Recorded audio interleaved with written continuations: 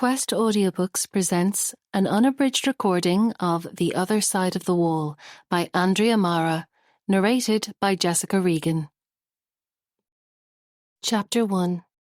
Sylvia, Friday, July 29th, 2016. The dog barks, waking Sylvia with a jolt. The bright red digits on the clock radio tell her it's 4:02 a.m.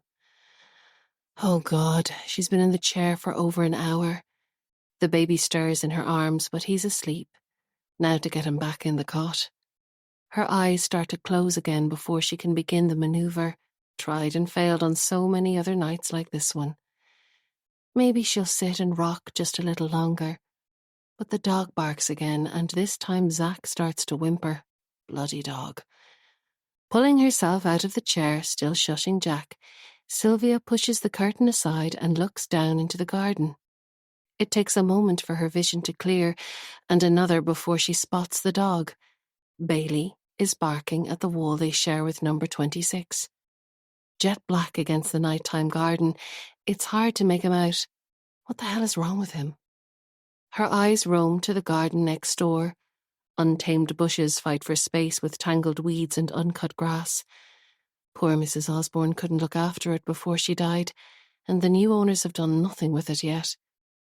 Her eyes move to the fish pond glinting in the moonlight and stop there. She presses her nose to the glass to see better. Is there something in the pond? Everything is blurry still. She screws up her eyes and opens them wide. Her vision clears and she can make out the shape. Little arms and little legs and floating hair. A child. It looks like a small child, lying face down in the water. Jesus, Tom, wake up. I think there's something wrong next door. Still staring out the window, she shifts Zack from one shoulder to the other. There's no response from Tom. She rushes to the bed. Did you hear me? I think there's a child in the pond, she hisses. Tom stirs but sleeps on. Here, take the baby. Putting Zack down beside her husband, she goes back to the window. A cloud is covering the moon now, but she can still just about make out the shape.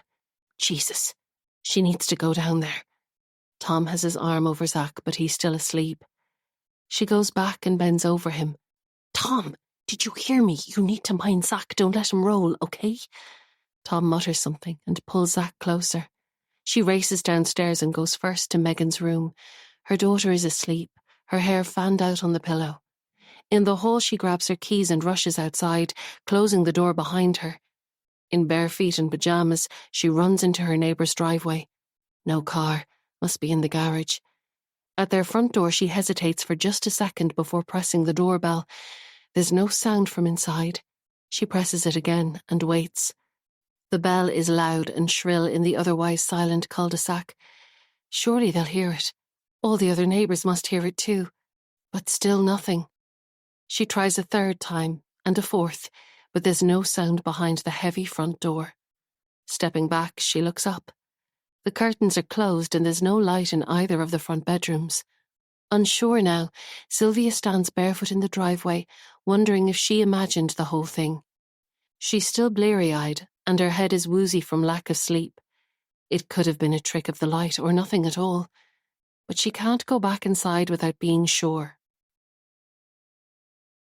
Her eye travels to the corrugated garage door, and beyond it to the side passage. Mrs. Osborne never used to lock the gate. Maybe the new neighbours have left it open too. Treading carefully through the dead potted plants and planks of wood that litter the ground, she makes her way along the side passage towards the gate, unlatches it, and gives it a push. It swings open, banging against the wall of the house. The noise makes her cringe instinctively, but only for a moment. The dew-covered grass is cold on her feet. She hardly registers it as she makes her way to the end of the garden, stomach tight, adrenaline pushing her on through the darkness. At the fish pond, she stands on the edge, her feet cold on scrubby soil. Her stomach flips as her eyes search the glittery water. But there's nothing there. No child, no ripples, nothing. Could the child have gone under? Feeling sick, she bends down and puts her hand into the water. It's cold as she reaches further in and feels around. There's nothing there. She pulls out her hand and, mesmerised by the empty water, stands at the side, staring but not seeing. It's like an old mirror, spotted with algae, holding nothing more sinister than the moon. Bailey barks from his side of the wall, rousing her from her daze. Oh God, what is she doing in her neighbour's garden in the middle of the night? She walks back up the garden, her eyes searching shadowy bushes, no longer sure what she's looking for. Bailey barks again and she shushes him, but there's no other sound. At the house, French doors just like hers look out onto the garden, only here the paint is peeling and the glass is still single glazed. Peering through the panes, there's only inky blackness inside. She raises her hand to knock, but drops it again. This is silly. She closes her eyes to remember, and the image seems clearer now. The little arms and legs, the hair floating out just beneath the surface. Her memory is embellishing a picture that wasn't very clear to begin with. The only certainty is that there's nothing here now. Still, heavy air, and nothing. She stands for another minute, just listening, then turns and leaves. Inside her own house, she goes back to Megan's room and this time goes over to the bed to kiss her cheek and pull the duvet back up over her. Are the patio doors in the room locked? She checks. Of course they're locked. They always are. And the key is up high where Megan can't reach. Breathing a little more evenly, Sylvia goes upstairs, wondering if having Megan sleep on her own downstairs is such a good idea. Tom is sitting on the side of the bed, rocking the baby. He motions to her to stay quiet as he attempts the cot transfer. Success this time. Well versed in nighttime practices, they both walk noiselessly to the landing before speaking. In a whisper, she tells him what she saw. You imagined you saw something in the pond next door and you rang their doorbell at 4 o'clock in the morning? Tom asks, rubbing his eyes. I know. It seemed so clear at the time, though. I thought I could see arms and legs. It was horrific, Sylvia whispers, shaking her head. Thank God there was nothing there. I don't know what I would have done if there was a child there and she wasn't breathing. I was thinking of that little girl who's missing, the one they mentioned on the radio. Sure, I know, Tom says, yawning. But look, it's dark out there and you were half asleep. It was just a shadow. Lucky the neighbours didn't wake up. They'd be wondering what kind of lunatics they're living beside. Come on, let's get some sleep. She follows him into the room and climbs into the bed, hugging herself for warmth, her feet still wet from the dew next door. The blaring noise of the radio wakes Sylvia with a jolt. How can it be morning already? It feels like she's been asleep for 5 minutes. Memories of the ghost child in the pond break through the fog of sleep and her stomach tightens. She stretches, feeling for the volume button, just as the 7 o'clock news headlines come on the radio. Gardaí are still searching for 2-year-old Edie Keogh, missing from her home in Dunleary. The child was last seen when her mother checked on her at midnight on Tuesday night, but she wasn't in her bed on Wednesday morning. The front door was open, and one suggestion is that the child let herself out and got lost. Edie has light brown shoulder-length hair and was wearing dark blue pyjamas. Members of the public are asked to contact Dunleary Garda Station with any information. God love that poor mother, Sylvia thinks, shuddering as last night's apparition materialises in her mind. The news story must have pushed her imagination into overdrive. She switches off the radio. Beside her, Tom groans and rolls out of his bed. In his cot, Zach starts to stir, and she can hear Megan's feet pattering across the floor downstairs on her way to check if it's morning. In less than 30 minutes, Sylvia is running through the rain to her car, fumbling for her keys and wondering why she didn't think to take them out inside the house. Tom is standing in the doorway with Zach in his arms. He's already in his suit and looking at his watch. Rain means traffic, and traffic means their childminder may be late arriving. As she reverses out of the driveway, she glances up at the house next door and takes a sharp breath. The front bedroom curtains are open now. Someone is definitely there. Where were they last night? Did they just ignore her knocking? Anyway, time to focus on real life and what's ahead at work today. And Justin. She grips the steering wheel a little tighter. One long hour of rain-soaked traffic later, Sylvia reaches the IFSC and pulls into the Stambridge Brown car park to find her space occupied by another car for the third time in 2 weeks. It's a new security guard, and he's not impressed when she asks for a visitor spot, even when she points out that her own spot has been taken. That space isn't hers, though, he tells her. It's a shared space, and she has no entitlement to it. She groans inwardly and explains that it is hers, but she's only just back from maternity leave and the records haven't been updated. He raises one sceptical eyebrow and consults his screen. No, he says, the computer has it down as a shared space, and there's no way the system is wrong. She'll have to get her manager to sort it out, but in the meantime, since she's stuck, she can use the visitor spot. Shaking her head, Sylvia parks and takes the lift up to the 3rd floor. In reception, she smiles a lukewarm greeting at Breda. "Sylvia, that missing child on the news. She's from out near you, isn't she?" asks the receptionist, looking up from her screen. "Yes, somehow it makes it even worse knowing she's local to us. Not that it should make a difference, of course, but still. Anyway, I'd better head in. Is the boardroom booked for my meeting with Justin?" "Yes, all booked." Breda leans towards Sylvia and lowers her voice. "But what do you think is the story with that little girl? Awful thing, when you think about the kind of people who are out there." Sylvia glances at her watch. "I know, but maybe she's just lost. Hopefully they'll find her any day now." She picks up a newspaper from the stack in front of Breda. "I'd better run if I'm going to get anything done before the meeting. Thanks for organising the room. Chat to you later." In her office, the leather chair is cold to touch, despite the mild temperature outdoors, and she's glad of the cool air conditioning after the muggy journey in. At least they didn't take her chair while she was gone. Her PC flickers slowly to life, and she scans her emails, leafing through the newspaper at the same time. The front page shows a photo of the missing child, a smiling face with still babyish dimpled cheeks and big blue eyes, framed by long lashes and light brown hair. The Kyos live less than a mile away from Sylvia, and Edie is not much smaller than Megan. Sylvia shivers. Taking out her phone, her fingers hover over the screen for a moment, then she types a message to her childminder. "Hi, Jane. Megan was a bit off form last night. Can you keep a close eye on her today? See you this evening. Thanks, Sylvia." She shakes herself and pulls out her notes for the meeting. This has to go the way she's planned, or things will only get worse. The phone rings. Breda calling to let her know that Justin is waiting in the boardroom. Sylvia takes a deep breath and picks up her notes. The cool air in the boardroom hits her as soon as she pushes the heavy door open, and she shivers in her sleeveless grey dress. Justin is at the head of the table, intentional no doubt, and doesn't look up when she comes in. He's in a suit and looks perfectly unperturbed by the icy air conditioning. The door starts to close on Sylvia as she's still struggling through with an armful of folders and notes, and she puts her shoulder to it to keep it open. Damn door closer thing is too tight again, she thinks, just before the folders and notes slip from her arms and slide like a paper waterfall to the floor.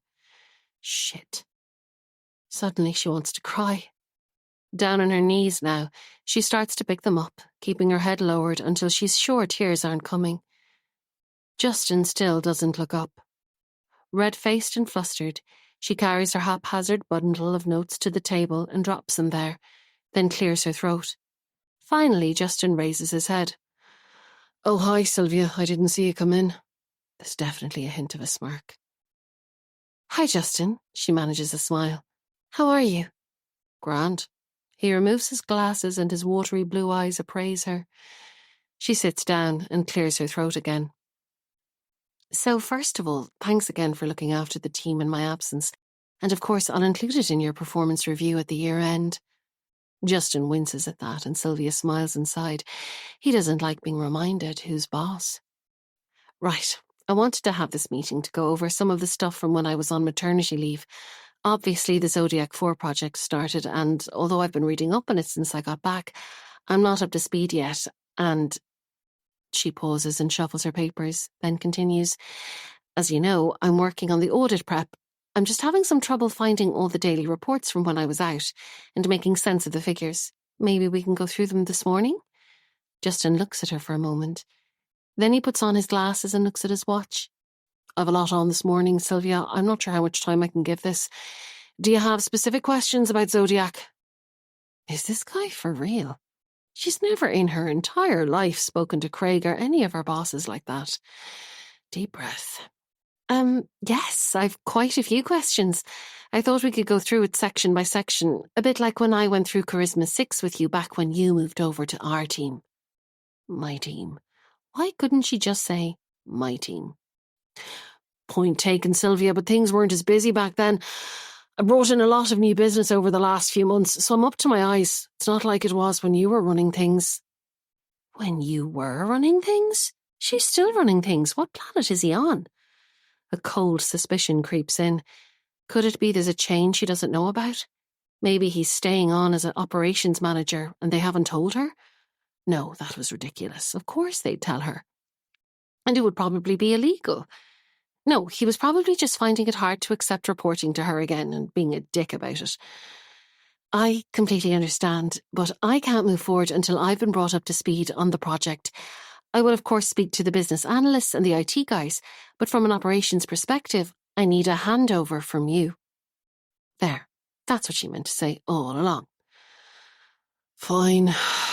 He sighs unnecessarily loudly and takes off his glasses again. What do you need to know? She picks up a pen and opens her notebook. Everything, Justin. Just start at the start. What does the new system do? Justin sighs again. Way to make her feel welcome back, Sylvia thinks, and part of her is wondering why she bothers at all. Chapter 2. Sylvia, Thursday, August 4th. A buzzing sound from under her pillow pierces through the thick fog of sleep. Then comes the slow realization that it's her phone announcing excitedly that it's morning. There's really nothing to be excited about. Zach was up for 2 hours during the night, though now he's sleeping beautifully between his parents.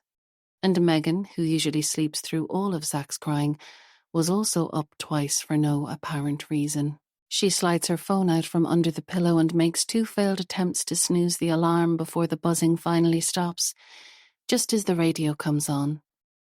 Through half-closed eyes, she sees a flicker on her phone, a text, a message that early in the morning is never good news. It's from Jane. She's been sick during the night and won't be able to turn up for work. Great. That means emailing Craig to say she'll need to work from home. God, this will look crap so soon after coming back and she'll be playing right into Justin's hands. Could Tom do it instead? He'd been up late working on a presentation for the head of marketing and he's nervous about it. He's been managing the online sales team for only a few months and is still trying to find his feet. No, she'll have to bite the bullet and send the email, and then actually get some work done to show she's not just switching off, while minding Zach and doing preschool runs, and all on 4 hours sleep. She wants to cry. Tea is a better option than tears, so she nudges Tom with her foot and whispers, Jane can't make it. I feel like I've been run over. Please save me with tea. Tom, who is much better at mornings than Sylvia and knows when hot drinks are more important than verbal responses, heads downstairs to put the kettle on. One Montessori drop later, she's typing a sheepish email to Craig on her BlackBerry and trying to connect to the office network on her laptop. It's not working. Of course it's not. Picking up her BlackBerry, she emails IT, then goes into the sitting room to check on Zach. He's on his back, snoring gently in his pram, arms splayed above his head. She bends to risk a small kiss on his forehead, then goes into Megan's room to gather up her dirty clothes. With no network connection and no baby to entertain, she may as well put on a wash. The muslin curtains are still drawn. She pulls them back and unlocks the patio doors, pushing them open to let the sunlight in. This is her favourite room in the house. The bedroom she would have loved as a child, instead of the small upstairs room she shared with her sister. Not that there was anything wrong with it at the time. It was Ireland in the 1980s, and all of her friends were sharing equally tiny bedrooms with equally annoying sisters. But decorating this room for Megan, the white-painted dresser, the canopy bed, the teepee strung with fairy lights, scratched an itch she'd had since she was 8 years old.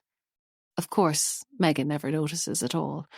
Her bedroom is just the place where she sleeps and plays with her toys.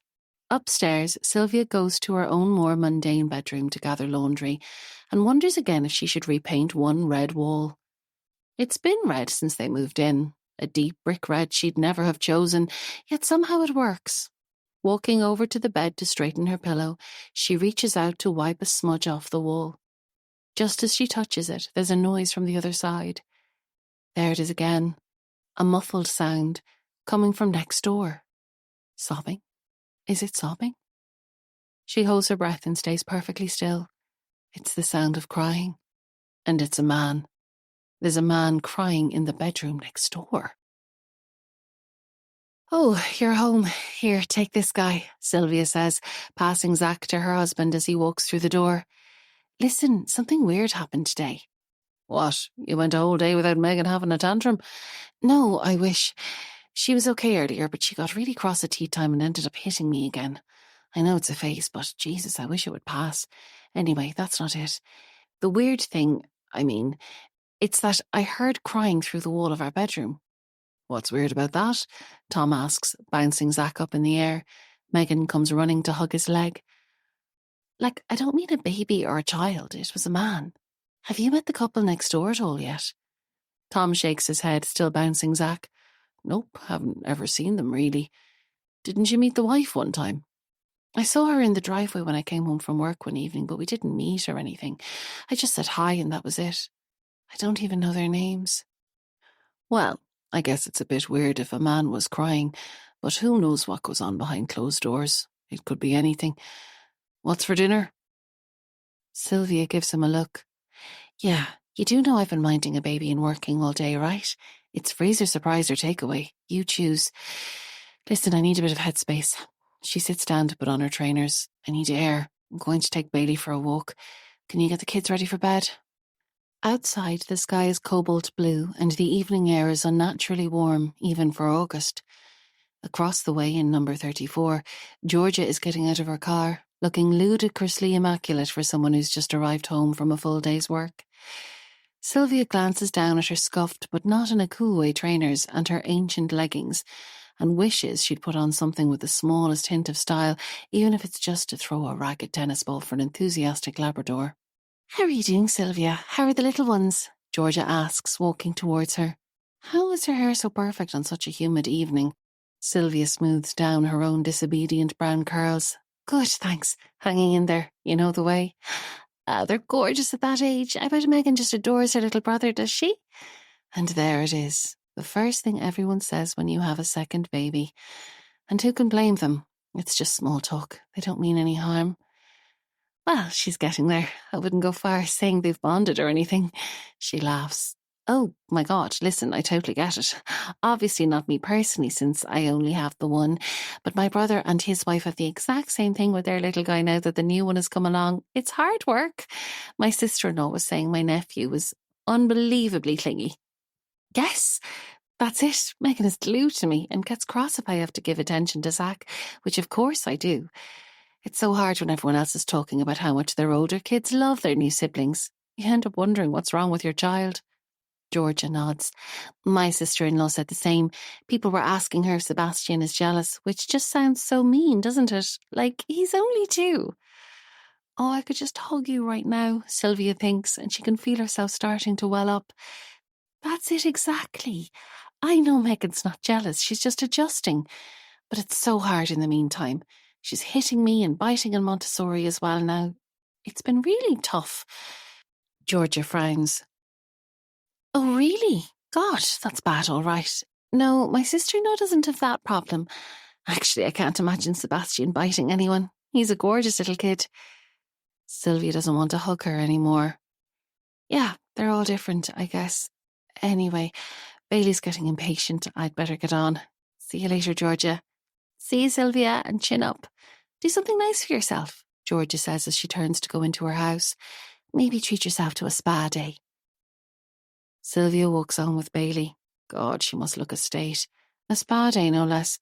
If only she had the time for a spa day. Though she probably wouldn't know what to do in a spa. All that walking around in robes was a bit odd. Anyway, no fear of it happening anytime soon. Bailey races ahead down to the green in a jet-black blur as she lifts her hand to wave at a car rolling past, and then another. It's all on autopilot.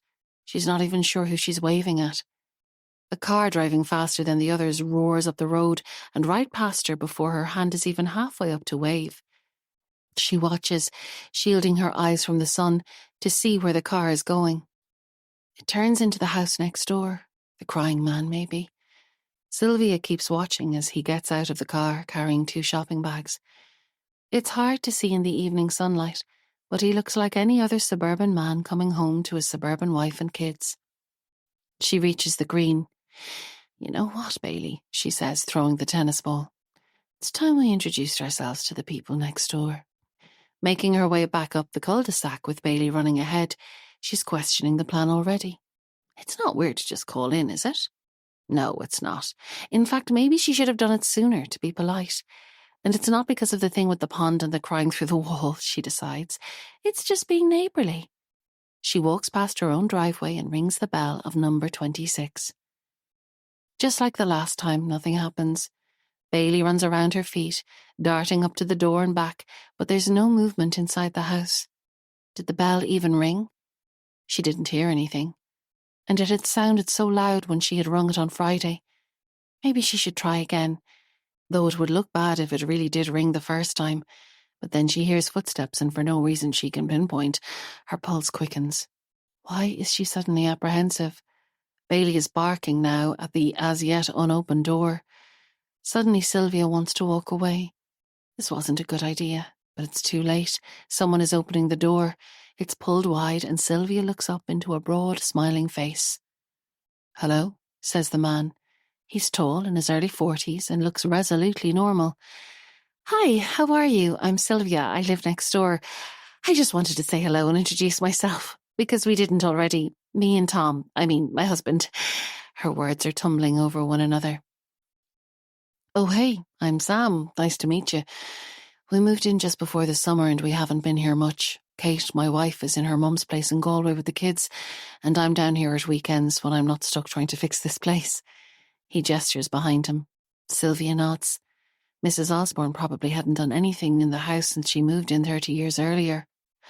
"Now, my boys would love to meet this guy," Sam says, bending down to ruffle Bailey's ear. "Oh, yes, when they're back, bring them around to meet him. How old are your boys?"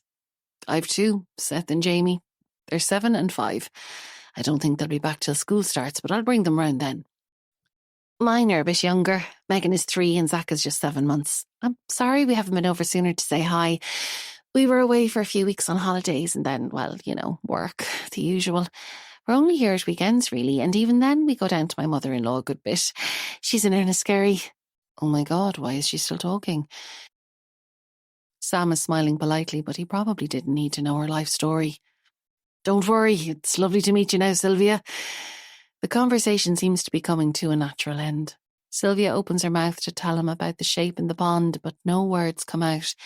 It sounds so ridiculous in the bright evening light.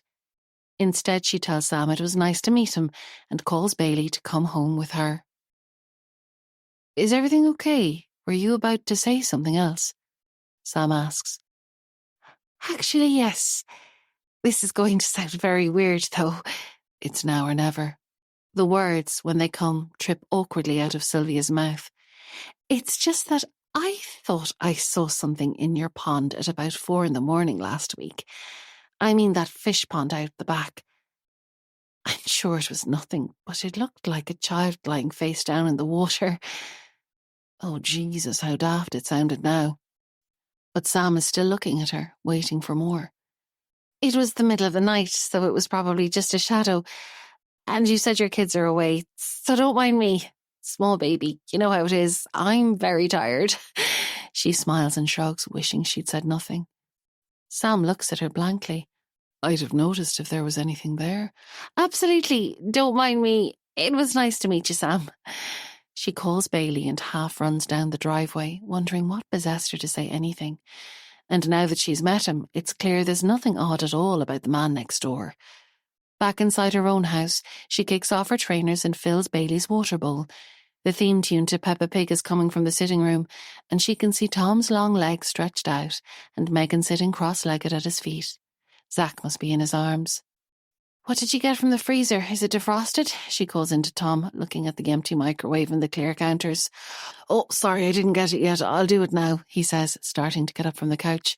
"What will I get?" "It's fine, leave it. We'll just get a takeaway when the kids are in bed, or do some cheese on toast." Sylvia starts making Megan's lunch for Montessori, checking work email at the same time.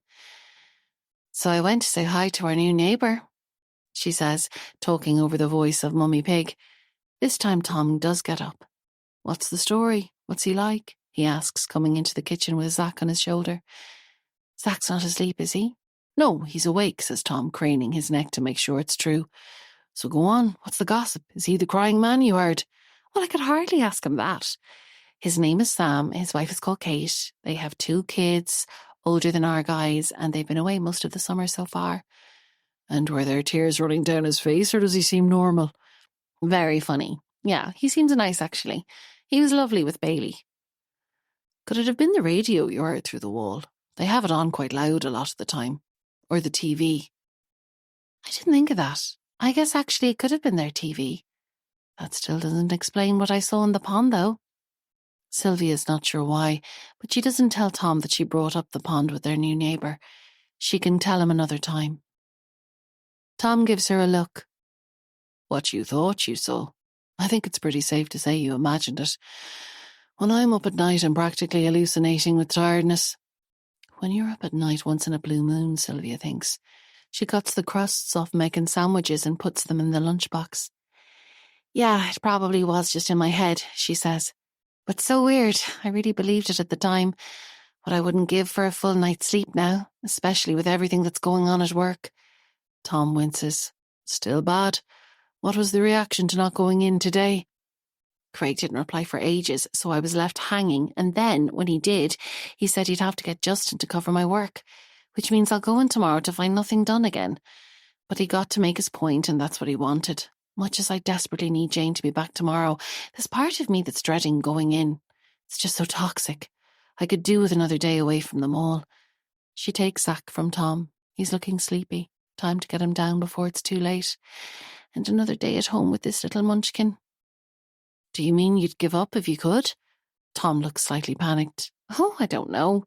If you'd asked me that a year ago, I'd have said no way. But it's just miserable since I went back.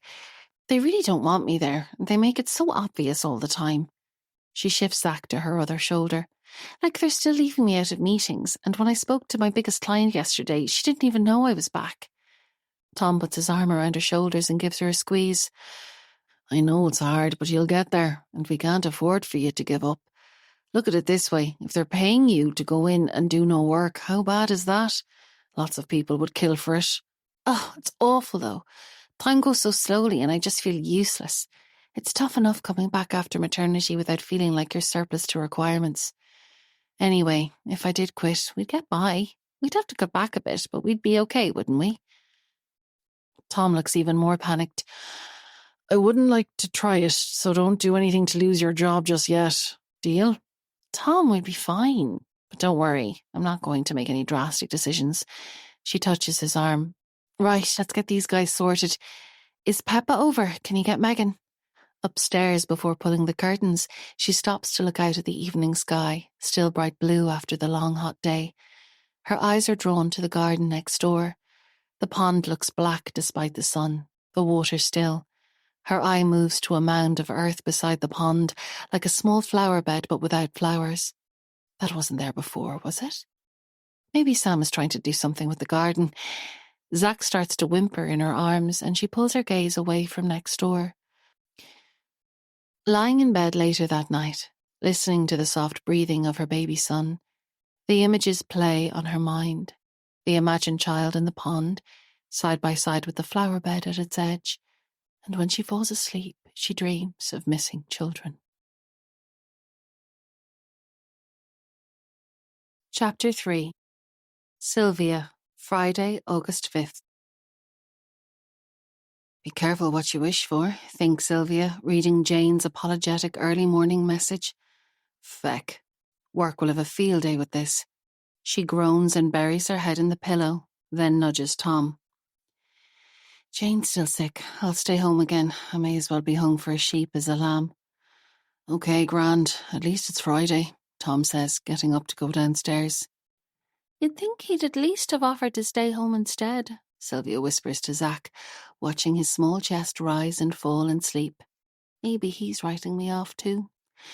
She starts to get out of bed, then stops. A tiny act of rebellion is taking shape. She'll keep Megan at home for Montessori as well. There's no point in getting everyone up and out for the sake of 3 hours of childcare, and how much work would she get done in that time anyway? Feck it. Decision made. They're all staying in bed. 3 hours later, she's calling her decision-making ability into question when Megan throws a toy car at her head while she's trying to change a wriggling Zack on the sitting room floor. Sylvia gets down to her level to calmly explain why it's not all right to throw toys at people, and Megan launches herself onto the floor, sobbing like her heart is breaking.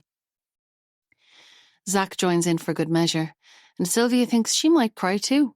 Work is definitely easier than this, and actually, she should be doing some work. It seems like a very good time to put on the TV and break out snacks. And no guilt, because it's work. Well, not too much guilt. She'll bring them out for air in the afternoon to make up for it. When they finally get out of the house, it's already 3 o'clock, and cranky levels are at fever pitch.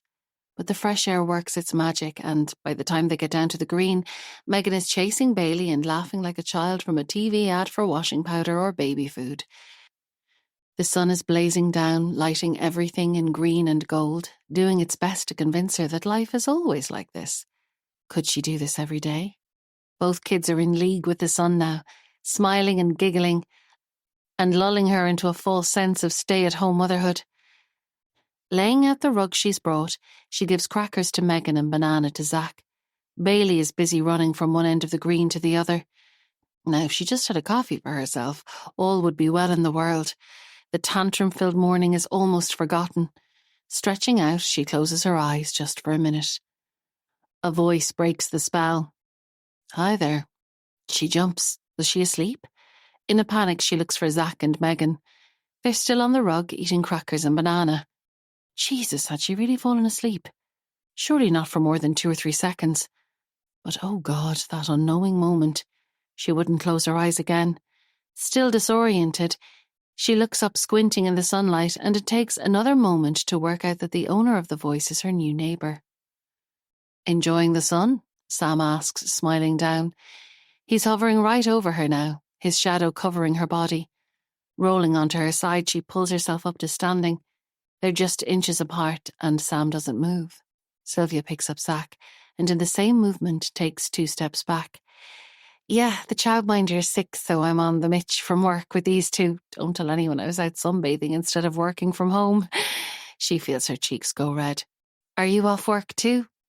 I'm actually off for a few weeks to fix up the house, Sam says, picking up Bailey's tennis ball from the rug and throwing it for the dog. There's a lot to do, and it's handy while Kate and the boys are away. Oh, I can only imagine. Poor Mrs. Osborne, who lived there before you, she wasn't up to doing much with the house. And her kids were horrible. Never visited, never helped out. Awful. That's actually how I ended up buying the house. I'm best friends with Mrs. Osborne's son. Shit. When would she learn to think first, speak later? I'm so sorry. I didn't mean to say they were awful. I shouldn't judge. Who knows what goes on behind the scenes? Sam looks pissed off. Then suddenly he bursts out laughing. I'm kidding.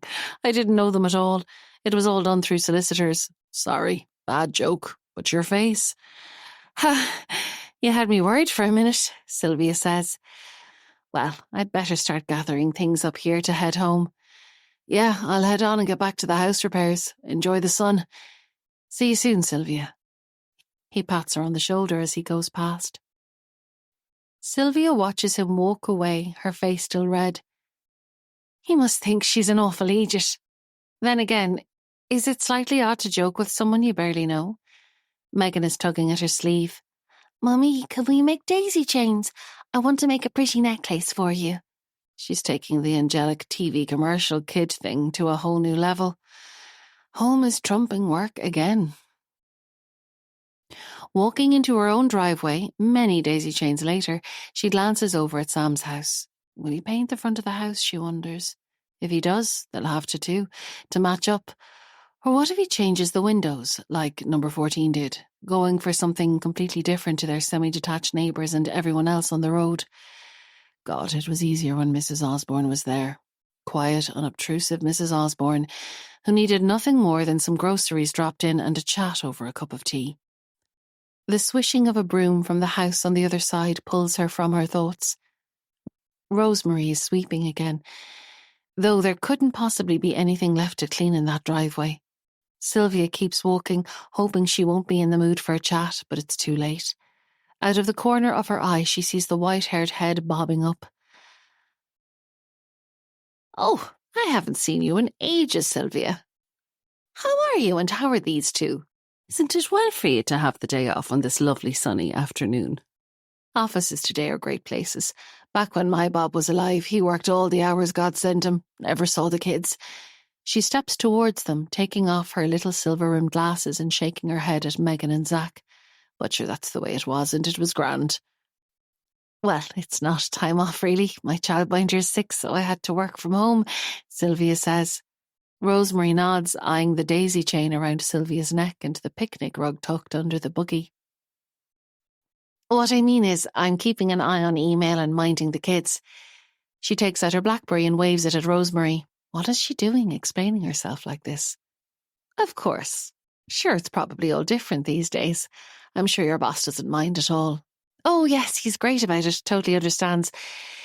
So I met the new neighbour from the other side. Sam is his name," Sylvia says, moving away from the subject of her fictional benevolent boss. "Oh, Sam. Oh, sure, I know Sam, lovely man," Rosemary says, leaning her sweeping brush against the wall and folding her arms. "Ah, okay. I only met him yesterday. He seems quite nice, doesn't he?" "A very nice man. You know, Sylvia, there's lots around here. Wouldn't pass the time of day with an old woman like me. But this fella Sam always stops to chat." Sylvia thinks this does a disservice to all the neighbours who are regularly caught for chats with Rosemary and too polite to move on, but she just nods. "And did you meet the wife? Kate, I think?" "No, I didn't meet her," Rosemary says. "She was already gone down to Galway or somewhere," he said. "Isn't it great today the way people can just go off on holidays for 2 months? Back when our kids were small, we were lucky to get a week in a caravan in Courttown. Well, I think he said they're staying with the wife's mothers, and it's mostly so he can fix up the house, so it's not really a holiday," Sylvia says, pushing the buggy forward and back on autopilot. Rosemary purses her lips. She's not returning. Well, it's certainly not a holiday for poor Sam, stuck doing all the work while they're away at the beach. I'd say there's a fair amount to do there. Mrs. Osborne wasn't one for keeping her house in good shape. In fairness, she wasn't well for her last few years, and her kids didn't help at all. There probably wasn't much she could do. Where is all this defensiveness coming from? She really needs to say goodbye to Rosemary and get the kids in. But Rosemary is settling in for a chat. "Anyway, your man Sam's great. He's so busy with his own house, but still offered to take a look at my burglar alarm when it kept going off all the time at the weekend. He fixed it too, not a bother. Would have cost me €80 if I got someone in to do it, and no rushing off either. Sat down for a cup of tea and a chat for ages after. You just don't get that anymore, you know, Sylvia." "Ah, that's lovely. He sounds great. It's hard, isn't it, when we're all so busy all the time. Speaking of which, I'd better get these two in.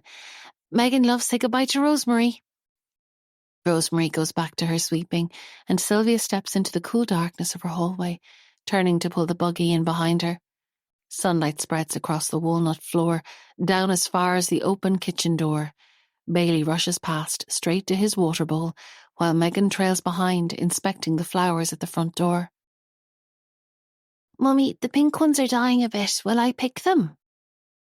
"No, honey, just come on in now and shut the door behind you," she tells her daughter, and the sunlight is snapped away to the sound of the heavy front door closing. Chapter 4. Sylvia, Saturday, August 6th. In a fraction of a second, the scream pulls her from sleep to breathless panic, and before she registers time or place, she's out of bed and running downstairs to Megan's bedroom. Bursting through the door, she runs to her daughter's bedside, pulling her into a hug. Megan collapses against her mother, shaking but no longer screaming, and they rock together. Moments later, Tom's tall shape appears in the doorway, the hallway light creating a halo effect around his head. "What was it, a nightmare? Is she okay?" he asks. Sylvia keeps rocking and purses her lips in a silent shush. Tom slips into the room and hunkers down beside the bed. Teary blue eyes stare back at him, under wet brown curls plastered against a pale forehead. He takes Megan's hand, but she pulls it back and retreats into Sylvia's arms. "What is it, love? Did you have a bad dream?" Sylvia asks, smoothing back Megan's damp hair. "There was a monster in my room," comes the small voice. "It was just a dream, love. There are no monsters in real life." "No, Mummy, he was here, in my room, right here," she says, pointing to the middle of her bedroom. "He was huge and black and scary, and he smelled like Daddy does when he goes to watch football matches with his friends." Sylvia pulls her daughter into a tighter hug. "Love, I know dreams can seem very real, but I promise you there's no monster. Tell you what, why don't you come upstairs with me and sleep in our bed, and Daddy will check the room from top to bottom. Does that sound okay?" "Yes, I'll sleep with you and Daddy like Zach does, except I'll be in the big bed and he'll stay in the cot. Isn't that right?" When she climbs down from the bed, her bare feet slip a little on the wooden floor. "Mummy, the floor is wet. I think it was the monster." Sylvia switches on the fairy lights that twist around the canopy above the bed and puts her hand on the floor. Megan's right, it's wet. "Did you spill your water, love?" "No, Mummy, I didn't have any water. You forgot to bring it." Again, she's right. There's no beaker of water on the nightstand. "All right, pet, you head up the stairs. Do you want Teddy?" Sylvia picks up the brown bear and passes it to her daughter. "Tom, will you grab some kitchen road for that water? And check the back door is locked, will you?" "You're not starting to believe in monsters too, are you?" Tom asks. She can't see his face, but she can hear the smile. "Nope, but the water thing is weird, isn't it?" she replies, checking the patio doors in Megan's room. "They're locked." "It could be anything. Might have been there all day," Tom says. "No, I'm sure there was nothing wet on the floor when I did her story earlier. Just check the door anyway, okay?" He heads for the kitchen. The patio doors don't budge when Sylvia checks them a second time. They're definitely locked, and the key is where it always is, on a hook behind the curtain. Outside, trees shake in the breeze, black against the navy moonlit sky, and the garden path that leads to Bailey's kennel is indistinguishable from the grass that surrounds it. Beyond the kennel there's nothing to see at all. The end of the garden is swallowed by darkness. And suddenly, her craving for the whimsical childhood bedroom she never had is utterly foolish. Megan should be sleeping upstairs near her parents. What if there was a break-in and Megan was downstairs on her own, and the patio doors were hardly secure, one simple lock and otherwise glass? She shivers. Kitchen towel in hand, Tom comes back into the room and wipes the floor. "Did you check the back door?" "Yeah, actually it wasn't locked. I've locked it now." "Are you serious? Oh my God, maybe somebody was in here." "No, no way, it was just a bad dream.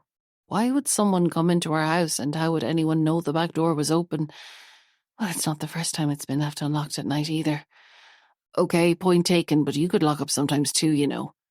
"Sorry, I'm not blaming you," Sylvia says, giving him a quick hug. "We should just both be more careful. This has really freaked me out tonight. I think we should move Megan upstairs." "She's up there now, isn't she? In our bed?" "No, I mean permanently. When you think about it, it's madness having a child sleep downstairs on her own. She should be near us." Tom is rolling his eyes. "Yes, I know it was my idea to do up this room for her, but now the whole thing has given me the creeps, especially with that story on the news about the missing child. She's only a year younger than Megan, and her hair is so similar. Every time I see a picture in the paper, it freaks me out. And then there was the thing with the pond." "Sylvia, I totally get it that the missing child story is on your mind, but the thing with the pond was all in your head. And I suspect there might be a bit of exaggeration going on with Megan tonight. She seemed fairly delighted about getting to sleep in our bed. This could be a jealousy thing because Zach's in our room." This time Sylvia does the eye-rolling. Megan might be a handful since Zach was born, but she had been genuinely upset tonight. "Anyway, Where would Megan go if we moved her upstairs? Tom asks. Well, she could take the guest room. It's not like we have visitors. And we could turn this room into a home office for all these unexpected work from home days. She knows she's making light of it to talk him round, and she knows he knows that. That's a bit of an overreaction to a bad dream, isn't it? She tries again. I know, but it's not just about tonight. It makes more sense overall. Most people have their kids upstairs. This was all just a notion I took, and in hindsight it was a mistake. Come on, let's try to get some sleep. We can talk about it tomorrow. Upstairs, Megan is already asleep in the middle of their bed, curled around her teddy. But Zach is stirring in his cot. Great, this is the last thing they need now. I'll go down and sleep in Megan's bed, whispers Tom. More room for you here then. There's loads of space, just stay here, yawns Sylvia. No, we'll all sleep better if I go. And then I can deal with any monsters who come back, he says, kissing her on the top of her head before he pulls the door softly behind him. Zach starts to cry and Sylvia picks him up as the first shards of morning light slip through the window. Chapter 5. Sylvia, Tuesday, August 9th. The grey early morning light makes a feeble attempt to brighten the kitchen but fails. Yawning, Sylvia switches on the coffee machine and reaches up to get a capsule from the cupboard. But there's only empty space where the coffee jar usually sits. She feels her way along the shelf, squinting in the half-light. It's definitely not there. Her eyes scan the countertop. Maybe she took it out yesterday and forgot to put it back. No. She tries the other cupboards, then the fridge. It would hardly be in the fridge, but then again, autopilot can be glitchy, especially early in the morning and late at night. But the jar of coffee capsules is nowhere, and now she really, really wants coffee. She sits at the breakfast bar for a moment, trying to straighten out her thoughts. Maybe she'll message Tom in London. Then again, it couldn't have been him. He was gone before she was even up yesterday morning, and she's definitely seen it since then. Hasn't she? Though there's no harm in messaging. He'll be up anyway. She pads back upstairs to get her phone, but no, Tom hasn't seen the coffee. Fine, tea will do for now. Megan is still fast asleep when Sylvia goes in to whisper that it's morning time. She stretches and opens her eyes and says she had no bad dreams and there were no monsters in her room. She's been saying this every morning since she moved into the guest room, and Sylvia can't decide if it's a good thing or a bad thing. Hopefully the memory of the monster will fade and she'll stop bringing it up. For now, Sylvia tells her it's time to get up and get ready for Montessori. Back in her own room, the radio buzzes on before she has time to shush its blare, but Zach sleeps on regardless. The missing child is the top story. She's been gone for nearly 2 full weeks now, and it's the top story every hour. And Sylvia wells up every time she hears it. God, the thought of losing a child. For a second, she resists the urge to go back in to hug Megan, then gives in. What is it they always say? The days are long, but the years are short. It's later than usual when Jane arrives and she's full of apologies. Sylvia tells her not to worry, it's no problem at all, then races out to the car to head for the city centre, an uncomfortable knot forming in her stomach at every red light. As long as she makes it in before Craig, it'll be okay. Her start early, finish early deal won't last if he thinks she's abusing it. His car isn't in the car park when she arrives, and inside the lift she feels the knot uncurl when she presses the button for the 3rd floor. As the doors close, a hand is shoved in to keep them open. Justin, wonderful. Starting late today? He asks, assessing her over the top of his glasses. No, my childminder just got caught in traffic. Typical. Always happens when Tom's away. Normally I'm in really early. Of course, nobody ever notices that. She gives a little laugh. He nods, then without replying takes out his phone. Sylvia takes a discreet glance at the screen. He's looking at stock prices. Oh, for God's sake. As if he needs to know about stock prices to work in a back-office operations team in fund services. No doubt he'll reel off some fascinating market updates to impress Craig at the management meeting. And why is he still at that meeting now that she's back? She needs to bring it up with him. The familiar knot returns. She'll bring it up soon. The lift doors open on the 3rd floor and Justin walks out ahead of her. Justin, he turns back. We need to catch up again about the audit prep. I still can't find those daily reports for January to March. They're not saved in the folder. Would you know where they are? An impatient frown crosses his face. They're there. You're probably looking in the wrong place. I'll have a look later if there's time.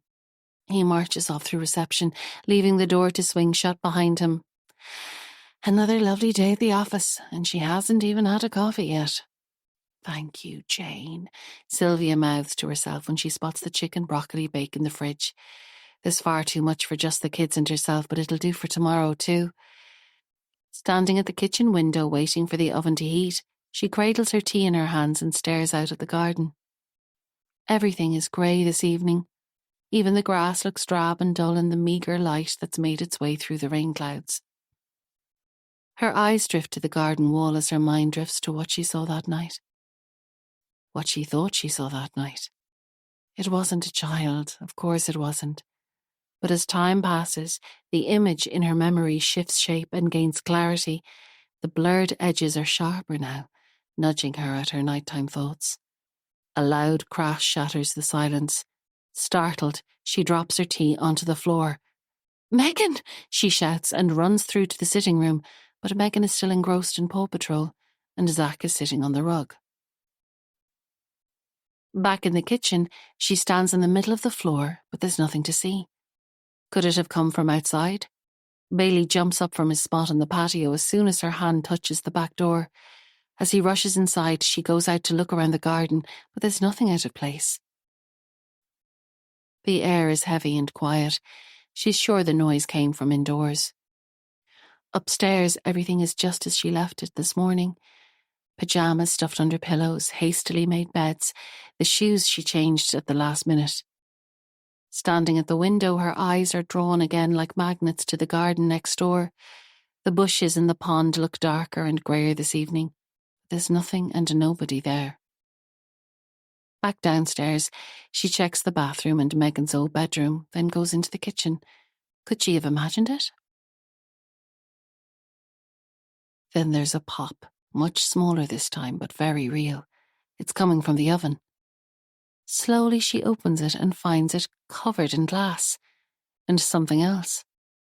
She grabs a tea towel and uses it to pick up one of the objects. A melted coffee capsule. How on earth did they get in there? First things first, she switches off the oven, then tries to sweep out some of the glass with the tea towel but burns her hand. She cries out, and at the same time Megan comes running in and yanks her shirt, trying to pull her into the sitting room to change the TV channel. "Megan, will you let go?" Sylvia shouts, much louder than she intends, and Megan starts to cry. "Oh, for goodness sake," she mutters under her breath and out loud says, "Megan, I'm sorry, I didn't mean to shout. I've burnt my hand. Let me put some cold water on it and I'll be into you." This causes Megan to cry harder.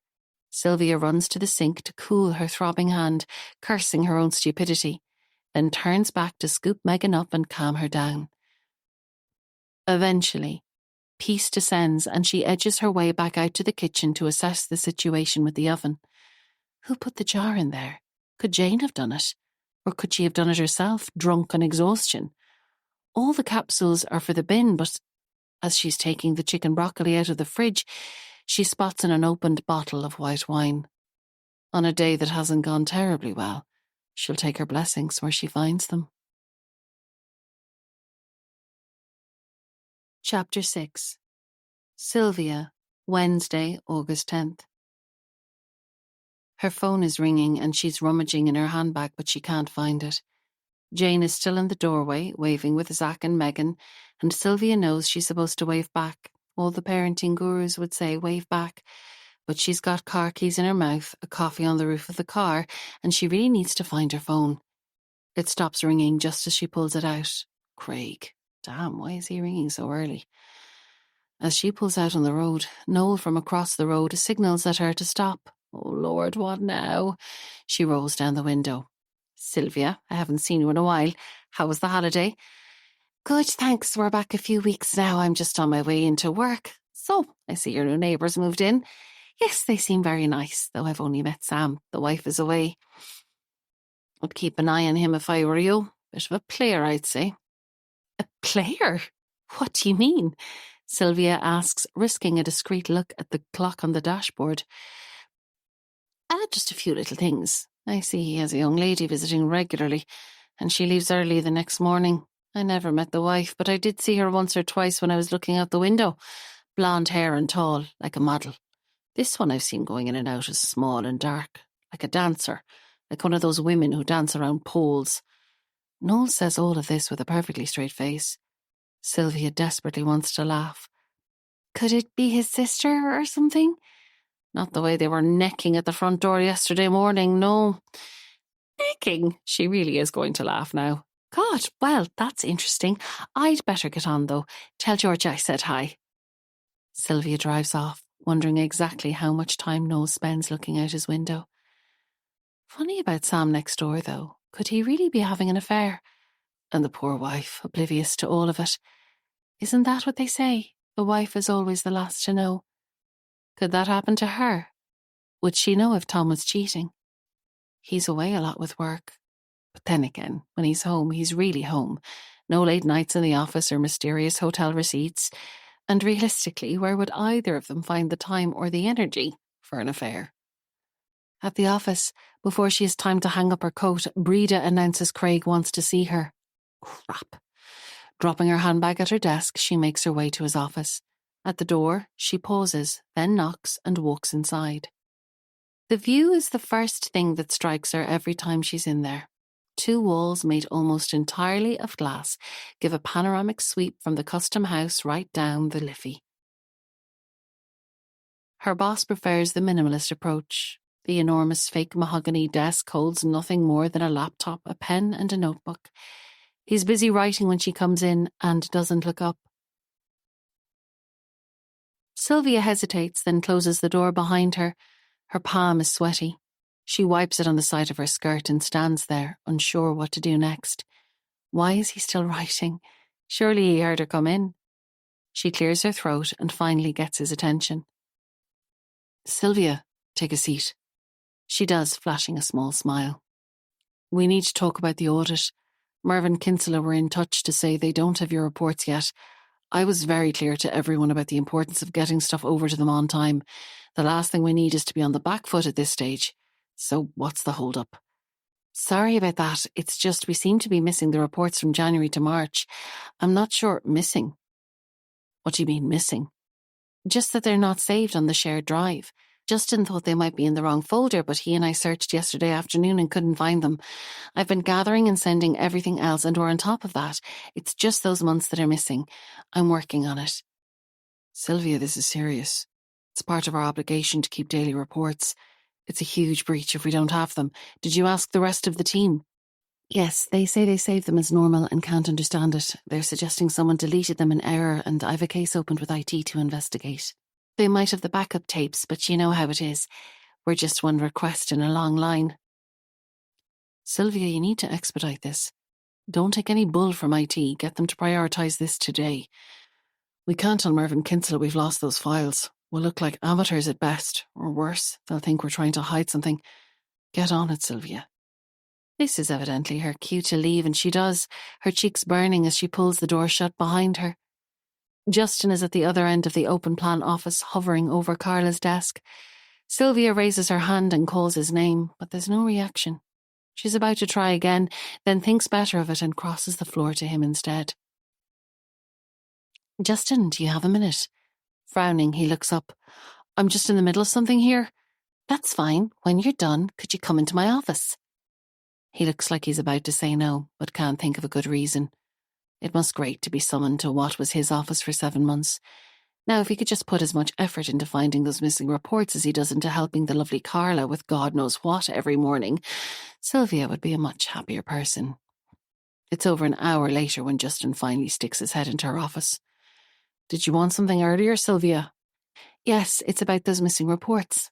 I've been on to IT and they're going to bump the request up the list. They should be able to trace if they were moved or deleted, and they might have a backup. Justin straightens up and puts his hands in his pockets. I doubt they can help. I lost some files last year and they said there was nothing they could do. If they're deleted, they're gone. He shrugs. Do you mean the client contact list you lost last year? Yeah, There was no way to retrieve it. I had to get the team to put a new one together. Justin, IT were just fobbing you off. They do that all the time. If it's not a big deal for us to recreate something, they push back. The only reason they're making the effort now is because this is from Craig. Justin's mouth opens, then closes again. For the first time since her return to work, he has no put down. If the situation wasn't so serious, she'd be celebrating. Once IT let us know they've got the files, I need you to sit with me to go through them. Hopefully there are no holes and it won't take long. Justin nods and leaves, just as Sylvia's phone rings. IT have the missing reports already. It's time to roll up her sleeves. It just doesn't make sense. There's a €2 million hole in the account for 4 weeks, then suddenly it's filled and I can't see how. Was nobody on your back about the missing money during those 4 weeks? Justin is sitting beside her at the desk, staring down at the page. I'm trying to remember now, he says. There was a lot going on at the time. But 2 million? There's no way that could have gone unnoticed for 4 weeks. Didn't you have to send out the reports every day? Yeah, I think maybe that one got categorised as a long-term receivable for a while, so it wasn't on the version of the report that we were sending out to clients and management. The version of the report? We don't send the full report anymore, it's too detailed. They don't read it anyway, and it takes ages to talk through everything, so we just send out a summary of the short-term items. But Justin, this is huge. Did Craig okay it? I made the decision. There's a hint of the familiar belligerence. Right, Sylvia says nothing for a moment. So how did the 2 million shortfall get resolved in the end? Was it just in the wrong account and then moved back? Maybe, I can't remember now. Justin, this is really serious. We need to get to the bottom of it before we go to audit. I'm going into Craig now to let him know there's a reporting discrepancy, and then I have meetings for the rest of the afternoon. Can you take the reports and find out? Nodding, he picks up his notes and leaves her office without looking back. The knife slices through the apple over and over, making a noise that even Tom can hear at the other end of the phone. And you won't believe this. He was gone by the time I got back from my meetings, Sylvia says, balancing her mobile between her shoulder and her ear. Biggest issue we've had in years, and he doesn't stay to fix it. Jesus, that's pretty bad. There's a guy in our place like that too. Wants to be the boss but doesn't want to put in the work. There's probably someone like that in every office. I know, and if it's just that, I'm not too worried. But what if he's covering something up? It might not be laziness this time. It might be fear of being found out. What? You think it's not just a reporting error? He's actually run off with 2 million and he's still showing up at work every day? Sylvia smiles into the phone.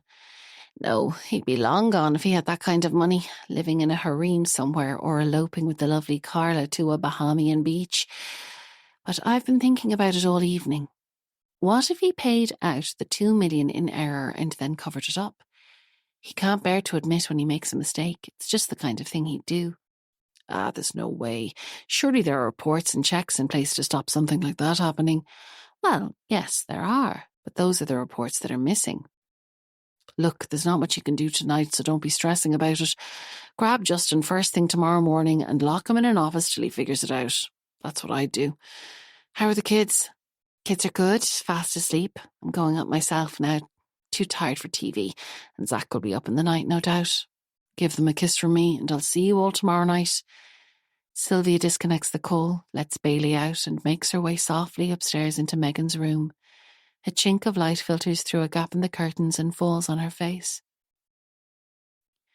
Reaching up to pull the curtain fully closed, Sylvia stops when a movement outside catches her attention. Someone is standing in front of Sam's house, staring up at the top windows. Her stomach muscles tighten. Trying to see better, she edges closer to the window, but the movement draws his attention. Her retreat is just a second too late. He's seen her. The man stares for a minute, then turns and walks into the driveway of the house across the road. Is it Noel? He turns one last time to look up at something, at her or at next door, she can't tell. And she sees his face lit by the streetlight. It's Noel. She lets out a breath. What is he doing staring up at Sam's house? Knowing Noel, it could be anything. Perhaps he's looking for the pole dancer. Closing the curtains to shut out dark shadows and hazy streetlights, Sylvia goes to her own room and climbs wearily into bed, praying that tonight she will sleep. Chapter 7. Sylvia, Thursday, August 11th. Sylvia's awake, but doesn't know why. Her ears are pounding. The room is pitch black apart from the numbers on the clock. 3:34 a.m. Zach is fast asleep in the cot beside her. What woke her? Megan, maybe, with another bad dream? As she's getting out of bed, the dog barks suddenly, making her jump. So that's what it was. Shivering a little, she goes to the window and pulls back the curtain. Bailey is yapping at the wall again. She looks over at the garden next door, but this time there's nothing to see. Nothing in the pond and nothing moving in the garden except shadows of overgrown bushes in the nighttime breeze. It was probably a rabbit or a squirrel. Daft dog. But no harm to check on Megan anyway. She closes the curtains tightly and makes her way through the darkness towards the bedroom door. As she touches the handle, there's a sudden crash downstairs, like glass breaking, dropped from a height. She jumps, the pounding in her ears louder than ever. Oh God, why isn't Tom here? Pulling the door open, she runs into her daughter's room, offering silent thanks that they'd moved her upstairs, and carries her back into her own room. Megan doesn't stir when Sylvia puts her into the double bed and brings the duvet up to her chin. She stands, steadying her breathing, listening. The darkness feels oppressive and loud, but there's no further noise from downstairs. Was it inside or outside the house? Taking a deep breath, she moves to the window to look outside again. Just below, there's what looks like a terracotta planter in pieces all over the patio, and Bailey is nowhere to be seen now. That bloody dog. She climbs in beside Megan and waits for sleep, but all her senses are heightened. Each time she starts to dip down into the blissful cotton wool of drifting thoughts, a creak in the floorboards or a gurgle in the pipes brings her back up. Just after 5 o'clock, she gives in and goes downstairs. Head pounding and eyes burning, she heads straight for the coffee machine before turning to switch on the light. Something dark catches her eye on the far side of the kitchen. Her pulse quickens as she walks around the breakfast bar to look. There are clumps of soil on the floor, just inside the back door. Sylvia stares, trying to work out how they got there. Is Bailey inside after all? Did she dream that he was barking in the garden last night? Softly she calls him, but there are no running paws in response. Her breathing is slow as she stands staring at the floor. She puts her hand on the back door handle. Did she lock it last night? The key is where she left it, on the hook inside the door, but did she turn it before she took it out? She pulls down the handle. The door doesn't move. It's locked. She closes her eyes and lets out a long breath. But then, if nobody was in here, where did the clumps of soil come from? Surely she couldn't have missed them when she was closing up last night. Unlocking the back door now, she steps out into the garden. Shards of terracotta cover the patio like orange confetti. She'll have to pick them up before the dog walks all over them. He's still asleep in his kennel. Normally the sound of any human movement brings him running, but even Bailey knows better than to get up at 5 o'clock in the morning. Back inside, she sweeps up the mess. It looks like it came from inside the planter, but that doesn't make any sense. Her hand shakes as she tips the dustpan contents into the bin, and clumps of soil spill onto the floor. She puts her hands on the breakfast bar to steady them and takes some deep breaths. Time for coffee. Everything will be clearer after coffee. Swallowing the first earthy sip of espresso, she tries to push the broken planter out of her mind and focus on work instead. She'll have to tackle Justin this morning. Either he finds out how the 2 million error was covered, or they go to Craig about it together. Her stomach lurches. What was it they said at the training course? Clarity is power, and then something about getting what you need if you're clear and upfront. It sounded so simple on the day, but in real life hoping people will just know seems infinitely preferable. Like the raise. She should have asked for it, instead of assuming her hard work would be noticed and rewarded. And if she doesn't find the bloody missing money, there'll be no raise this year either. She looks at the clumps of soil by the bin and drains her coffee. It's too early to get the kids up, but suddenly she doesn't want to be down here anymore. As she's leaving the kitchen, her eye turns to the dresser. There's something out of place. One of the framed photos is lying face down on the dresser. Slowly she picks it up and her whole body goes cold when she sees the black cross through Megan's smiling face. The other photo is face down too, and she already knows what she'll find. She picks it up. Zach's face is crossed out as well. Deliberate, unemotional, black lines block his smile. Her skin is tingling now and the pounding in her ears is back. Who could have drawn the lines? Was someone in the house during the night? No, the back door was locked. There's surely no way anyone was in the house. But then what? She sits down on a kitchen chair, still holding the photos. Could Megan have done it? But how could she reach the shelf? There's no other explanation. She must have done it. Maybe she climbed up in a chair when Jane wasn't looking. It makes no sense, but the alternative makes even less sense. Upstairs, Zach starts to cry. Sylvia puts the photo back on the dresser, face down, and goes up to him. Megan is awake now. They're all up far too early, and everyone will be cranky tonight. But right now she's glad to have company. Sylvia suggests pancakes, earning a cheer from Megan, and they go together to get her dressing gown from her room. Outside, Sylvia hears a car door and peeps out. It's Sam reversing out of his driveway. He looks up and waves, and she jumps back out of sight. "Mummy, why did you jump? Did you get a fright? Is it the monster?" "No, sweetheart. It was just cold at the window. Come on, let's get those pancakes on." Even with Megan playing and Zach babbling, the kitchen feels eerily quiet this morning. The radio might help, except it doesn't, because the news is on, and they're playing a recording of Edie Kyo's mother making a plea for help. Glancing at Megan, Sylvia lowers the volume a little and stands closer to the radio. Imagine getting up one morning and finding an empty bed where your child should be. She reaches for a tissue to blow her nose. God love that poor woman. Megan comes over and tugs at her sleeve. "Why is it taking so long? I'm so hungry." And just like that, it's back to the everyday world of making pancakes and complaints about pancakes and wishing she never promised pancakes. It's only 8:45, but she can feel a mid-morning slump coming on already. 15 minutes until Justin will be in. Actually, she should leave him a voicemail now to say she wants to see him first thing. No more procrastinating. As she reaches to pick up the phone, it starts to ring. Craig's extension flashes up. Her hand hovers for a moment before she answers. "Sylvia, great, you're in. Bit of bad news. Justin was in touch to say he'll be out for the next few weeks. He has something called what is it? He said, labyrinthinitis, I think. Causes severe vertigo, apparently. Never heard of it myself, had to Google it. His doctor told him he could be out for 6 weeks. Bad timing with the audit, I know. But if you need some help from another team, just shout." He hangs up before she has a chance to do anything other than mumble thanks for the offer. She sits with the phone still to her ear, oblivious to the dial tone. Eventually, when she's no longer in danger of slamming it down, she puts the receiver carefully back in the cradle and pulls up the reports in her screen.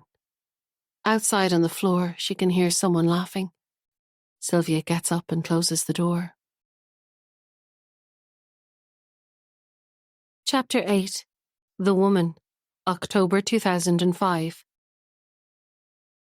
The woman leans against the door to the kitchen and pauses. She can hear faint noises inside. He's home. Maybe he's in a good mood. Things had been going well at work this week. She pushes open the door and walks in. He's sitting at the kitchen table, scrolling through his BlackBerry with one hand and cradling a whiskey with the other. He looks up at her, then back to his BlackBerry.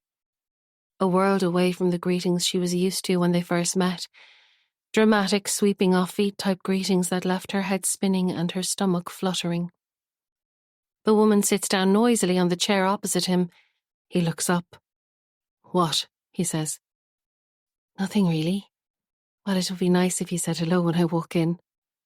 "Hello," he grunts. Then he's back to his phone. She can see the little beads of sweat on his forehead.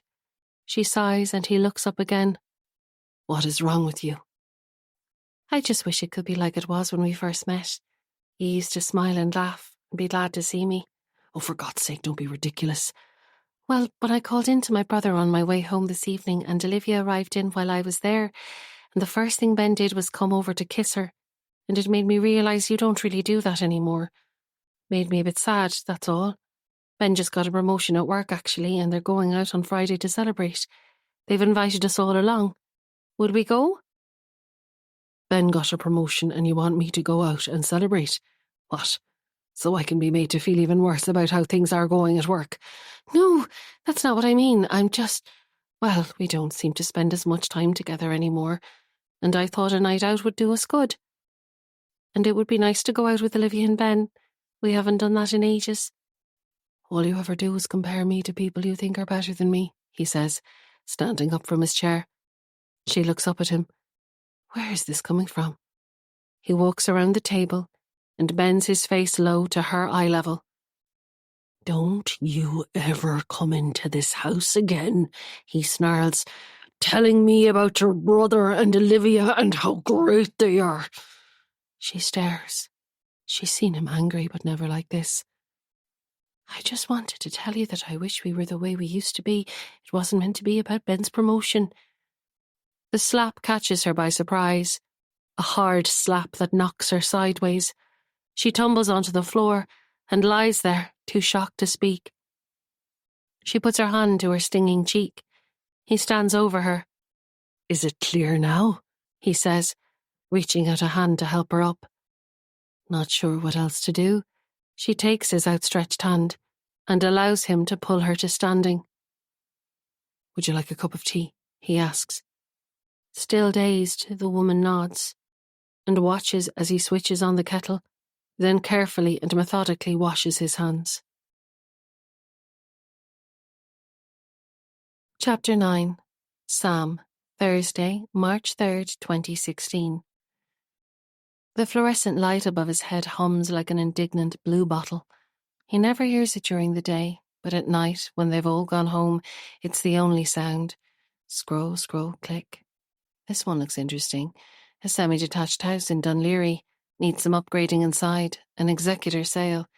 He clicks on save and then hesitates. If he sends it to Kate now, she'll know he's looking at houses and not working on the board report he'd mentioned in his text. He can hear her voice now. Why didn't you just come home to help me with bedtime? You could look at houses after the boys are down. He'll show it to her later. The PC clock shows 7:42 p.m. She'd be doing stories with the boys. A twinge of guilt hits, but only for a moment. It's probably better for all of them if he focuses on finding a new home and getting them out of the house in Booterstown. It's all very well being just a few miles from Dublin city centre, but not in a too small house with a too small garden. Anyway, it's not like they go out in the city centre anymore, so going further out into suburbia wouldn't be the hardship it once was. Of course, growing up, the house had never seemed small. Every corner was a hideout, and every step a spot for stories. The wooden floor rang with his running in the house that was his playground. His and only his. In the mornings, his mum got him ready for school while his dad went off to work in the newspaper. In the afternoons, he did his sums and spellings at the old oak kitchen table, while his mum made him toasted cheese sandwiches and hot chocolate with the powdery stuff he still loves today. The long oriental runner in the hall softened the sound of his steps as he ran for the stairs, homework done, ready to read.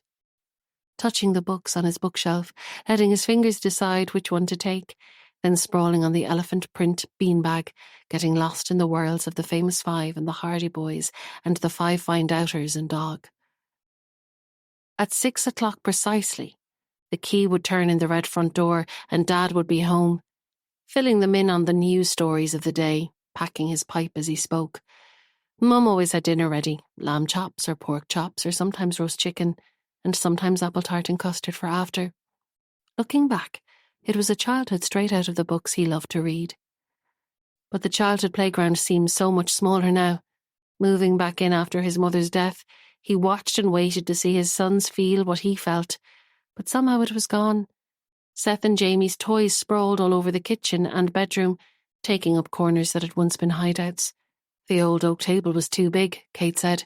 They'd have to find something in IKEA. And the oriental runner, faded from years of light and use, was destined for the skip. Sweeping aside the fog of nostalgia, even Sam could accept that the boys needed a house where they could go outside to play. A house on a busy main road was just too dangerous. And Kate, since she'd given up work, seemed more restless than ever, struggling against the walls of her self-imposed prison.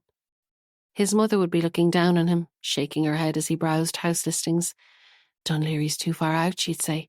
Sure, who do you know out there? But who do they know in Booterstown? Everyone's scattered all over the county now, in starter homes they bought but couldn't sell. And she wouldn't mind, really. It was his to live in or sell on, she'd said, so there was no reason to feel guilty. Well, almost no reason. But he doesn't want to think about his father tonight. The news is just coming to an end as he walks into the sitting room. Kate doesn't look up at first, though she knows well he's there. Cold shoulder time. He apologises for being late, and she looks up to raise one impeccable eyebrow. His dinner is in the microwave, she tells him, and he continues on through the double French doors his mother had loved so much when they were first put in. Now the paint is chipped, and one of the handles hangs loose and useless. It's cold. The house is too hard to heat in winter, and in spring they stop trying, pretending it's warmer outside than it is. Dinner is a plate of congealed beef casserole. He puts it in the microwave and presses buttons on autopilot while checking his phone. The kitchen table is covered in paperwork. Kate's been doing a clear-out. Well, half a clear-out. The bit where you take everything out of the box, but not the bit where you file the contents or bin them. There are credit card bills going back 10 years, utility bills, pension statements, all loose on the table with an empty box on the floor. He sticks his head into the sitting room. Can I bin those papers? She looks up from her phone. No, there's stuff in there we need to keep. Well, will I put them back in the box? Just leave them. I'll sort them tomorrow. It's not like there's anywhere to store them. She sighs, a Kate sigh that means the house is too small and she hates it. How are the boys? He asks, with one eye on the microwave to catch it before it pings. Fine, asking why you weren't here again. I had to work on that board report. I'll be home earlier tomorrow. Sure. The microwave pings, an unnecessarily loud beep that keeps going even after the door is opened. I hate that noise, Kate says under her breath. Sam pushes some paper aside to make space and sits down to eat. He remembers something. Oh, listen, I was uptown at lunchtime and got new PlayStation games for the boys. They were reduced. Will I put them at the end of their beds? Kate walks into the kitchen. I keep telling you, you can't just buy them games out of the blue like that. It's spoiling them. It's not like it's anyone's birthday. Ah, come on, it's just 2 games and they were next to nothing. Sam, it's not about how much they were. The boys don't understand prices. But you can't give them games because you feel guilty for working late every night. It sends all the wrong messages. Just be here at bedtime instead. Sam puts down his fork and looks at her. That's not fair. I'm working late because it's my job. That's how we get money. Kate shakes her head. You can tell yourself that all you want, but you've been working later and later since I gave up work. You know you have. This isn't the first time I've said it. And when you are here, your head is stuck in your phone. You may as well not be here at all. Well, I don't exactly get a great welcome even when I am here. I may as well be at work. You hardly say a word to me when I come in. Same every night. Oh, Sam, it's all about you, isn't it? She shakes her head again and walks back into the sitting room, closing the door behind her. In the quiet kitchen, at the big oak table of his childhood, Sam sits on his own eating lukewarm beef casserole. He pulls out his phone to look at the Dunleary house again. Everything will be fine once they move. Chapter 10. Sam, Monday, April 11th. It's only when the cushion fort collapses for the 4th time that Sam gives up and sits down on the cushionless couch. The boys try to pull him up again, but he's wrecked. He needs 5 minutes. They're jumping up and down in front of him now and saying something about hot chocolate, but he's taken out his phone and he's zoning them out. Just 5 minutes and he'll be fine. 5 quiet minutes in the company of his phone. Ideally tea too, but that would mean getting up. He really should train Seth to make tea. The boys admit defeat and go back to rebuilding their fort. Oh, thank God, Sam says under his breath, sinking down further into the seat. His phone rings. It's Kate reminding him to put on the pork. The oven's just preheating, he lies. How was the training course? She says it was great and good to get back into the world of work even for just one day, and that she's at Pierce Street Station now waiting for a dart. He hangs up and another 5 minutes go by before he can peel himself off the couch to preheat the oven. As soon as he's up, the boys drag him to the fort again. Wait till the pork is on, he tells them, then hides in the kitchen with a cup of tea. 10 short minutes later, they pull him back to the game. Right, he says, I'm the monster and this is my den. Go! Squealing, they get up and run, and he chases them around every room of the house until the three of them collapse panting and laughing on the beanbag in the boys' room. Okay, I've got to check some work messages now, and I'd better take a look at the dinner. He gets up and heads downstairs. When Kate arrives in, he's engrossed in his Twitter feed in the kitchen and doesn't notice until her keys clatter on the counter. She gives him a peck on the cheek and asks where the boys are. Sam shoves his phone in his pocket and says the boys are upstairs, but she doesn't hear him. She's gone through to the sitting room. A moment later, she's back and she's frowning. A Kate frown that means she's about to ask some pointed question. What's the story with the sitting room? I just found half a banana squashed on the couch and I can see paint on the wall. Did you let them paint in there? And why are all the cushions on the floor? Oh, we were just playing cushion forts. I didn't spot the banana or the paint. I'll clean it up now. You sit down. Is their bedroom as bad? Sam doesn't answer. And what's the story with the washing? Please say that's not the same wash I asked you to hang out, she asks, pointing at the machine. Sorry, I totally forgot, he says. I'll do it now. And the dinner? Yes, the dinner is on. Actually, it should be just done now, he says, opening the oven. But where are the potatoes and vegetables? She has her hands on her hips now. This is not good. Was I supposed to do potatoes? Sam, have you ever heard of anyone having pork steak and nothing for dinner? No, but you didn't tell me to do potatoes. Wrong thing to say.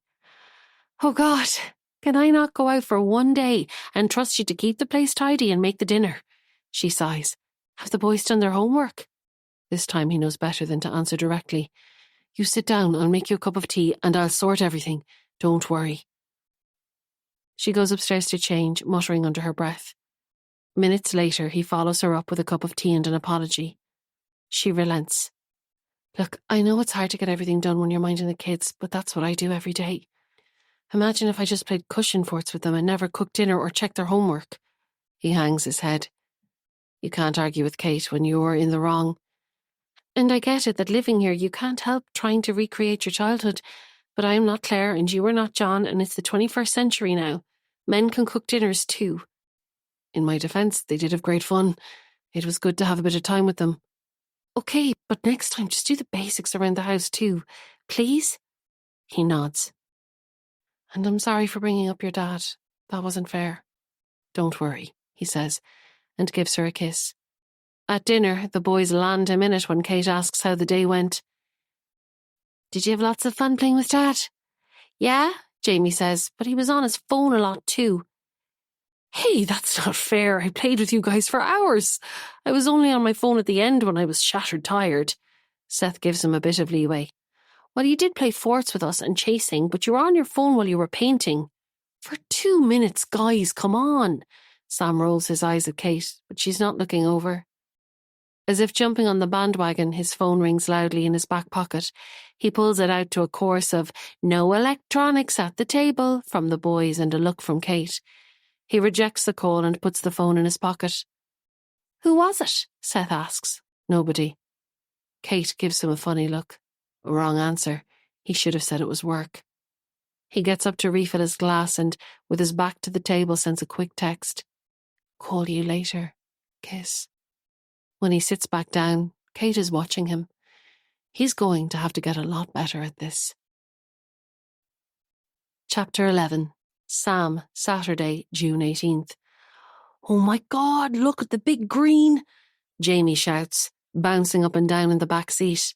Don't say oh my God, Kate says as she always does, but Sam can hear the smile in her voice.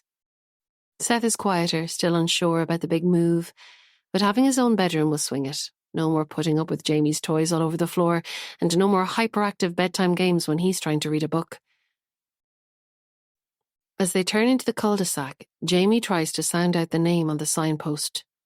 Willow Valley. Is that what it's called, Mum? I thought you said we were moving to Dunleary. Yes, Dunleary is the town and Willow Valley is the estate, but it's Willow, not Willow. Does that make sense? Willow Valley, Jamie repeats, trying it out for size as they pull into the driveway of number 26. Kate starts to unbuckle her seatbelt, then stops. Actually, he'd better park somewhere else. The removal van will need to park in the driveway. Well, if it fits. We can move when they arrive. Will we just go in and show the boys first? But it's easier if we move now, then we don't have to worry about it. Fine. Sam reverses out. There's no space on their side of the small cul-de-sac, so he parks outside the house across the road. God, I'd forgotten how small the road is. What do people do when they have visitors?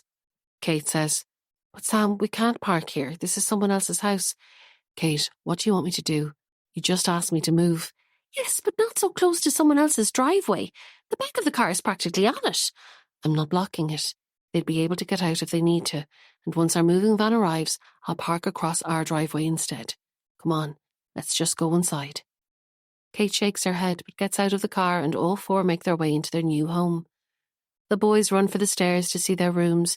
Even Seth is excited. Sam can feel it too. The now familiar house is different when he sees it through his children's first-time eyes. The brown and beige stairs carpet will have to go, but Seth and Jamie are shouting about how soft it is compared to the wooden floors they're used to. The gold-textured wallpaper with paisley print will eventually go too, but Seth says it's beautiful, running his hand along the walls as he climbs the stairs. Kate and Sam follow them up, watching for reactions as they open the first door. Mum, it's an orange bath! The boys are inside the main bathroom, incredulous at the peach-coloured suite. Kate is laughing now. Sam smiles. It's technically called peach, and it was very fashionable when me and your mum were small kids. Not so much now, but we'll get a new bathroom eventually. Why would we need a new one? Jamie is confused. This is the most beautiful bathroom I've ever seen. He's running his hand across the furry toilet seat cover, also peach. Kate winces and pulls his hand away. Come on, let's go see your rooms, she says, discreetly pulling off the toilet seat cover when their backs are turned. Jamie runs into the next room and immediately collapses in a dramatic faint on the floor, his current favourite way of expressing delight.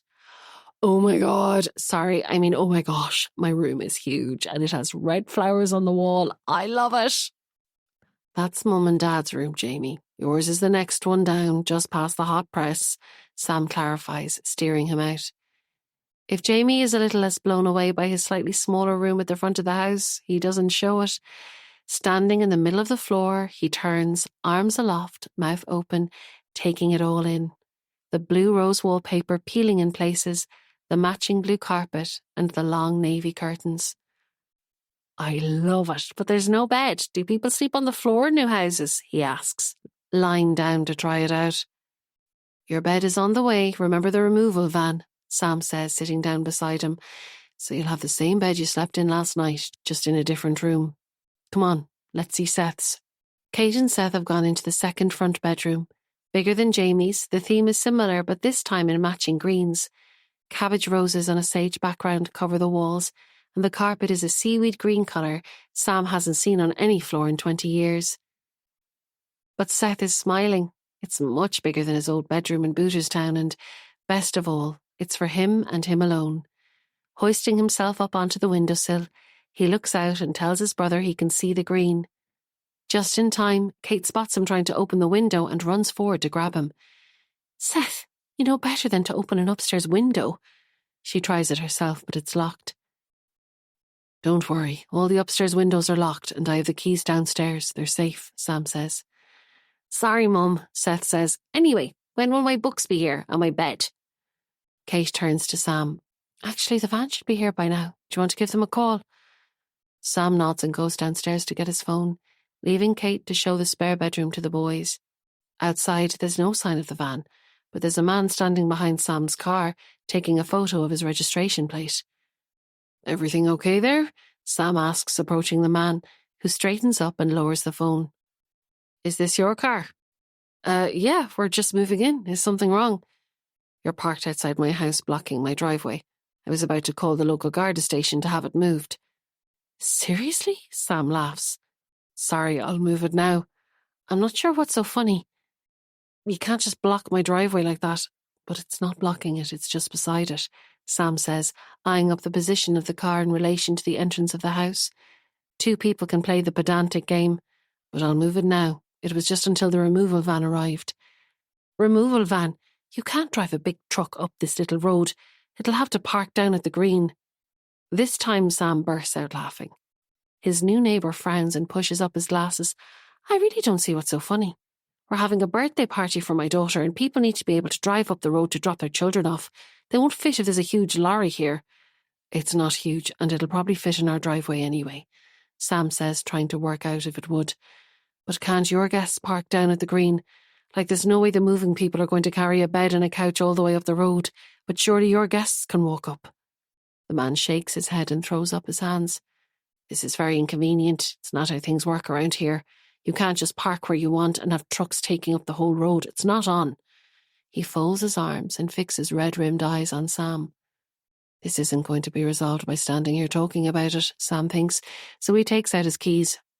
I'm going to move the car now, and when the van arrives, we'll move the furniture as quickly as we can, so we don't inconvenience your guests. He should say something like, thanks for the warm welcome, but then he'll just feel bad, so instead he gets into the car and closes the door and misses whatever his neighbour says next. What a start to settling in. Kate will not be impressed. He moves the car back across his own drive, and when he gets out, his neighbour has gone inside. Other than a slight rustle of leaves, there's no sound anywhere on the street. There's no sound indoors either when he goes through the open front door of number 26. He checks upstairs, but they're not there. Then he sees them through the window, at the bottom of the overgrown garden. He follows them outside, stopping to inspect the twisting, winding shrubs and bushes that cover nearly every inch of the garden. How much work will it take to clean this up? And which ones are weeds? Underfoot, he spots what looks like a path of stepping stones leading down to a garden shed. The bolt is rusted over and it takes an effort to get it open. The door creaks as he pulls it towards him. Inside it's dark and dusty and there's no light switch. An old-style push lawnmower stands against the back wall and a metal toolbox sits on the ground inside. There's a pitchfork and a shovel and a rake like the one his dad used to have for gathering leaves in the garden in Boochestown. The memory brings a tinge of sadness and he pushes it away. Up high, there's a shelf with some battered cans of paint, all in various shades of white. Where did the previous owner use those, he wonders. Apart from the reassuringly bland spare room, the house is a 1980s rainbow. The shed floor is dusty and the small window is covered in cobwebs, but it's a good size and he'll be able to fit all 4 bikes in there once he cleans it up. Blinking in the sun as he walks back out, he pulls the door shut and locks it again, then goes to join Kate and the boys at the bottom of the garden. The 3 of them are standing with their backs to him, but Jamie hears him coming. Dad, look at this. There's a pond. Can you believe it? Me and Seth are going to swim in it later. No, you're not, says Kate. Jamie, you wouldn't actually swim in that, would you? Look at all the algae. What's algae? That green stuff on top of the water, she says, turning to Sam. We'll need to clean the pond, or maybe drain it and fill it in with concrete. Jamie wraps his arms around her waist. No, Mum, we love the pond. Please don't. We'll see. Either way, you're not swimming in it. Gross. Seth throws a stone into the pond. Delighted with the new activity, Jamie picks up a handful of stones and throws them in too. We won't need to fill it in at all, Kate says to Sam. They'll do it for us if we're lucky. Any sign of the removal van? I rang them and they're about 10 minutes away now. Traffic, apparently. I met a really snippy neighbour, though. The guy whose house we parked outside. Not impressed. He was actually going to call the guards about it. Kate rolls her eyes. Seriously? I did tell you not to park there, though. Ah, come on. I wasn't even blocking his driveway. And then he started going on about the removal van and saying they need to park down at the green. Can you imagine me and the guys moving our furniture up the road piece by piece? Kate smiles at that.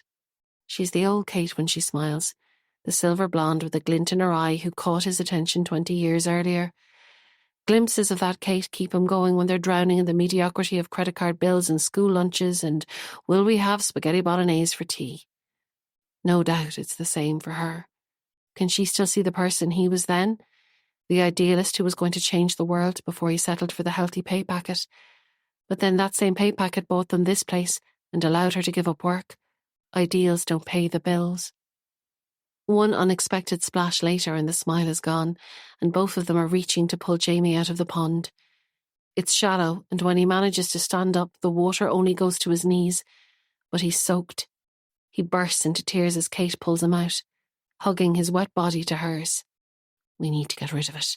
she mutters to Sam as she walks back towards the house, Jamie still crying in her arms. It was his own fault, Dad, don't worry, says Seth, who is still throwing stones into the pond. Sam nods, watching the ripples expand out with each splash. So much for day 1. Chapter 12, Sunday, June 19th, 2016. He paces up and down the living room, wondering what possessed him to stay here. He should have run. He absolutely should have run. Anywhere. The airport, the ferry, anywhere. That's it. He's going. In his bedroom, he starts throwing clothes into a bag. He doesn't need much. His mother will send him a credit card and he'll buy more. He stuffs his phone in his pocket and picks up his keys from the coffee table, and just then the doorbell rings. He drops the keys on the floor and his heart feels like it's going to jump right out of his chest, and he knows then he should have run. He absolutely should have run. He doesn't move. The doorbell rings again. Still he stands, promising himself that if he can have just one more chance, he'll go and never come back. But today is not the day for chances. The doorbell rings a third time, and then the banging starts, and the voice, low and calm and resigned.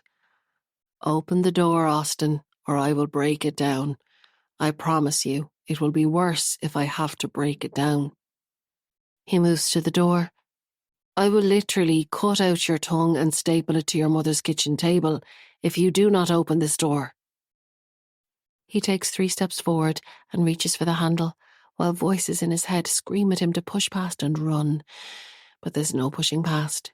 They're both inside the apartment now, and the door is shut. Nice pad you've got here. I like the views, he says, looking down at the rooftops and the river below. Very swish. I suppose this is how stockbrokers live. Costs a fair bit, I'd say. Yeah, that's why I didn't have the cash for you. My rent was due, plus 2 of my customers didn't pay me last week, but I'll have it all for you by Tuesday. Austin does everything to keep his voice steady, but it quivers on the last words, and he knows he sounds like he's about to cry. See, that's the problem. You need to get the cash up front. No money, no coke. Which is what I should have done with you, but I thought we were working together. I thought I could trust you. You can trust me. 2 days, that's all I need. But you were supposed to contact me to meet on Friday, and you didn't. Do you think it's nice to do that? To leave me for 2 days? I think it's a bit rude, to be honest. I know, I'm sorry. I wanted to get the problem sorted before I had to tell you. I thought maybe you'd forgotten. Forgotten that we were to meet 2 days ago. Austin trails off. What do you think I am? Some kind of imbecile who just forgets he's owed 40 grand. Is that what you mean? No way. I knew you didn't forget the money. I just thought you forgot to meet up. But I didn't. You were supposed to contact me, and you didn't, because you hoped I'd just write it off, and you'd get to keep the cash. That's not how it was at all. I can't have that, you know. I can't have people like you running around thinking you've got one up on me. He picks up a cream silk cushion from the couch. Not good for business, you know. When he sees the gun, his knees give way. He begs, but no one is listening. He hears the click and feels the softness of the cushion against the side of his head. He screams, but it's inside his mind. There's no time for a sound to come out before his lifeless body hits the floor. His blood seeping slowly into the deep pile carpet. Chapter 13. Kate, Friday, June 24th. Oh God, would it never end? Kate's really not sure she can get through the final week of school runs. All that driving and waiting and waving, and the small talk. Dear Jesus, the small talk. The weather, the teacher, do you think they're getting enough Irish homework? Conversation on repeat. The stuff she thought she was missing when she couldn't have it, and now, overdose. All for the sake of picking up 2 little boys who mostly couldn't care less that she was there every day, instead of the bus they used to take to creche. Okay, that's not really true, but sometimes, when they're really tired and grumpy, she wonders if maybe they did like it better when they were heading off with their friends. And then there's the hour in between.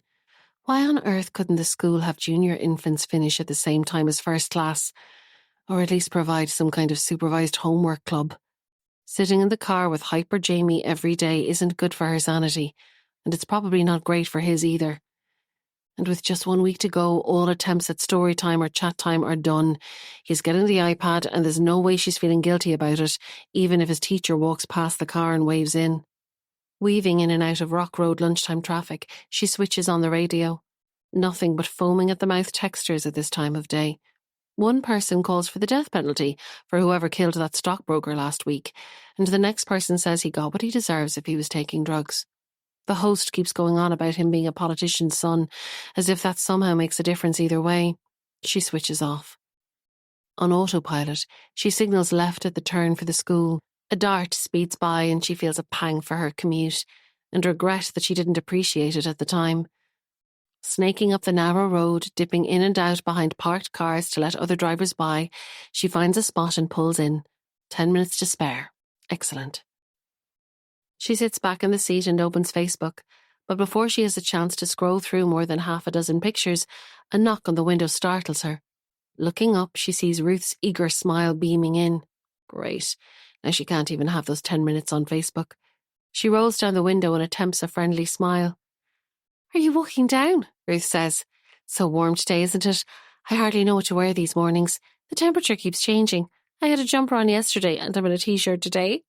She holds out her arms so that Kate can see she is in fact wearing a t-shirt. But thank God it's Friday. Thank God indeed, thinks Kate, opening the door and pocketing her phone. Nothing like spending 10 extra minutes with Ruth. So how is your new house going, Kate? You just moved in, did you? Yep, this day last week. So far, so good. Ah, brilliant. You must be delighted. Your old house was so small, wasn't it? I'd say the boys are only thrilled. Well, it wasn't that small, but yes, they're happy to have their own bedrooms. Sorry, I didn't mean it was small. I just meant your new house must be so much bigger. We must go out to see you there sometime. Sure, absolutely, says Kate, making a note to put Ruth's kid at the bottom of the playdate list. Have you met your neighbours? Are they nice? We haven't really met anyone yet, Kate replies, deciding the snotty man with the parking hang-up from across the road doesn't count. I get the impression most people on the road work during the day, so there's nobody around. I spotted one old lady who lives 2 doors up from us, but haven't met her yet. And we haven't seen our next-door neighbours either. Maybe they're away or something. Oh, took their kids out of school, did they? I totally get why people do it, but it's just not fair on the teachers. Well, I don't know if they have kids or not, and I don't know for sure if they're away. I just mean I haven't seen them yet. Though in fairness, there's not a whole lot going on at school this time of year anyway. Fair play to them if they did, I reckon. But if everyone did that, where would we be? Not walking down the road having this monstrously boring conversation with you anyway, Kate thinks, but says nothing. Are you going away anywhere this summer, Kate, or maybe not with the move? My mum has a B&B in Salt Hill, so we'll head there as soon as the boys finish up. Sam's going to come down at weekends, or at least some weekends. There's a huge amount of work to do on the house too. Oh, Galway, that'll be so lovely for you, Kate. Just perfect. And even if the weather's not great, sure it's not costing you anything if it's your mum's house. Lovely. They walk in silence for a few moments. Then Ruth starts up again. We're off to France, driving over. We do it every year. I know flying is quicker, but if we have the car, we can drive around, see the little villages in the countryside, really show the country to the kids. Otherwise, sure, they could be anywhere. It's not a holiday if they're not learning something new, is it? Absolutely, Ruth. Absolutely. We'll be down in Galway learning about candy floss and ice cream and the odd Supermax, I'd say. We'll come back in September fluent in arcade games. You will, of course, says Ruth, though she seems unsure how to take it. Feeling guilty, Kate pulls it back.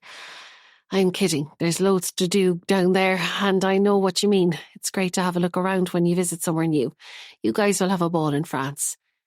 Turning into the school grounds, they wander towards the usual spot, where a group of junior infants' mums are already gathered, plus Joe, the token stay-at-home dad. Kate is taking out her phone, wondering if she can get away with checking some messages when blissfully it rings. Kate? Hello? It's her mother. Hi, Mum, how are you? Kate says, signalling to Ruth that she needs to take the call. I'm good, love. How are you and the boys? Are you all set for next week? Absolutely. They finish on Tuesday and we're coming down to you on Wednesday. I cannot wait.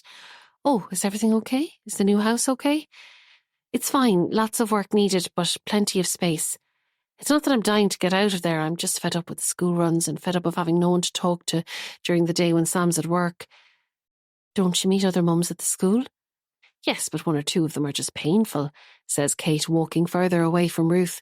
And the rest all know each other for ages, whereas I'm kind of a lurker. I hate the school run. It can't be that bad. You just don't know the other parents yet. Kate moves across the yard, making sure she's out of earshot. I've been doing this since January, and there's literally one mum I've become friends with, and she's only here Mondays and Tuesdays. She works the rest of the week. I think I should have done that, gone part-time instead of giving up. Well, would you think about going back? Try to get something part-time? I might. Or I might try working for myself from home. We have a spare room in the new house, and I was looking at it this morning. It would make a great home office. I need to have a think about it. But yes, I'm going to lose my mind if this is all I do every day. Kate, dare I say it? You're never happy. You spent the last 2 years wishing you could be there to collect the boys. I know, Mum, but maybe there's something in between. I need to use my brain again. Ah, I know, I get it. I never saw myself being a stay-at-home mum either. Well, you know what happened there? Kate nods into the phone. What about the golf? Doesn't that keep you busy? Yes, but not every day. I think I need something a bit more challenging on the mental side, you know, Kate says, glancing up at the school doors. No sign of Jamie yet. I know, love. What about Miller? Has he called to see the new house? Yes, twice already, and we're only there a week. I think I need to set some ground rules there. Be nice, Kate. You know he means well, and he just wants to be able to spend more time with you and the kids now you're living so close. Ha! He barely acknowledges the kids, which is fine with me, to be honest, but it's just awkward. Anyway, Jamie's class just came out. Gotta go. I'll phone you over the weekend. Make sure you do. Bye, Mum, bye. Jamie sees her and runs into her arms. Holding him in a tight hug, she kisses the top of his head and inhales his small boy smell. He steps back and smiles up at her, proudly showing a good work sticker on his school jumper. I missed you today, Mum, he says, hugging her again. I missed you too, she thinks, as she hugs him back. They're not so bad, really, these kids of hers. Chapter 14. Kate. Monday, June 27th. Someone is waving frantically at Kate as she pulls into her driveway.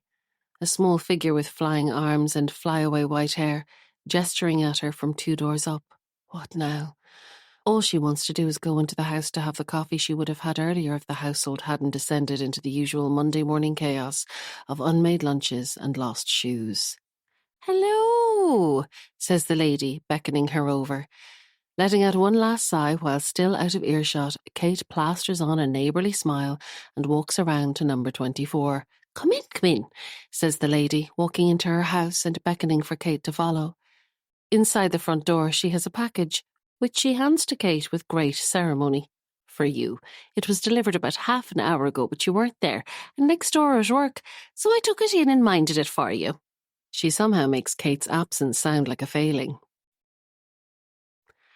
I was taking my kids to school, thank you for accepting it, Kate says, stepping backwards towards the front door again. I'm Rosemary. Come on in for a cup of tea. Oh, you're so kind to offer, but I really have to go. We have so much to do in the house. We've only just moved in. Sorry, I'm Kate, by the way. She's unsure whether or not she should shake hands. Rosemary has no interest in such formalities, and, taking the package back from Kate, she places it on the mahogany table in the hall and ushers her into the kitchen. Come on, you can spare 5 minutes. Everyone needs a cup of tea. If Kate thought her new kitchen was old-fashioned, Rosemary's is like stepping back to the 1940s. Green-painted cupboards surround an old porcelain sink, complete with the orange stains of time.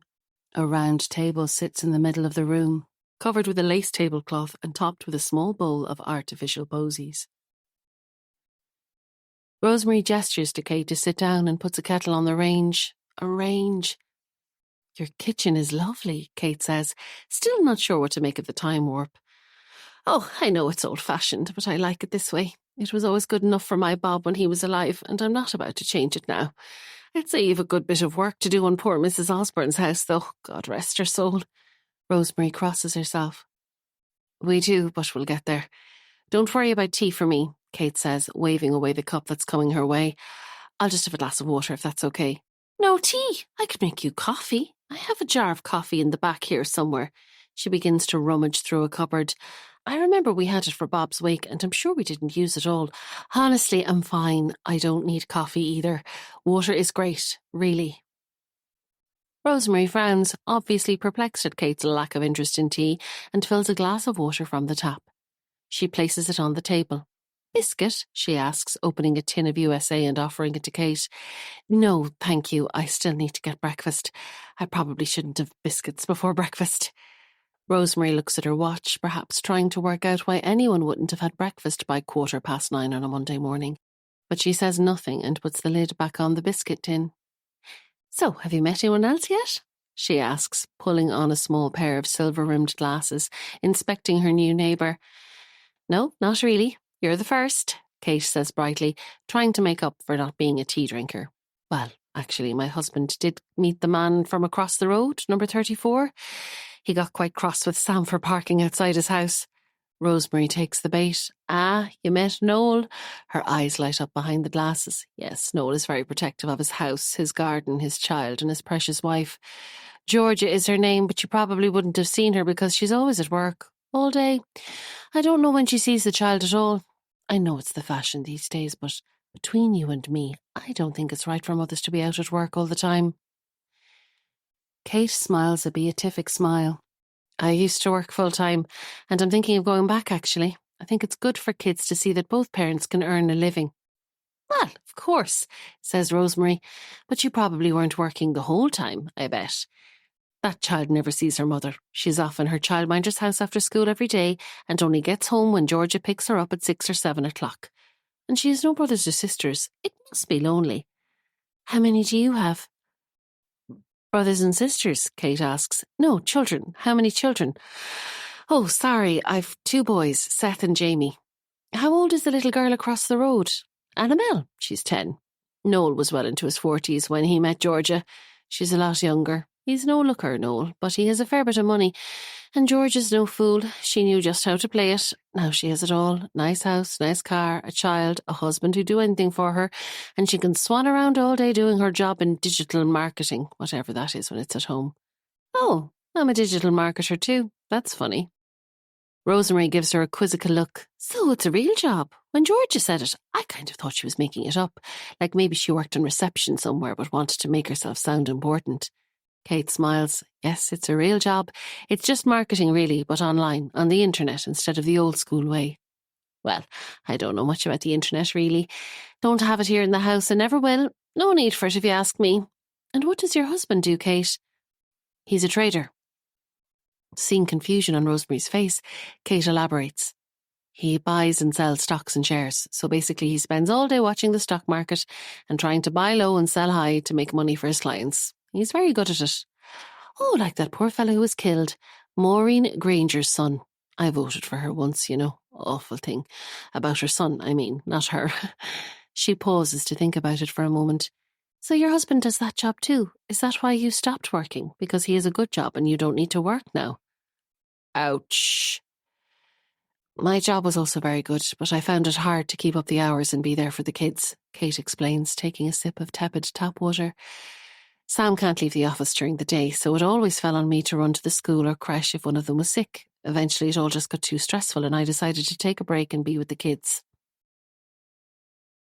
It's lovely being with them, isn't it? I was always at home with ours. You never get those days back. Oh, I know, and on that note, I'd better go and get something done in the house before it's time to pick them up. She gets up, rinses out her glass and puts it on the draining board. Thanks for inviting me in and for taking the package. It was nice to meet you, Rosemary. Not at all, any time, and sure I'll see you again. I think we're the only 2 here in the mornings, so we'll do tea again. Or water. Rosemary walks Kate to the door and hands her the package. Oh, I forgot to say, there was a man calling at your door while you were out too. Tall, skinny fella with longish hair and glasses. Looked a bit like a scrawny owl. Or do I mean tawny owl? Miller, great. Saturday's hints had obviously fallen on deaf ears. Thanks, Rosemary. That was probably my brother Miller. He must have forgotten that I'd be on the school run. Anyway, I'll run. Thanks again. Miller, that's a funny name. Is that his first name? Yes, my mum was reading Death of a Salesman when she was pregnant. I'll see you soon. Bye now. Kate is almost running by the time she gets to her own house, and she goes straight to the coffee machine once she's inside. Maybe it's time to find a job. Brilliant. That's just brilliant. Kate puts her phone down on the table, a little more forcibly than is good for the glass screen or the listening ears. Too late, she sees the boys exchange a look. "What's wrong?" asks Seth, always the leader of this small band of brothers and poser of tricky inquiries. Kate turns to look at two small faces, both dark-haired replicas of their dad, with soft, open brown eyes and a scattering of freckles barely discernible to anyone but her. Seth is taller than Jamie, but there the physical differences end. Sometimes it feels as though she's living in a house with 3 different-sized clones of one person. Nothing, sweetheart, just a message from Dad to say that he'll be late home. Again. Both sets of eyes narrow simultaneously beneath anxious frowns. "It's fine," she says. "Sure, we'll have tea together, the 3 of us, and then it's bedtime already. We can do an extra chapter of your book tonight." Shit, she really needs to watch her words. And really, it's not Sam's fault he's working late. Long hours go with the territory. They'd known that when he took the job. It just feels like it's all shifting in opposite directions. She has less to get her out of the house than ever before. Meanwhile, Sam is coming home later and later. Of course, that's easy for him. The pressure is off. No more school drop-off in the morning. No more debating who should pick up when someone is sick. But maybe Sam's enjoying it a little too much. Or maybe she's enjoying it a little too little. Sam, as usual, is clueless. It had flared up again on Friday night when he called to say he was going for drinks with a client. "But I have dinner ready. I told the boys we were all eating together tonight. Why didn't you tell me?" Kate had said. "I didn't know about it till just now. Sorry, it's a big client, I can't say no. Sure, keep dinner for me. I'll have it when I get home. It won't go to waste. You know me after a few beers." "That's not really the point. I've been here with the kids all afternoon and I'm wrecked. I was looking forward to you coming home and helping out. Now I have to do bedtime on my own again. Believe me, it is not about dinner." "Kate, you know I'd come home if I could, but with this new client I have to be able to put in the social hours as well as the work hours. And it all pays off, you know it does. You didn't mind using last year's bonus for the ski trip. You can't have it every way, you know." It took everything in her power not to throw the phone across the room at that. "It was your ski trip too. Don't try to put this on me. What is this, 1952? But she knew, even as she hung up the call, that he didn't get it at all. The same argument had been bubbling just below the surface for months, bursting through occasionally and never fully resolved. And now Sam is working late again. Just brilliant. Chapter 15. Kate, Wednesday, June 29th. The ladder wobbles when Kate rests her foot on the first metal rung. She puts more force on it. It doesn't inspire confidence. But Sam was up and down to the attic over and over at the weekend and it held, so it's probably fine. Probably. Taking a deep breath, she starts to climb, then hoists herself up into the dark hole in the ceiling. Must and dust invade her nose immediately. She coughs and tries not to breathe too deeply as she crawls in a little further, feeling around for the light. Sam had said it was on a beam just to the right of the opening. There it is. She blinks as light fills the attic. Now where would he have put the suitcase? Her eyes travel the breadth of the space, trying to make out objects in dark corners. Baby furniture they should have passed on long ago, Christmas decorations, winter clothes, and suitcases. She crawls towards the biggest one and lugs it back over to the opening, then awkwardly down the ladder. They could probably do with the smaller case too, but Sam can get it later. One trip up the shaky ladder is enough for now. Back in her bedroom, something feels different. Everything has gone quiet. The boys had been running around the back garden, yelling and laughing before she went up into the attic. What are they up to now? She walks to the window and looks out, her eyes immediately going to the pond, but there's nobody there. They must have gone back into the house. She heads downstairs, calling their names. "We're in the kitchen, Mum, making tea for Miller," comes Seth's voice. In the kitchen, her brother is sitting at the table, staring into space. Despite the June sun, a beanie covers his unkempt hair and his washed-out grey t-shirt does nothing to hide the thinness of his frame. His bony fingers are cupped around a mug of something. "Miller, I didn't know you were calling today. And boys, you can't make tea. Please tell me you didn't touch the kettle." No, we didn't go near the kettle, Mum. We put the tea bag in the cup and filled it with water from the tap. That's okay, isn't it? Kate looks at the brownish water in Miller's cup and wonders if he's tasted it, or if he'd notice either way. Okay, well done for not touching the kettle, but who answered the door? That's another thing you know well you're not to do.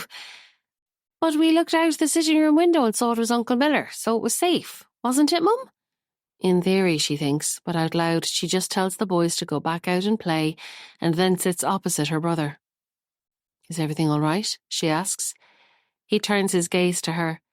Yes, all fine.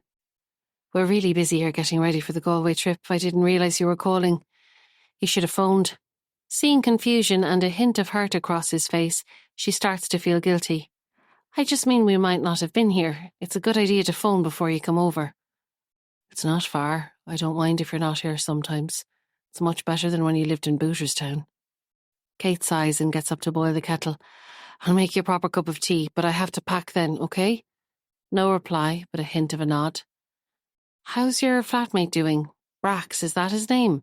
What kind of name is Brax, anyway? Millennials and their hipster names.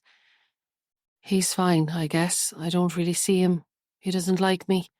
I'm sure he does like you. He's probably just busy with his job. What does he do again? He's a bike courier. I think he gets annoyed that I'm in the house all day. That's why it's good to come here. Kate squeezes her eyes shut and takes a deep breath. Well, you pay the rent, you're entitled to be there, so don't mind him. Though it would be a good time to try looking for work again.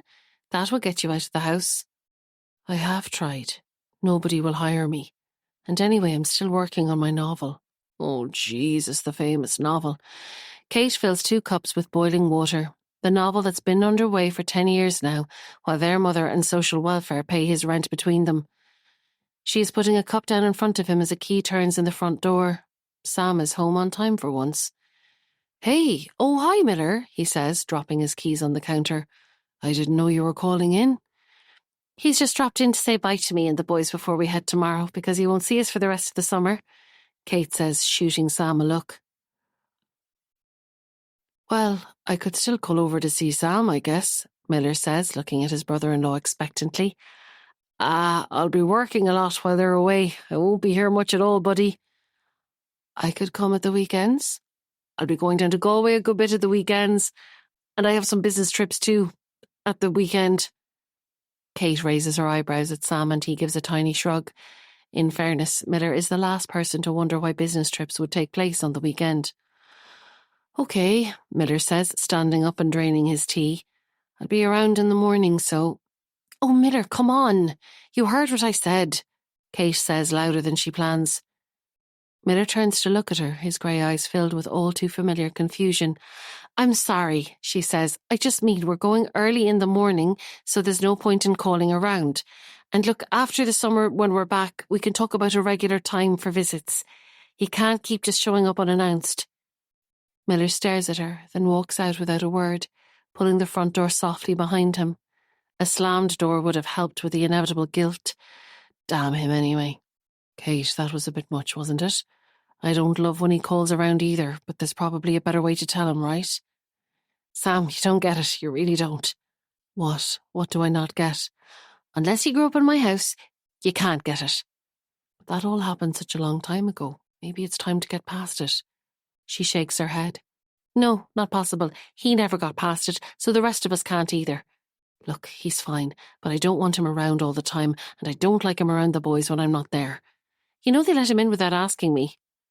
Well, he's their uncle. They don't know any better. Do you want me to talk to them? She shakes her head again and scrapes her hair back into a tiny ponytail, tying it with a bobbin.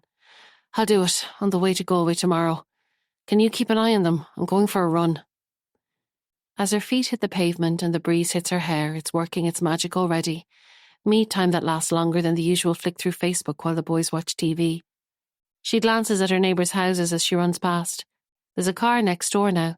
They're not away after all, and Rosemary is in her driveway watering plants. She waves at Kate as she runs by. Someone drives past her, a woman in a silver car with a child in the back. The car turns into number 34. It must be Georgia and her daughter. Kate runs on, down past the green, out to the main road and down past Dunleary. Irritation slip away with each footfall as the evening sun warms her face. Miller and Sam and home and school, it's all gone. There's only air and sky and ground and sea. Everything is good again. On her way back into Willow Valley 40 minutes later, she slows to a walk. The woman in number 34 is carrying a bag in from the car and stops when she sees her. Reluctantly, Kate takes out her earbuds. "Hi, you must be the new person in number 26. I saw you coming out of your house for your run. I'm Georgia." "Yes, we just moved the weekend before last. I'm Kate. Nice to meet you." "So how are you and your family settling in? Is it 2 little boys you have?" Georgia asks, looking Kate up and down. "Yes, Seth and Jamie. I think my husband met your husband the day we moved in." Kate waits to see what kind of reaction this brings, but Georgia doesn't seem fazed. "Oh yes, the parking thing. Don't mind Noel, he gets very het up about things sometimes. I'm very nice and normal, I promise. So what do you do?" "I'm in digital marketing. Well, I'm taking time out with the kids at the moment." Georgia tilts her head to one side. "Oh, fair play to you. I couldn't do it, but you're absolutely right. They're only small for such a short time. I just couldn't deal with the drudgery side of it, the housework and all that." She looks at her nails. "And I'm terrible at crafts and baking, but I'm in awe of you mums who stay at home and do all that. Seriously, fair play." Kate digs her nails into the palm of her hand. "You mums, seriously, fuck right off." "I'm no good at baking or crafting either," she says, making a huge effort to sound civil. "I'm not very good at being at home at all sometimes. But hey, I muddle through like everyone else, dreaming of that glass of wine after they go to bed." Georgia smiles. "Now that I can relate to. You know who'd swap places with you, though? Your next-door neighbour in number 25. Now, she'd love to be at home, I'd say. She always looks stressed and she never stops worrying about the kids. Have you met her?" "No, not yet." "Oh, you've probably seen her. Small, brown curly hair, always looks rushed. Sometimes wears glasses. I mean, she's lovely and everything, just a little neurotic, I think. And always a bit breathless, if you know what I mean." Kate doesn't really, but she's itching to get inside and under the shower. "Yes, I know. Listen, I should head on in, but nice to meet you." She gives a little wave and starts walking backwards towards her house. "You too. Oh, watch out for Rosemary as well. Have you met her? She has a tendency to ambush people and drag them in for tea." "Yes, I've met her, and yes, I've been ambushed." "Ah, then I'm too late. But you know what? She's not a bad old thing. I think she's just lonely." Kate nods and waves again, and this time she makes it home and through her front door, and even all the way up the stairs and into the peach-coloured shower before anyone else interrupts her. Chapter 16. Sam, Friday, July 1st. He raises his glass. The first swallow makes him feel much better than it should, and the second one is even better. He takes a third and puts the glass back down on the bar. His phone beeps. A text from Michael to say he's running 10 minutes late. But Sam's not in any rush. No bedtime to worry about, no texts home. Nobody to answer to for the whole weekend. He grins to himself and unfolds the paper. It's a very long time since he's had a night like this. Michael rushes in 15 minutes later. "Sorry, man. I got a taxi from the flat and then the traffic was a nightmare. I should have walked and I'd have been here quicker." "No worries. I'm happy out here with my paper and my beer. What'll you have?" "No, I'll get this. Same again?" Michael orders, taking the bar stool beside Sam. "So how are things? How's the new house looking?" "Grand. Loads to do. More than I thought, really. Do you know me? I'm not the best with DIY. Well, look, if you need a hand, I can come out to you. No bother."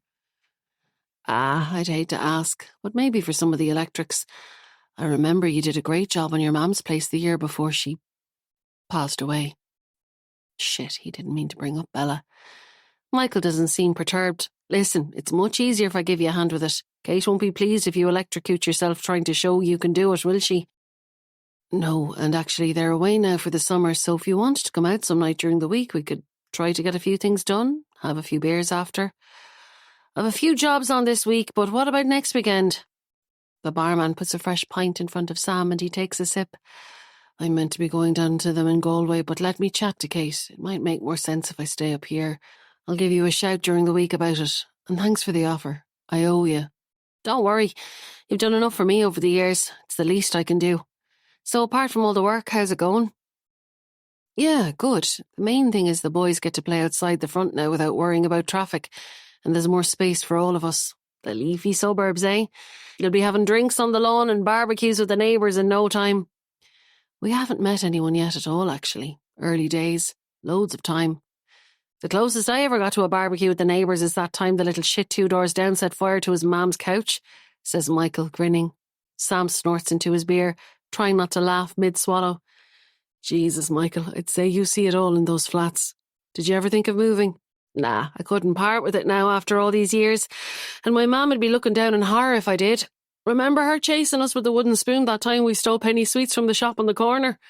She'd get me from the grave. You know she would. No better woman. Sam remembers the wooden spoon incident.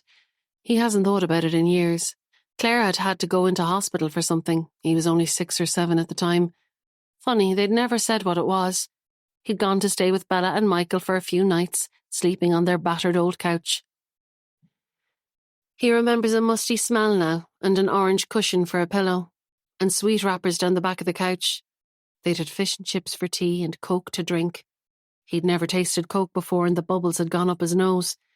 He remembers Bella laughing as she wiped his face, then giving them 20p each to go to the shop for sweets. For afters, she'd said, hooshing them out the door and warning them to be back in 10 minutes.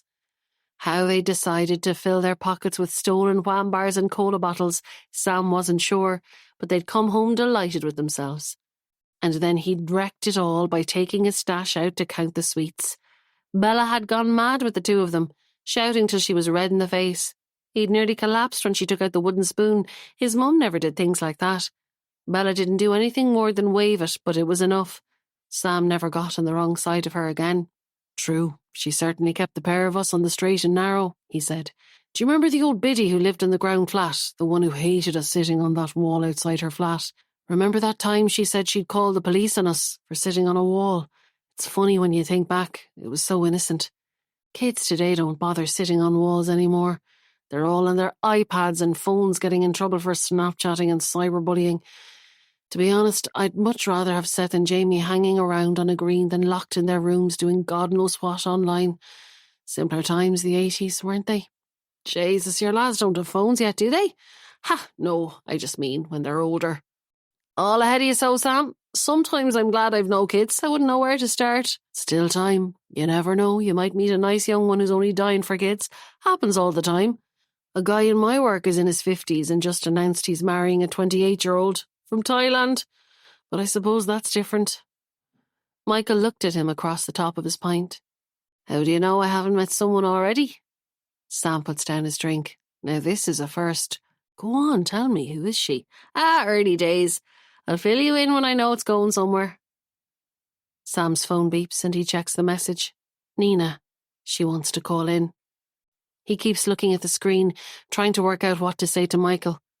It's going to look rude no matter what he says, but he can't say no to her either. He types a quick reply, then looks up at Michael. Listen, something just came up at work. I'm really sorry, but I'll have to head in there to sort it out. You're grand, don't worry. As long as you leave me your paper. And sure, look, I'll be out to you next weekend to have a look at this fancy new house of yours, as long as Kate's okay with you staying up in Dublin. Cheers, man, Sam says, putting his phone in his pocket and sliding the paper across the bar. Hope it doesn't take you too long. What? The work problem. Oh, yeah, me too. Right, I'll give you a bell during the week. Sam walks out into the bright evening light and turns towards the river, texting to say he's on his way. His phone pings again, but this time it's Kate. Just a reminder, new fridge being delivered in morning between 9 and 11. Boys asking to Skype. Is now good? He punches letters in quickly as he crosses the bridge, pushing guilty thoughts out of his head. Still at work, bit of a problem this evening. Will Skype in morning when waiting for fridge. Give them hugs from me. He makes his way across the road and up to her apartment block, ringing the familiar bell, wondering not for the first time how exactly he got himself into this.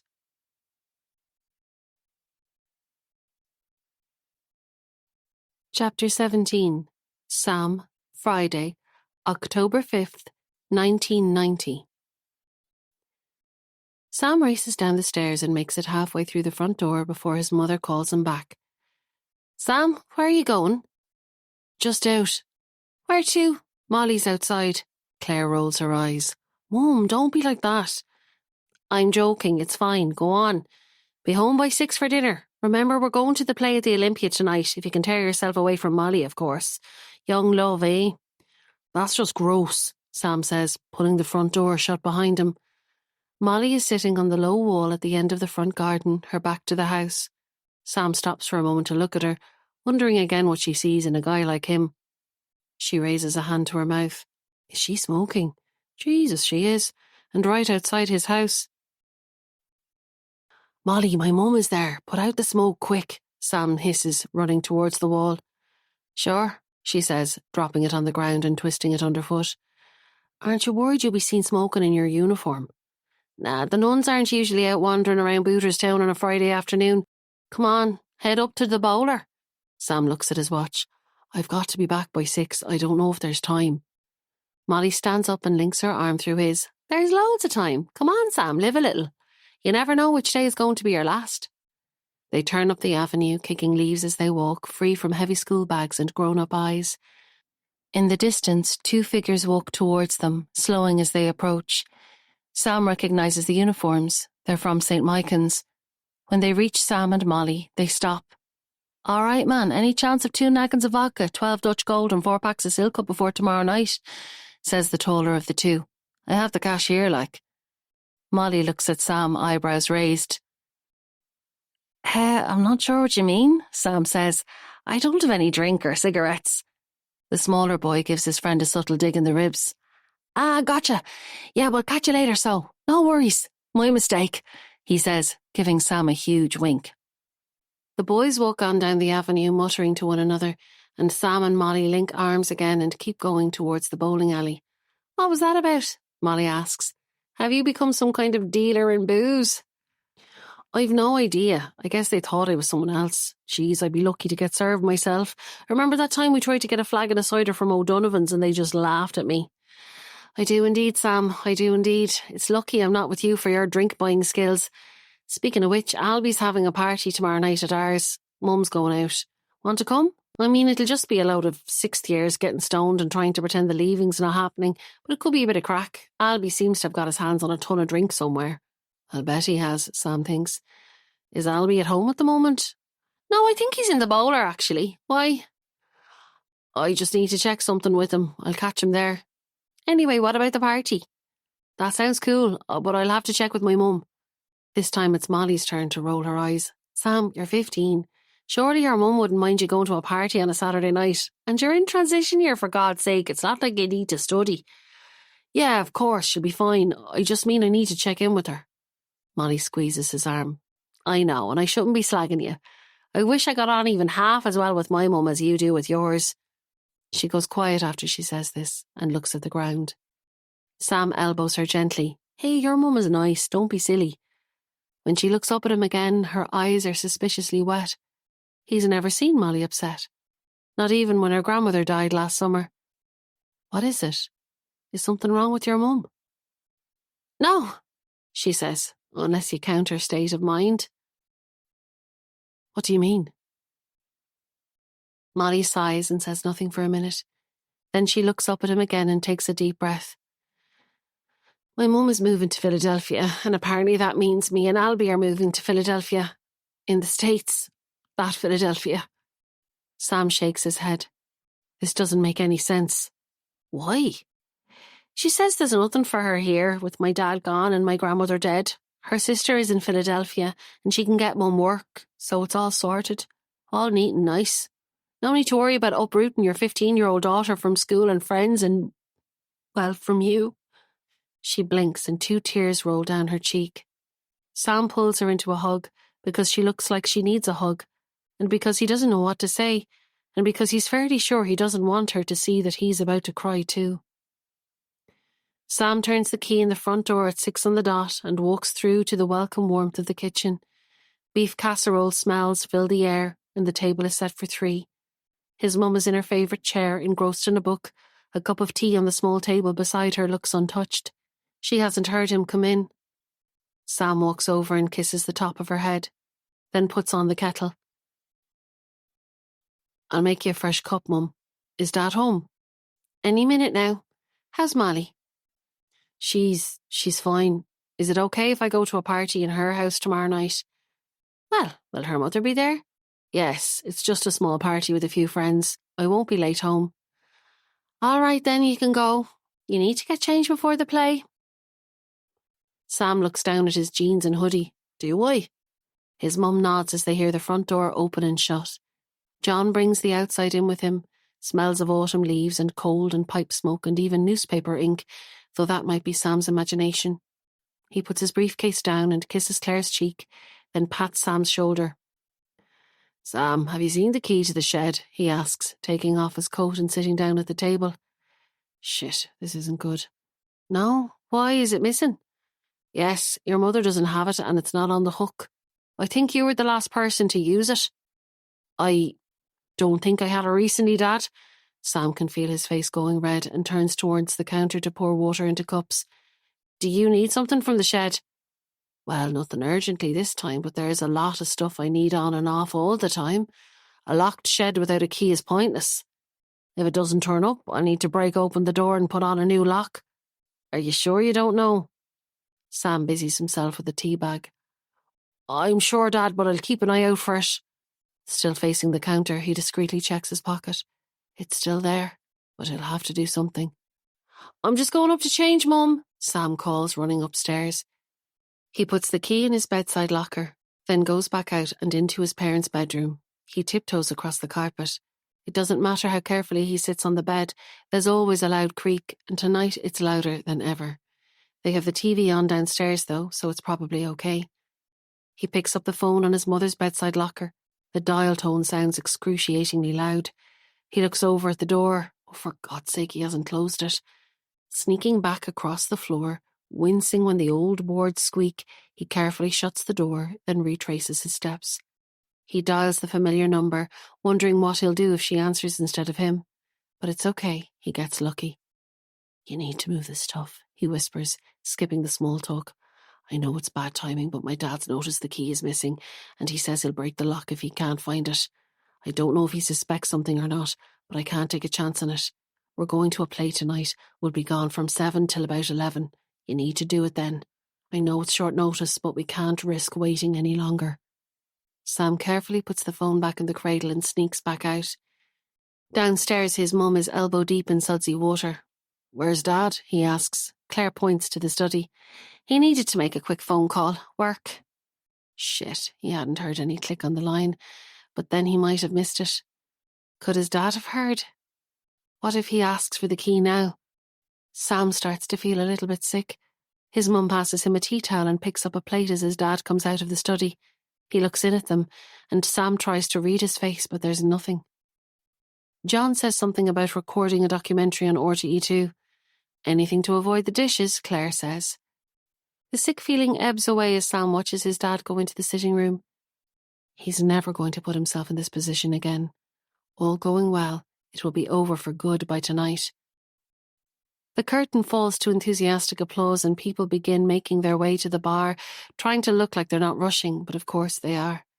A 15-minute interval isn't a long time to queue for, pay for and drink a pint. John pulls out his wallet and asks Claire what she'd like. She shakes her head. She doesn't want anything for now. It's warm in the theatre, but she's shivering and pulling her winter coat tightly around her. Her eyes are glassy and her cheeks are flushed. He asks if she wants to go home. At first she shakes her head, but then she nods. They get to their feet. Then he takes her gently by the elbow and helps her past the row of people beside them, signalling for Sam to follow. Outside in the crisp night air, Claire's high colour subsides, but she's still shivering. She tries to talk them into going back in. She'll wait in the lobby with a glass of water, but John insists they're going home. Sam trails behind as his parents walk towards the car park, chewing on a thumbnail. He looks at his watch for the third time. The hands haven't moved. It's still only 8:55, and there's no way to make a phone call to warn him they're coming home early. Shit. He drags his feet, wondering how long it will take to get back to Booterstown at this time of night. There won't be any traffic. Feck it anyway. It was a stupid idea in the first place. Stupid, stupid, stupid.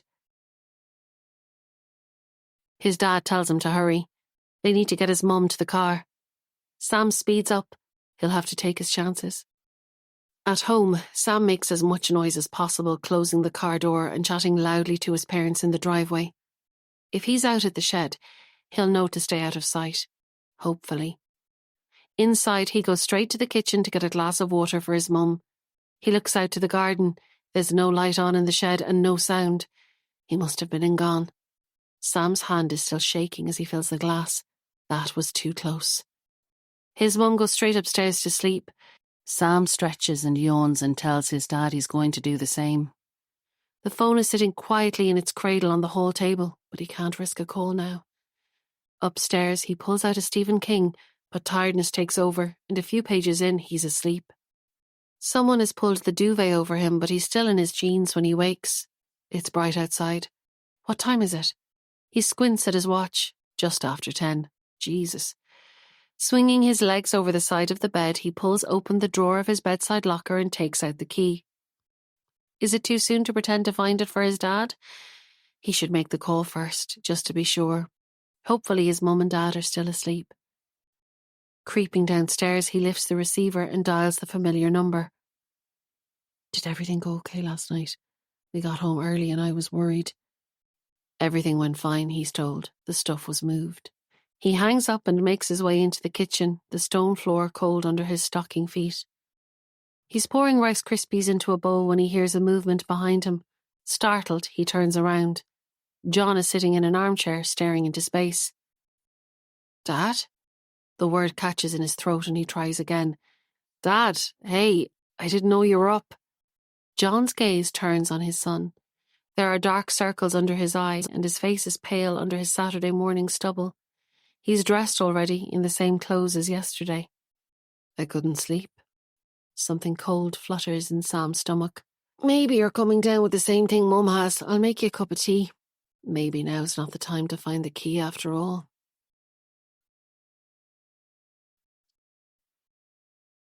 Chapter 18. Kate.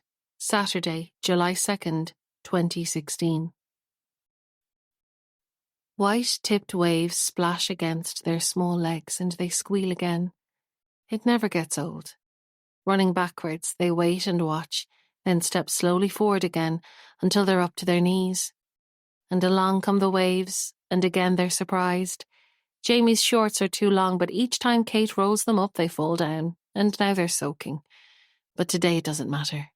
Kate leans her head back to face the sun, feeling her skin greedily gobbling up the unfamiliar vitamin D. A breeze lifts the corner of the rug, then it flops back down. She brushes the sand off and turns her face to the sky again. Then two small wet bodies hurl themselves at her, cold from the water and feet covered in sand. They're delighted with their attack, and she lies back on the rug, feigning shock. It's only the 6th time they've done it this morning. They could do with more sun cream, she thinks, inspecting their shoulders. Factor 50 is probably overkill for an Irish summer, and the boys have Sam's sallow skin, but still. After rubbing cream into their sandy shoulders, she plasters it on her own arms and legs too. Even if the boys can withstand it, her own whiter-than-white skin can't. She puts on a wide-brimmed hat and pulls out her book. Mum, will you come into the sea with us? I will later. I just want to read my book for a bit.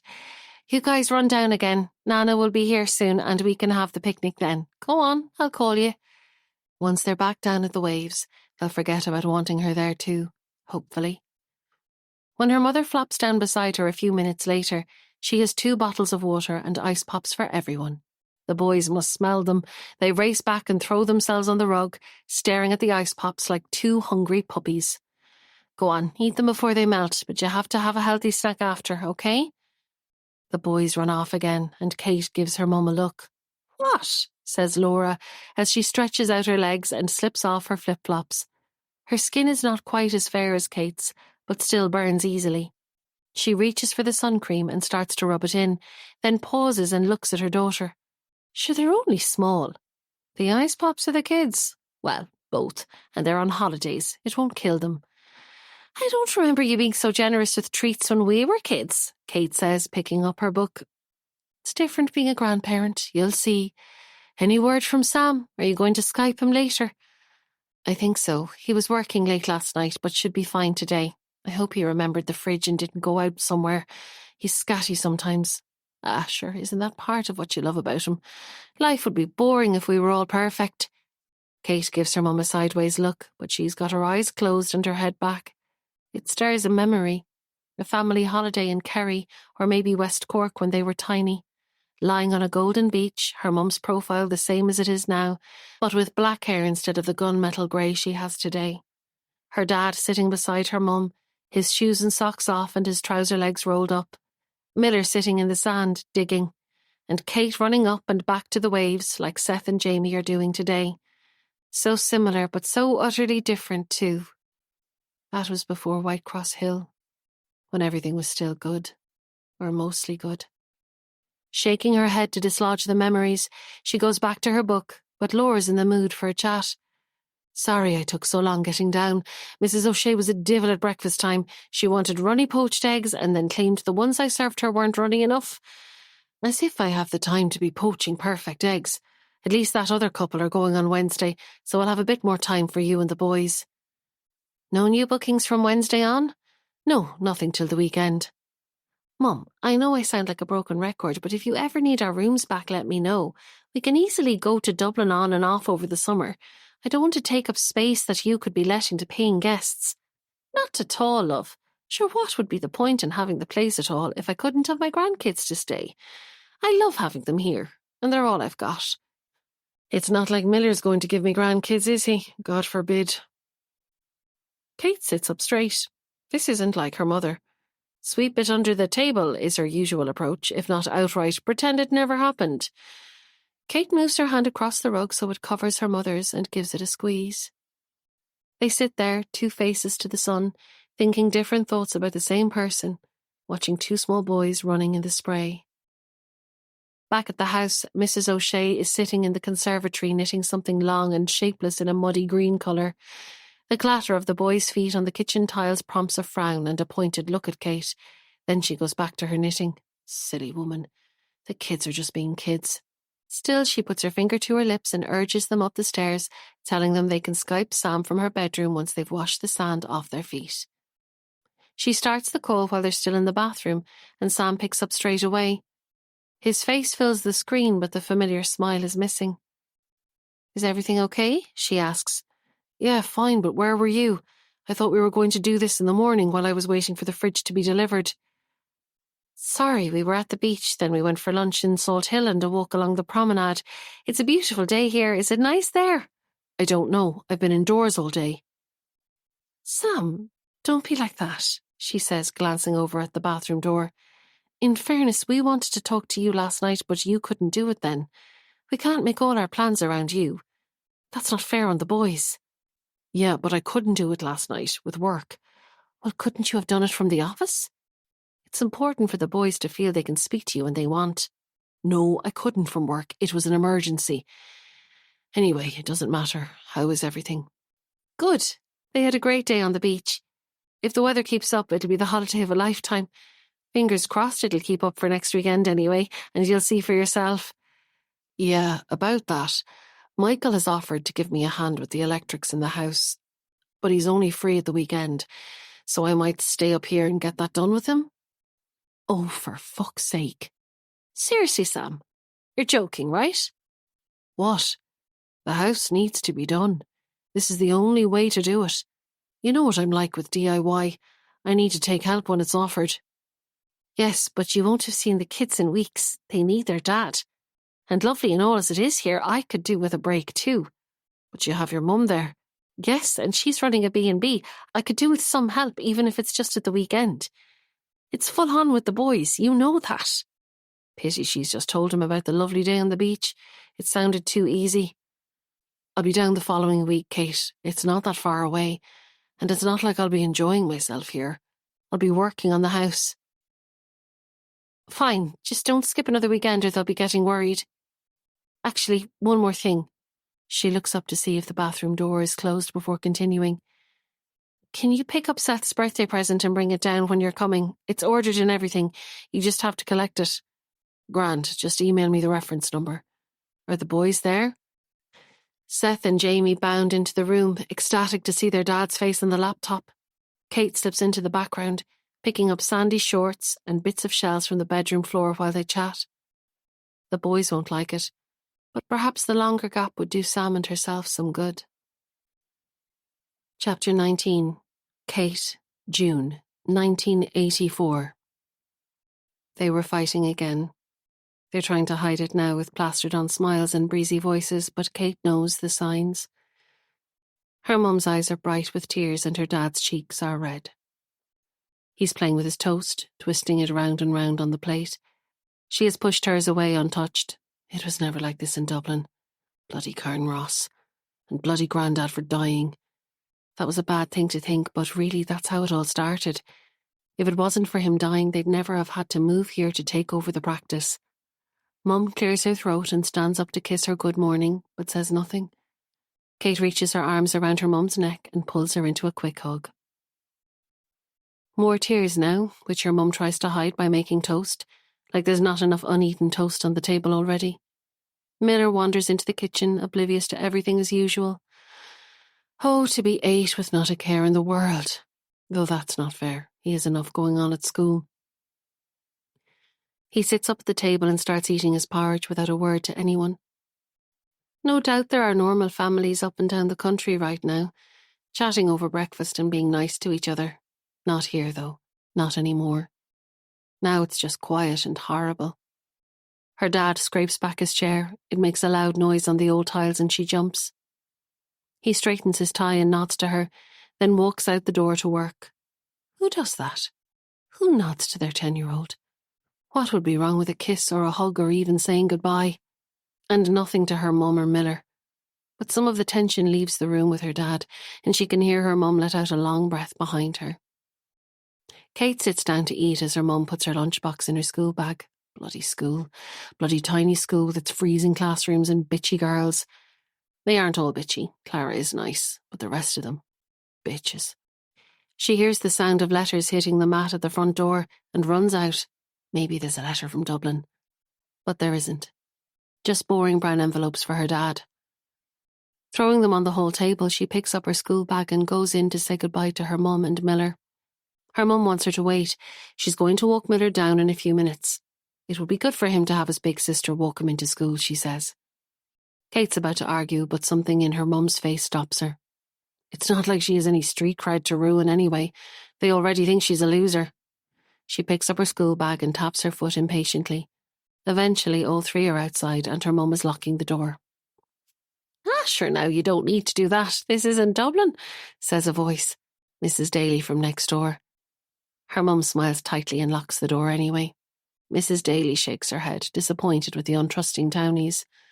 They set off in silence for the short walk to the school. Bloody Karen Ross. Chapter 20.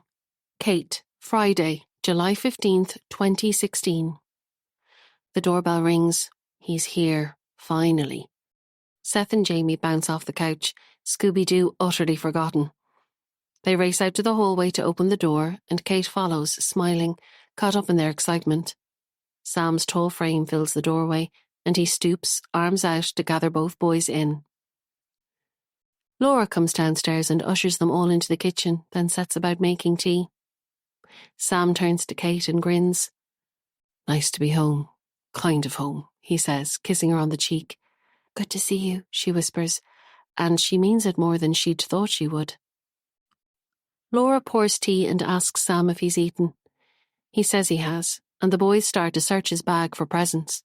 Seth, Jamie, stop, Kate tells them. You know that's rude. Dad didn't have time to get presents.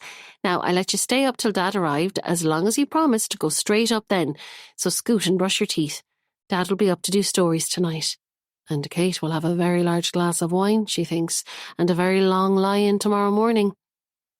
As soon as Sam heads upstairs with the boys, Kate goes into the living room and flops full length on the couch.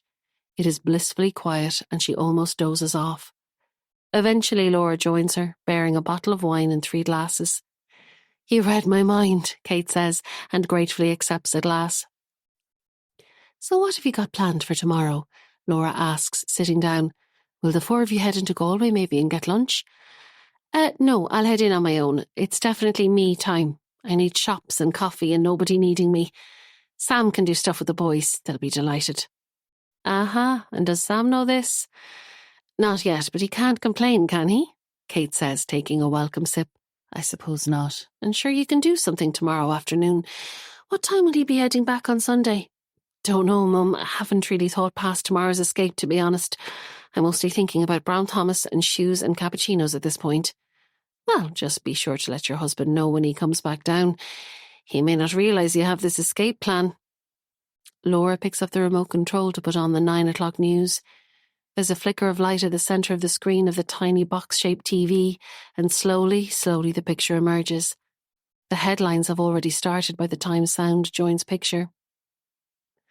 And the central bank says it will take the matter under advisement. In other news, Gardaí investigating the fatal shooting at an apartment complex in Dublin 2 on June 19th last are renewing their appeal for witnesses, specifically anyone who saw a tall, dark-haired man in the vicinity or a bike courier at about 10 o'clock in the morning. The shooting is believed to be drug-related, although the victim, Austin Granger, son of independent TD Maureen Granger, worked as a stockbroker and was not known to Gardaí. The door opens and Sam looks in. Hey, does anyone need anything before I come in? Boys are down now. We're fine. Come on in and sit down. You must be tired after the drive, Laura says. Glass of wine? Yes, please. That'd be great. Sam stands at the door looking unsure, then comes in and sits on the old red velvet wing-tipped chair near the TV. Kate smiles to herself. At home they sprawl on the same couch, but visiting the in-laws is still visiting the in-laws. Well, just one in-law really. A sudden pang hits her as it occurs to her that her father has never met Sam. Where has that come from? He's never met the boys either, and she's thought about that on and off since they were born, but it hasn't struck her before that he's never met Sam. Well, it's his own fault. Asshole. Looking over at her mother, she wonders if there has been any contact over the years, even through lawyers. Her mum never mentions him, and she never asks. How's everything going with the house, Sam? Laura asks as she hands him a glass of wine. Not bad, there's still loads to do. My cousin's been giving me a dig out with it, thank God. Any more run-ins with your man across the road? Kate asks. No, haven't seen him since. What an idiot. You have to wonder what he has going on in his life that he was ready to call the guards over a parking problem. And has Miller left you in peace? Kate asks, glancing at her mum. Sam shifts in the seat. Actually, he did call in one evening, I meant to tell you. I thought he'd forgotten you were here, but he said he knew that and he was calling to see me. Oh God, will he ever get the message? Kate, Laura says. That's not fair. Mum, come on. What is he doing calling in annoying Sam when we're not even there? She turns back to Sam. What did he even talk about? Well, nothing, to be honest. I made tea and we sat at the kitchen table and he said nothing. I asked about his flat and his flatmate and his novel, but he didn't really reply. And did he stay long? Around 45 minutes. Oh, Sam, that's ridiculous. It's okay to tell him you have things to do or not answer the door when he calls. No, I'd feel bad doing that. It's no hassle, Sam says.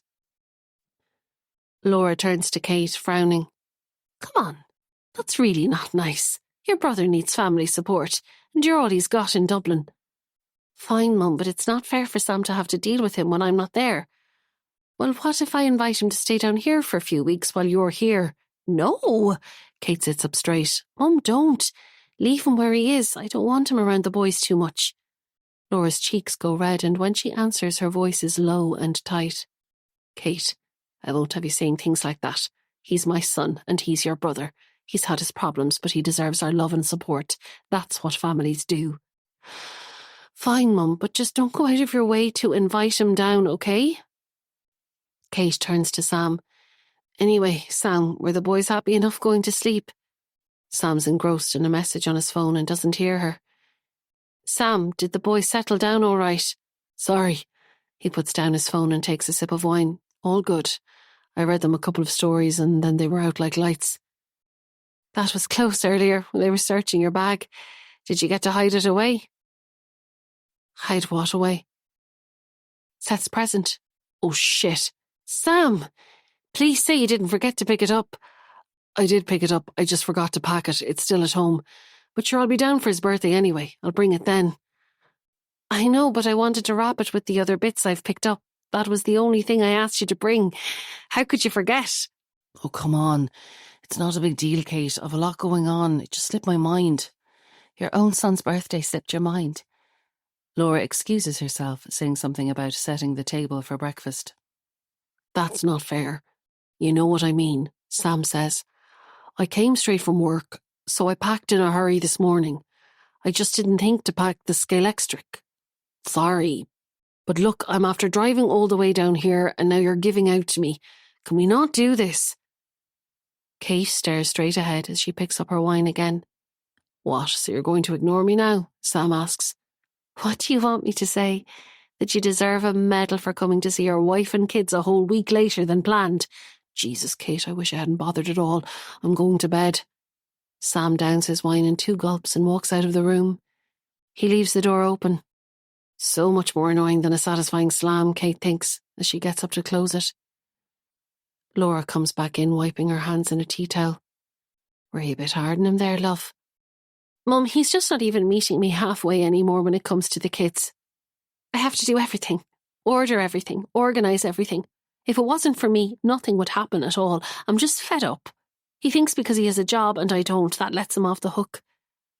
Then talk to him. Don't sulk. Talk. I'm not sulking, but I'm not in the mood for talking either. Let's just put something on TV. Upstairs, they can hear Sam moving around, then silence. He's really gone to bed.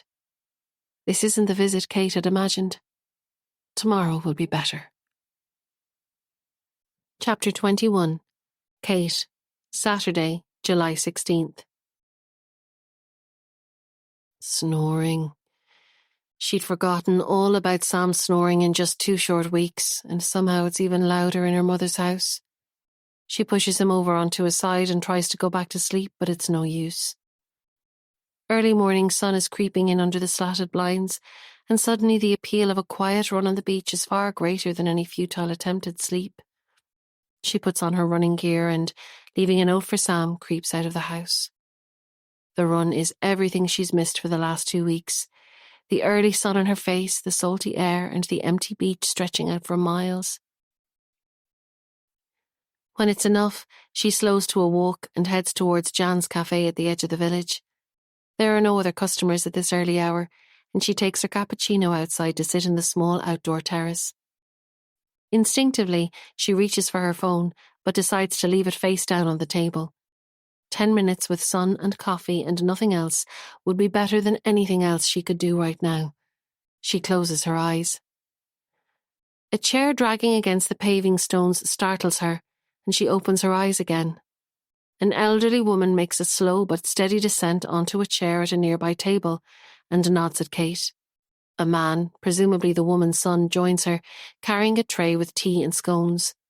They begin a conversation about the weather and move on to a rundown of what a seemingly huge number of children are doing now, possibly the man's family. He pauses and seems to be about to say something, but doesn't. The woman carries on asking about the children. It sounds as though she's mixing up their names. Even Kate can remember that Isaac is 12 and Amy is 10. It's not the other way round. If he's impatient, the man hides it well. Jan comes to ask if Kate would like another coffee, but she decides against it. 5 more minutes, then she'll head for home. The man and his mother are still chatting. She's just visiting for the weekend and will go home tomorrow morning. Kate can see the son is holding a brochure under the table. She can't make out what's on it, but he seems unsure about showing it to his mother. What could it be, Kate wonders? A holiday he's planned? But why the hesitation? More like a care home, she speculates. Now the woman is talking quite loudly about her cat and how much she misses him this weekend. She says she should never have left the cat with her neighbour and won't do it again. The man nods and quietly crumples the brochure into his pocket. With her peace well and truly broken, Kate takes out her phone and clicks into Facebook. But scrolling through pictures of everyone she knows on beaches all around the world having the best time ever does not, it turns out, make her feel amazing, so she closes Facebook and tries Twitter. Something makes her look up, and she finds the elderly lady staring at her. She stares back for a beat, then turns to her phone again. "I know you," says the lady. "Oh, great. A little old lady striking up a random conversation. She's really not in the humour for this. The son will surely jump in to stop her." Kate keeps looking at her phone.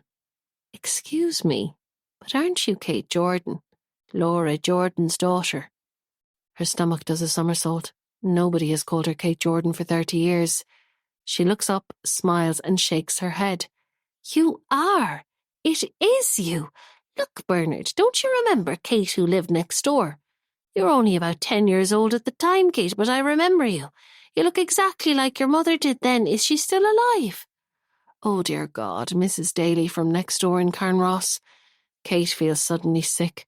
Bernard, who Kate remembers as a troublemaking little brat, is smiling over at her now too. Her throat feels blocked. They're waiting for her to answer, but no words are coming out. She stares helplessly at Mrs. Daly. "Have you been back at all, Kate, to Carnross? Do you see your father much?" "I have to go," she manages finally, pushing out her chair and knocking the cappuccino cup onto the ground. She tries to pick up the pieces, and Bernard comes over to help. Jan comes out with a dustpan and brush and tells all of them she'll take care of it. Grateful for the distraction, Kate picks up her phone and turns to leave. "We didn't all blame your family, you know, Kate," says Mrs. Daly softly. Kate stops for a moment and then keeps going, back towards the beach and the B&B, wishing she'd stayed in bed. Back at the B&B, everyone is up and sitting around the kitchen table eating breakfast.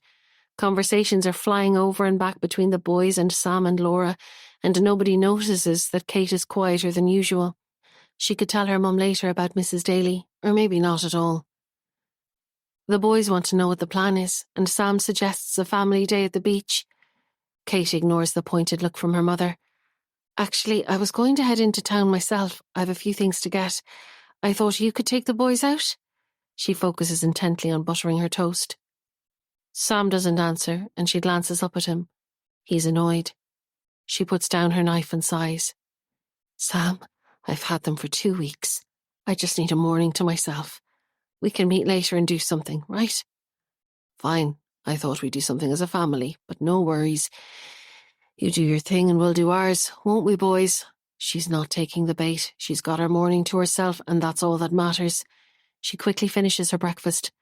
"Boys, give me a kiss in case you're gone when I get out of the shower," she says, grabbing Seth and Jamie for quick hugs before heading up the stairs. In her bedroom, Sam's phone is buzzing in the middle of the bed. She reaches over to pick it up, but it's stopped. Missed call, N, pops up on screen. Who is N? Why, just an initial. She brings the phone back downstairs and hands it to Sam, telling him she didn't catch it in time. He looks at the screen. "Work," he says, pocketing the phone. "So annoying on a Saturday. Well, they can wait. I'm on my holidays. Right, boys?" He picks Jamie up and tickles him. Kate goes back upstairs. She smiles. It's only for a few hours, but she's free. Her phone beeps. Sam wants to know where she is. They're back at the B&B already. Crap. She checks the time. How is it 2:15? It feels like she's only been here 5 minutes. Putting down her shopping bags, she replies to say she'll be home by 3. No response. He's annoyed. She probably shouldn't have got her nails done. That took up too much time. Then again, they're very pretty, she thinks, admiring them in the light. Right, 2 more shops, then back to the car. Well, maybe 1 more takeaway coffee too. And she'd take a cake home to the rest of them. That would clear the air.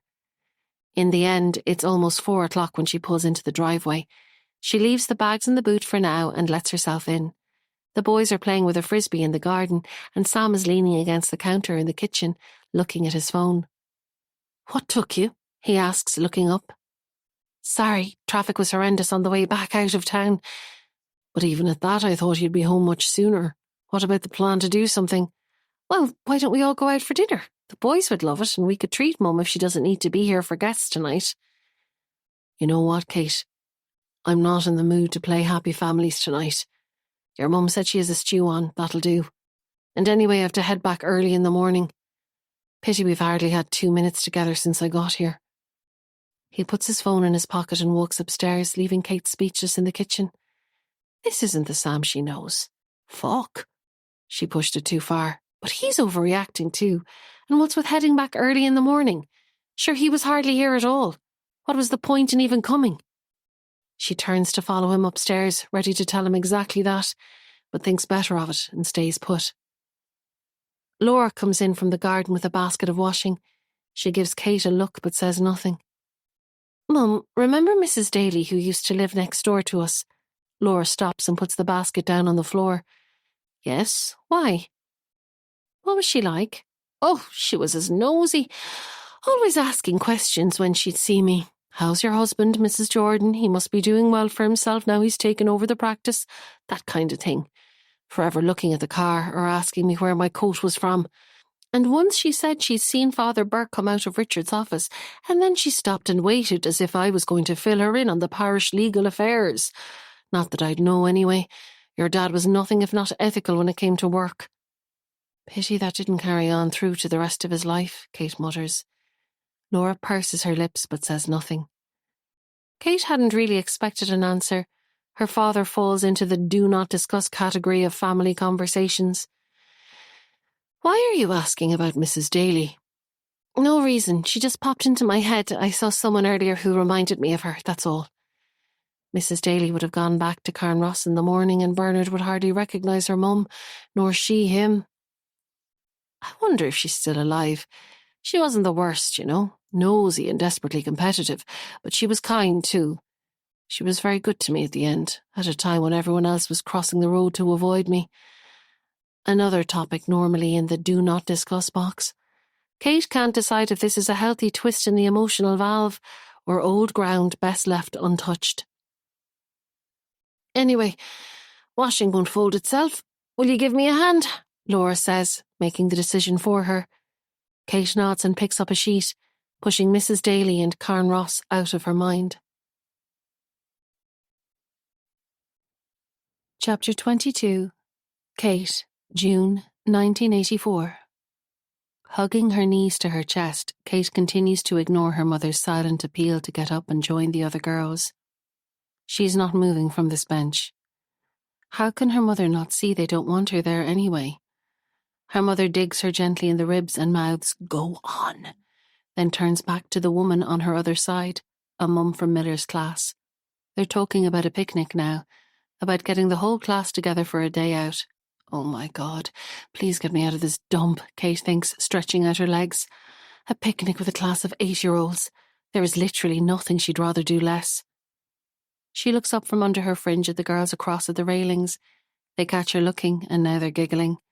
As soon as she's 16, she's out of this dump and back to her real friends in Dublin. Only 6 years to go. Her mum elbows her again, and she gets off the bench, but only to stand to the side, out of her reach. She looks over at Miller. He's sitting on top of the slide, not doing anything.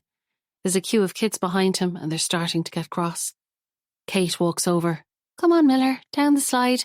There's people waiting behind. Good boy, let's go. Still he doesn't move. It's very high. You don't have to slide down if you don't want to. You can go back down the ladder. We can ask the others to let you past. Is that what you want to do? Miller nods at her and turns to make his way back down the ladder.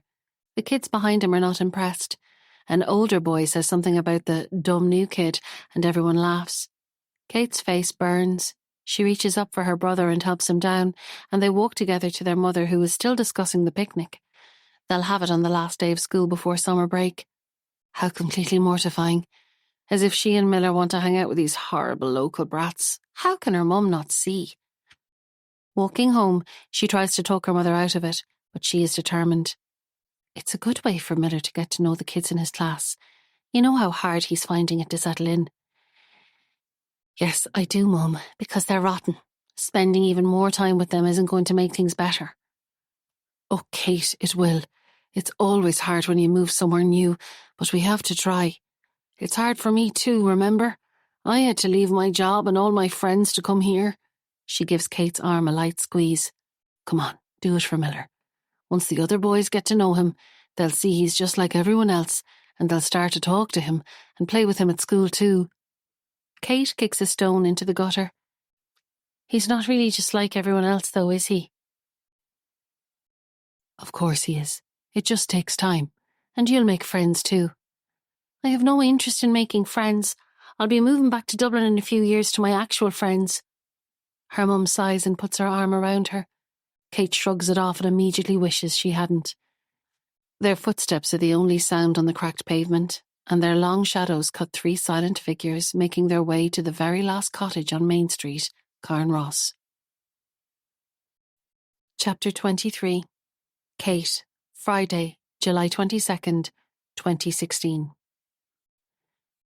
Kate is kneeling on the wing-tip chair, cleaning her mother's best lamp, the ornate brass one she'd taken with her all those years ago when they left the cottage in Carnross.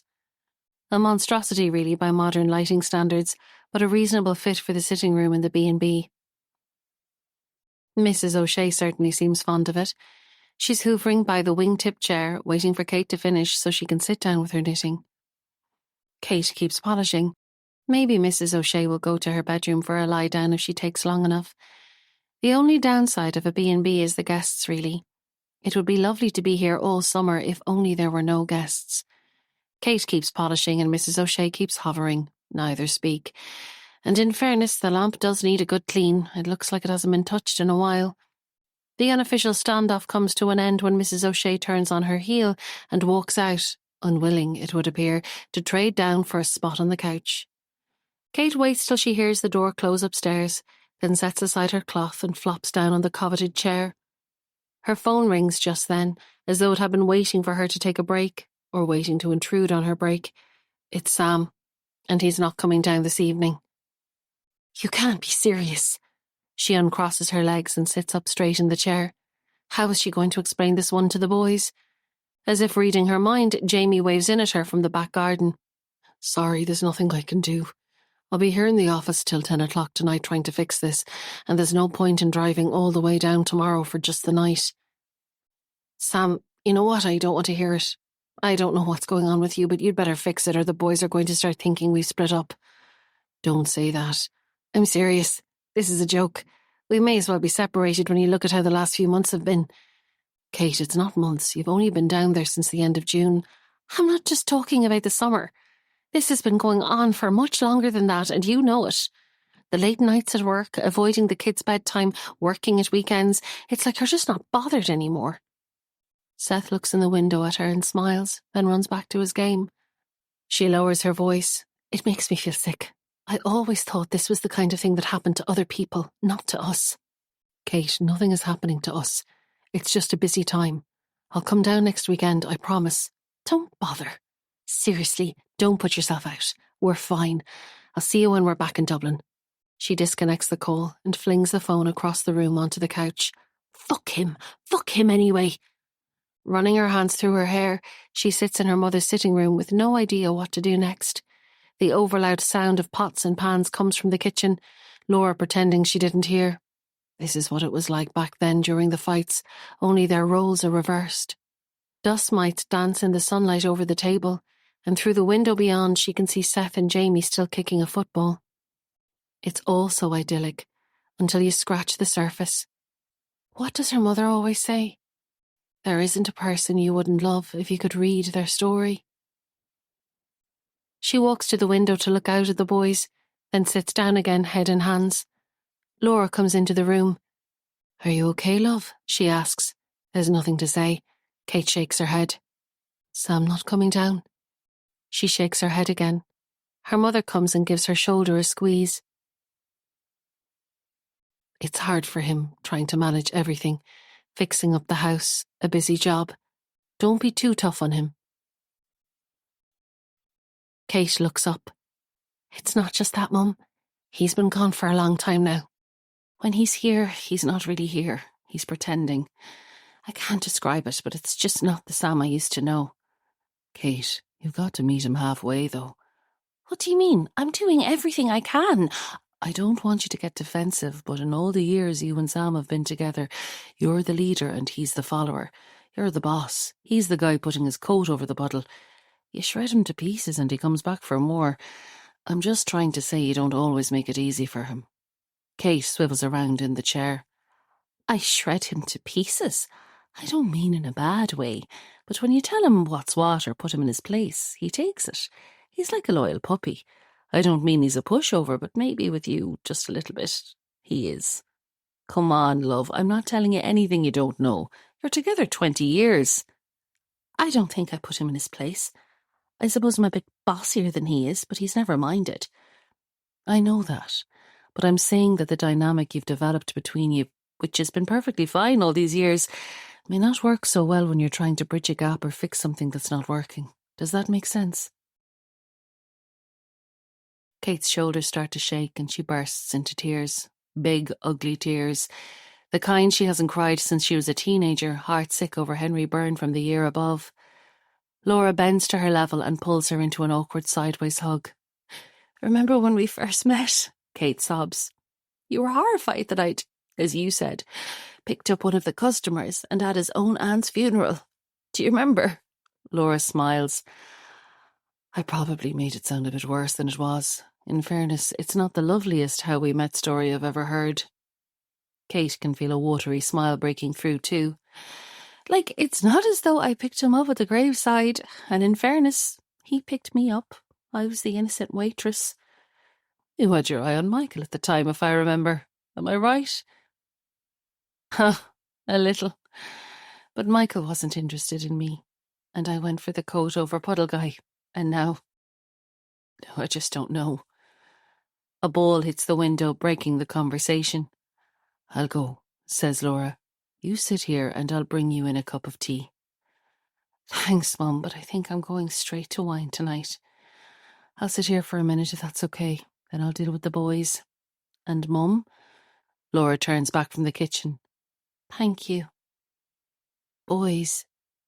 She plucks at something pink and sticky dried into her jeans. Strawberry yogurt, maybe. There's something I have to tell you. Dad can't make it down this weekend. She waits for the tears, but none come. Two relatively disinterested faces look up from their books. Was he meant to come down tonight? Seth asks, cocking his head to one side. Well, he tries to come down at the weekends when he can, but he had to work tonight. Okay, Seth says, then looks down at his book again. Jamie, would you like me to read for you? Kate asks. 2 stories, Mum. Fair? 'Cause Dad's not here, he says, milking her concern but showing none of his own. Fair, Jamie. She starts to read. It's not the best wine she's had all summer, but it'll do. It's one of those supermarket special offers. Not the proper offers where the good wine is a bit cheaper than usual, but the ones where they sell off cheap wine for next to nothing and hope nobody notices the taste. And in a way, it's an appropriate wine for the night that's in it. Mrs. O'Shea is the only guest, and she's safely tucked up in her room with her knitting, so Laura and Kate have the remote control to themselves. Most guests don't come near the sitting room at night, but Mrs. O'Shea can go either way, and she doesn't like anything violent or dark on TV, or any swearing, or anything that's not a documentary. Did I mention, Laura says carefully, in a way that suggests she most certainly didn't mention, that Miller is calling tomorrow? Miller, that's all Kate needs on top of no Sam. She rolls her eyes. Kate, come on, he's your brother, please. I know, Mum, but it's hard work when he's here. He doesn't say a word, he just hovers. The boys still never know what to make of him. She looks down, not meeting Laura's eye. Well, what if he took them out somewhere and gave you a bit of time off? I'm stuck here with that new family arriving, but Miller could take them to the beach and you could go into town. Kate sits forward, rubbing her middle fingers up and down her forehead for what feels like a long time. Kate, do you want to do that? Without looking up and almost under her breath, Kate answers, no. Well, I think it would be nice. Might be good for Miller. Maybe it would be, but no. Still, she doesn't look at her mother. Mum, I don't want him on his own with the kids. That's not fair. Laura's voice is quiet now too. What happened wasn't his fault, and he was only a child, for God's sake. Kate looks out between her fingers at the small TV, the dusty, colourful books behind it, and the antique fireplace that gives the whole room its personality. She counts the candles on the mantelpiece. 7. There are 7 candles. What's that Danish thing about being cosy and lighting candles? Hygge. Kate. I know that, Mum, and I'm not talking about what happened, or at least not just that. I mean what it did to him, the person he is today. He's my brother and I love him, but I am not sending him off with the boys. Miller's your son and you are looking out for him. I get that. But Seth and Jamie are mine, and I'm looking out for them above all else. Laura is twisting a button on her cardigan around and around. Kate turns her head to watch. It's going to pop off if she keeps turning. Her mother's unmanicured nails are short. No way to grow them when you wash dishes all day, she always says. She stops twisting and lets the button go. His life has been ruined by something over which he had almost no control. He was 8. He was only 8. Kate put her hand on Laura's. I know, Mum, she says softly, but people come through great tragedies. Look at Sam and what happened to him. People come through. Somehow Miller got left behind, and there's nothing we can do to change that now. She swirls her wine in the glass and takes another sip. I'll always be there for him, but it doesn't mean I'm going to pretend none of it happened.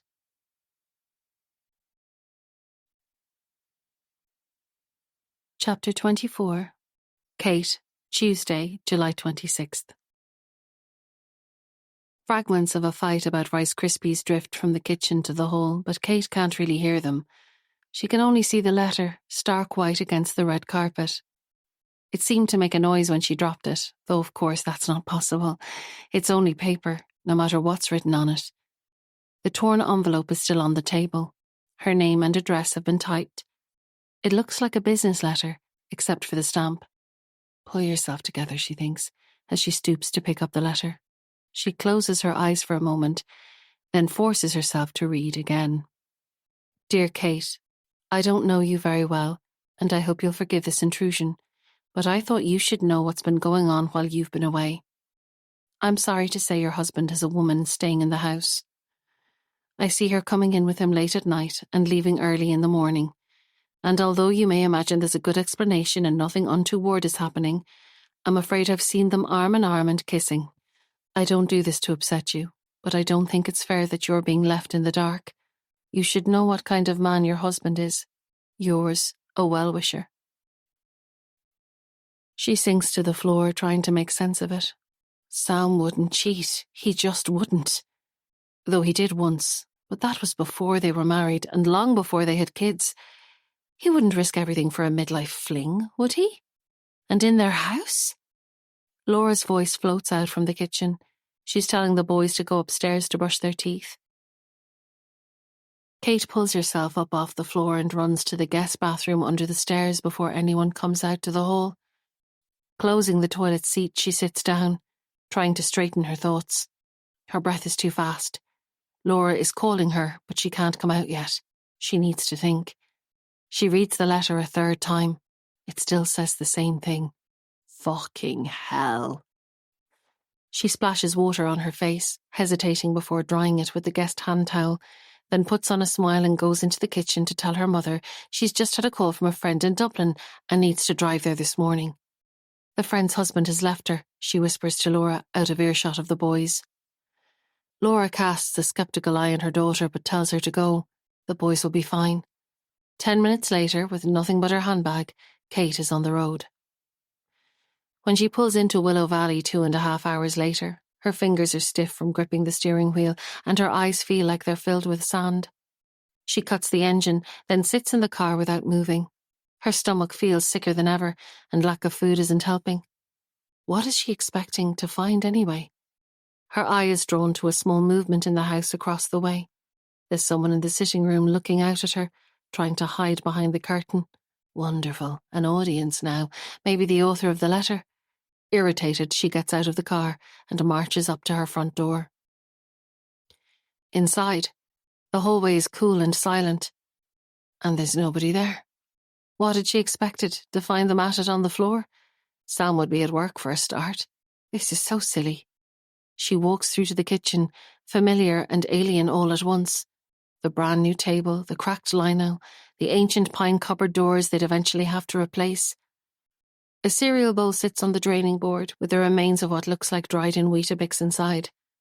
The kettle is still slightly warm from Sam's morning tea. On autopilot, she hits the button. There's post on the counter, unopened, addressed to her. bank statements and her visa bill. She opens the fridge, not as empty as she'd expected. Cheese, ham, milk and beer. Normal, just like everything else. What was she thinking, driving the breadth of the country on foot of an anonymous letter, like some deranged, scorned wife from a made-for-TV film? Laura would have a good laugh at this later. The kettle trundles to a stop. She warms a cup and switches on the coffee machine, running some water through it first to clean it. Sam only drinks tea, despite her many failed attempts to convert him. She reaches for the coffee, but it's empty. Now she desperately wants a coffee. Wasn't it at least half full when she was leaving? She makes tea instead and, taking a roll of black sacks from the cupboard, she carries her cup upstairs to gather some clothes for the next few weeks. The house feels strange, so very quiet. She switches on the radio in her room and a song she's never heard blares out. Quickly she turns it off again. What is he doing with the volume so high? Opening her wardrobe, she begins pulling out coloured t-shirts and fresh pairs of jeans and a dress for going out even though she has nowhere to go. She reaches under her bed to pull out a box of beach towels and swimsuits. They need some extra towels, and knocks something over. A shoe. A high-heeled, silver peep-toe court shoe. The kind she wouldn't wear in a million years. Oh, Sam. She puts it down and stands up, looking around the room for other unfamiliar objects. There's nothing in plain sight. Her eye falls on her bedside locker. The top drawer is ajar, just the tiniest bit, but she never leaves it open. She pulls it out. Inside there are some bangles, a pair of earrings and a magazine screaming headlines about soap stars she's never heard of. That sick feeling is trickling back. A little unsteady on her feet, she backs away from the locker and goes into the ensuite bathroom. In the mirror on the medicine cabinet, her cheeks look paler than ever, and her hair is all over the place. For a second she pauses, then bracing herself she opens the cabinet. A bottle of MAC foundation, a tube of BB cream, and 6 or 7 eyeshadow palettes, none of which are hers, and a little packet of some kind of medicine. She picks it up and turns it over. Yasmin. She's not on the pill anymore, though she used Yasmin for a long time before they had kids. Frozen to the spot, she turns the packet over and over in her hand. 3 pills gone, 18 still there. Oh, Sam. Back in the bedroom, she lifts the lid of her laundry basket. Underwear that isn't hers sits on top of a pile of towels that are. So she's not only leaving her belongings all over Kate's house, she's using her best towels too. Her eyes are drawn back to the bed. In spite of all the evidence to the contrary, she still can't picture Sam sleeping with someone else. Pillows sit side by side, just as they always do, lined up in marital harmony. Sam's is usually higher than hers until she fixes it, because he doesn't fold his pyjamas. He just stuffs them underneath in a bowl. But today there's perfect symmetry. She pulls them back. Under her pillow there's a thin black negligee, the kind only women who don't have the battle scars of childbirth wear. And underneath his, there's nothing. She steps back until her shoulders touch the wardrobe, then slides down to the floor. Jesus Christ, Sam. In 20 years, other than that one horrible time, when he promised he'd never do it again, she'd never suspected he'd stray. Not for a minute. They weren't perfect, far from it, and the last year has been tough. But surely it was nothing more than the typical domestic struggle that parents of small kids go through. And of course there wasn't as much time for dinner and dates and sex and meaningful conversations, but that was normal. Or had seemed normal until he started working late and stopped coming to see them at the weekends, and now this. Jesus Christ. Well, fuck him, and fuck her. She gets up off the floor and pulls a black sack from the roll. Then, without touching anything, she tips the laundry basket contents into it.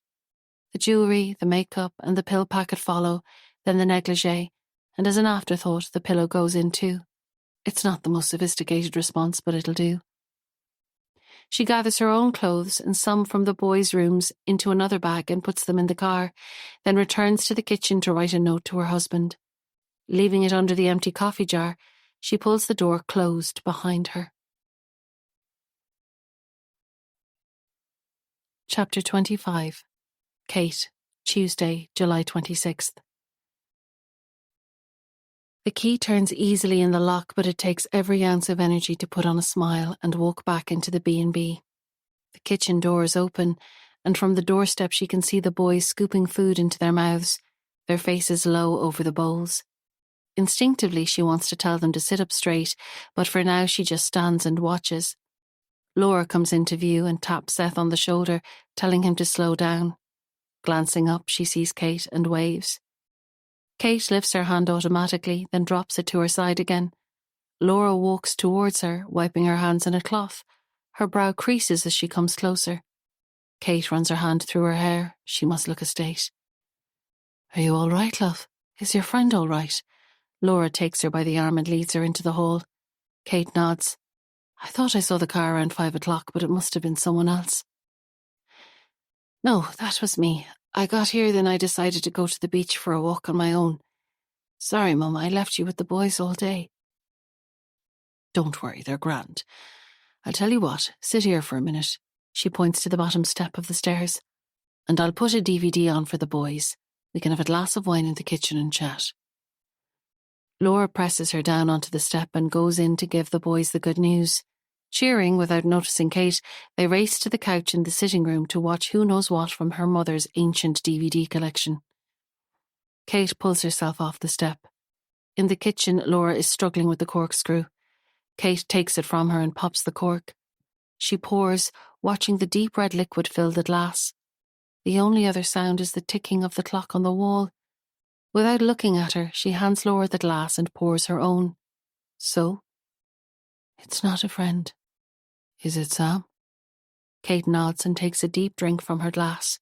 Shifting on the chair, she pulls the crumpled letter from her jeans pocket and slides it across the table to her mother. Laura reads it, her face falling. "Oh, Kate, and is it true?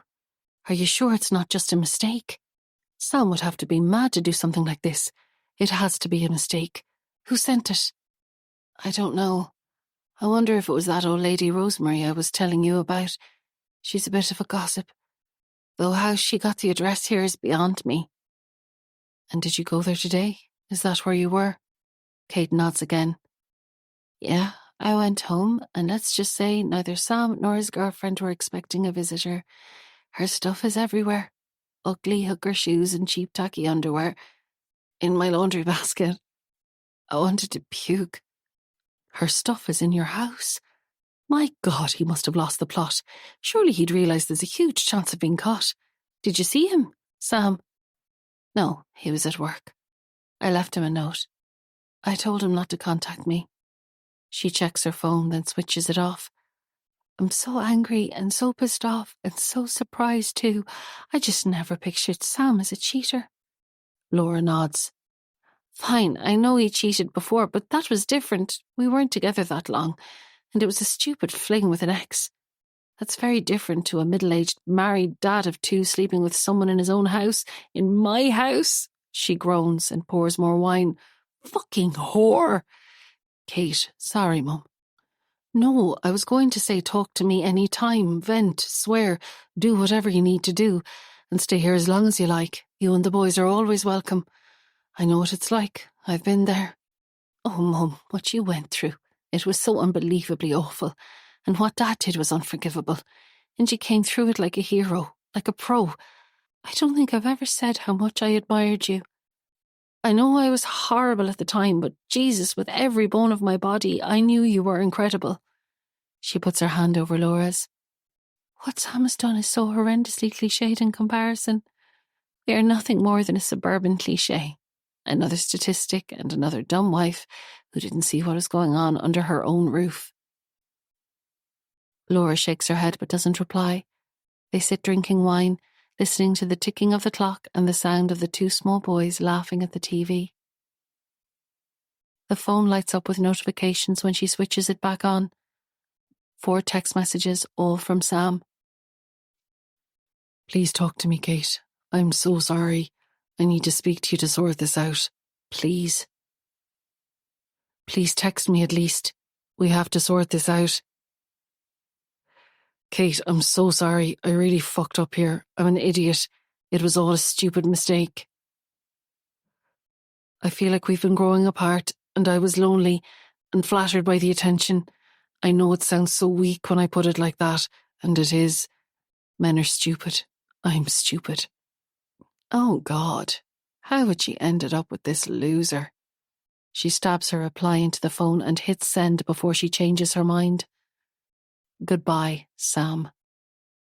She switches off the phone. Chapter 26. October 22nd, 1990. The whine of the car alarm starts up just as the 9 o'clock news headlines begin. John groans and pulls himself up out of the couch. That's the third time this week. I'll have to bring it in to be serviced, he mutters, walking out to the cold hallway as Claire pushes the sitting room door closed after him to keep the heat in. The noise of the alarm is deafening when he opens the front door, a rude interruption on the quiet October evening. The neighbours would be cursing him. He clicks the button and the noise abruptly stops, although it's still ringing in his ears. Then he hears it, a faint rustling. Where is it coming from? There it is again, louder now, and then a thwack, like something hitting the ground. A fox, maybe? Eyeing up the bin? He picks up what Claire calls the rubbish rock and puts it on the lid of the bin.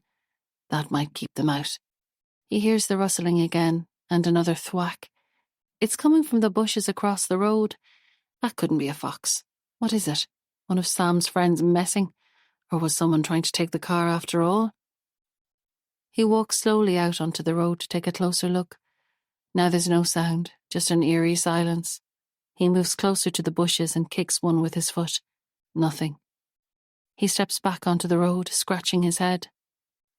The car engine is purring softly somewhere behind. He turns and squints into the darkness. The engine revs suddenly. Someone's in a hurry. He can't make out whose car it is. The new guy from the corner house? He's forgotten to turn on his lights. John raises his hand, pointing at the front headlights. So easy to forget in a lit-up area. He did the same one night last week. He keeps waving and pointing. The car is coming down the road towards him now, gathering speed. It's coming right at him. Can't the driver see him? He tries to jump out of the way, but it's too late. Now there's only screaming pain, and he's lying on the cold, black road. The car reverses. It's almost out of sight. Why is the driver not helping him? John tries to shout, but he can't. Then he hears the car again. It's coming towards him, faster and faster. Understanding now, he tries to crawl to the side, but he can't move. He claws at the road, scrabbling for a grip, anything to pull his body out of the way, watching in horror as the car comes straight for him, and then everything goes black. Mourners spill out onto the street because, in spite of the vastness of the church, there isn't enough room. In the front pew, Sam grips his mother's hand. Claire looks nothing like herself. She's aged a decade in 3 days. Her eyes are wide and vacant, staring into the nothingness in front of her, ceremony and Valium each playing a part to get her through. The coffin they spend so much time choosing looks just like every other coffin now, except there's a photo of his dad on top. It's one from the office, the black and white shot they use for his byline in the paper. It was the only photo they could find of him on his own. John's eyes look out over the top of his glasses, surveying the congregation with just a hint of a smile behind his pipe.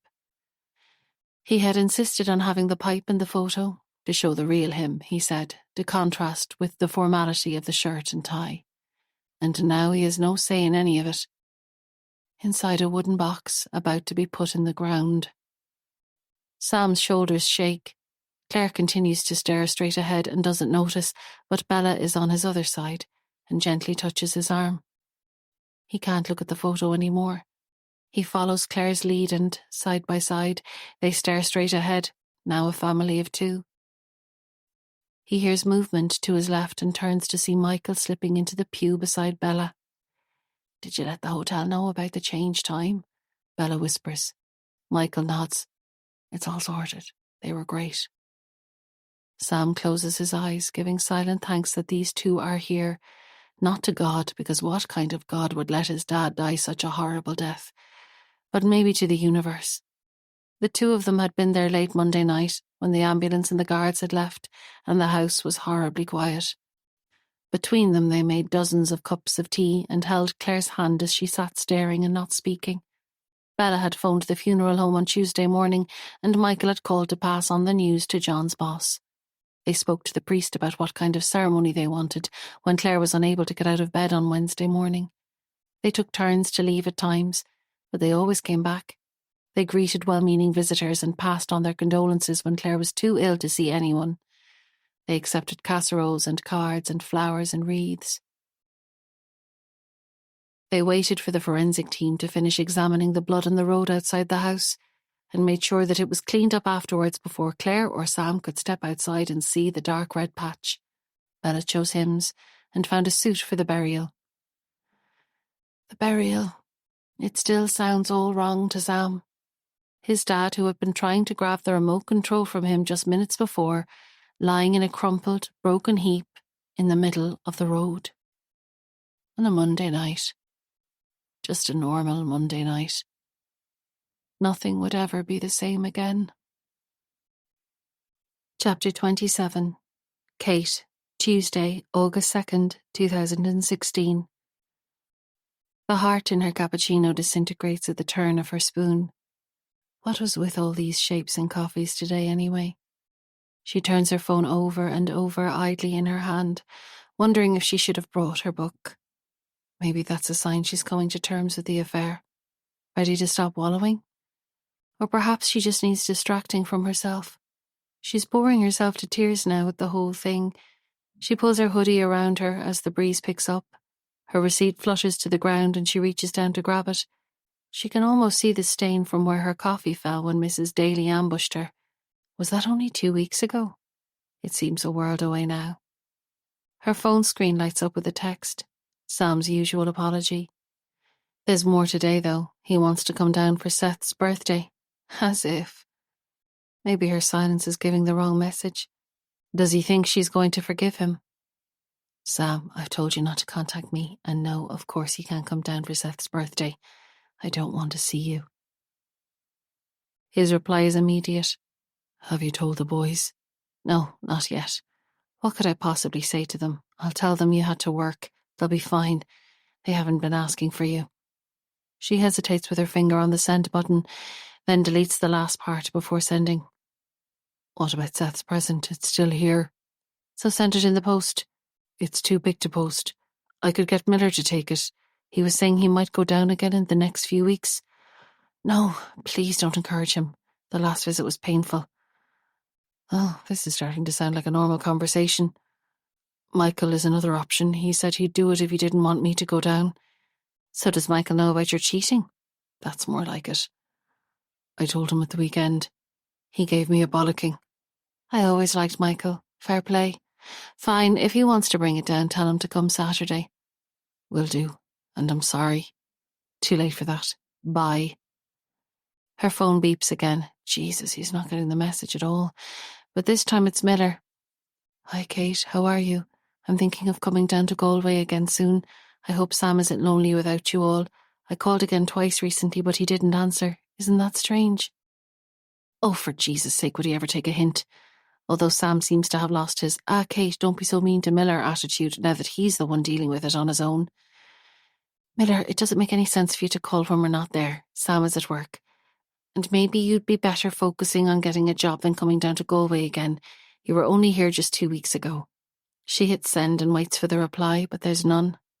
Feck, that was probably a bit harsh. Bloody Miller. The door swings open and Jan comes outside to gather empty cups from another table. The wind knocks a chair on its side and she picks it up, nodding towards Kate and looks up at the grey sky. That's the end of the summer, I'd say, she says. It is indeed, thinks Kate. It most certainly is. Chapter 28. Kate, June 1984. It's definitely going to rain. And of course, the one day her mum trusts them to walk home without her, Miller doesn't show up. Kate folds her arms and frowns, looking around the increasingly empty schoolyard. Miller's not at the door, even though she told him 3 times this morning he was to wait for her. And the last few kids from his class are gone now too. It starts to rain, and she pulls up the hood of her ugly green rain jacket. Maybe he's still in the classroom. She picks up her bag, cursing him under her breath. But only the teacher is still in the room, and she says Miller left 10 minutes ago with all the other kids. She goes back to her marking. Thanks for nothing, Kate mutters as she goes outside. Would he have gone on without her? She walks out the school gate and looks down the road towards the village. There's a cluster of boys outside the sweet shop and they look about his age, but the rain is heavier now and distorting her vision. She can't make out if Miller is among them. She starts walking. It is Miller, and there's a group of boys in a circle around him, throwing something. She picks up her pace. Miller is running from one boy to the next as they throw whatever it is. It's a shoe. They're throwing his shoe. She starts to run. He has one shoe on, but his other foot is bare, splashing down in rapidly forming puddles every time he runs. The boys are laughing as Miller tries desperately to catch his remaining shoe, but he can't. Not when it's 5 against 1. Kate races up to the group, and just as one boy raises the shoe above his head to throw it, she grabs it. He turns around and laughs when he sees her. How dare you? She roars at him. Do you think that's funny? Chill, it's just a joke. Where are his socks? The boy shrugs. She turns to Miller. Where are your socks? Back at school, he says, his head down. You took his shoes and socks at the school. He ran down here barefoot in the rain. The first boy answers. Well, he got one shoe back at the school, so not totally barefoot, and anyway, he's too dim to notice. Retard. He whispers the last word, but Kate hears it. She thumps him hard, catching him on the shoulder and knocking him back. He trips over a school bag and lands on the ground, red-faced and surprised. The other boys snigger and start to slink away, leaving just Miller and Kate, his shoe in her hand. Come on, she says, putting her arm around him. Put this on and I'll help you find your socks. I just want to go home now, he says. Can we leave the socks? I wish we could leave the village too, Kate says as she helps him tie his lace. At dinner, glancing over at Miller, she tells her parents what happened. He pays no attention, methodically eating his lamb chop and mashed potato. When she tells them Miller had to walk from the school to the village with only one shoe on, Laura claps her hand over her mouth and looks like she's going to cry.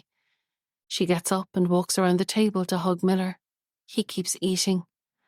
Oh, love, I'm so sorry this happened to you. I should have gone down to collect you. This is all my fault. I'll be there every day from now on. Great, thinks Kate, because being the only kid in her class still collected from school won't at all make life harder for her. But her dad has other ideas. He puts down his knife and fork before speaking, like it's some kind of big pronouncement, like he's the boss of the house, as if. She rolls her eyes but makes sure he doesn't see. No, he says, folding his arms. Laura, you're not to collect him. He needs to learn to stand up for himself. Miller, how do you feel about the fact that your sister had to help you today, that you had to be rescued by a girl? It's supposed to be the other way round. So the next time someone tries to take your shoe, you punch him and walk away. Laura stands up. Richard, that's not the right message to be giving him. He should tell a teacher or find Kate. You can't be telling him to hit other children. That's what we were taught as kids and it didn't do us any harm. I'd never let anyone bully me like that. He needs to stand up for himself or it'll be happening in 30 years' time. He turns to his son. Miller, leave the table now and go upstairs to think about what happened today. I'll be up in a while to speak to you, and I want to know that you've listened and understood what I'm saying. Kate's sure Miller isn't paying attention at all, but then he pushes back his chair and walks out of the room. They wait silently, listening to his slow footsteps on the stairs and the sound of his bedroom door closing. Laura sits back down and looks at her husband. That's not fair. He's only 8. He needs our sympathy after what happened today. Sending him to his room will feel like a punishment. It is a punishment. He should never have let them take his shoes. It's our job as parents to teach him lessons like this. Richard picks up his knife and fork again and cuts off a piece of lamb. Kate watches him, her stomach churning in time with his chewing. She's conscious that her mother is close to tears again, but she doesn't look at her. What a dick, she thinks. Even kids know that's not a good lesson. And not for the first time, she wishes it could be just the 3 of them. Laura, Miller and Kate. Chapter 29. Kate. Saturday, August 6th, 2016. Kate stands in the doorway with her arms folded, watching as Michael gets out of the car with a present tucked under his arm. Where exactly is bloody Skelestric going to fit in her mother's B&B? At least it's wrapped. That's a first for Sam. Michael looks unsure about how to greet her, and inexplicably that makes her happy. He opts for a quick smile and a shrug in the end, and asks if he should bring in the present or leave it in the car. Sure, bring it in. He's out in the garden, she says, and turns to walk back inside. Michael follows. Do they know it's me that's coming and not Sam? He says to Kate's retreating back. Yeah, it's fine. Outside, Seth and Jamie squeal when they see Michael and race to hug him before grabbing the present and ripping off the paper. I love it, Seth says, putting down the box to hug Michael again. Well, it's not for me. I have something else for you in the car. This one is from your mum and dad. Is Dad here? Seth says, his big brown eyes wide with anticipation. Kate starts to plan her answer, but Michael gets there first, hunkering down to talk to Seth at eye level. He had to work. He has a huge amount of work at the moment, and his boss said he had to stay in the office all weekend. He really wanted to come down, and he really misses you two, but he couldn't. Two chins meet two chests. Damn it, anyway. Sam and his bloody mess. Kate puts her arms around the boys. We'll have great fun with this, she says. I don't know how Skelestric works. Will you show me? I don't know either, Mum, Seth says, his head still down. Dad was going to show me. Michael takes Seth's hand. You know, I've a pretty good idea how this works. Will I give it a try? Seth nods and Kate mouths a thank you to Michael. The track takes up half the patio outside the kitchen window, and Michael really does seem to know what he's doing. The boys are hanging on every word while he lays it out and talks them through each step. Kate watches from inside as she searches for birthday candles. The cake, a rainbow cake because rainbow was Seth's favourite colour, is still in the box from Jan's, and there are buns and jelly somewhere in the cupboard too. Would it be enough? Well, apart from the obvious gaping hole left by the absent father. What's he doing right now, she wonders, instead of celebrating his son's birthday? She pulls out her phone and her finger hovers over the Find My Device app. It doesn't help her at all to know where he is, and if he's somewhere other than home or the supermarket, what's she going to do about it anyway? If anything, it's going to annoy her, but she already knows she's going to look. The map takes a few seconds to show up, but when it does, the pin is neatly tucked into 26 Willow Valley. He's at home. And now she just feels sad. McDonough's smells of turf and sawdust and spilled Guinness when she opens the heavy door. Every person in the bar turns to look at them as they walk in, and she wonders what possessed her to say yes. It had been Laura's idea. She'd mind the boys, she'd said, and Kate could get out for lunch. It would do her good, Laura insisted, to have adult company other than her own mother. Kate would have preferred to stay in the garden with the boys and let Michael go back to Dublin, but then of course Michael hung back, waiting for her to answer, and she couldn't say no. They take a small table beside the fireplace and Michael goes to the bar to get menus. I'll just have the soup, Kate calls after him. Don't worry about a menu for me. The locals aren't paying attention anymore. They probably look like a couple. There's a newspaper on the table and she picks it up. The front page shows a picture of that little girl who's gone missing. That poor mother. Where's the dad in all this? Curious, she turns to the inside pages, but then Michael comes back from the bar. He has a coffee for himself and puts a glass of red wine in front of her. It's a bit early for wine, isn't it? She says, but takes a sip. I reckon you've been cooped up at home for long enough. You could do with something stronger than coffee, he says, sitting down opposite her. Kate nods and takes another sip. So, let's get the small talk. Just tell me, is it serious? God, no, Kate, just one of those things. He's an awful idiot, you know how it is. Well, no, I don't know. Tell me, what exactly do you mean by one of those things? Michael picks up his coffee and pauses before answering. First of all, tell me, how much do you want to know? Think about it, Kate. You might not feel any better for knowing the details. There's a lot to be said for just leaving it. Kate shakes her head. I can't leave it. I'm so pissed off with him, and it's been driving me mad since I found out. If I'm going to move on in whatever direction that might be, I need to know the details. Michael nods. Okay, there's not much to tell, really. It's a girl he works with. They were putting a project and they were spending a lot of time together, and it just sort of happened. Well, that's what he told me anyway. Kate feels queasy.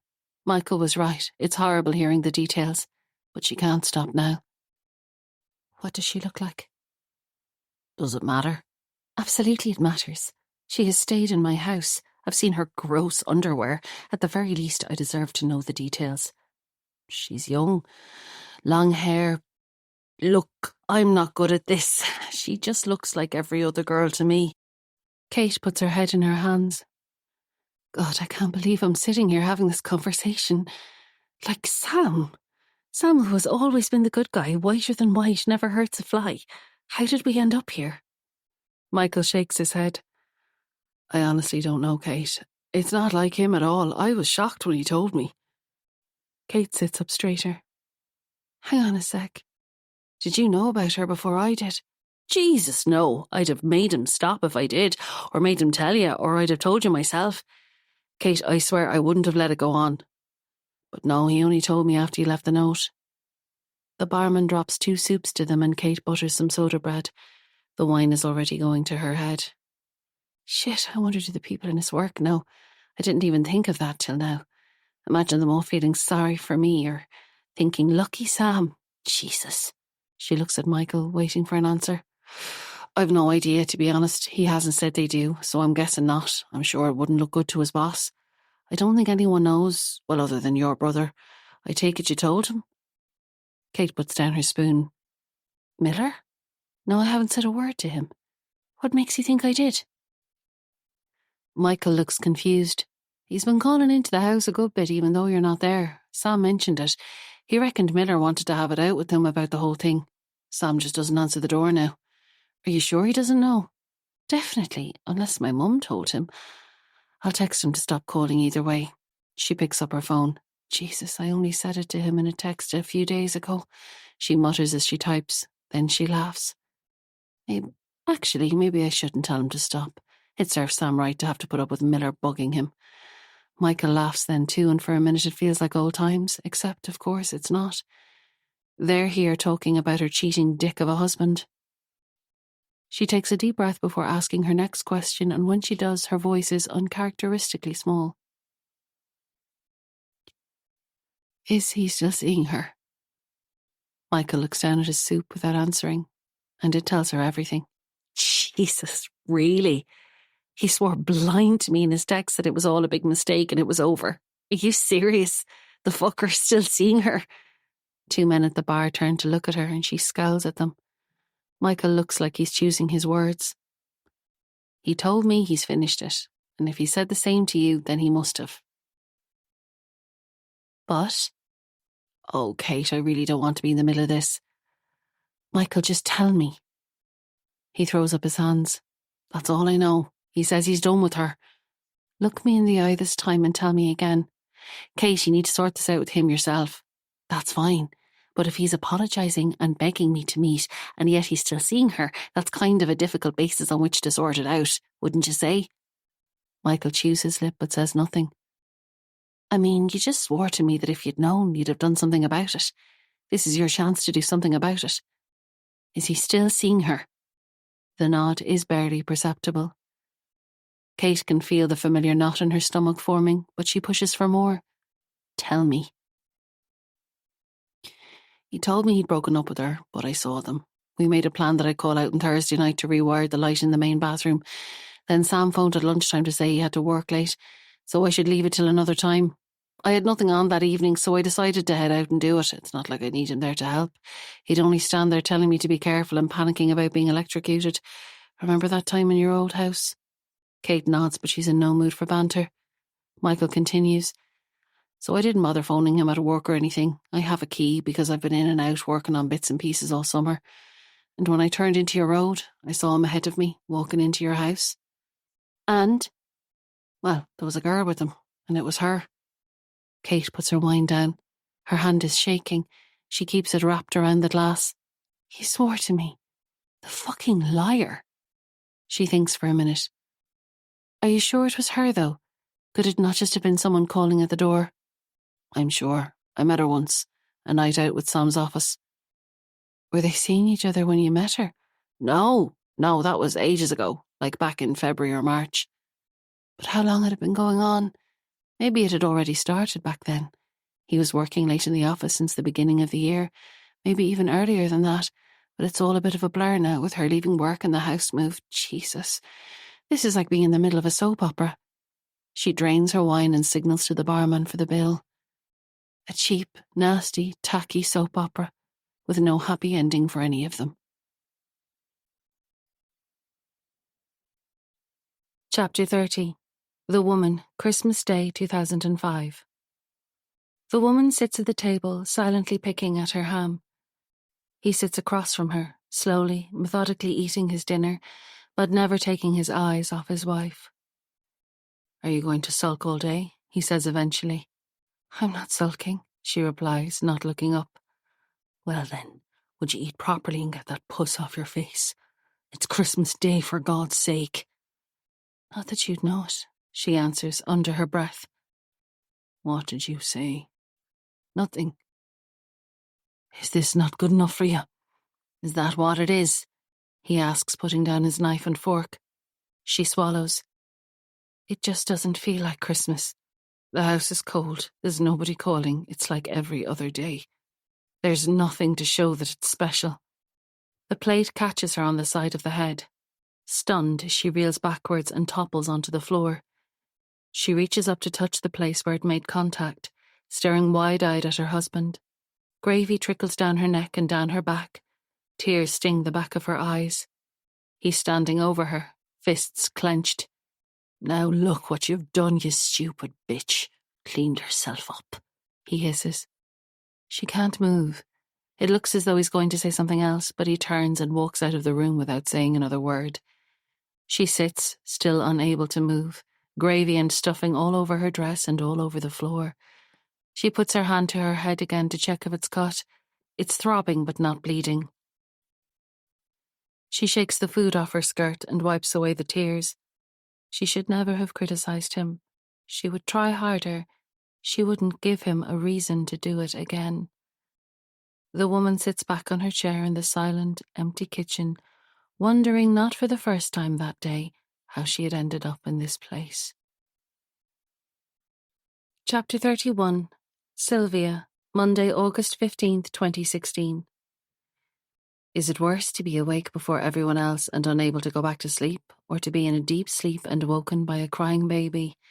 Sylvia can't decide. And of course it's always one or the other. She's read a lot about people who wake to the contented babbling of a child in a cot, but she's not convinced. It's never happened with Megan or Zach. This morning everyone else is asleep. It's just her and the bedroom ceiling and the missing 2 million swirling around and around in her brain.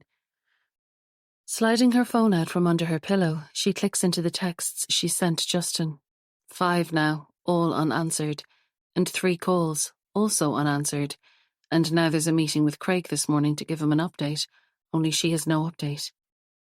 It's pretty clear now that the money was paid out, and somehow the hole was filled, but she can't see where the cover came from. Craig will lose it when he finds out it's not just a reporting discrepancy, and it's going to sound so weak and so unprofessional, but she'll have to remind him that it was on Justin's watch. She turns on her side and closes her eyes, but account balances and audit requests flood her brain.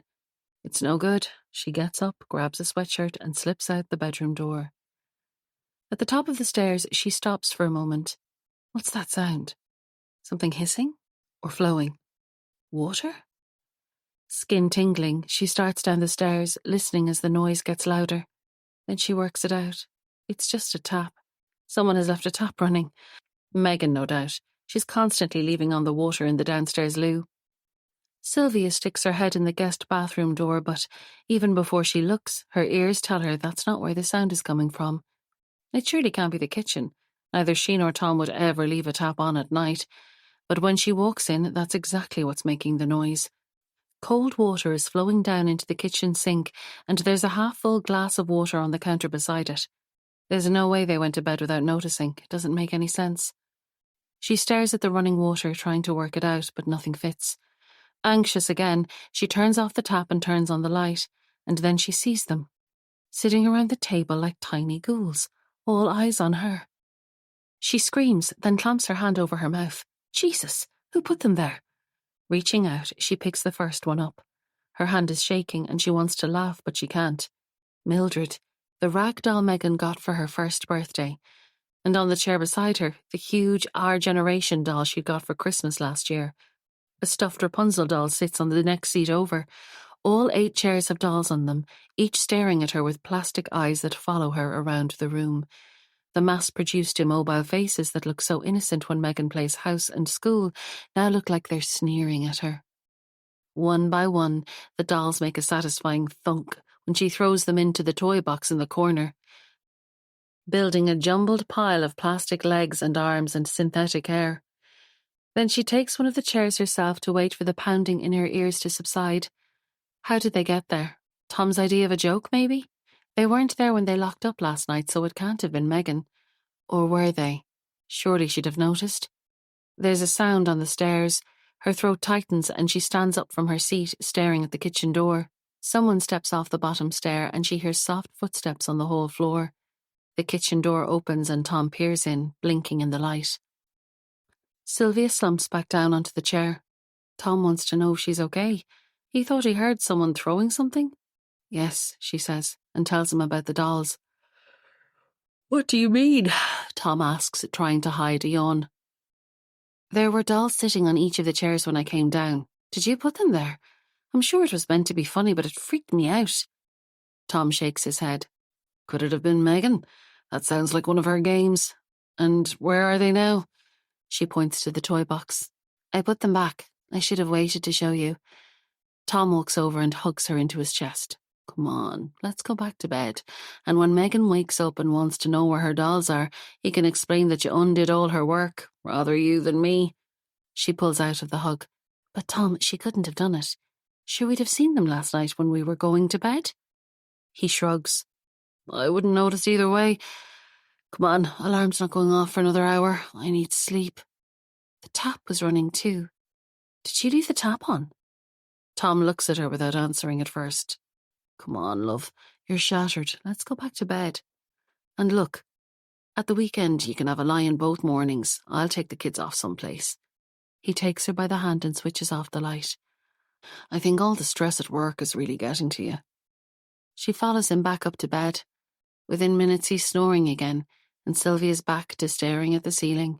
But the missing 2 million and the audit reports have been replaced by the smiling faces of plastic dolls. The meeting with Craig is at 8:30, and there's no time to try Justin's mobile again before she goes in. Craig gets straight to the point. Olivia needs to finalise her reports and get them to the auditors by close of business Wednesday. Of course, she says, wondering why her mouth is making promises her brain can't keep. He dismisses her with a nod and turns back to his screen. She takes a deep breath. It's now or never. The one thing she's been told on every management course she's ever been on is that you don't blame other people. You don't blame your team or your predecessor or even your deputy who loses 2 million and goes on sick leave. Craig, there's something you should know. I've been going over the reports at home all weekend and remember the problem with the 2 million that seemed to be incorrect on the reports? Well, it looks like a payment for €2 million was actually sent out in error at the start of the year when I was on maternity leave. She squirms as she says the last part. Craig looks up from the screen, his mouth open. Nothing comes out at first. When he does speak, his voice is an octave higher than usual. 2 million paid out? But it would have shown up everywhere. That can't be right. It is, I'm afraid. It looks like it was covered from some long-term cash that doesn't appear on the daily risk management reports, so it wasn't spotted. Then the reports were deleted. It was only when the auditors needed them that this all came to light, and I still can't see exactly which money was used, but I'm fairly sure the original payment was a mistake, and we're short 2 million. I think it went to DBK, and I'm chasing it. Craig stands up and runs his hand through what's left of his hair. Jesus, Sylvia, how could you let something like this slip through? Have you completely lost your ability to manage the team? His words hit like a slap and she can feel her cheeks turn red. I'll call risk, he continues, and you'd better get out there and get the money back and find out what funds were used to cover it. Jesus Christ, this is serious. What's going on in your team? How could you let this happen? She finds her voice. But I wasn't here. I was on maternity leave. Shit, it sounds so weak and defensive. Justin was managing the team. Craig puts his hands on the desks and leans forward. Sylvia, You're here now, and you're the manager, so you need to fix it. Please don't spend time telling me whose fault it was. It would be far better spent finding the money. Now go! He shouts the last bit. In 15 years working, she's never been shouted at. She turns and walks out of his office, cheeks blazing. With blurred eyes, she walks quickly to the bathroom and locks herself inside a cubicle. Tears come, but they're short-lived. She's too angry to cry now. George's silver Mercedes purrs into the cul-de-sac just ahead of Sylvia's more prosaic seven-seater, making almost no sound as it glides to a stop. Sylvia waves when she gets out of her car and crosses the road to catch Georgia before she goes into her house. Hi, Sylvia. How are things? I'm just dropping off some bits I picked up after work before I get Annabelle from the childminder, Georgia says. The bits are in the shape of 2 big brown Thomas bags, and the smell of salon shampoo is wafting its way on the evening air to Sylvia. Georgia must have found time to get her hair done too. If only Sylvia could have a job that ended so early in the day, but still paid enough for clothes shopping and hairdressing, though she'd probably feel guilty and just go straight home to the kids. Sure, I won't keep you. I just wanted to ask if you know anything about the new people next door to us. Oh, you mean about the woman who's been in and out? God, don't mind that. Has Noel been talking to you?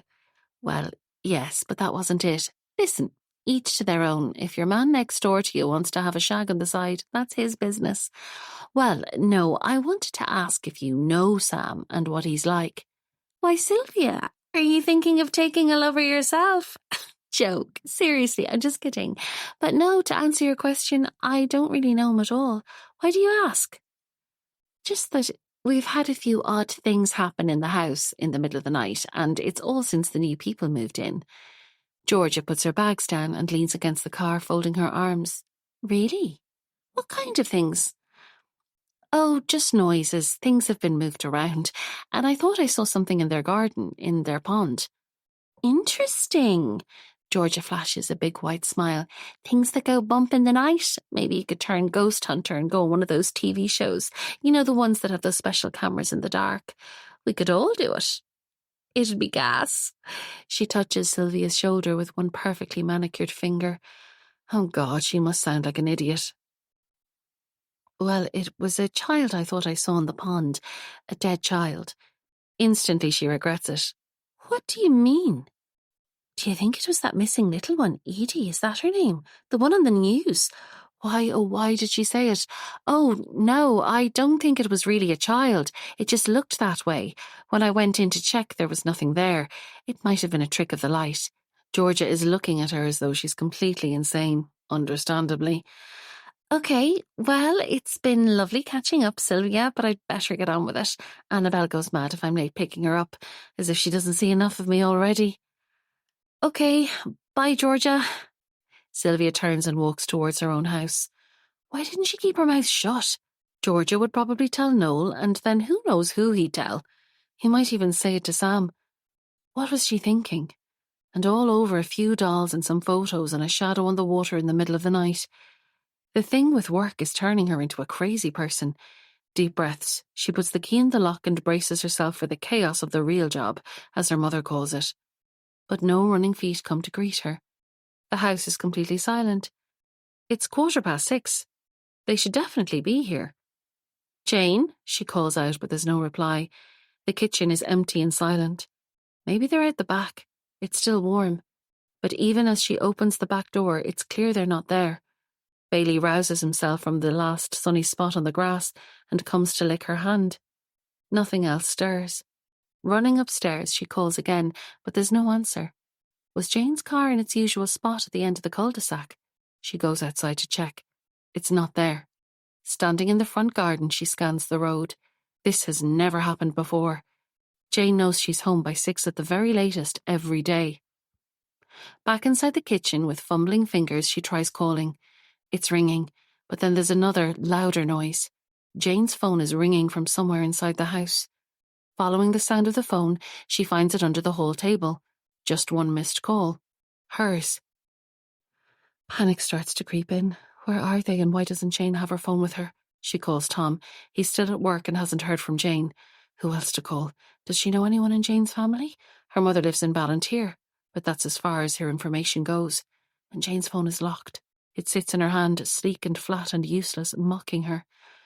Back outside, she paces up and down the road, willing the little red Micra to come around the corner. Rosemary appears at her front door, and Sylvia walks over to ask her if she's seen Jane. I saw her going out earlier with the children. She stopped to give a lift to Sam, then they headed off. Why, is something wrong? Rosemary asks, with a hint of breathless anticipation. The first prickles of hysteria are setting in. Her brain is telling her to do something, anything, but her body is frozen to the spot. Sylvia, are you all right? You look pale. Come in and sit down. Sylvia shakes her head and dials a number on her phone. There's a tremor in her voice as she tries to explain her story to the desk sergeant on the other end of the line. His voice is kind and calm as he asks for the registration of Jane's car. Sylvia has no idea. He asks for a description of Megan and Zach, and she wants to throw up, but she gives it. He asks for Jane's home address. She doesn't know that either, but she can find the CV Jane gave them when they hired her and then phone him back. There's something else, Sylvia tells him. There was a man called Sam in the car with them. She doesn't know his second name, but his address is 26 Willow Valley, Dunleary, and he's their neighbour, and there's something strange about him, and now he's with her kids somewhere. That's good you mentioned it, the sergeant says, but no doubt there's nothing to worry about. What does Sam look like, he asks, just in case he's still with them, though they probably just dropped him off somewhere. Tall with dark hair, she says, in his early 40s. He tells her to find the address and call him back, and not to worry. Rosemary listens to the one side of the conversation with her mouth open and her eyes wide. Do you think something happened to them? Are you worried about Sam? But Sylvia can't answer. She goes inside to look for Jane's address. The laptop won't switch on at first, then it takes ages to load up. Where the hell would Jane's CV be? Maybe in an email. Nothing comes up when she searches under CV, so she tries Jane. Dozens of results come back, including every email between Sylvia and Tom where Jane's name was ever mentioned, and all the emails she sent to Jane in finance at work. Her fingers keep typing the wrong letters and her hands are shaking. This is going nowhere. She needs Tom. He picks up on the first ring, and she asks him to find Jane's address. They're still not home, she tells him, her voice catching in her throat. I'm sure it's fine, but just in case there was an accident, I phoned the guards. They want Jane's address. Tom, to his eternal credit, tells her he'll get the address and phone the guards back with it, then he'll phone hospitals. She's to sit tight in case Jane arrives home or phones. Tom, she says just before he hangs up, what if it's something to do with that missing child, Edie Keogh? It's not, I promise you that. The latest rumour is that the child's father has her. The parents are split up and they're saying he may have taken the child out of the country. Don't worry, Jane wouldn't let anyone near her too. I bet she's just forgotten the time. Pacing up and down, she clicks into news on her phone. There's no headline about an accident, but then every accident wouldn't be on the news. The Edie Keogh investigation is still the top story, though there's nothing new to say today, it seems, and nothing about her father. From outside comes the unmistakable sound of a car pulling into the driveway. Sylvia runs to open the door, just as the red Micra comes to a stop. Jane waves and gets out to open the door for Megan. Where were you? Sylvia's close to tears now as she takes Zach from Jane's arms. Jane looks at her blankly. Sorry, are we really late? I can't find my phone anywhere. I got a flat tire, so we had to go to a garage. I'd have called you, but my phone has disappeared. I'm so sorry, Sylvia. Were you worrying? Yes. I called the guards and everything. I was afraid something had happened. You've never been out when I got home before, and then I found your phone in the house. I didn't know where you were. Jane looks confused. She must think she's a raving lunatic, or that she sees her as a would-be kidnapper. It doesn't matter, you're home now. Sylvia smiles weakly at her. I have a tendency to overreact where the kids are concerned. Sorry. Jane frowns. No, that's fine, but I definitely had my phone with me when we left. I texted my mother just before we drove off, from the car. It couldn't be in the house. Shifting Zach up onto her shoulder, Sylvia gets the phone from the hall and gives it to Jane. It was under the whole table. You must have texted your mother earlier and forgotten. Look, it's grand. These things happen, and I totally overreacted. It was just when I couldn't reach you. And then Rosemary said you gave Sam next door a lift, and I didn't know what was going on. Jane's face reddens. Sam, yes, he was walking down to the shop, so I gave him a lift. Is that okay? Sorry, I would never normally give anyone a lift when I have the kids with me, but he's a neighbour, so I thought it would be all right. It won't happen again. Yes, I think it's better not to give lifts. And sorry, I must seem like such an idiot calling the guards. I was just afraid there'd been an accident. Actually, I'd better call them now, and Tom too. Jane waves her away, apologising again. Sylvia closes the front door and sits down on the hall floor, pulling Megan into a hug and kissing the top of Zach's head over and over. She rings Tom to tell them they're back. I feel so silly now, but Jesus, it made me realise I take them for granted and let little things get on top of me. My God, when I thought they were gone. It's really given me perspective. She traces her finger along Zach's face. I know. Look, I'll phone the Garda station now and then I'll head home. I'll see you very soon. She disconnects the call but stays on the ground, hugging both children. After a minute, Megan wriggles out of her arms and says she's a bit bored and wants to watch TV. Zach is whimpering and rubbing his eyes, and when Sylvia takes too long finding the right cartoon for Megan, he starts to wail. She tries putting him in his chair to watch TV with his sister, but he cries harder. So she makes a one-handed start on dinner while balancing Zach on her hip, wondering if this is a world record for abandoning perspective. Chapter 32. Sylvia, Tuesday, August 16th. As fond as Sylvia is of Bailey, his hints at sleeping indoors go unheeded, as they do every night. Lazy dog, she tells him, rubbing his head and shepherding him out to his kennel. On the way back inside, she hears a car pull up out front. Tom's taxi, earlier than expected. As she turns the key in the back door, she can hear him fumbling with his key in the front door, and he looks surprised when she pulls it open. Oh dear, are you a bit tipsy? She asks, stepping aside to let him in. I'm grand, he says, giving her a beery kiss. Good, because I need advice. Here, it's nearly midnight. Could we do something else instead of advice? He leans in for another kiss. No, thanks, it's advice I need. I'll even make you a cup of tea. Come on. She leads him by the hand into the kitchen and puts on the kettle. So I contacted DBK, that's who the €2 million was sent to. They have no record of an outstanding payment received. I thought I was going to throw up when they said that. They weren't too interested, but I got an email address for their investigations department and sent over the payment details. She rubs her eyes and her voice gets wearier. In the meantime, we're still short $2 million, and Justin is still out sick. I texted him again today, asking him to write something up from home, just whatever he can remember about fudging the reports. Well, I didn't say fudging. Tom is making every effort to look interested, but his eyelids are drooping. She shakes his arm.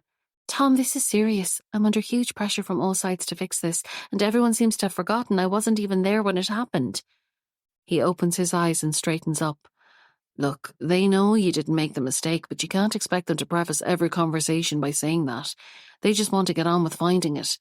My place is the same. No one cares whose fault it is as long as it's not theirs and as long as it's fixed. I know, it's just horrible being at the centre of it. And if Craig put as much effort into actually finding the money as he does into covering his ass, we'd have it by now.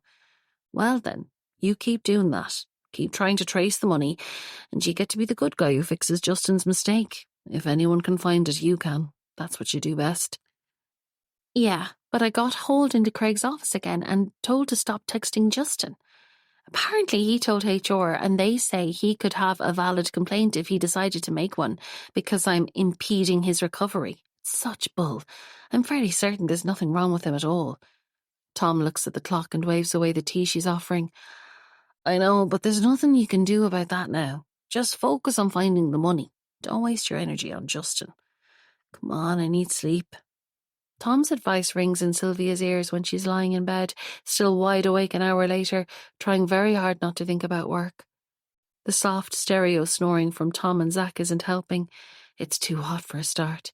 She throws off the duvet and tries again, scrunching her eyes shut and looking for something calming to think about. But work creeps back in every time.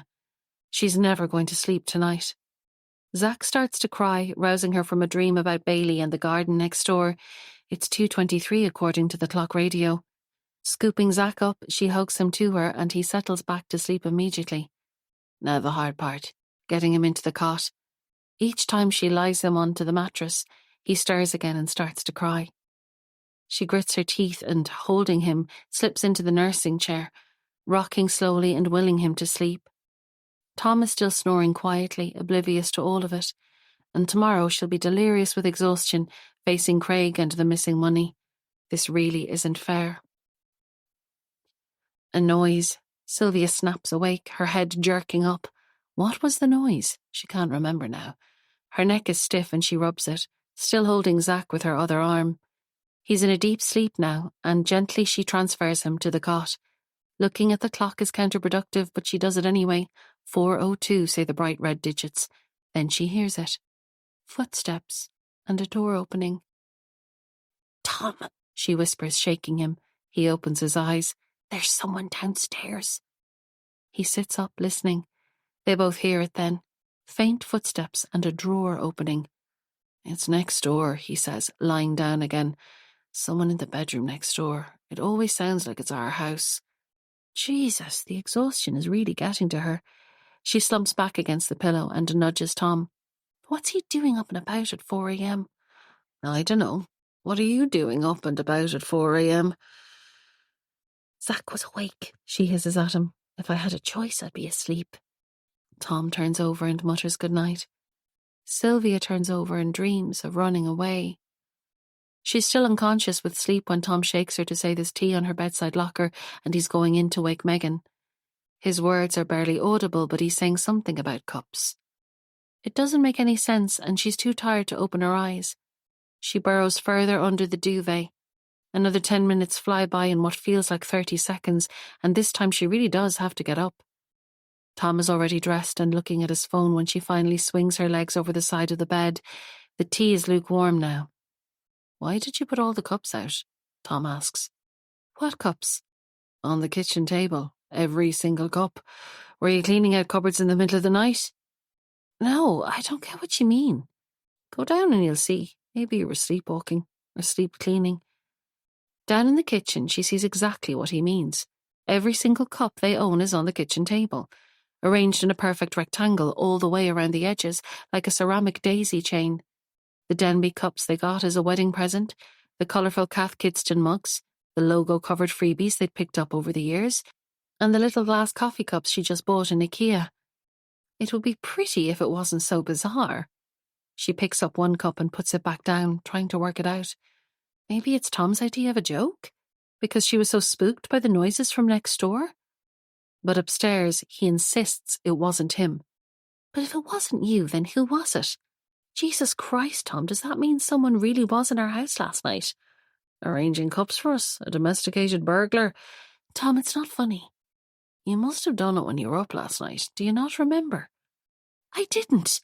I know it sounds crazy, but I think someone's been in the house. Remember the night Megan said there was a monster in her room? Then those photos were scribbled on, and someone laid out all the dolls on the chairs.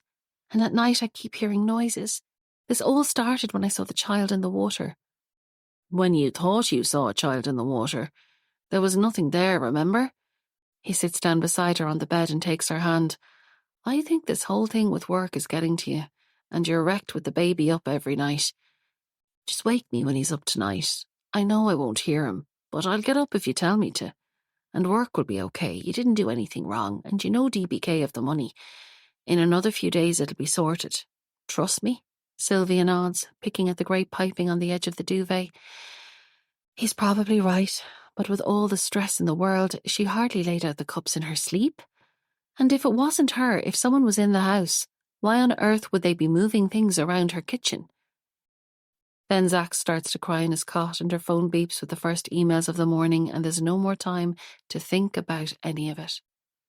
And in some ways she's grateful for the cries and the beeps, because the whole day lies ahead and nighttime is never so far away as it is first thing each morning. Chapter 33. Sylvia. Saturday, August 20th. It's alien to be sitting on the step in the midday sun. There's a touch of guilt when the kids come to mind, but it's fleeting. Anyway, after 4 hours at the laptop, she deserves a break. And it's Saturday. Nobody else is even working. Certainly not anyone in Stanbridge Brown.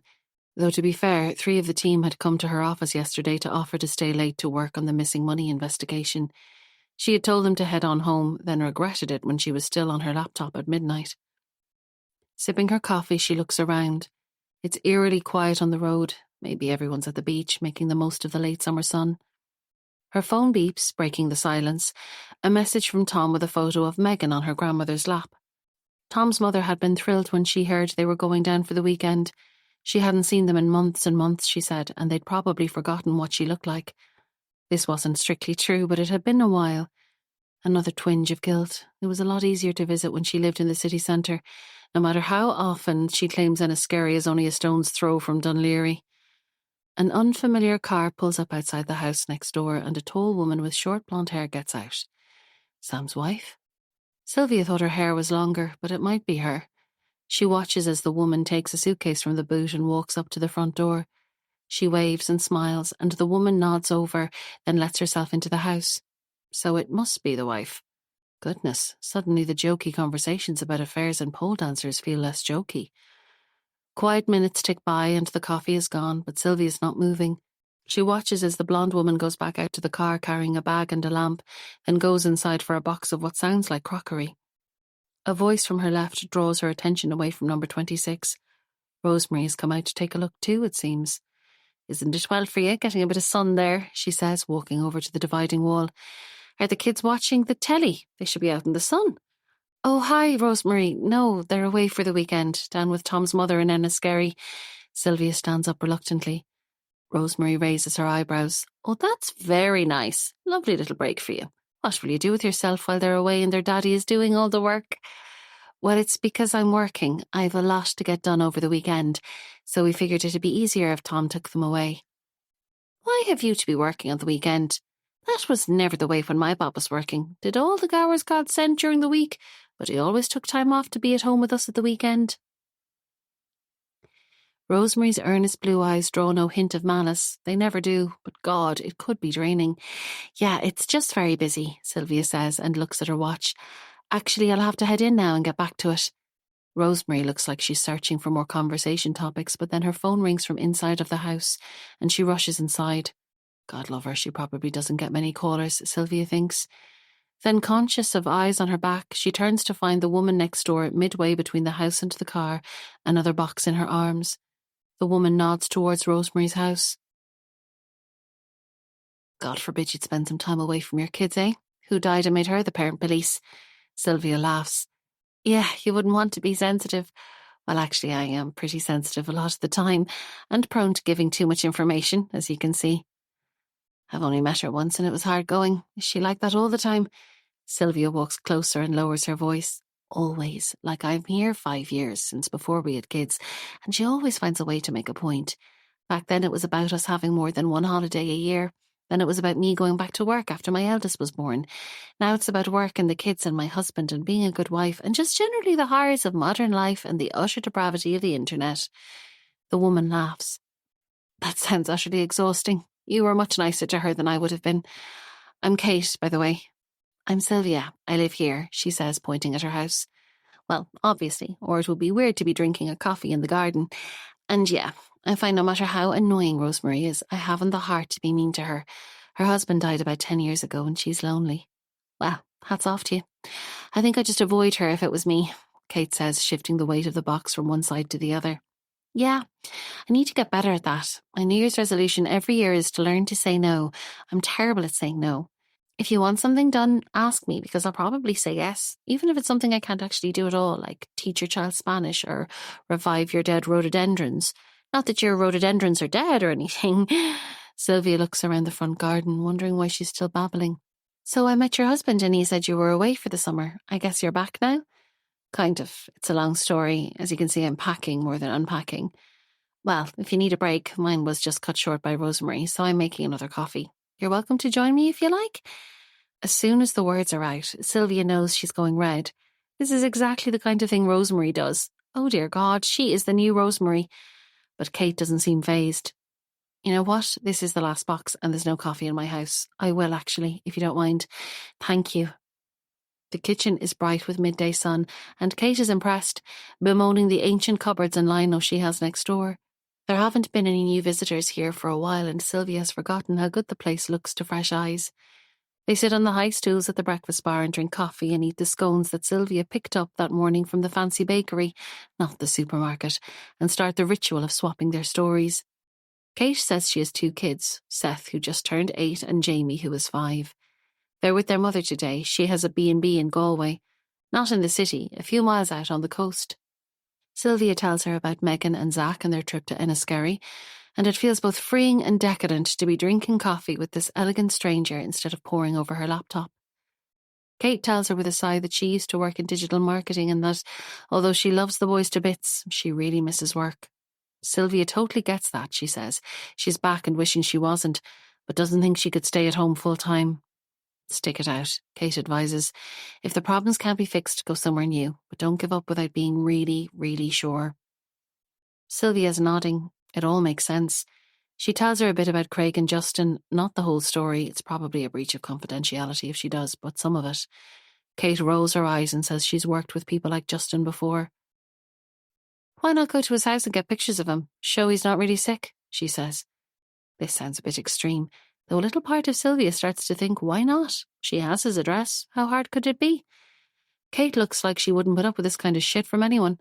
Kate would totally catch Justin in the act and tell Craig where to go. Sylvia makes more coffee as they move on to the "where did you go to school" conversation.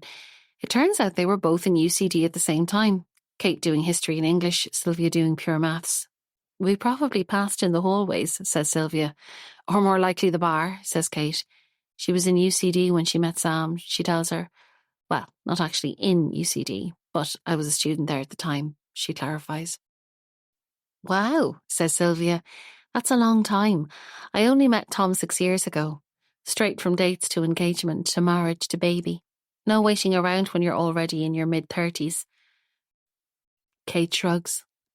There's a lot to be said for waiting till you're older than 20. She looks sad for a minute. Sylvia thinks, wondering about the boxes she'd been carrying to the car. Yes, we're splitting up, Kate tells her, reading her mind. Sylvia is bewildered to find she's close to tears for this relative stranger and her soon-to-be broken marriage. It's such a cliché, Kate continues. Oldest story in the book. Husband has affair with work colleague. See, doesn't even make a good headline. It's so bloody boring. They sit in silence for a minute, Kate staring at her coffee, Sylvia staring at her neighbour, trying to find the right words. None of Sylvia's friends have split up, though it's bound to happen sometime in the future. Kate looks up again. It's fine, she says. We'll get through it like millions of other families. She tells Sylvia that her little boys don't know yet, and she keeps going over and over different versions of the conversation, but she can't find the right words. No matter how she puts it, it translates to, Dad doesn't live with us anymore. Sylvia feels tears coming again. This woman is going to think she's a lunatic, crying for children she's never met. But it's so sad. What an asshole Sam is. She knew all along he wasn't as nice as he was pretending to be, and it looks like Noel was right after all. Well, except about the pole dancer bit. In spite of herself, she smiles. She thinks about telling Kate, but stops. She may be her new best friend, but she doesn't know her well enough for that bit of gossip just yet. The phone beeps on the counter, making a rumbling noise that startles both of them. It's Tom again, checking in to see how work is going. The giant clock on the wall says it's almost 2. Oh dear. Apologising to Kate as she types, she tells Tom work is fine and sends kisses to the kids, then puts the phone back down on the counter. Kate pushes her stool out and stands up. She's a good head taller than Sylvia, even in her impeccably of-the-moment trainers. Stretching and running her hands through her hair, she thanks Sylvia for the chat and says she should get going. She wants to be back in Galway before the kids go to bed and out of the house before Sam comes home. He agreed to go into town for a few hours, she explains, to give her space. She stops at the door and turns back to Sylvia. Actually, she says, he's probably with her. What a fucker. Sylvia nods. Will we do this again? She asks. The words are out before she can stop them. It feels like asking someone on a date, but Kate says yes. She'll be back in Dublin to get school books and uniforms next week. They'll do coffee then. They swap numbers and off she goes, like an exotic cloud of pale gold. And just like that, it's back to spreadsheets and reports and the missing 2 million. Chapter 34, September 1987. It's all back to the books now, isn't it, love? September doesn't be long coming around, says the librarian, smiling up at him, her teeth stained yellow from coffee or cigarettes or both. Oh, it is, and it's an exam year for me.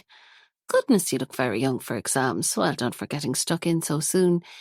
There are desks over there in the corner. That's the quietest part. Easier than studying at home, is it, love? He nods. I've 4 younger brothers and sisters. There's never a moment's peace in the house. If I'm going to do law, I need to get to study in one way or another. Actually, we're doing a project and I need to look at old newspaper articles. Is there a way to do that here? The librarian gets up and moves across the desk, beckoning for him to follow her to the microfiche room. Do you know what year you want? She asks. I think I'll need to look at the early 70s. I'm not sure of the specific year. It's a project about the court system. She shows him how to search and how to view the microfiche, then leaves him to it, patting him on the arm as she leaves. It's great to see young people taking an interest in history, she says, closing the door. He sits down and takes off his jacket. This is going to take hours and hours, but it will be worth it when he sees the look on the lying bitch's face. Chapter 35. Sylvia, Tuesday, August 23rd. The lift doors close and the only sound is the serene robotic voice announcing, Going down. Going down indeed. That sums it up, thinks Sylvia. Senior management need a scapegoat and she fits the bill beautifully. And of course, not one single person from this morning's meeting is still in the office. Once they'd finished firing questions at her, they'd gone for a liquid lunch in Elliott's across the way. Craig's breath smelled of a stomach-turning wine and garlic combination when she bumped into him in the kitchen later on. Though at least he came back to the office. There was no sign of the others. Someone said something about Temple Bar. They were due to fly back to the UK early tomorrow morning and no doubt keen to make the most of the jaunt. Whereas this morning apparently nothing mattered more than the money and the cover-up. Why didn't they roll up their sleeves and bloody help her then? The doors glide open and she looks out into pitch darkness. Putting her hands out in front of her, she steps into the basement lobby, wondering why the lights aren't on. Don't they operate on a sensor? She's not sure now. She's never seen them off before. Keeping her hands in front of her, she moves towards the exit door, feeling around on the wall for the card reader. Her hand finds the light switch, but when she presses it, nothing happens. She takes out her phone to shine some light on the wall, wishing she'd downloaded that torch app Tom was always going on about. Now she can make out the reader. But when her card slides through, there's no familiar click. She tries again. Still nothing. Oh, for goodness sake. She pushes the door and it opens. There must be a fuse gone in the basement. The car park is in darkness too. She feels for the light switches and tries them, but she already knows they're not going to work. Shit. There's a musty smell down here that she's never noticed before, and it's deathly silent at this time of night. With her arms outstretched, she steps forward tentatively. How is she going to find her car?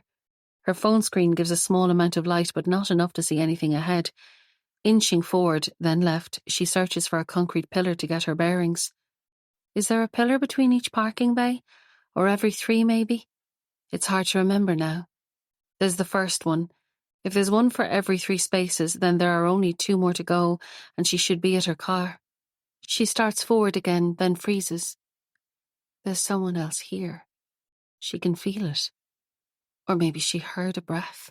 She can't tell. She stands paralysed, her skin tingling. Everything seems terribly loud and utterly still at once. The noise is all in her head. Beyond it, she can hear nothing. If she can just get to her car, it will be okay, but she's afraid to reach out her hands now in case she touches something that's not concrete or air. Then it happens. Something touches her face. She screams and adrenaline kicks in. She runs to where her car might be, praying her instincts are right. Her hands touch a wall, but the car should be beside it. Panicking, breathing fast, she feels her way along the wall, crying now. Putting her hand back behind her, she touches the car door. Where are her keys? She hunkers down and sticks her hand in the bag, pulling out everything that's not a key and throwing it on the ground. She hears footsteps. At the very bottom of the bag, her fingers make contact with her keys. She takes them out but drops them on the ground. Still she can hear footsteps, slow and deliberate. Frantically on her hands and knees, she feels around the stone ground for her keys. There they are. She pushes the button and the orange lights flash. Pulling open the door, she climbs inside and sticks the key in the ignition. Her handbag and phone and wallet are still on the ground, but it doesn't matter. Slamming the door, she lurches forward and out of her car space. The headlights aren't on. She doesn't want to see who's there, but she can't make it out of the car park in pitch darkness either. Forcing herself to do it, she clicks on the headlights.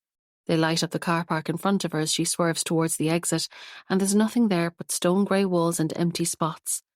She lets out a cry of relief. At the top of the ramp, the barrier is up, and part of her knows that if it wasn't, she might have driven through it rather than go back down for her swipe card. The card is still there the following morning, lying on the ground beside her wallet and her handbag, but her phone is gone. The lights are back working. A blown fuse, says the security guard. It knocked out everything at basement level for the night. From her desk, Sylvia tries to ring her mobile, but it just rings out. She tries once more, then contacts IT. They say they'll cancel her old phone and organise a new phone by tomorrow. Next stop is an email to Tom to let him know she still has no phone. He thought she imagined it all, of course. Too little sleep and too much stress making her hear things that aren't there. The hand that touched her face was probably her own hair, he reckoned, pointing out that it wouldn't be the first time she had taken a strand of hair for a spider. She couldn't have imagined the footsteps, though. There was someone in the car park, and now that someone has her phone. Chapter 36. Sylvia, Saturday, August 27th. The clatter of Saturday morning cups fills the air as Sylvia bounces Zack up and down on her knee and cuts off little bits of scone for him. It's a brown scone, so probably not too bad for a baby. Probably. She looks again towards the entrance, then at her watch. Maybe Kate won't show, but there she is, pushing open the swinging door, scanning the coffee shop. Sylvia waves, but she's too far away in the corner. Kate can't see her. Standing up, she waves again. Kate spots her and makes her way between the tables. Sylvia immediately regrets her Saturday morning combo of old jeans and even older trainers. Kate's in a biker jacket and impossibly skinny black jeans, and her I'm not wearing makeup is perfect with her shimmering hair. It looks more silver than blonde today. Did she colour it since last week? Sylvia pulls at her own mid-brown curls and wonders if she should try something new. Shifting Zack to her other hip, she leans forward to accept Kate's hug, and they sit. Kate orders black coffee and relaxes back into the banquette, dropping her shopping bags to the floor.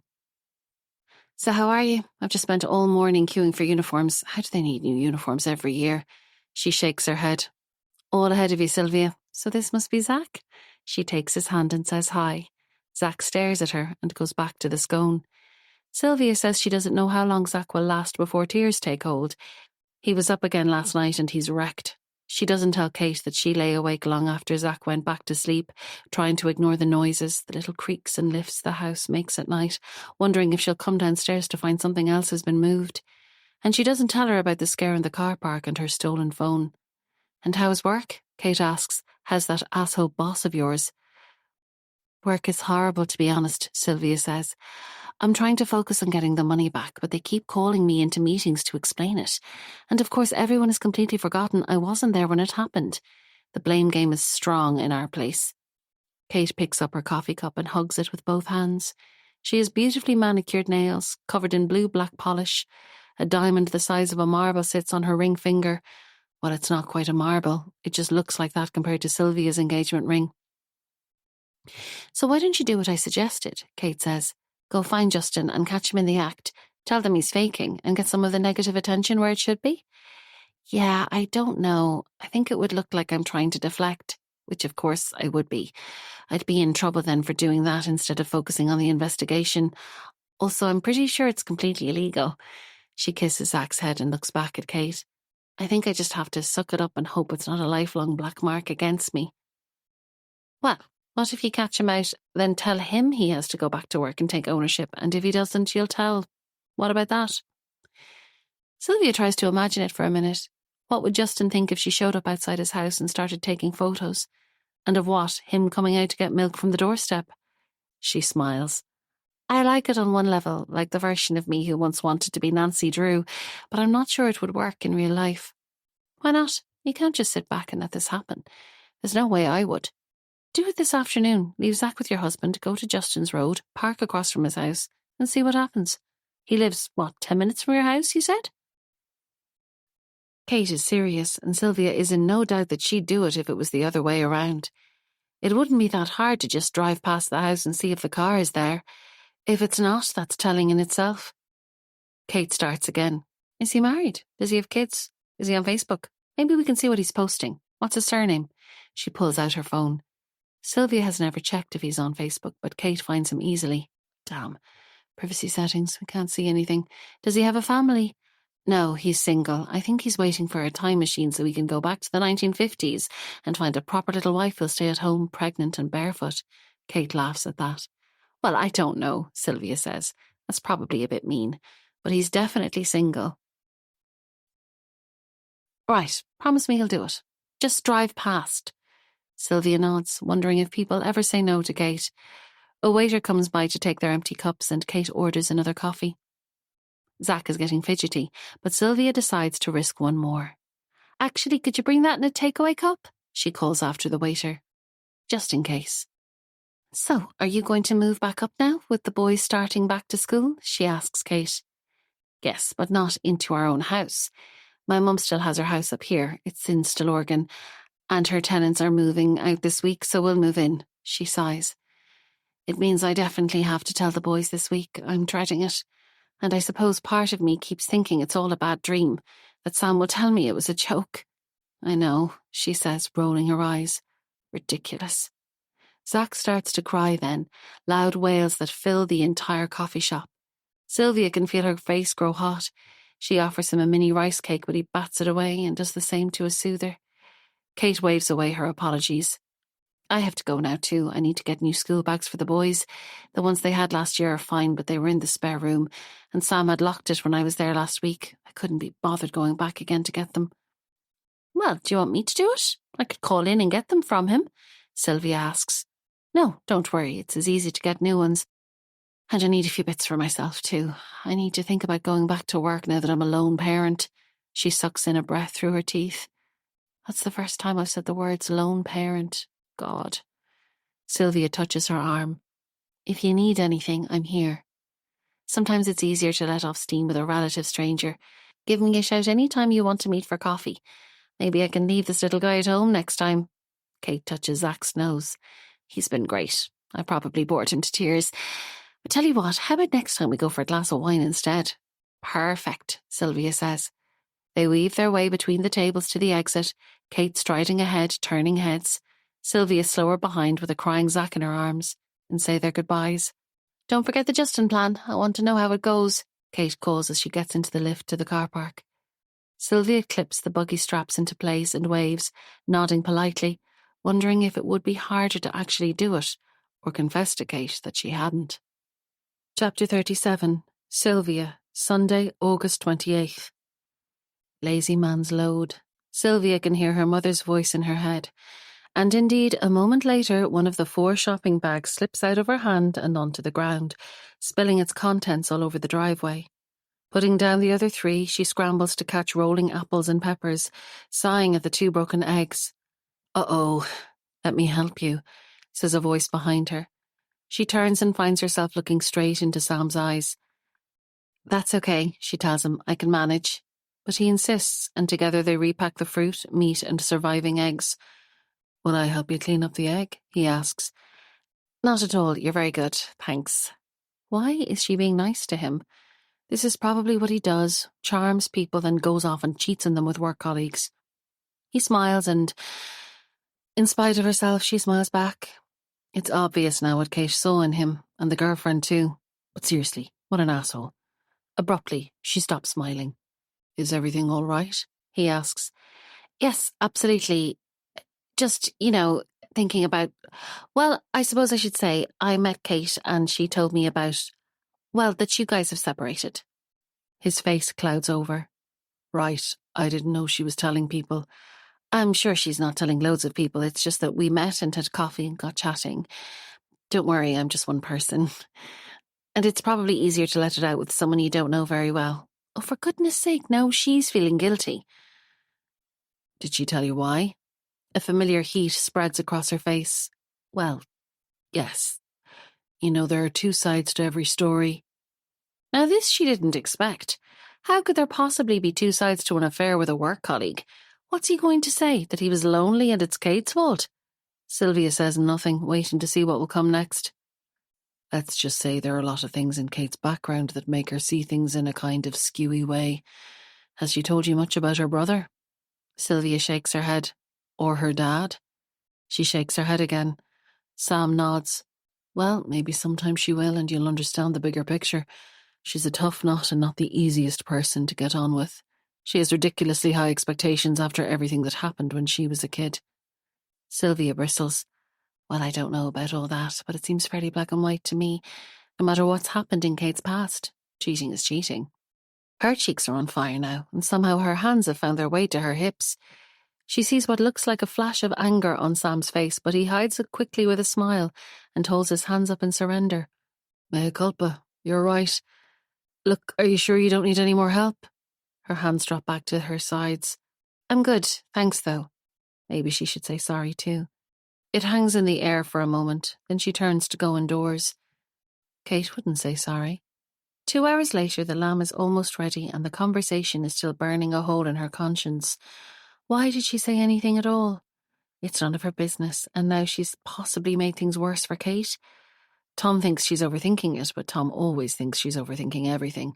One of her mother's many favourite sayings flashes into her head. A problem shared is a problem halved. Her mother mostly said it when she wanted Sylvia to tell the truth about whatever boy she was meeting or whether her friends were drinking, but perhaps it would help in this instance. Or maybe just confessing to Kate would take a load off her mind. Either way, it would be better than sitting here worrying about it. Clicking into WhatsApp, she starts typing. Just to let you know, I bumped into Sam in the driveway and mentioned that we went for coffee and that I knew you guys were splitting up. That was probably overstepping and I wanted to apologise. It wasn't my place to say anything.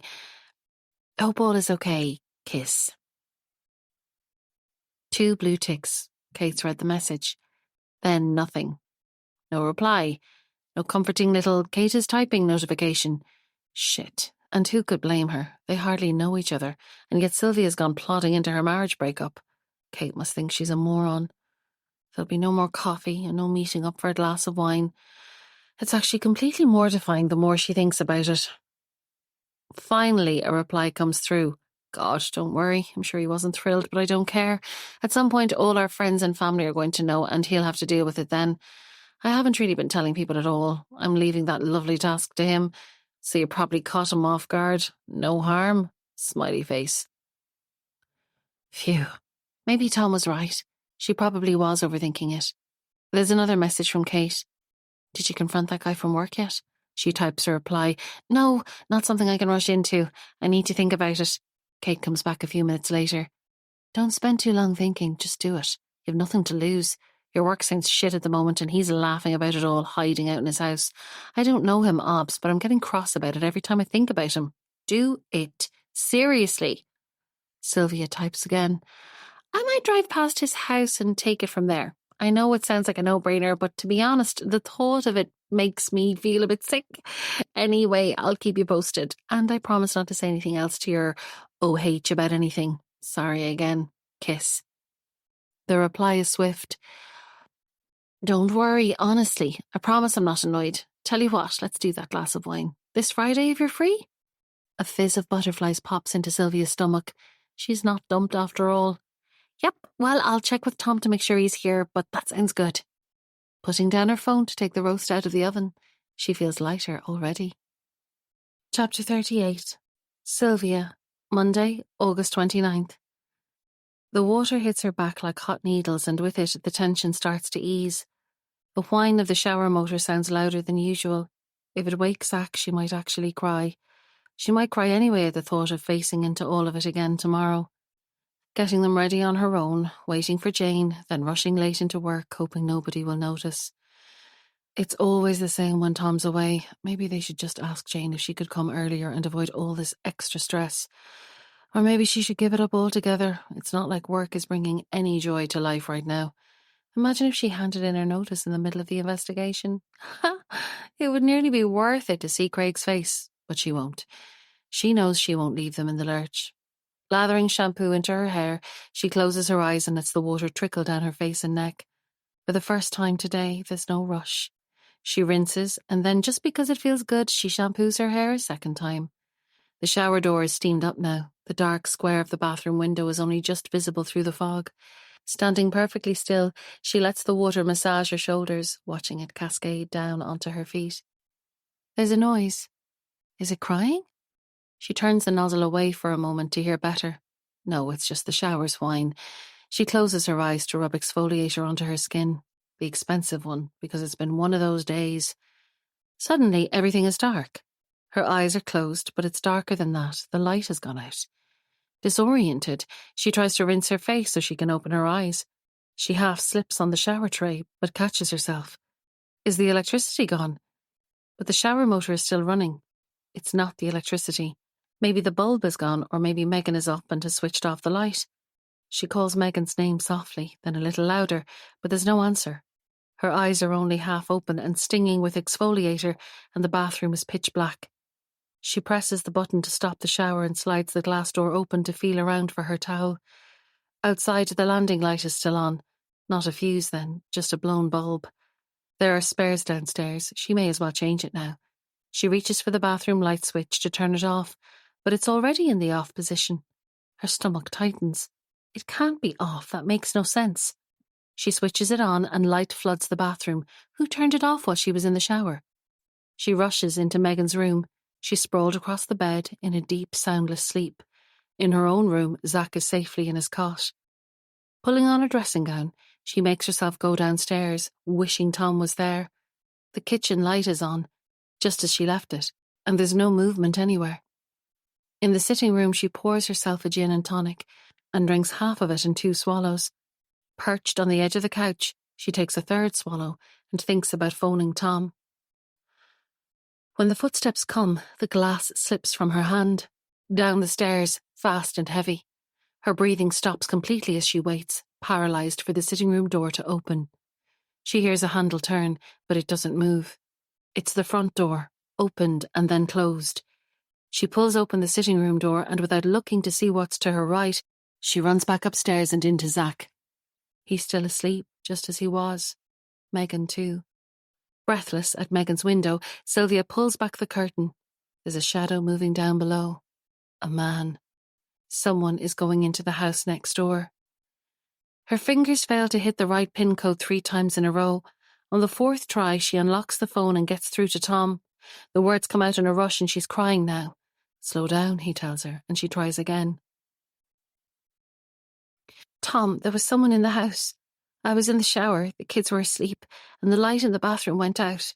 I thought it was the bulb or a fuse, but it wasn't. Someone actually pressed the light switch off while I was in there. She stops to gulp a breath. Then when I was down in the sitting room, someone came downstairs and went out the front door. Tom, I think it was Sam from next door. Tom is trying to calm her down now, telling her she might have made a mistake and asking if the kids are okay. He's sure there must be a logical explanation, but for the first time, she can hear worry. Tom, I hate it here. I loved this house for such a long time, but I hate it now. I don't feel safe anymore. I dread going to bed every night, wondering if something will happen. I don't know how much of it is in my head, but tonight was real. There was someone in our house, upstairs, where our children sleep. If we can't do something about it, then I want to go somewhere else, at least temporarily until we know what's going on. Do you understand? Tom does, and tells her to try to get some sleep. They'll talk about it when he's home tomorrow night, but moving isn't really an option. She shakes her head at the phone as fresh tears muffle her response. What did you say, love? I didn't catch that, he asks. I said I'm not staying here. If we can't figure out what's going on and put a stop to it, we're going. Somewhere. Anywhere. She hangs up and carries Megan into her room, then locks the door. For the rest of the night she lies awake, listening to the sounds of her house and the sounds of the house next door.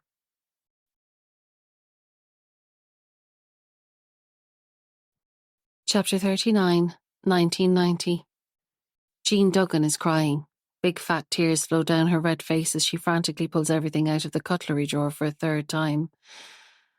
A whole month's rent. I can't find it anywhere. What am I going to do? Don't worry, Mrs. Duggan. Between us we'll find it, he reassures her as he goes through the newspapers that are piled up by the side of the couch. Just call me Jean. I'm not Mrs. anyone.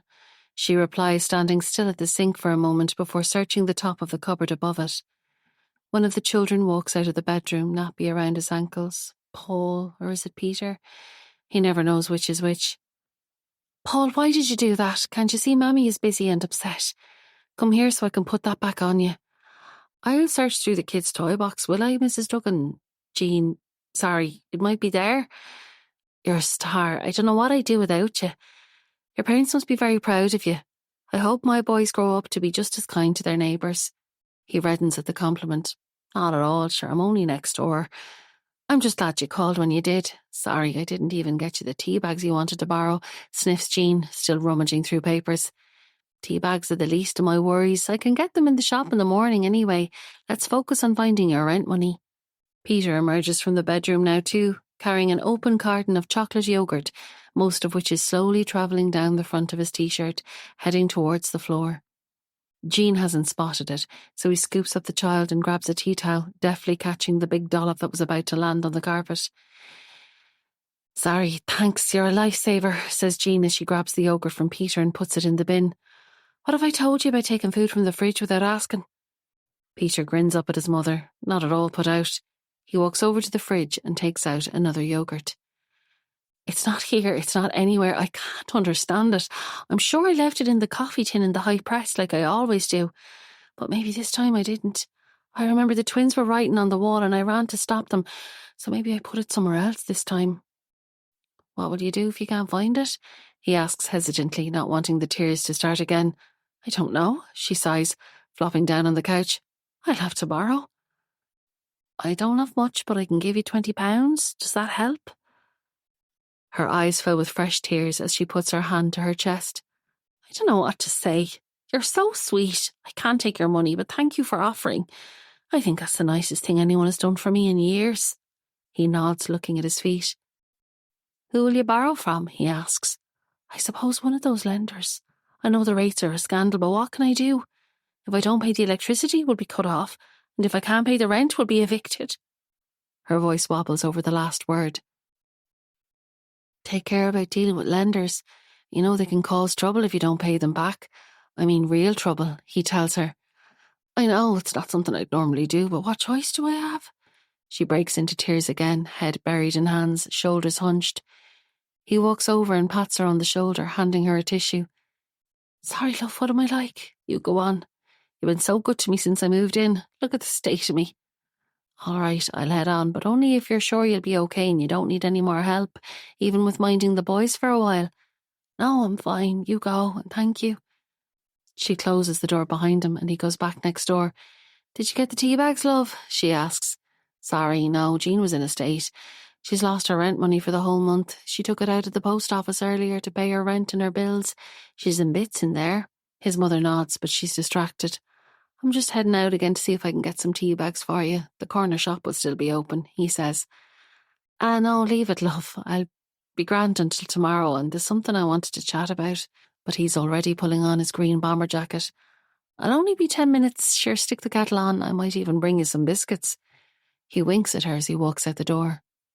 Hands deep inside his jacket pockets, hunched over against the evening chill, he walks quickly down Cannon Street, turning into a small side street as dusk unfolds across the sky.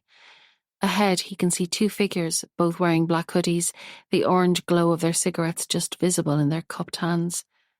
He slows his pace, still walking towards them.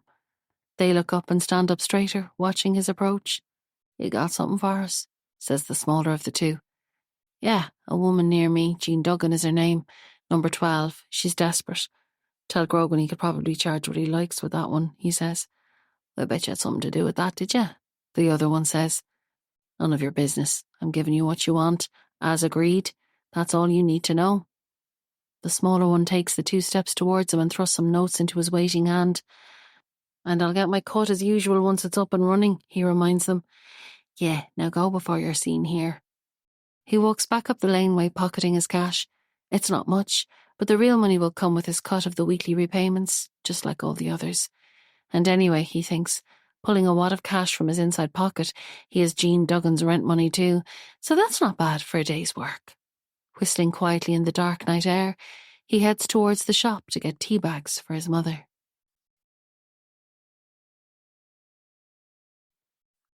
Chapter 40.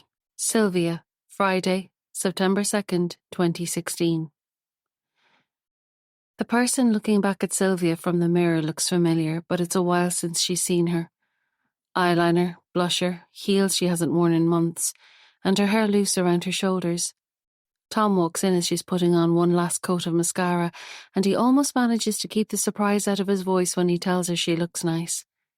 He's still confused about why she's going out for drinks with someone she hardly knows. Doesn't she usually do coffee with her mum friends? It's easier than coffee with Zach in tow, she explains, and she needs a night out.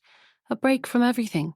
He suggests they have a night out soon, get a babysitter, and she nods, but she knows she won't leave the kids with anyone until they sort out the thing with the house.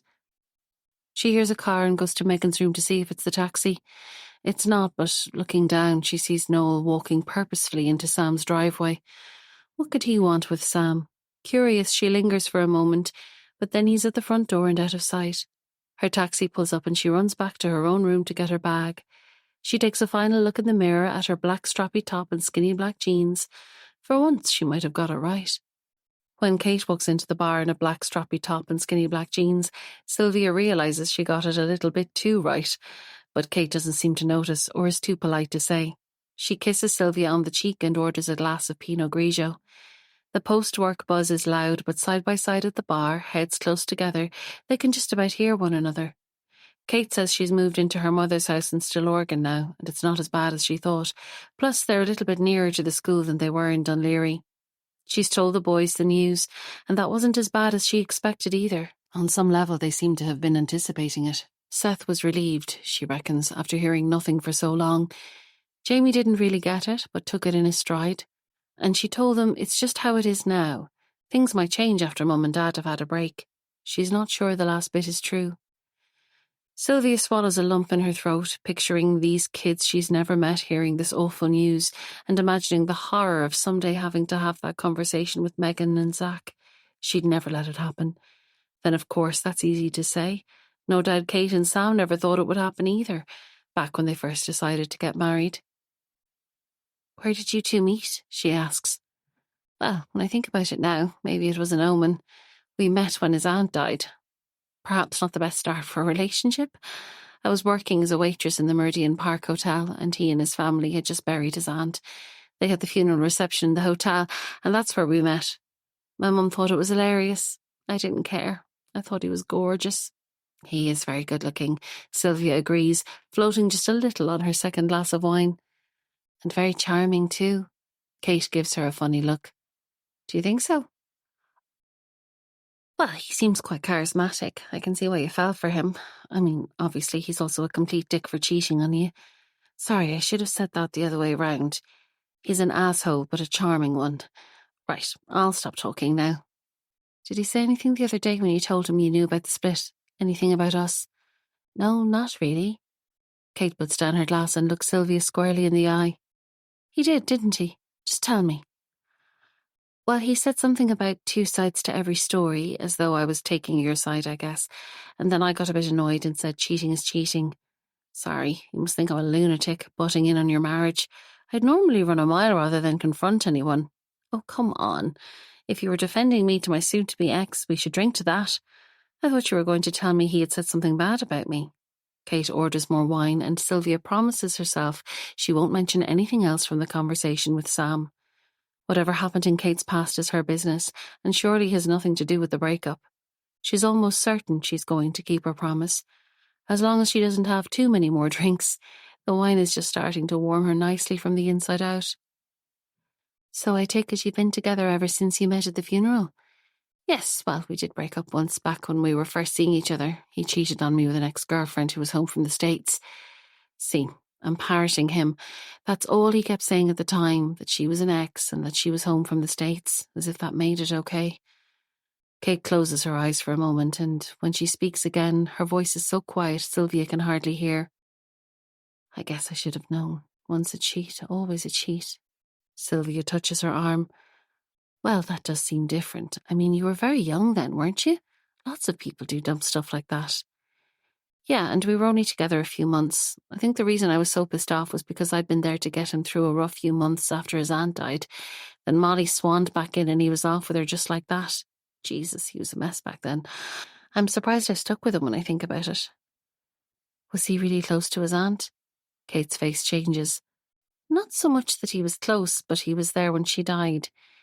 She took her own life. That's pretty hard on anyone. Jesus. Suddenly Sylvia is feeling sorry for Sam again. Who really knows what goes on in people's lives? God, that's awful. Did she have any history of depression or was it just out of the blue? Looking back, they could all see it. That made it worse, because they all blamed themselves then. She'd been deteriorating for months, not leaving the house, talking about hearing voices, that kind of thing. Sam said she was getting more and more paranoid, thinking everyone was out to get her. She kept saying someone was in her house at night. She'd come down in the morning and claim things had been moved around and say someone had come in during the night and done it. Sylvia grips the stem of her wine glass so tightly she's afraid it's going to snap. Her stomach is in a knot. And did they? Did they what? I mean, was someone coming into her house at night? Of course not. She'd done it herself and couldn't remember. But it was a tough time for all of them dealing with it. Sylvia is suddenly nauseous and excuses herself to go to the bathroom. Splashing water on her face sobers her up a little. She grips the side of the sink, going over what Kate just said. It can't be coincidence, can it? Or maybe Sam's aunt did imagine all of it, and maybe she's suffering from some kind of disorder too. She Googles paranoia and loss of memory on her phone, and the first 3 results are depression, schizophrenia, and bipolar disorder. Jesus, put the phone away, she tells herself, and goes back out to Kate. Are you all right? You look pale. I'm fine, I just didn't eat before I came out and the wine is going to my head. Kate grabs a menu off the bar. I'm famished too. Let's eat. 2 burgers with rustic fries later, the conversation turns to Willow Valley. Kate is curious about the street on which she almost lived. It's quiet and nice, Sylvia tells her, and with some notable exceptions, people keep to themselves. Then Kate tells her about a letter she got during the summer, an anonymous letter saying that Sam was cheating. She still doesn't know who it was from, she says. After a moment, Sylvia realises Kate is looking pointedly at her. Oh no, it wasn't me, honestly. If anyone on the road would send a letter like that, it would be Rosemary. She knows everyone and loves a gossip.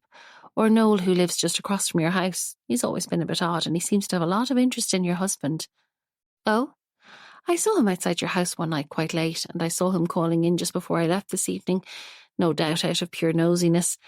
And he did say to me the other day that he thought Sam was seeing someone. Damn, Winemouth strikes again. Kate sits up straighter. Seriously? Did he see her? Did he say anything about her? No, nothing. He was just gossiping. That's what he does. So, yes, I guess he could have sent the letter. How would he have your mother's address, though? I have no idea. God, it's weird to think of these people I've never met knowing my business. Sam really is such a fuckwit. Sylvia snorts the wine she's trying to swallow, and suddenly they're both laughing, neither of them quite sure what's so funny.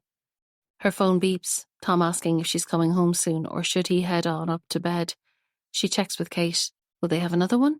Kate looks at the time. She's paying a babysitter by the hour and had better go home, actually. But it's been great, and they'll do it again, she says. At the taxi rank outside, Kate asks her about work. Did she just catch Justin in the act yet? Not yet, she says. Bloody hell, Sylvia, don't be a wuss. Just do it. Tomorrow, right? I want photographic evidence. She hugs Sylvia goodbye and jumps in a cab. And Sylvia nods and waves, and this time she knows she'll do it. Chapter 41. Sylvia. Saturday, September 3rd. You have arrived at your destination, says Satnav's plummy voice as Sylvia drives past the narrow townhouse. Justin's car is in the driveway and she can't decide if she's disappointed or not. There's a perfect parking spot just opposite the house next door to his, removing her remaining excuse to turn for home. She takes a sip of water and wishes for the 100th time today that she hadn't had that last glass of wine. Now what? This is silly. 5 minutes and then she's going home. Her phone is on her lap, ready for action, and there's a newspaper on the passenger seat in case she needs to hide her face. Now all she needs is a cagney for her Lacey, and she's all set. Seriously, this is ridiculous. Tom would be in fits laughing if he knew what she was doing. A manicure was an easier excuse for heading out, although as she looks at her short, unpretty nails, she wonders if she'll need to go for an actual manicure now to make the story credible. 5 slow minutes tick by, and there's no movement inside or outside the house. All the curtains are open, so he's not in bed, but that doesn't mean much, and he could have a bedroom at the back of the house. A boy is dropping pizza leaflets in letterboxes, and he walks into Justin's driveway too, but walks back out without leaving ones. Squinting, Sylvia can see the no junk mail sticker on the letterbox. She'll give it 5 more minutes, then she's going and never telling anyone she did this, except Kate. Kate will get a laugh out of it. Picking up her phone, she takes a photo of the house, then messages it to Kate. "Look what you've done to me. I'm outside Justin's house. I'm like James Bond but lost in a parallel suburban universe." Kate's reply is immediate. "Ha! I love that you did it. Even if nothing happens, at least you know you can. Take back some of the power. Go you." She's about to reply when the front door opens. It's definitely Justin, and he's definitely not a pyjama-clad bedbound patient. He's in a rugby jersey and shorts and has a kit bag over his shoulder. Sylvia crouches down behind the steering wheel, wondering again what possessed her to do this. Scrabbling for her phone, she waits till his back is turned and gets photos of him locking his front door and putting the kit bag in the boot. She ducks down further as he reverses out of the driveway, but gets some shots of him driving away, including his registration plate, because that seems like something that might be useful, though she's not exactly sure how. Sitting up in the seat after he's out of sight, she messages Kate to tell her she did it. The reply comes instantly. Result. Now, when are you going to confront him? That part she hasn't thought about yet.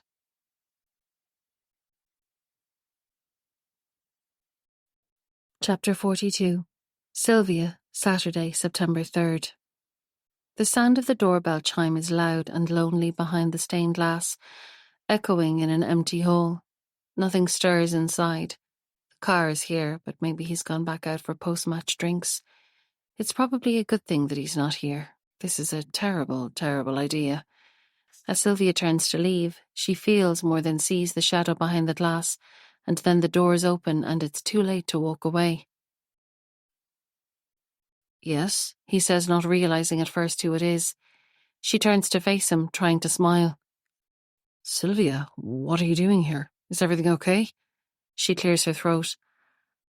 "Hi, Justin. I just wanted to see how you're doing." "Sure, come in," he says, though he doesn't look sure at all. "I'm not bad, but need to stay off my feet. Come on through to the living room." The hall is sparse, beige carpet and no pictures on the walls, like he just moved in and never did anything at all to make it his own. The sitting room is similarly devoid of personality, although what would Justin's personality look like in a room? Maybe the bare and beige look says it all. He lowers himself slowly into a black leather armchair and gestures for her to take a seat on the couch. "I'd offer you coffee, but even getting up to answer the door has taken it out of me. Feel free to make one for yourself, though." She shakes her head. No thanks, and asks how he's feeling, then wishes she hadn't. Confronting staff who are faking illness is probably much easier without the small talk. "I'm all right. It's really knocked it out of me, though. I won't be back for another 6 weeks or so. Taking longer than expected, the doctor said. Probably because I didn't take it easy at the start, kept going in to work even when I was in bits. You know what I'm like. It's all about work with me. I hate being away from there." His mouth turns down and he shakes his head sadly to show her just how tough he's finding it. Sylvia digs her nails into her palm. "So you can't get out of the house at all? How do you even get groceries? Gosh, I should have brought some with me." He waves away the suggestion. "I buy them online, they get delivered. I sleep a lot, to be honest, so I'm hardly even aware of what day it is half the time. It's Saturday today, right? Or is it Sunday?" If he wasn't currently ruining her career, she'd laugh.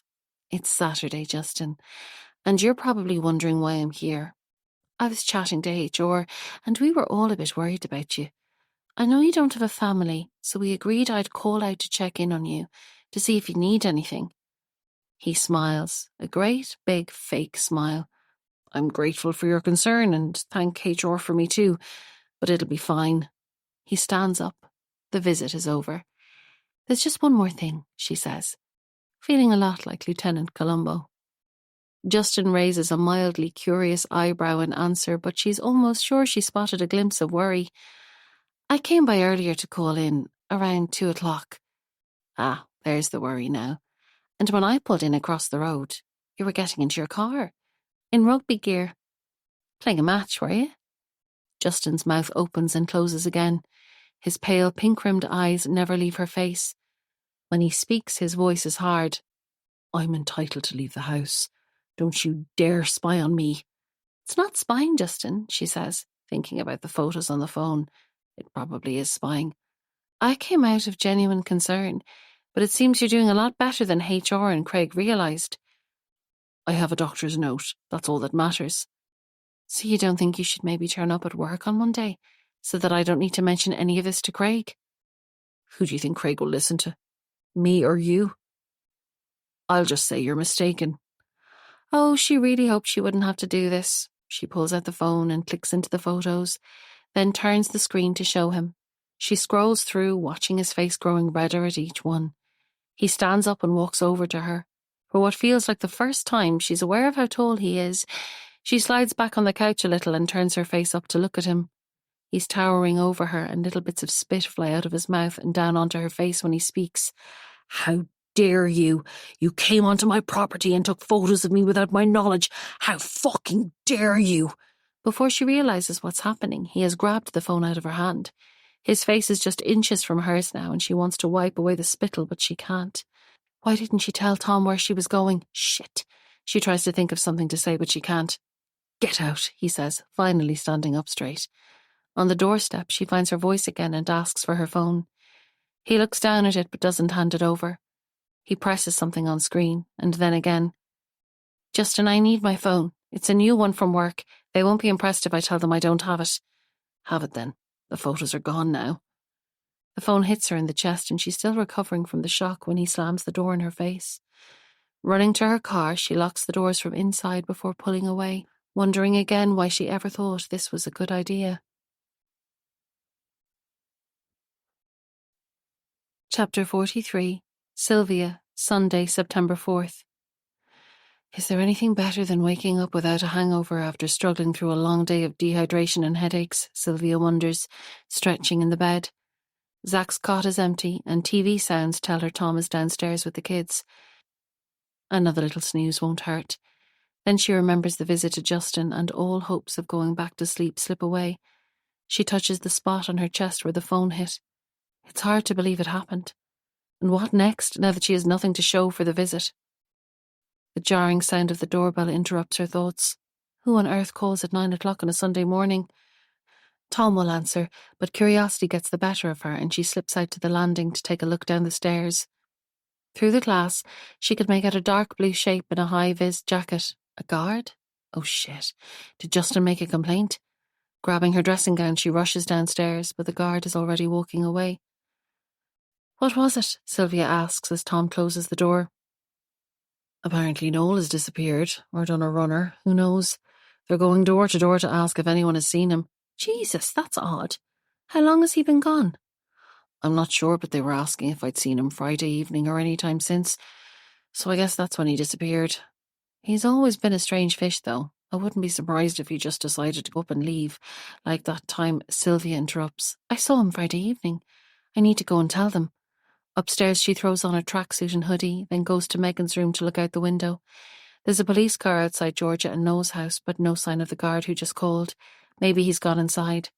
Rosemary's in her garden, pretending to weed a flower bed, but there's nobody else out on the road at all. Slipping on trainers, Sylvia goes outside. She'll wait till they come back out. Calling to the house doesn't seem right. God, poor Georgia, and poor Annabelle. Did you hear the news? Rosemary says, standing up from her pretend weeding. Yeah, just now. Tom said Noel had disappeared and the police are investigating. Rosemary takes off her gardening gloves and lays them on the ground. Apparently so. I heard that he went for a walk on Friday night and never came back. Poor Georgia is beside herself, and I don't want to think what that little child is going through. Of course, the police said he might have just decided to get up and go. That's what Georgia told a friend of mine who lives on the next road up. And could that be it, or do they think now something happened? Well, according to my friend, Georgia said he was a bit preoccupied with something on Friday night. But who knows? Georgia's brother's a guard. That's why they're taking it seriously, I suppose. And I imagine they can't rule anything in or out until they find him or hear from him or... She lowers her voice. Find a body. Oh, God. They think he might have... Rosemary nods solemnly. Lots of pressure on people today. Men are expected to be breadwinners and do child-rearing and housework too. She shakes her head. Wasn't like that in my day. Oh, here we go, thinks Sylvia. Back then, men went to work and women minded the kids. Worked well since our Lord was a boy, so I don't know why they had to go changing everything. Sylvia grits her teeth and smiles to cover it. And did anyone say anything to them about seeing Noel and Sam's house on Friday evening? Rosemary's eyes widen. Really? No, I didn't see that. And I usually see everything.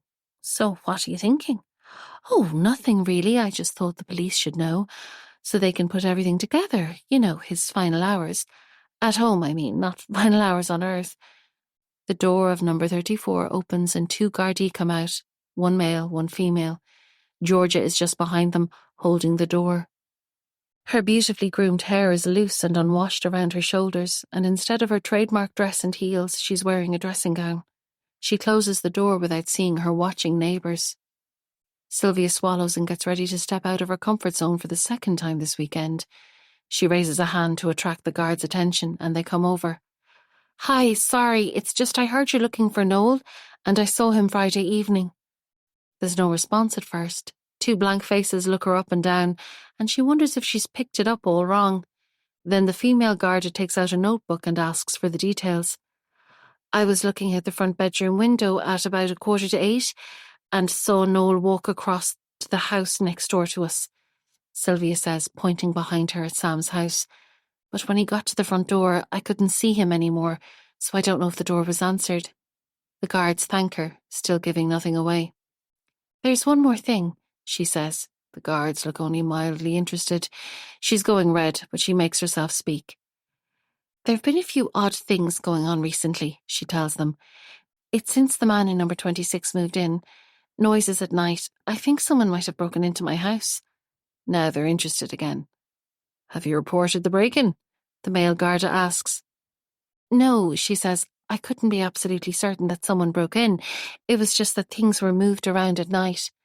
She watches as the interest drains from both faces simultaneously, and she can practically hear them writing her off as a demented housewife with nothing better to do than waste police time. Back inside, Tom asks her what happened, and she fills him in. So you stood in our driveway telling the guards there's something odd going on next door, pointing at next door, and you weren't remotely worried that Sam would see you? Shit, was his car there? She runs upstairs and looks out the front window. It is, and the guards have gone in there now as far as she can see. Neither Cagney nor Lacey would ever have done something so daft. Nor Kate. Shit. Chapter 44. Sylvia, Monday, September 5th. The front door closes softly and Tom is gone again. Another Monday morning pre-dawn flight for him, and another solo parenting stint for her. There's a whole hour till the alarm will go off, but she's too high above the sleep tide now, and no matter how tightly she closes her eyes, there's no going back. Just after 6, Sylvia gives up and goes downstairs to make tea. It's quiet, somehow quieter than usual. She shivers. This place is getting to her. As the kettle boils, she walks slowly around the kitchen as she does every morning now, just looking. Nothing seems out of place, though it's becoming difficult to tell anymore. The ticking of the clock is the only sound once the kettle stops. Why is it so quiet? Then she knows. It's Bailey. He's usually jumping up at the back door as soon as she comes into the kitchen. Outside, the sky is still dark and nothing stirs in the garden. The dog isn't in his kennel. Has he somehow got out the front? She checks the side gate. It's open. Damn. This is all she needs. The last time he ran away, it took 3 days to get him back. And of course, this only ever happens when Tom is away. She'll have to wait until Jane arrives, then go out to try to find him. Something sharp digs into her foot as she walks back. Another broken plant pot. Where did it come from? There's more of it further down the garden as she walks barefoot through the dewy grass to pick it up. At the end of the garden, behind the picnic table, there's something dark lying on the ground.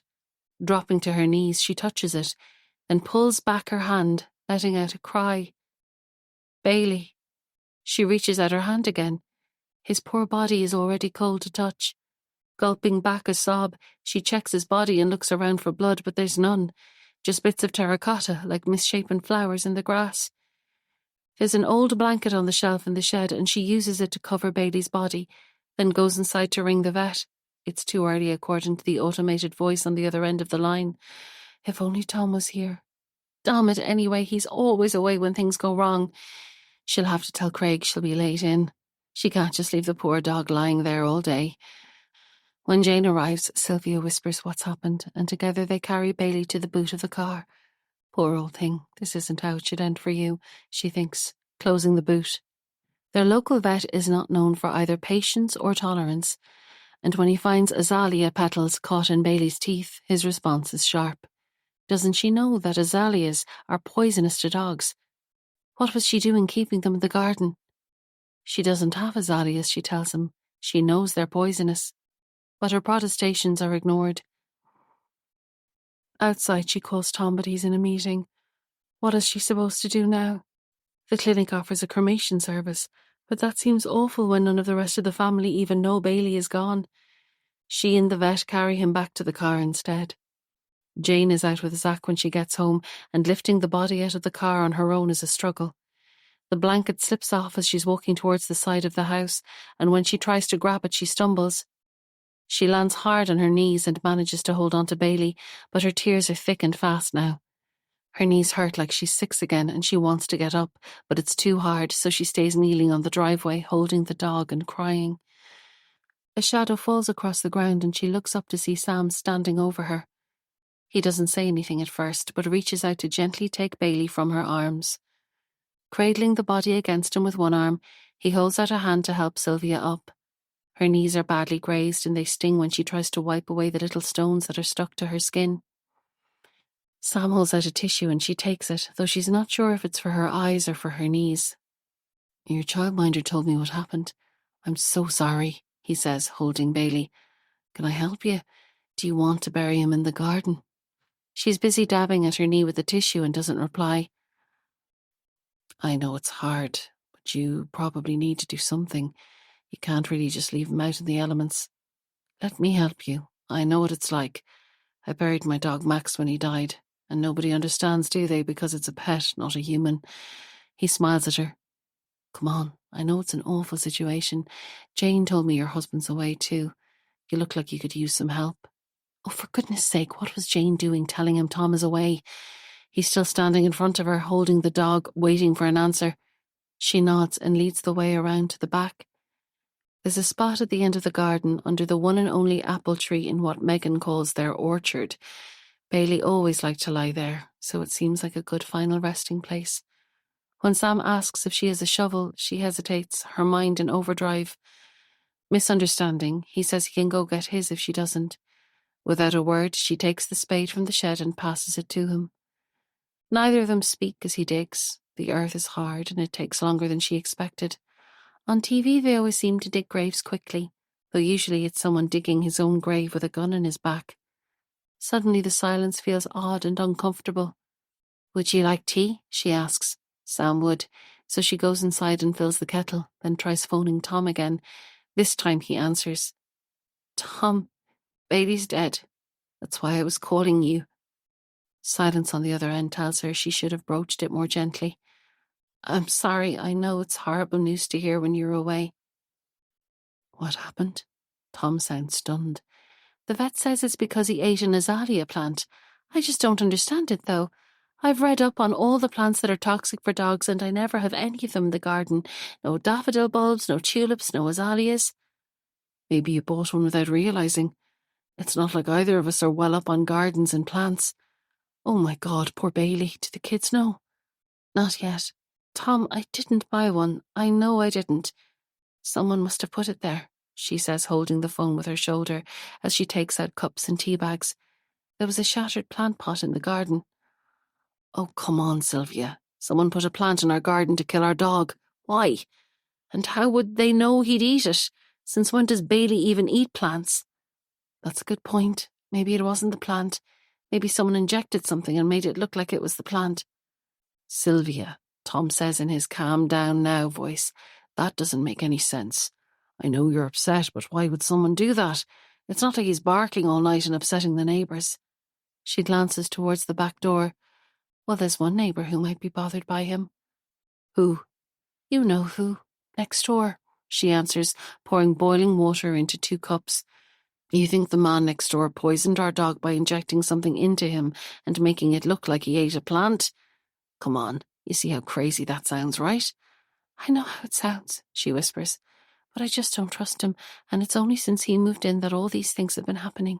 And what about Noel visiting his house just before disappearing? Tom sighs. Sylvia, you don't even know if he actually went into the house. Look, I have a meeting now, I have to go, but I'll be home tomorrow night and we'll talk then, okay? She says goodbye and puts the phone down on the counter. Turning to the back door, she flinches when she sees Sam standing there watching her. How long has he been listening? His face is neutral, but something in his eyes tells her he heard her conversation. She summons up a smile and passes over the cup of tea. He accepts it, nodding thanks without taking his eyes off her face, and goes back out to dig. Suddenly, with every bone in her body, she knows she doesn't want him here. What was she thinking, letting him in? She should have said no when he offered. And she should get an autopsy. Can you even do that for dogs? She Googles it quickly on her phone. Yes, some clinics do offer autopsies for pets. Outside, Sam looks surprised to see her running down the garden towards him. He stops digging. I'm sorry to put you to all this trouble, she says, but Tom wants to say goodbye to the dog, so I said we wouldn't bury him yet. Sam looks unconvinced, and even to her own ears it sounds ridiculous. Sure, I can understand that. I was the same when Max died. Well, look, the hole is there now anyway, so you'll be able to use it after your husband says goodbye. When will he be back? He still has the spade in his hand. Tonight, she reddens with the lie. So thanks again for your help.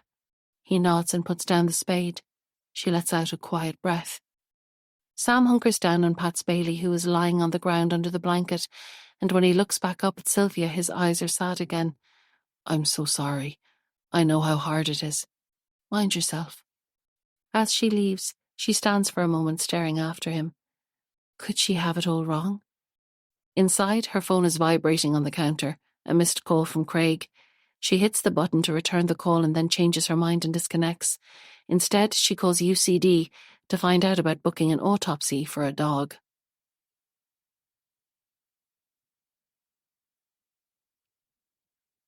Chapter 45. Sylvia, Wednesday, September 7th. If Tom is surprised to find her drinking a glass of wine on a Wednesday night, he doesn't say so.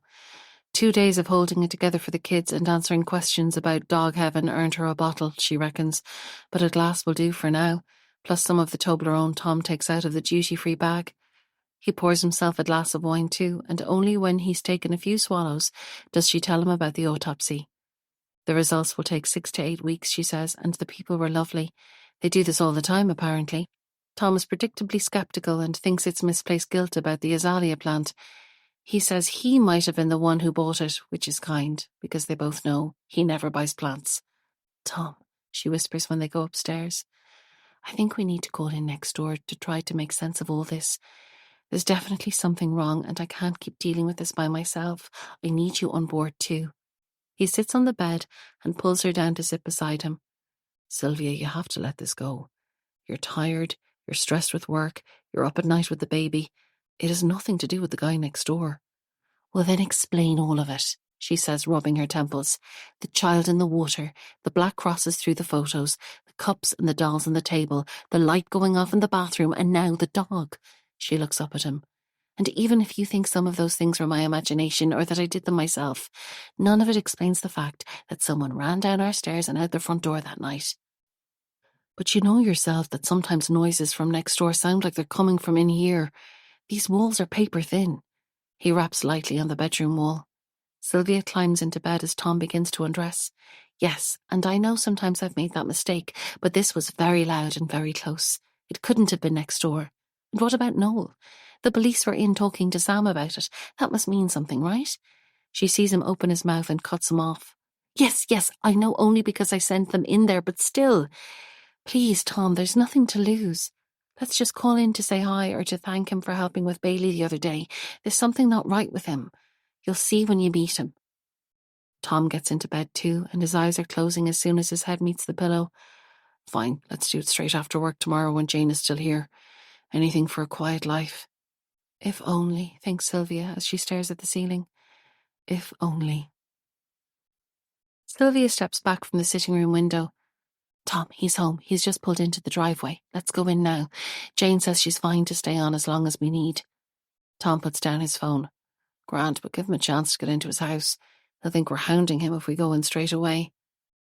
It's a good 10 minutes before Sylvia can tear Tom away from his phone, and in heavy rain they run up Sam's driveway. The tiny shelter above the front door provides no cover at all, and though they huddle as close as they can, both of them are getting wet. The car is still in the driveway, but there's no response when they ring the doorbell. Tom looks delighted and is turning to leave, but Sylvia pulls him back and presses the bell again. Still no reply. If he's there and not answering, that says something in itself, she whispers to Tom. But then they hear footsteps and the door opens. Sam looks surprised. Then he smiles and it transforms his face. Oh, hey, is everything okay? Yes, I just wanted to thank you for all your help on Monday with Bailey. This is Tom, my husband, and he wanted to say thanks too. On cue, Tom nods and says, Thank you. No problem. God, don't stand there in the rain. Step in. He pulls the door wide. Tom hesitates, but Sylvia walks in and he follows. The carpet underfoot is wet now from their shoes, and Sylvia apologizes. Don't worry, it's all being pulled up anyway. As you can see, the house is a work in progress. Come in and have a cup of tea, will you? Tom starts to say something about letting the childminder go home, but Sylvia interrupts and says they'd love tea, following Sam through to the kitchen. It's like stepping back in time, and Sylvia feels a pang for Mrs. Osborne and the quiet life she lived here in her 1970s kitchen. It looks exactly as it always did, but somehow the familiarity isn't comforting. So how's the work on the house going? She asks, looking out the kitchen window at the still overgrown garden. Yeah, I know, the kitchen and the back don't look great, do they? I've mostly been focusing on the upstairs so far. To your coffee. I'm sorry now, I don't have any biscuits. Kate's always the one who buys the biscuits in case people call. I don't think of it, now she's gone. Tom looks uncomfortable and waves away the apology. He never eats biscuits anyway, he says. I met Kate for drinks on Friday, actually. She seems to be doing great in spite of everything, Sylvia says, conscious of the horrified look Tom is giving her. Sam's sheepish smile disappears momentarily, but it's back just as quickly. I'm glad she's got someone to talk to. Most of her friends are living in the UK and the States now, so it's all email and WhatsApp. Not the same as having someone real to talk to. Yes, especially with all she's going through, I mean. So, Sam, I spotted the golf clubs in the hall. Do you play? Tom asks, cutting Sylvia off mid-sentence.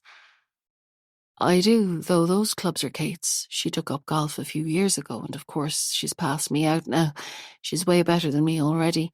I must get back out there, actually. Any good courses around this neck of the woods? And they're off, talking about golf and then football and then whether or not the Dubs will do it again this year. Sylvia sips her tea, listening to everything and saying nothing. Tom has forgotten all of his unease and is delighted to have found a fellow Leeds fan. What were the chances? Every now and then Sam's eyes flick back to Sylvia, watching her, watching him. She gets up to walk over to the back door, looking out into the garden. The pond is just about visible. Do you mind if I take a wander outside? It looks like the rain has stopped, she says. Sam looks at her, searching her face. Sure, the door's open.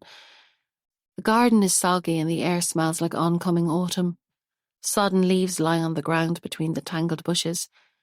There's no green space at all until right down at the end, and then there's the pond. The dark brown water sits still now the rain has stopped, and Sylvia hunkers down to take a closer look. A stick on the ground makes a handy probe. She pokes it into the water, deep enough for a child to drown. We'll have to cover it over, of course. His voice behind her makes her jump. She gets to her feet and drops the stick. Even with my kids gone, I'd hate for anyone else to wander in here and fall in, like your little girl. She tries to answer, but her mouth has gone dry. Swallowing, she tries again. Covering it sounds like a good idea, she manages, barely above a whisper. In the meantime, I'll keep Megan on our side of the wall, just in case. He smiles, and his voice is light and friendly when he replies, just in case. She turns and heads back up to the house, walking fast now through the waterlogged grass. Tom, we should go. Jay needs to leave soon. Tom drains his tea and shakes Sam's hand. So listen, if I can get an extra ticket for that match, I'll give you a shout, yeah? And let me know if you dust off those golf clubs. I could do with a round myself. Back home, once the kids are in bed, Sylvia rounds on Tom. You're going golfing with him? And to a match? Tom looks confused. What? We went in to get a better sense of who he is and what's going on, not to become best friends with him. It's raining again. She pulls the sitting room blind halfway down and switches on the table lamp. I was just being friendly. In fairness, he just seems like a nice, normal guy who's a bit lost since his wife left him. Tom picks up the remote control and switches on the 9 o'clock news. The Austin Granger murder is the top story tonight, with Gardaí following a new line of inquiry, and Edie Keogh is still missing. Sylvia mutes the TV. She didn't leave him. He had an affair and she found out. That's a bit different. Tom throws his hands up in the air. Whatever, look, you need to get past this. He's just a regular guy. He's not breaking into our house at night and putting cups on the table. Tommy just threatened our daughter. What? He sits up straighter. Down at the pond. He said I'd want to be careful that she doesn't wander in there, that it's dangerous. Do you even hear yourself, Sylvia? How is that a threat? We need to go, Tom. At least for a while. I think we need to consider moving in with my mum. You cannot be serious. Look, you just need a break. I know work has been awful. Any sign of the money? Well, there's a chink of light at the end of the tunnel. DBK were in touch today to say they've an unapplied payment that matches it. She holds up crossed fingers. I'm fairly confident it's our money, so I just need to spur them on to send it back. But in the meantime, I'm still being pulled into daily meetings to give updates, and still nobody remembers I wasn't there when it happened. I take it Justin's not back then? No, actually, there's something I didn't tell you. Don't go mad, but I went to his house last Saturday. When I was getting the manicure, I stopped outside his house and saw him getting in the car. It looked like he was going to play a rugby match. Anyway, okay, look, this is going to sound a bit mad, but I took photos of him. Tom's eyes widen. And then I called in to him when he came back and said I'd show the photos to Craig. He's supposed to be sick in bed. I knew well he wasn't. Jesus, Sylvia, could he complain about you to HR? No, he's faking an illness so he can avoid admitting a huge error. He doesn't have a leg to stand on. But he didn't show up at work. She slumps down against the back of the couch and closes her eyes. No, he deleted the photos. It was a complete waste of time. I can't decide what to do. I could tell work about calling to him, but knowing Craig, I'll just end up in trouble again. And without photos, I've no proof he's faking. Then he surprises her. What if you get him to admit it, or at least not deny it? She opens her eyes and sits up. What do you mean? Tom nods. I mean, record him on your phone. There's loads of apps out there you can use. It means you can do it without confronting him in person. You just call him and the app records the call. Then you email it wherever, like straight to Craig's inbox. Is it legal? Tom nods. Yep, totally legal to record a call if you're a party to the call. It's not the same as tapping a call between two other people. Wow. Okay then. Can you find me a good app? Tom takes her phone. On one condition.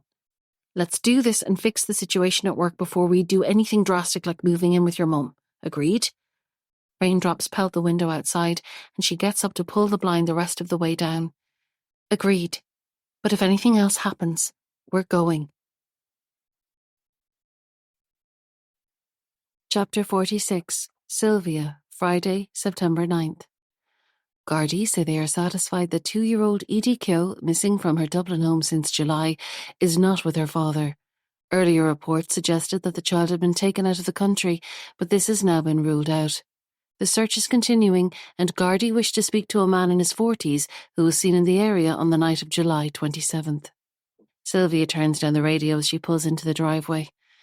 God, the thought of what might have happened to that little girl.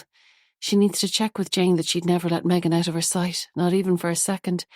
Though Jane will think she doesn't trust her at all. Maybe she'll get Tom to say it. He's better at that kind of conversation. A movement catches her eye.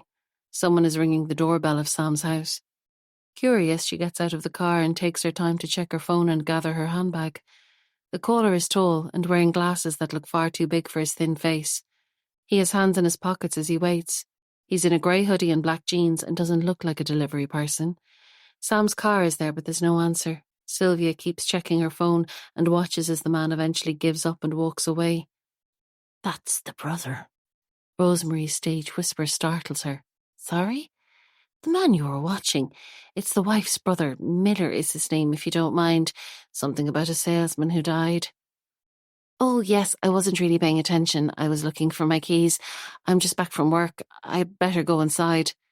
Rosemary's face falls. Poor old thing, she can spare 2 minutes. Though I'm a bit early, they won't be expecting me yet. How are you anyway? Rosemary beams. Not bad now, though the arthritis is playing up with all the rain. Did you hear anything about Noel? Sylvia shakes her head. If anyone on the road is likely to have the latest on Noel, it's Rosemary. And indeed, she does have news. The guards were at their house again today, she says, nodding towards the house across the road. Called in early this morning, 2 of them. What do you think that means? Sylvia looks over. Georgia and Noel's cars are in the driveway, and there's another car parked outside too, but no police. I guess they were giving her an update on the search. I wonder, Rosemary says, going back to a whisper, although there's nobody else around. Do you think he ran off with another woman? Listen, I'm not even sure what Georgia sees in him, Sylvia says, also whispering. I can't see him finding a mistress too. Rosemary's eyes light up and a smile twitches at the corners of her mouth. Oh, we're terrible, we shouldn't be saying that. But she's delighted. Sylvia's job is done. Sylvia looks over again. Maybe she should call in to Georgia to see if she can do anything, or would that be intruding? She looks at her watch. There won't be time this evening anyway. She's meeting Kate at 8, and there's something important she needs to do first. Tom checks again on the kids and closes the sitting room door. Sylvia's stomach is in knots as she picks up Tom's phone and tests the call recorder app one final time. What if he doesn't answer? What if he guesses what she's doing? What if the recorder doesn't work? But Tom insists it's worth a try. She dials Justin's number and waits. The little red light on the top left-hand corner of the phone tells her that the recorder has switched on. After 4 rings, he answers. Justin, it's Sylvia. Look, don't hang up. I just wanted to clear the air after the last time. I hate falling out with people, especially key members of the management team like you. Thumbs up from Tom, silence from Justin. So how about we forget everything, forget what happened when I called, and get back on track. You come in on Monday and help me with the audit, and the rest is water under the bridge. More silence. Justin? Sylvia, I'm a little surprised, to be honest. Do HR know you're harassing me like this? Oh, for goodness sake. She closes her eyes and presses the phone against her temple. No, I thought we could just sort it out between ourselves. You seem to be under the illusion that I can just get up and come back to work. I'm ill, in case you've forgotten, and I have a sick cert to prove it. So no, sorry, you'll have to handle things on your own for another while. Please, Justin, you're a lot better at going through the accounts than I am. You're always strong on problem solving. The team are lost without you, to be honest. And so am I. I'm still finding my feet after being off. She waits. Nice try, Sylvia, but no go. I'm not coming back until I'm ready. Actually, I'm feeling a bit stressed now because of this call. I might need to go back to the doctor. I've a feeling she's going to sign me off for even longer. She can hear the sneer, the smug prick. When she speaks again, her voice is a taut wire. Justin, I thought we could sort this out like grown-ups, but clearly not. You and I both know you're faking this illness. I saw you going to play rugby less than a week ago. I took photos of you, for God's sake. And where are those photos now, Sylvia? You know well where they are. You deleted them just before you threw my phone at me. Exactly. You have no photos anymore. So fuck off, Sylvia, and don't phone me again. He hangs up. No, you fuck off, she thinks, then quickly opens the call recorder app to see if it worked. She puts it on speaker and Justin's voice fills the kitchen. Tom is smiling. Do you think it's enough? She asks him. Definitely. You mentioned the rugby and the deleted photos and throwing the phone at you, and he doesn't deny any of it. Craig's eyes will be well and truly opened. Should I send it to Craig now? Do. Give him the weekend to sit on it, rather than ambushing him on Monday morning and forcing him into a corner. She hits the share button and types in Craig's email address.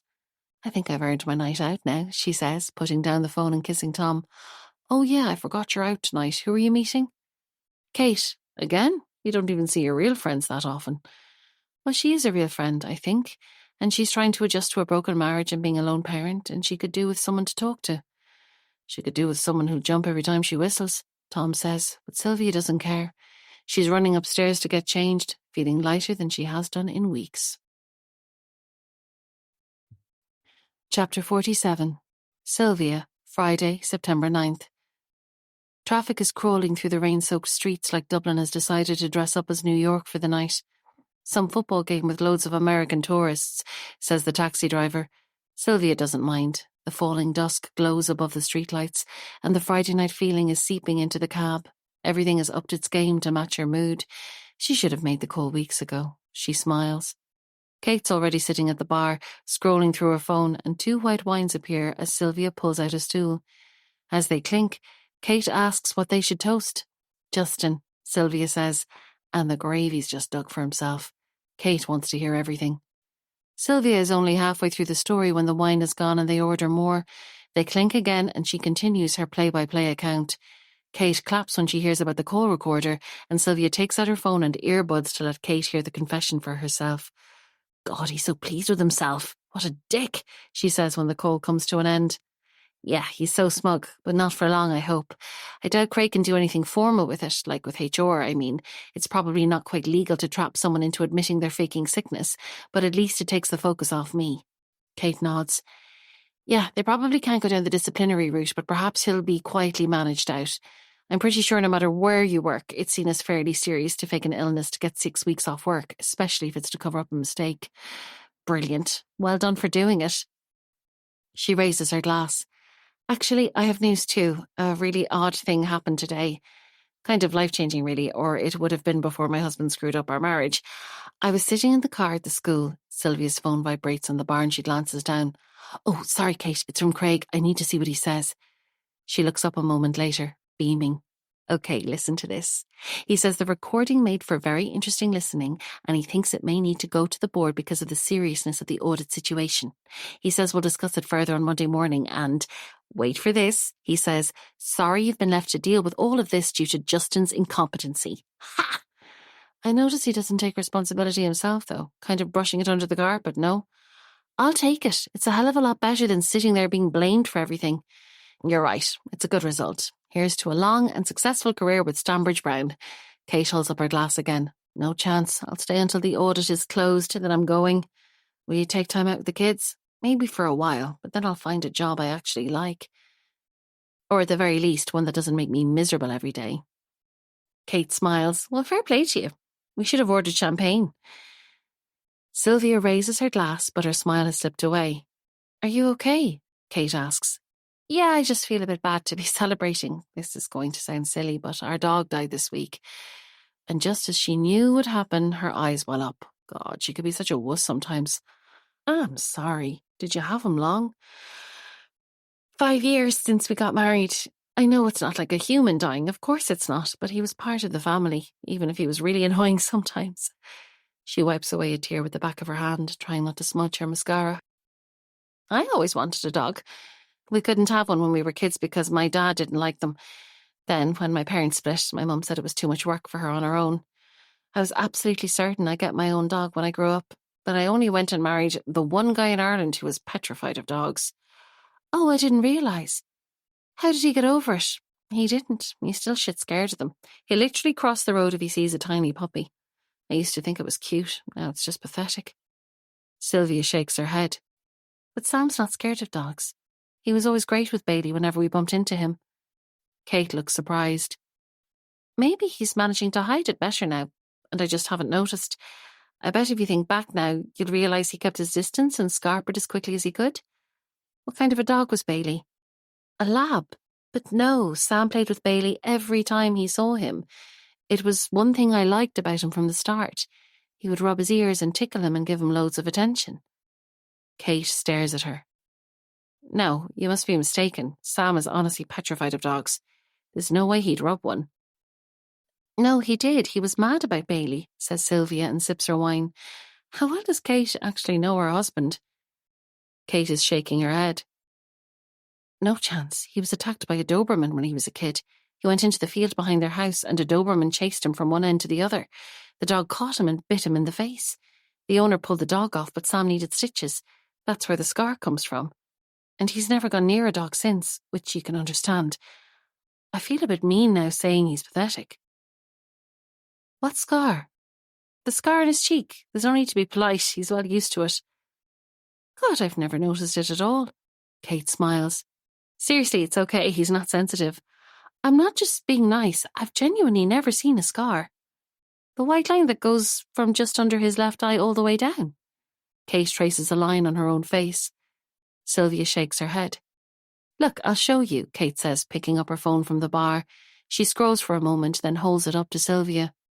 See, even without zooming in, it's obvious. That's from earlier on this summer when he had a bit of a tan, which always makes it stand out more. Sylvia takes the phone and stares at the picture, then looks up at Kate. But that's not Sam. Of course it's Sam. Geez, he can't have changed that much over the summer. Here, I'll get another one. She scrolls again and zooms in on another picture. Sylvia takes the phone. The man is similar to Sam, tall, tanned, brown eyes, brown hair, but it's not Sam. She shakes her head. I don't know what's going on, but that's not Sam. In fairness, I think I know my own husband. Maybe there's someone else new in another house in Willow Valley and you're mixing them up? I'm not, honestly. Sure, we've been in his house, your house. We had tea with him. He helped me dig a grave for poor Bailey on Monday and told me all about burying his dog, Max. Kate stares at her. Sam never had a dog. Max was Michael's dog. His cousin Michael.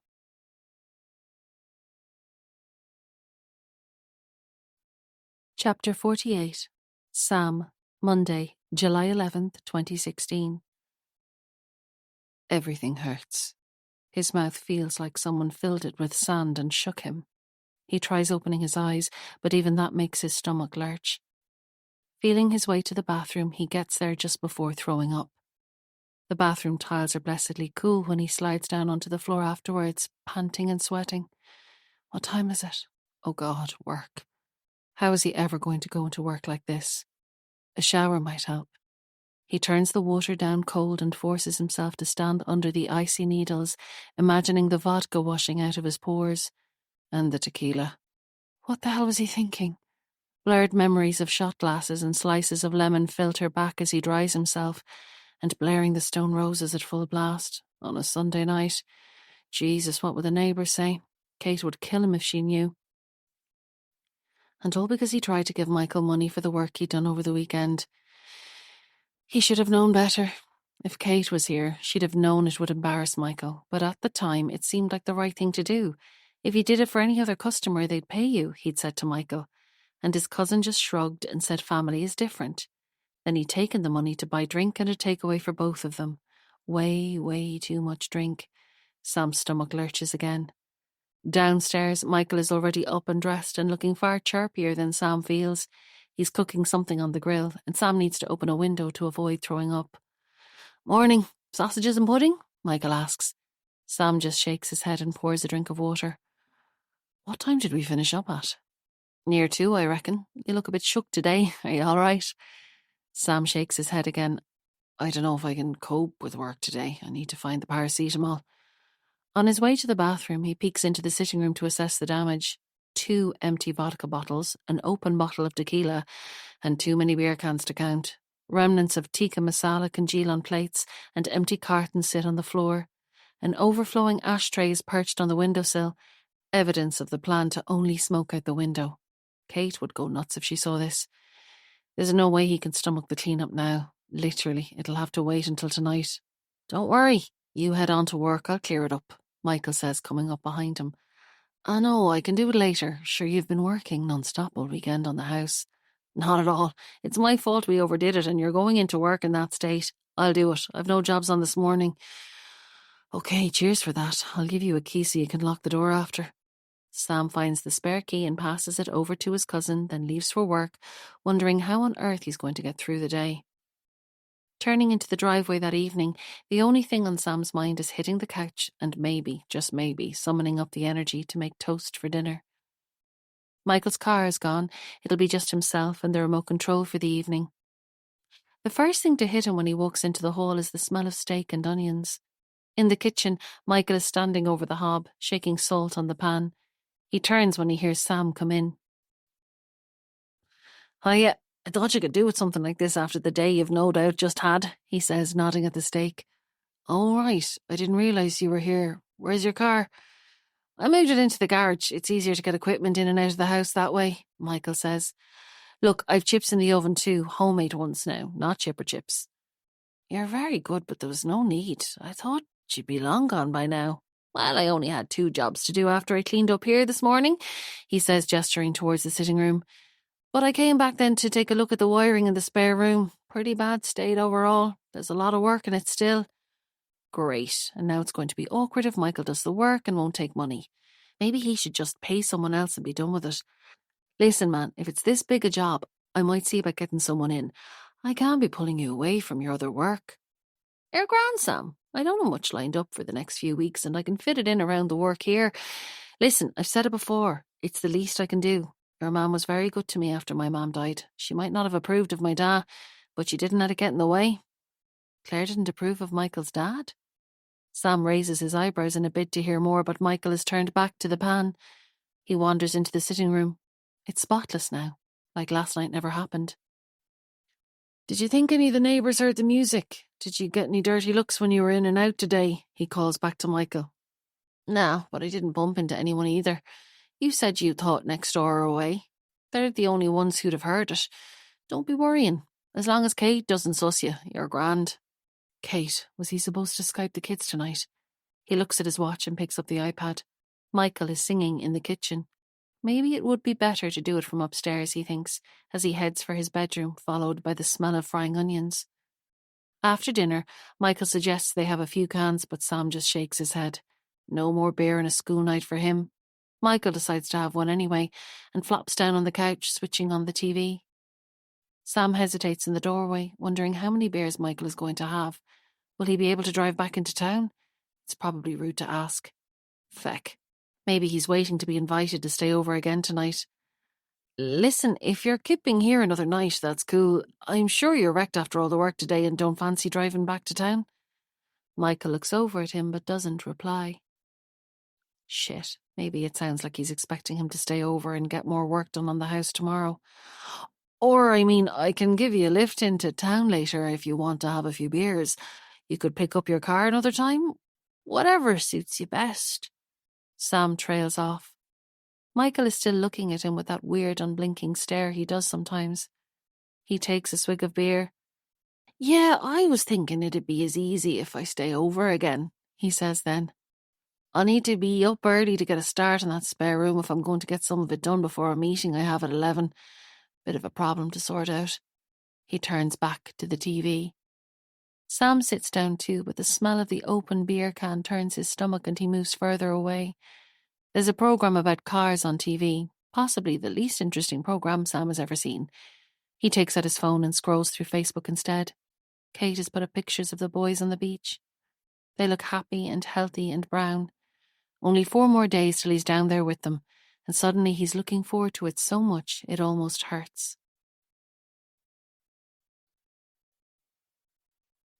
Chapter 49. Sam, Tuesday, July 12th. Tonight's offering is another sausage dish of some kind, according to the smell that's filling the entire downstairs when Sam gets in from work. Michael's repertoire appears to be confined to meat that can be cooked in a frying pan. He shouldn't complain. It's better than coming home to nothing at all, although a quiet evening to himself wouldn't be such a bad thing at this stage.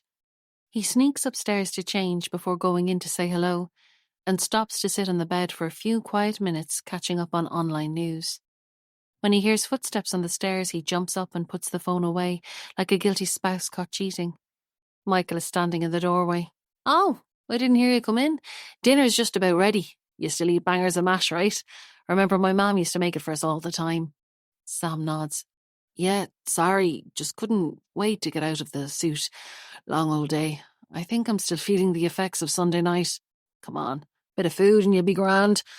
I was going to get out a DVD for later. Anything you fancy? Sam blinks. So Michael is staying again. It probably makes sense, but still. He stifles a yawn and follows his cousin downstairs for more sausages. He never thought he'd miss Kate's insistence on vegetables with every meal, but suddenly he has a longing for some broccoli. Watching Michael settle down afterwards with a remote and a beer, Sam braves asking if he's staying over. God, now it feels like an awkward date. Michael nods and keeps flicking through the channels, but then he stops and turns to Sam. Actually, I might just stay full-time for a few weeks.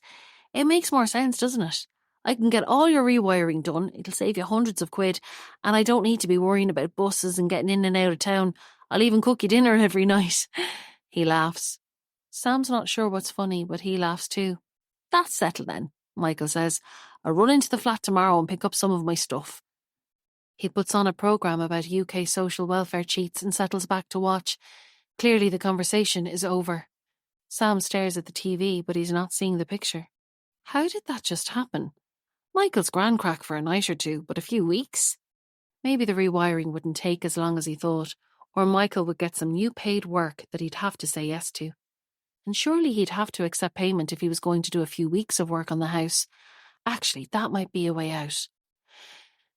So listen, he says, if it's a much bigger job than you thought and it's going to take a few weeks, I insist on paying the going rate. I can't let you work for nothing. So either I pay you or we call it quits now. Is that fair? Tell you what, you can pay me in kind. One skill for another. Deal? Sam has no idea what's coming next, but he nods because he can't think what else to do. Computers, Michael continues. You were always good at them because of that computer your old pair bought you when we were kids. My mum couldn't afford something like that. And there were no computers in our school. Do you remember that time I was over in your house and I didn't know how to use a mouse and you were laughing at me asking why I hadn't learned it in school?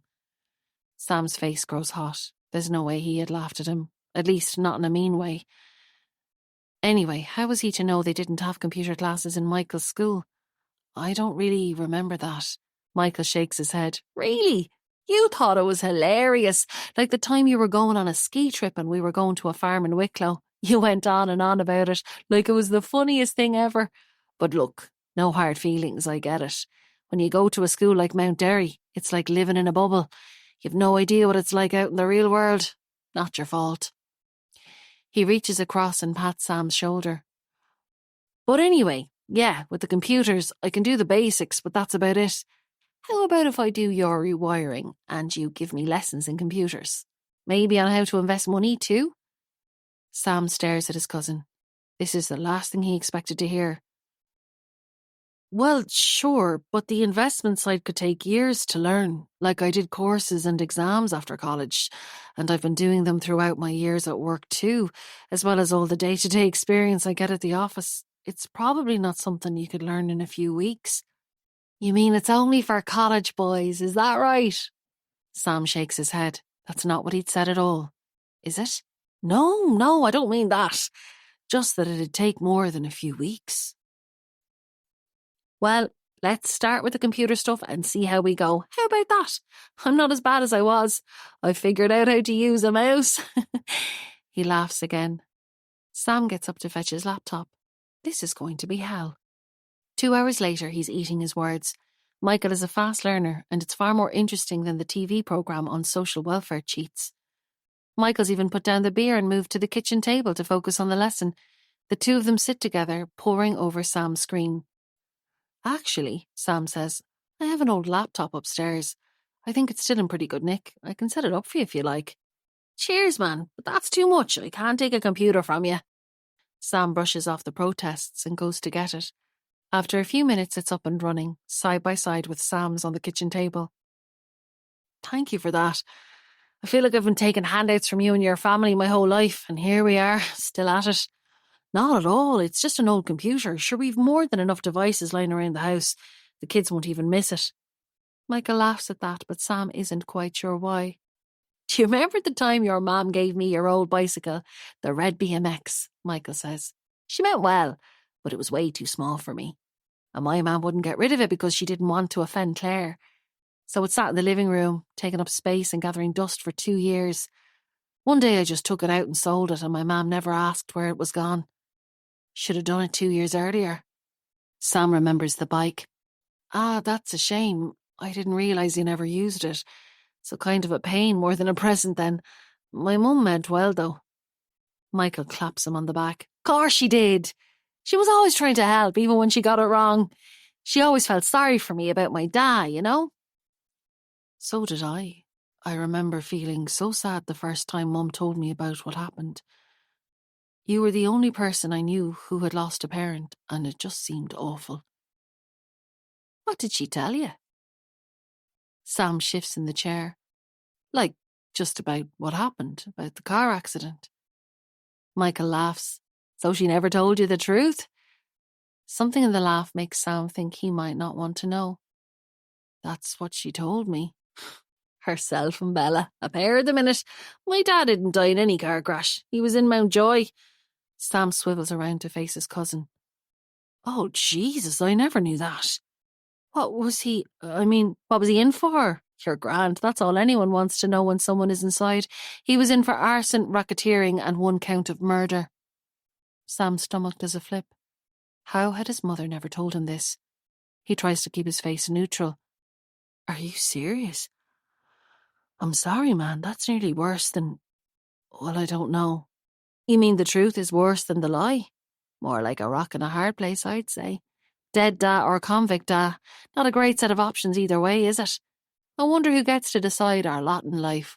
Like, why does one person get a successful father with plenty of money and a big house and Latin lessons in a posh school, while the other person gets a shitty flat and a damn prison? Strange, isn't it, when you think about it? Sam shifts again on the hard kitchen chair. I guess it's a testament to you and your mum that you came through it and did so well for yourself. Oh my God, that sounded so patronising. Do you think so? An electrician living in the same shitty flat, while you're out here in the fancy house with the gorgeous wife and the big job? I don't know if things really came that good. The kitchen is very still. Sam wants to reply, but everything that comes to mind sounds trite, and he's not sure Michael really wants an answer. An email pops into his inbox, breaking the silence. Bloody work emails at this time of night. You have a work email on your home laptop too? Michael asks. Sam turns the screen to show him. Yes, see here, I have 2 email accounts open. One is work and one is personal. I have access to my work drives too, so I can catch up at home when I need to.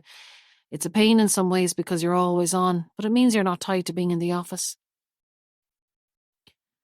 Michael wants to see how it works, and Sam shows him. This is a hell of a lot easier than talking about his dad. Jesus, who knew? Well, his mum, obviously, and she'd gone to her grave without telling him. And his dad must have known too. He looks at Michael, engrossed in the laptop, and wonders what kind of conversations went on back then that he knew nothing about. But he's not going to ask him now. That's more than enough family history for tonight. Chapter 50. Sam, Sunday, July 17th. Seth's voice is still ringing in Sam's ears when he arrives home from Galway on Sunday evening. You're the best daddy in the world. There's nobody you love more than me, Mum and Jamie. Isn't that right, Dad? He had nodded his agreement and hugged Seth and said, Yes, absolutely. There's nobody else I love more than you 3. An uncomfortable image of Nina had flashed up in his mind as he spoke, and again when he hugged Jamie. The goodbye kiss from Kate had been muted. Kate is the only person who can make him feel bad for something she did. Surely disappearing for most of the weekend was worse than forgetting Seth's birthday present, as if he didn't have enough to do between the house and work and now Michael's computer lessons. Though he decided against mentioning the new lodger to Kate. Next weekend, maybe. Inside, the lodger is sitting at the kitchen table, busy at his laptop. A smell of stale cooking mixed with cigarette smoke hangs in the air, and Michael opens the kitchen window. Tentatively, he reminds Michael that he'll need to smoke outdoors. Kate will go mad if she comes home and realises. Michael is apologetic and says something about not wanting to offend Princess Kate. Sam doesn't hear what exactly because he's already on his way upstairs to wash off the journey. A text arrives while he's in the bathroom. Nina suggesting she could meet him at his house since Kate is away. That's never going to work with Michael there. No, we'll have to stick to your apartment. My cousin is staying. They agree that Sam will call to her tomorrow night instead, and he puts the phone down. And really it's easier this way. Having her out to the house seems like an even bigger betrayal. Downstairs, Michael is still at the laptop, opening a can of beer. Sam says no at first when he offers him one, but then changes his mind. Why not after the weekend he's just had? Sighing heavily, he pulls up a chair and opens up his own laptop. Checking work emails? Michael asks. Sam nods. You're very quiet. Everything okay? Michael asks. Sam shrugs. Just tired. I might get an early night. Everything all right in Galway? How are Kate and the kids? They're fine. To be honest, I'd say they're perfectly happy down there, and I just upset the routine. Michael closes his computer and turns to Sam. Go on. What happened? Nothing really. Well, Kate went nuts at me because I forgot Seth's present. Like it was a genuine mistake, and I've just been up to my eyes with work, but she acted like I did it on purpose to annoy her. Then on Saturday, she just disappeared for the whole day and left me with the boys. But of course, I'm the one in trouble. Michael goes to the fridge to line up the next two beers, though Sam is only halfway through his first can. Listen, Kate's tough on you. She always has been. Don't be minding her. You think she's tough on me? Michael laughs. Why, do you think she isn't? Jesus, she's always been like that, right back when you two met. I was surprised when you ended up together, to be honest. I didn't see you with a ball breaker like her. Sam sits up straighter in the chair. Really? I always thought we were well matched. Michael laughs again. Your mother thought you were well matched because Kate prodded you along when you were sleepwalking your way through college, not because you were any kind of perfect couple. I can't believe this is news to you. Sam sips his beer. Maybe there's some truth in it. You always had your pick of the girls back then. Michael continues. It's amazing what a posh accent and straight teeth can get you. I don't know. I always thought Kate fancied you. Remember the day we met? I was sure it was you she was interested in. I wouldn't have noticed if she was. That day was a blur. Poor Mam. Shit. What kind of a tool brings up a funeral in casual conversation? Sorry, Michael, of course, an awful day for you. Michael fixes his gaze on Sam, searching his face for something. You know, I never held it against you. Sam lets go the beer can he's holding. Suddenly it feels very cold. What do you mean? But he knows. About Mam. About what she did. I know you blamed yourself for not stopping her, but she knew exactly what she was doing, and she waited till I was away. That was deliberate. So don't be blaming yourself, because I don't. Sam swallows thickly and nods. And your mum was a big help to me with the funeral. And I know it was heartbreaking for her, burying her sister just a few years after what happened your da. I'll never forget it. I owe you, Sam. You know that? I owe you. Michael turns back to the laptop and opens it again, keying in his password. Sam finishes his beer and nods. He should say something, but he's not sure what. Why is Michael bringing this up now after all these years? Memories of finding her cold in her bed come flooding back, the tea soaking slowly into the old sheepskin rug on the floor, the grey skin, the empty pill bottles, the dark silence and the horror and then later the guilt. The ambulance, just because it seemed like the right thing to do, even if there was no hope at all in her still chest and unmoving lips. And the call to his own mother, that horrible call. She had phoned Michael for him. He should have done that himself, but his poor mother, sick with grief for her sister, had taken that burden from him. And they'd never talked about it. He'd said all the things people say. They'd done the platitudes, the handshakes, the bowed heads. But they'd never talked about it, about him being there and Michael not, and about finding her that morning. He hadn't even gone to the inquest. Claire had gone with Michael, while he stayed at home pretending it was better for them if they were left to their grief in private. My God, what was he thinking? And why didn't his mother just insist he went? He remembers now Kate had been surprised he wasn't going. He hasn't thought about that in 20 years. He opens the next beer and clears his throat. Cheers to Bella. She was an amazing woman. He lifts his can towards Michael. It's pathetic, but it's the best he can come up with right now. She surely was, and no doubt was justly rewarded in heaven. She's up there now with your da, isn't she, Sam? Michael raises his can too and takes a drink, never looking away from the screen. Chapter 51, 1984. The kitchen door is open, but he stops in the hall when he hears his name being mentioned. They're whispering, but arguing, and he can hear most of what they're saying. Michael's a bad influence, Claire. I don't want them spending so much time together, John says. That's not fair. Just because his father's in jail doesn't make him a bad person. Sure, he's never even known his father. Claire, if you can't see it, you're just fooling yourself. Sam is enthralled by him. It's not healthy. If Michael says jump, Sam asks how high. I understand you want to look out for him, but you can't spend your whole life feeling guilty for making better choices in life than your sister did. That's not fair either. She was only 16 when she met Michael's dad. Sure, she hadn't a clue what she was doing or what he was like. We don't always make our choices with full knowledge. Have some compassion. He peers around the door, careful to avoid being seen. They're sitting at the kitchen table drinking tea, Claire in her house coat to keep her dress clean and John in his suit, ready for work. He pulls back behind the door. Just how long is he staying, though? Just a week or so. Bella's been asked to do a whole load of extra shifts and she doesn't want to turn them down. Fine, a week. But if Sam's giving you cheek when Michael's around, you need to nip that in the bud. Don't let either of them away with it. He hears John pick up the newspaper. Can we talk about the school suggestion? John puts down the newspaper again. Claire, we can't afford it. We can't pay 2 sets of fees. If we really wanted to, we could. If things had gone as we'd hoped, we'd have 2 children now and we'd find a way to pay 2 sets of school fees. But that's just it, John says, throwing his hands up in the air. We don't have 2 children. Michael is not our child. He's not our own child, but he's still family, and there's no way Bella will be able to send him to a private school, not in a million years. But he doesn't have to go to a private school. What's wrong with his local school? They've both forgotten about whispering now. Well, if his local school is so great, then why don't we send Sam there? He hears John bang his fist on the table. Claire, you're being ridiculous. I will pay for my son to go to private school. I will not pay for your nephew to go to private school. That's the end of the conversation. He pushes back his chair and Michael slips into the sitting room out of sight. John picks up his briefcase and coat in the hall and slams out the door.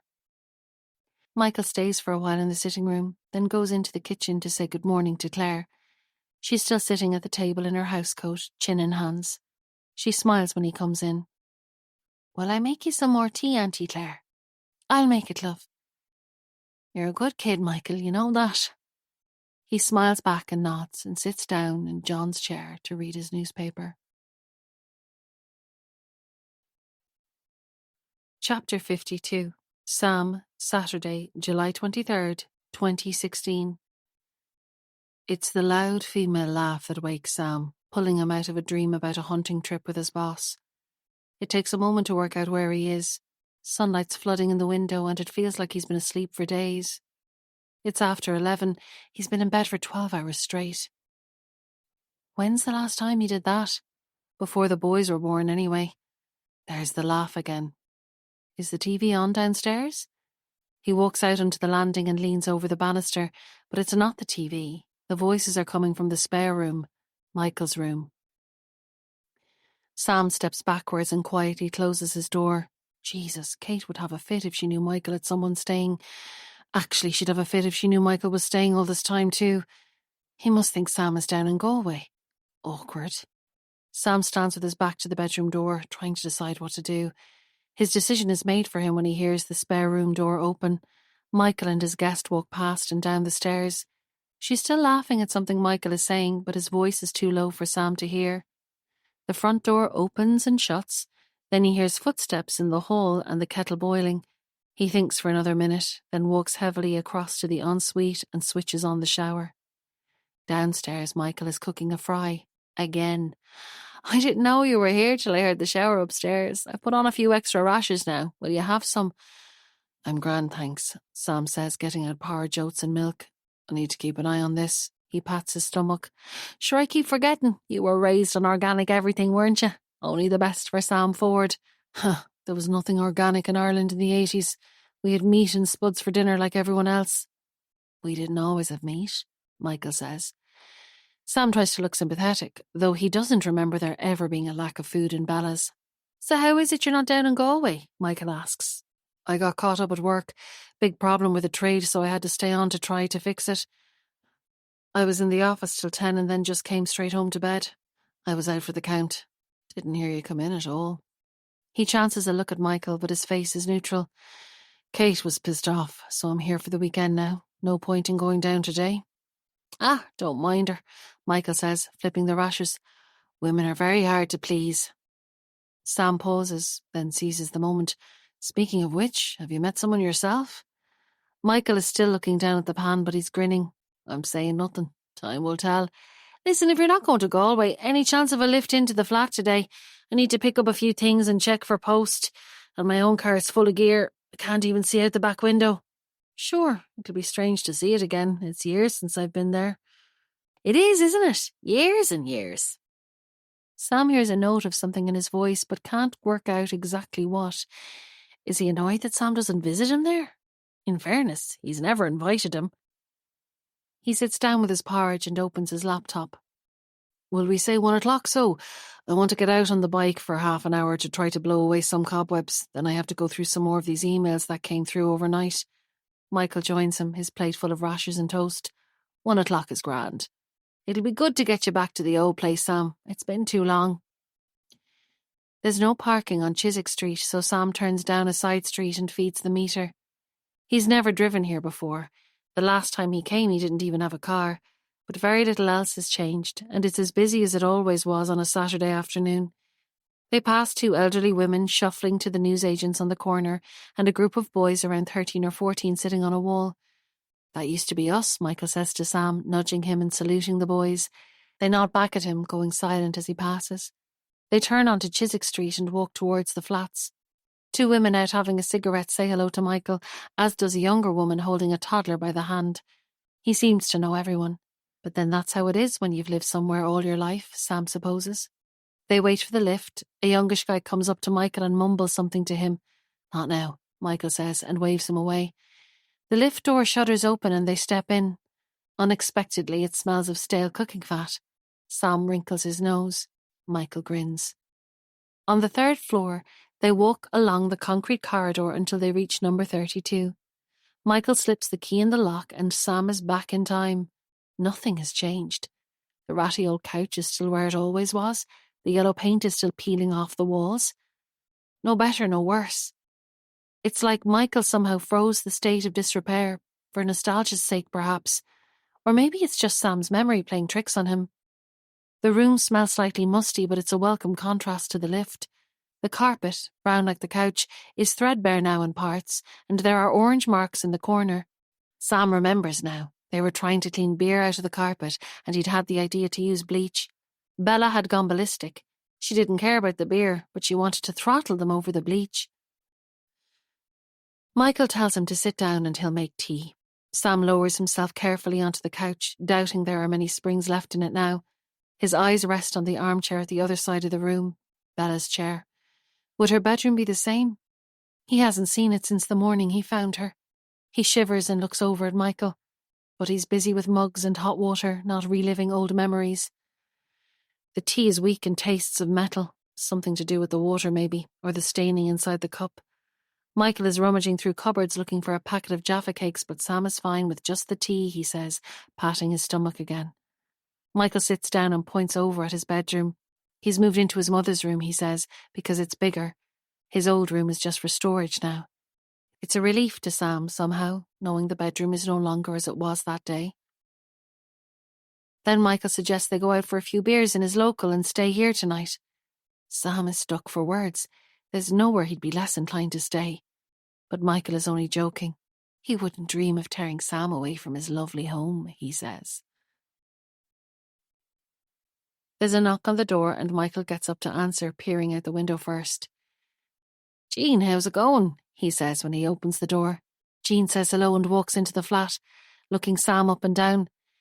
Sam, this is my neighbour, Jean. Jean, Sam is my cousin.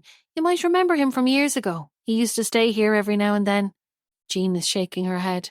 Sam is fairly sure he'd remember Jean too. She's unusually tall, with brown hair curling around her shoulders and large gold hoops dangling from her ears. Actually, that was mostly before you moved in, I think, Michael says to Jean. When was that, 1990? Yes, 1990, long time ago now. How are Peter and Paul doing? They're grand. Well, Peter just quit his job. It wasn't what he expected and he didn't like the boss, but sure he'll pick up something else soon enough. He likes variety, that one. Though I wish he'd stick at something longer than 4 weeks. And Paul, well, he's just bought a house out in Malahide and he's been promoted again at work. I still don't know what he does, something to do with marketing, but he's doing great at whatever it is. Michael beckons her further into the room to sit down and offers her tea. It's gas, isn't it, he says, putting a cup on the small coffee table in front of her. The way they ended up with such different lives even though they're brothers. It's like us. Our mums were brought up together in the same house by the same parents. And then Claire, his mam, he points at Sam, ends up living in South Dublin in a big house, married to a man with a great job. My mam, on the other hand, marries a fella daft enough to get himself locked up in Mountjoy and lives hand to mouth in this place, no offence, Jean, for the rest of her days. Funny, isn't it? Sam's not sure if it's a question. Jean is nodding. It's funny, all right. I don't know what it is with my two. To be honest, Peter was always the sharper one, but maybe I spoiled him a bit and let him away with too much. Paul had to work harder, and maybe that's why he's doing so well now. And it's gas, because they look exactly alike. Spit of each other. You two are very alike as well, aren't you? That's what they say, though I'm obviously way more handsome. Isn't that right? Michael says, and she laughs. Sam laughs too. What about us, Sam? What do you think? Michael says, turning to him. Huh? Why did we end up with such different lives, you and me? Maybe I did something wrong in a past life, or maybe I was being punished for my dad's crimes, or maybe it's just the way it is and there's nothing any of us can do about it. What do you think? Sam isn't sure if this is a real question, but suddenly the old sunken couch is feeling very claustrophobic. Michael is waiting for him to speak. I suppose it's just the way it is, probably a lot to do with who they married, right? So I'm being penalised for my ma's bad choices, is that what you mean? No, it's not like that. You've done great for yourself. Shit, he has no idea what to say without sounding patronising. Michael's doing that weird unblinking thing again, and Jean is just quietly sipping her tea. Sam looks at his watch. Well, I'd better get back soon to get a bit more work done. Is that okay with you, Michael, if we head on in a few minutes? Grand. I'll get my stuff. Tell you what, will we get Jean to take a picture of us here in the flat for old time's sake? Jean, will you do that? He passes her his phone and hunkers down beside Sam. It feels silly, but there's no way to say no, so Sam just smiles. Great stuff. I'll stick that up on Facebook. Jesus, what would Bella make of Facebook, eh, Sam? Listen, Jean, good to see you. Call in any time I'm here, though I'll be gone for the next few weeks. I'm on Holliers on the south side for a few weeks. Isn't that right, Sam? Sam pulls himself out of the couch and picks up his keys. This flat doesn't remind him of Bella anymore, and he desperately wants to go home. Chapter 53. Saturday, September 29th, 1990. Did you get it? Michael says, flicking his cigarette butt onto the ground. Sam passes him the key. My dad will go mad if he ever finds out. I'm not sure this is a good idea. Michael puts his hand on his arm. Don't worry. You said it yourself. Your dad... Don't worry. You said it yourself. Your dad hardly ever uses the shed. And I don't even need it for that long. But Mum's been in and out of my room and I think she suspects something, so I need to move it at least for now. Might be all my imagination. When I know it's safe, I can take it back. Okay, where is it? I borrowed a van. It's just there, about 3 houses down, says Michael, pointing. Are your old pair out for the day? Sam nods. Right, let's get moving. I'll pull into the driveway. They're all in plain cardboard boxes, so none of your neighbours will cop its booze and fags inside. It could be anything. The van fits neatly in the driveway and, with the rear doors open, it's easy to carry packages around the side of the house without being seen. All the boxes are the same size and heavier than they look. Packed with salt, Michael tells Sam to keep the bottles from breaking and to make sure the cigarettes don't get damp. Sweat beads gather on Sam's forehead despite the cool September air, and he takes off his bomber jacket. On it continues as the stack in the van grows smaller and its counterpart in the shed grows higher. There's little else in the shed, a toolbox, a shovel, a pickaxe and a lawnmower, and none of them will be needed again until spring, Sam reckons. You better be right about that, Michael warns him. There are just 2 boxes left when Michael looks at his watch and says he needs to get the van back. He jumps into the driver's seat, leaving Sam to carry the last 2 packages into the shed and lock up. Winking at his cousin, he passes him a £20 note. Buy Molly something nice with that. And don't go near the boxes, sure you won't. I'll sort you out with any drink you need, but the packages have to stay intact or I can't sell them on. Jesus, no, I wouldn't touch them. Cheers for that, says Sam, stuffing the note in his jeans pocket. I need to keep the key too, so I can get in and out. I'll only come when no one is here though, yeah? Yeah, no worries. Shit, do I need to stay here now so you can lock the shed after you? Michael looks at his watch. No, you're grand. There are 2 keys. I got an extra one cut. Sam holds up the other key. Michael pauses for a moment, then starts the engine. All right, but don't be going in there, okay? Just leave it locked. Sam nods and waves him away, then carries the other 2 packages around to the shed. He pulls the £20 note out again after he locks up. Not bad for an hour's work. This could be the start of something really, really good. Chapter 54. Friday, October 5th, 1990. One bloody week. What a fucking waste of time. Michael can't park the van in the driveway this time in case they come home, so it's up the road near the laneway. Carrying the boxes all the way up there is hard work, and cursing John as he does each trip isn't making it any easier. So much for some certainty that his dad wouldn't need the key. The stack in the shed is reduced to about half when he hears the car in the driveway, but it's just after 9. They should have been another hour. He switches off the light in the shed and stands in the dark. The kitchen light goes on and he ducks down. Sam is filling a glass of water and looking out, trying to be casual. The light goes off again. They must be sitting down now in the front room. He'd better wait another while, though.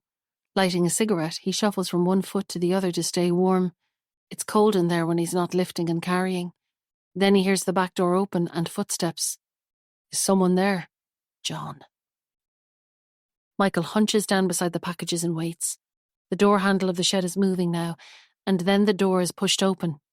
John presses the switch and lights flood the small space. Jesus, John says, jumping back. Michael stands up. It's only me, Uncle John. It's Michael. Sorry I scared you. Michael, what are you doing?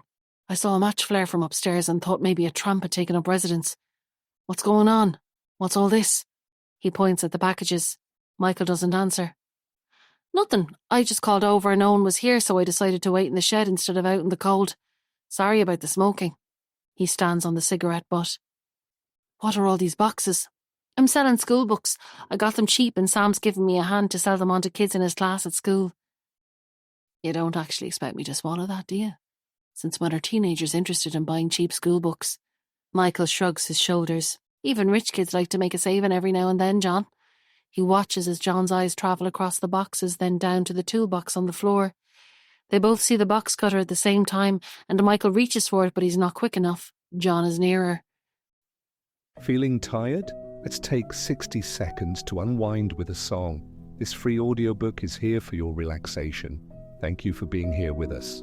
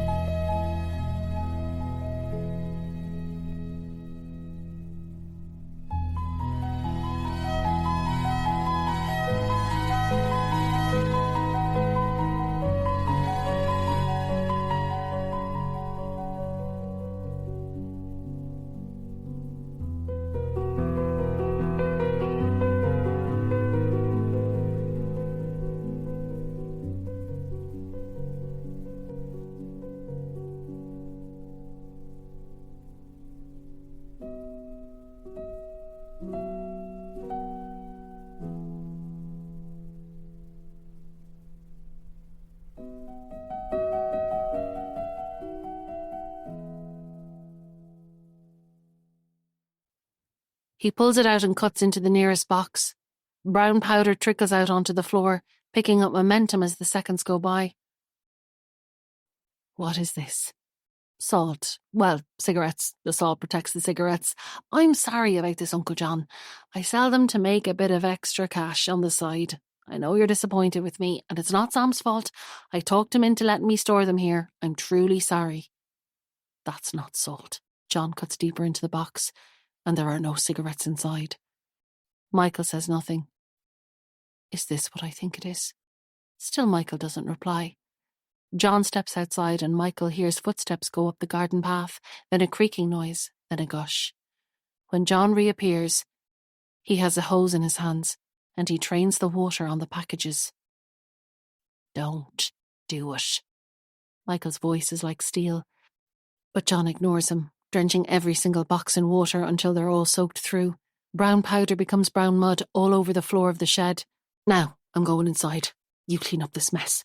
I don't care how you get rid of it as long as this place is spotless in the morning, and don't come near this house again. I won't say anything to Claire, it would break her heart, but you stay away from here or I'll tell them all. Claire, Bella and the guards. You're just like your dad. He spits the last words. There's only one place you're going to end up, and I always knew it. Stay away from my family. You are poison. The shed is deathly quiet once John storms back up to the house and slams the back door. The brown mud underfoot mocks Michael, thousands of pounds literally down the drain. And Michael will have to pay for this, but he won't be the only one. Chapter 55. Sam, Tuesday, July 26th, 2016. Sam is wrecked. Wrecked after a long day at work. Wrecked after another late night with Michael. Probably wrecked from eating crap food too. Turning the key in the lock, he has a sudden longing for a grilled chicken salad and an empty house. Maybe Michael will be gone out, perhaps with a mysterious laughing girlfriend. But Michael is where he is every evening now, sitting at the kitchen table. He has his laptop open and closes it when Sam comes in. How's it going? Any posts today? Sam asks. The usual evening greeting. They're like a married couple, though with a lot more beer and junk food. No post, but there's a note for you there. Michael nods towards the empty coffee jar sitting on the island. Sam picks up the piece of paper and unfolds it. You utter shit. I can't explain how hurt, how angry, how betrayed I feel right now. If you had to do it, couldn't you have had the decency to keep it out of our house? Moving your slut in is disgusting, beyond anything I'd ever have imagined you doing. Do not under any circumstances try to contact me or the boys. Consider us gone. Sam looks up at Michael, then down at the letter again. It's Kate's writing, but it must be a prank. Where did this come from? Did you write it? No, it was here when I got in from town earlier. I guess someone who has a key to the house dropped it in. Your neighbour, maybe? No, it's not from a neighbour. It's from Kate. Well, supposedly. But it must be some kind of piss take. I don't get it. Why, what does it say? Sam shows him the note. Michael whistles and shakes his head. Jesus, Sam, what did you do? Come on, did you write it? No way, not me. Whose writing is this? It's Kate's, but she can't have written it. She's down in Galway, and even if she was here, what the hell is it about? She thinks I'm having an affair. Seems so. Are you? Michael asks. No, of course not. Jesus, do I look like the kind of guy who has affairs? This is insane. I'll try calling her. Shit, I don't have my phone. Did you see it around today? I couldn't find it when I was leaving this morning. No, I didn't see it. I'll keep an eye out, though. Can I borrow yours? Sure, it's upstairs. I'll grab it now, Michael says, getting up from the chair. Oh, hang on, I'm totally out of call credit. I meant to go to the shop earlier, but I forgot. Can't you top up online or something? Michael just looks at him blankly. All those computer lessons and he can't even top up his phone. Sam sits down, running a hand through his hair. I need to speak to her. Where would she even get the notion I'm having an affair? This is the most ludicrous thing that has ever happened. Someone must have told her something. But why would anyone do that? Michael takes a beer from the fridge and passes it to Sam. I don't know what's been going on, but we'll figure it out. Have you been speaking to her recently? Yeah, last night. She was totally normal. Well, like she's still annoyed at me for not going down last weekend, but there was nothing like this. Okay, and how have things been going over the last while? You know yourself, not great over the summer, but we're both stressed with the move. It's been a tough few months. She doesn't like being at home even though she's the one who wanted to do it in the first place. Sam opens the beer and pauses. I suppose she's been quite distant for a while now. And when she does pay attention, she seems annoyed with me. But this is a whole other level, an affair. It sounds ridiculous, like something from TV. Well, she obviously thinks you are. Or maybe it's something else. What do you mean? Sam asks, his head in his hands. Could it be that she just wants a break and didn't know how to say it? Accusing you of seeing someone else solves that, doesn't it? Sam looks up. Listen, I know things haven't been going great, but I can't see Kate making up a story like this. She'd be more upfront. Could it be that she's met someone down in Galway? Might be why she's been so distant over the last few months. Sam shakes his head and tries to order his thoughts. Could it be about Nina? Kate couldn't possibly know about Nina. I'll drive to Galway, he decides, pushing away the untouched beer. If I leave now, I'll be there just after 9. I'll get her to talk to me face to face. That's not a good idea, Michael says. She's angry, you're upset. Leave it till morning. Driving in this state wouldn't even be safe. No, I'll go tonight. I'll never sleep anyway, worrying and wondering. Michael sighs. She's clearly said she doesn't want you to contact her. I really think you should wait. Give it a few days. I know you're trying to help, Michael, but this is my marriage and I need to resolve it my way. Michael sits across from him, looking but saying nothing. Sam suddenly has the image of a reptile in his head, bulbous eyes unblinking, a lizard or a snake. I'm going to grab a few things upstairs, he says, pushing out his chair. Still, Michael says nothing. Later, when he thinks back, Sam can see the signs of what was to come, but not now. Now he's only thinking of fixing things with Kate. He turns and goes upstairs, leaving Michael at the kitchen table. In his room, he throws a clean shirt into a holdall in case he stays over. He can leave early in the morning and still make it back to the office on time. His phone isn't on the locker or the dresser, nor in any of the drawers. That doesn't make sense. He definitely had it last night. He hears the back door open downstairs, Michael going for a cigarette. Shit. If Kate was in the house today, she probably smelled the stale smoke. Anyway, that's the least of his worries. What else should he take? Maybe Seth's birthday present? Then he hears the soft creak of someone coming up the stairs. What does Michael want now, he wonders, throwing some socks into the holdall.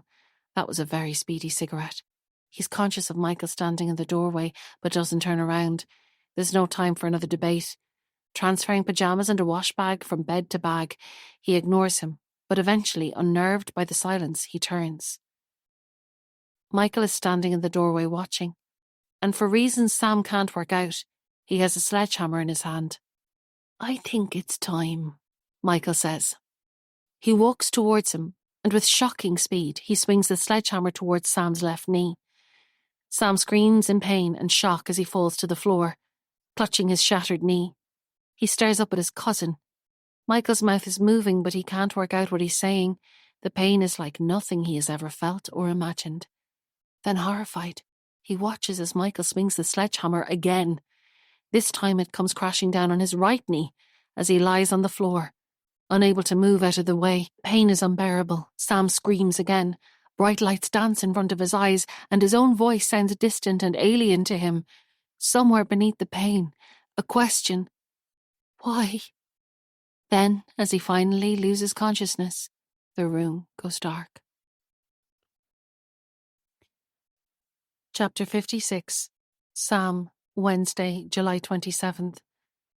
Darkness and pain, nausea, background noise, a police siren or an ambulance? Is he in hospital? Has he been in an accident? His brain tries to grab tufts of memory as they swirl by, but fails. Another siren and voices. Doctors? He can't tell if his eyes are open or not. Where's Kate? Something stirs in his memory. Michael. Is Michael with him? The doctors are speaking but sound faint in the background, then louder. I'm sorry, we did everything we could, but we weren't able to save him. But he's not dead. He can hear them. Sam wills his eyes to open, begging the fog to lift. He hears a low moan. It's coming from him. Surely they can hear that. His eyelids lift briefly, then close. He tries again and again. This time he keeps his eyes open, squinting in the darkness. There's a light up above, in a corner of the room. Voices again. Someone beside him. He tries to turn his head, but a surge of nausea stops him. Focus. Focus. The doctor's voices are gone now, and he can hear music in their place. His eyes are drawn to the light in the corner, a television, the credits are rolling, the loud familiar theme tune of Casualty.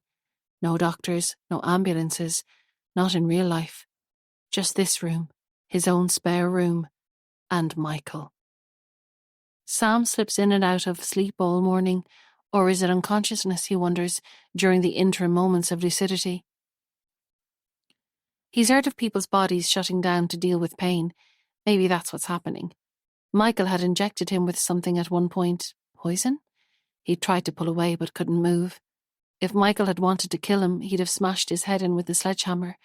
But nothing makes sense anymore. The next time he wakes, Michael is not there. He tries to lift his head to look around. It's stiff and every movement brings fresh waves of nausea. The pain in his knees is red hot, but more bearable than before, maybe because of whatever Michael has injected. Somehow he can see his legs. He's wearing shorts now. How can that be? But on closer inspection, they're his work trousers, cut into makeshift shorts. His knees are red and black and purple and swollen.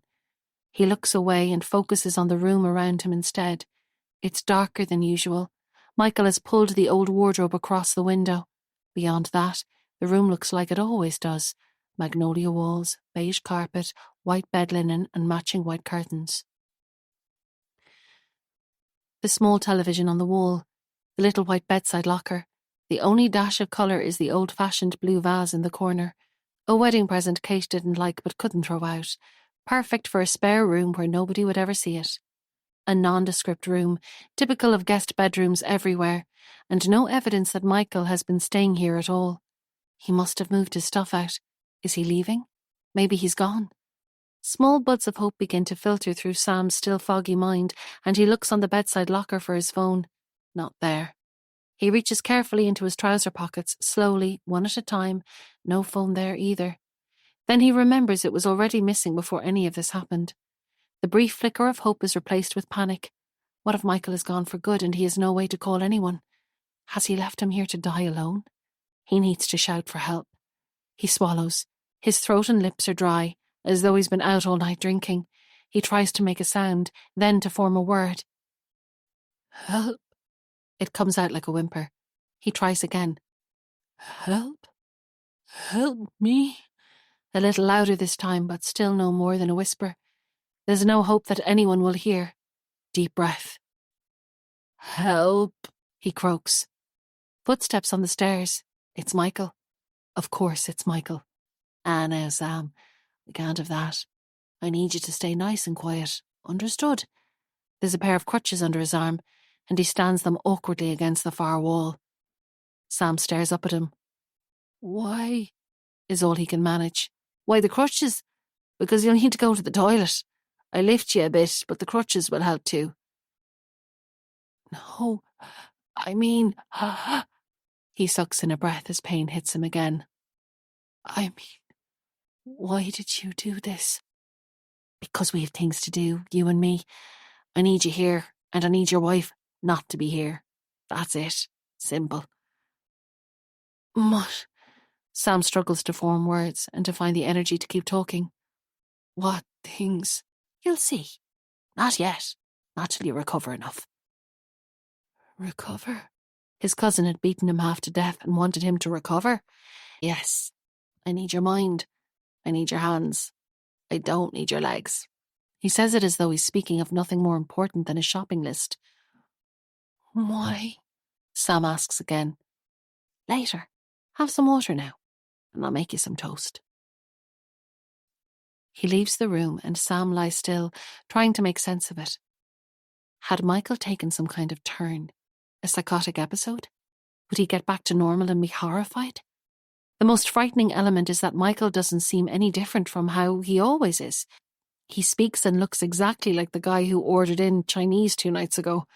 The one who talked football over beers every night for the last 2 weeks. The same person he'd known since he was a child. The same laid-back voice that 15-year-old Sam had listened to talking about stashing drink and cigarettes is now telling him he'll explain later why he crippled him. The smell of toast makes Sam retch when Michael comes back into the room. He's not ready to eat. He shakes his head when Michael offers it, and even that small movement makes him feel horribly sick.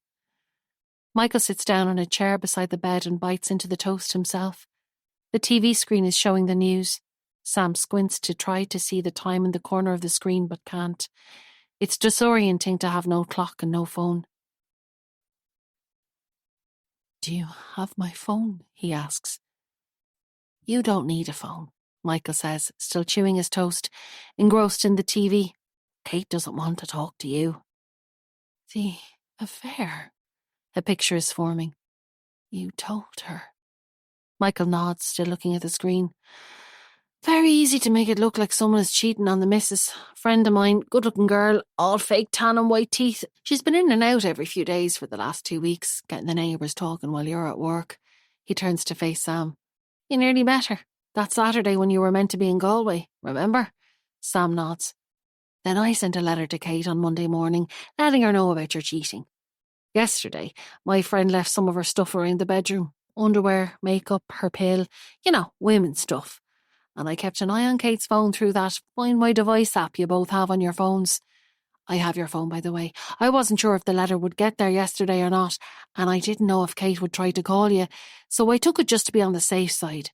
But anyway, sure enough, the GPS tracker showed her heading for the Dublin road, and I knew we were in business." And Kate performed like clockwork, God bless her. Hell hath no fury, or whatever that saying is. When I got in, the stuff was all in black bags and the room was a state. She must have been livid. I cleaned it up. He explains the last bit as though he'd done Sam a favour. Jesus Christ. Sam tries to absorb what he's saying, but his mind is still fuzzy from the pain and whatever drug Michael has been injecting. What the fuck possessed him to do all this? And Jesus, no wonder Kate was so upset. Please let me text Kate, just to tell her there's no affair." Michael smiles. "Now, Sam, I can hardly let you text her, can I? Why would I go to all this trouble to get her out of the house, only to have you tell her the truth and bring her running back? Anyway, don't worry, you have been texting her." Sam's brain is still like cotton wool. What is Michael talking about now? "Look, I'll show you." Michael pulls Sam's phone out of his pocket and clicks into a text. Sam reaches his hand out to take the phone, but Michael pulls it further away. No touching. I'll read it for you. "You said, 'I feel like we've been growing apart, and I was lonely, and flattered by the attention.' I know, it sounds so weak when I put it like that. And it is. Men are stupid. I'm stupid." He puts the phone back in his pocket. You might be surprised to hear this, but she didn't reply, other than to say goodbye to you. You know, Sam, women don't let us away with things like that these days, sleeping around. You should have known better." A surge of nausea stops Sam as he tries to lash out at Michael.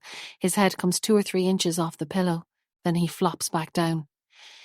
"So Kate's seen your mistress's things in your room, and someone's written her a letter, and you've been texting her apologising for your affair? I'd say your marriage is over, buddy. But don't worry, I'm here for you." Michael pats Sam's shoulder and covers him with a light duvet. Sam closes his eyes, blocking it out. "Listen, I'm heading out for a few hours, so look, I'll sort you out with a bedpan now. I don't think you're ready to move, and I'll top up your medicine so you get a good sleep." Who says I don't look after you, eh? Sam doesn't resist. The pain is intensified with the effort of speaking. A drug-aided sleep is welcome. The blue glow of the TV pulls him back into consciousness, and it takes a moment to remember why he's in the spare room. The realization settles around him like tar. He turns his head. The room is empty, but there are noises coming from downstairs. There's a black strip of sky just visible above the top of the wardrobe. It must be after 10. His arm feels heavy when he tries to lift it, but he forces himself to slide it across to the bedside locker. There's no phone there. Of course there isn't.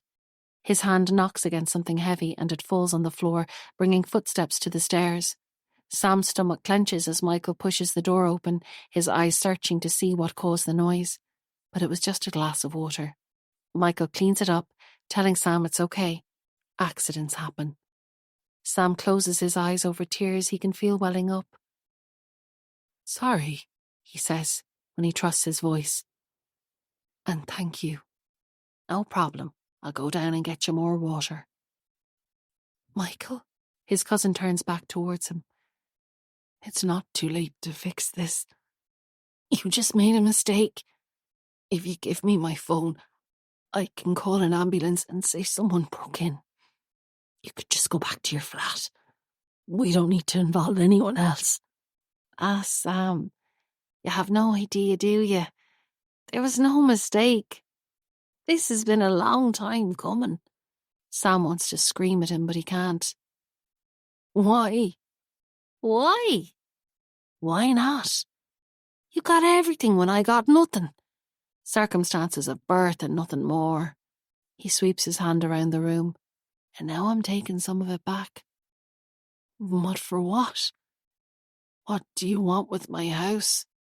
The house? That part's easy. My place has been watched constantly. The guards raided it a few months back, twice in 1 week, trying to catch me out the second time. They found nothing, but it was pure chance.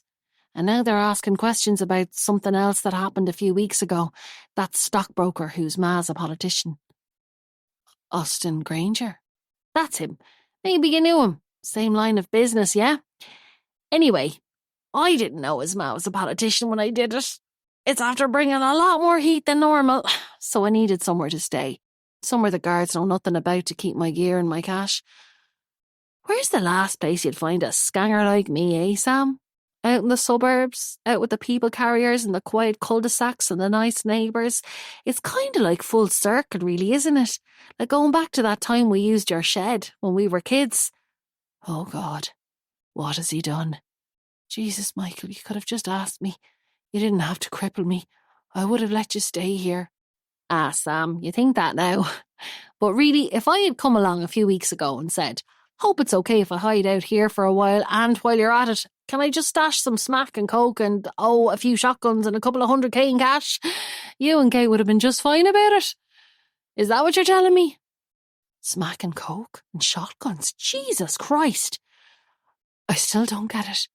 Why not just rent somewhere else as well as your own place? But sure, why would I rent somewhere when I have the perfect spot here?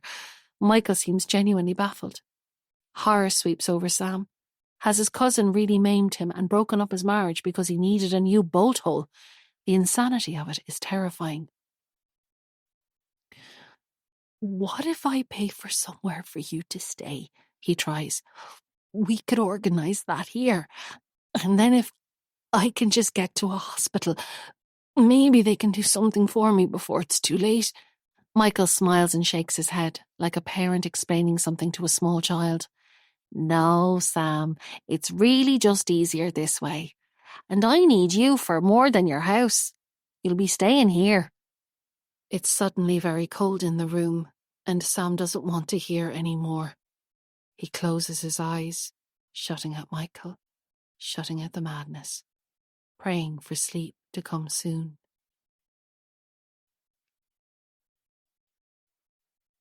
Chapter 57. Sam, Thursday, July 28th. The man on the TV says it's Thursday, and Sam grabs this piece of information like it's a life raft. He turns it over in his mind. There's nothing he can do with it right now, but knowing it is better than not knowing it. It's also morning, because there's a morning show on TV, or maybe it's a repeat of a morning show. But wouldn't they air those in the morning time? His mind is still hazy from the drugs. It always gets worse after the injection. Then he sleeps, then he wakes up groggy. But when he sleeps, he can't feel the pain in his legs. Silver linings. His neck is stiff and sore, and he tries to move around on the pillow to get comfortable. Turning his head, he does his regular search on the locker. Water glass, check. Phone, no chance. There's no noise from downstairs. Has Michael gone out? He listens, but it's hard to tell with the hum of the TV. He must go out sometimes, to get food and to do whatever he does that isn't being an electrician. Maybe now is one of those times. Sam takes a deep breath and tries moving his left leg towards the edge of the bed. The pain rushes through his knee like a hot knife, causing him to cry out. He's not going anywhere. He closes his eyes. Now the TV is off. Michael has been and gone. Did he give him more drugs? The fogginess in his brain says he did. The light is dimmer now. It must be evening. An unfamiliar pang hits his stomach. Hunger. He can't remember the last time he felt hungry. Though if today is Thursday, it's only 2 days since he was eating and drinking and working like everyone else. It feels like a lifetime ago. On the locker, the water has been topped up and there's a plate of ham and cheese sandwiches. Sam picks one up and bites into it tentatively. So far he's had nothing stronger than toast. He waits for the nausea, but this time it doesn't come. Progress. Braver now, he finishes the sandwich in 2 bites and reaches for the next one. This is the first thing that feels good since the attack happened. The bar is truly low. Something catches his eye on the floor beside the bed. A newspaper. Reaching his arm down, careful not to move his legs, his fingertips touch it. He stretches his arm further and manages to pull it up onto the bed. July 28th is the date. Today's paper.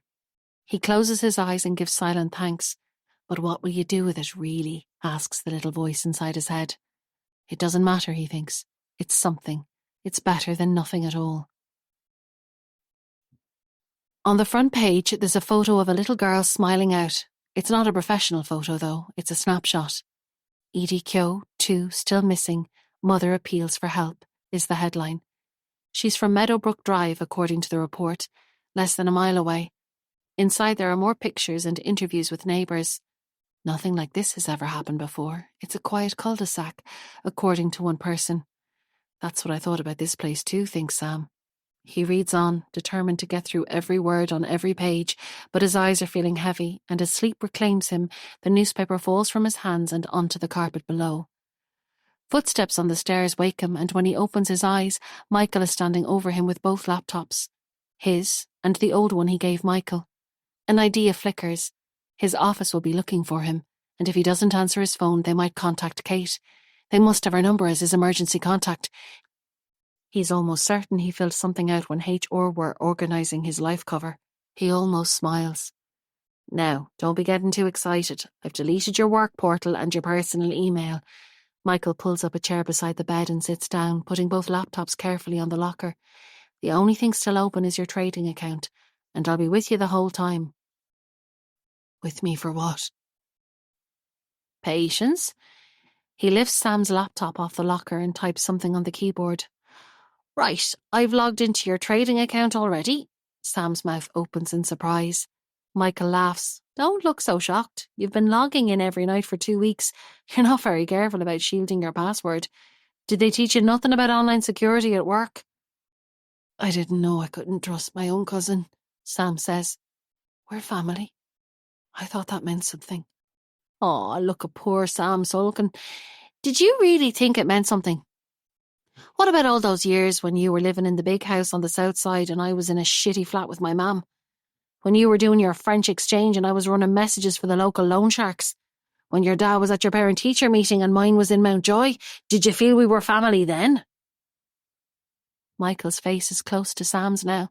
His eyes are wide and bits of spit fly out of his mouth and onto Sam's cheek. Sam swallows.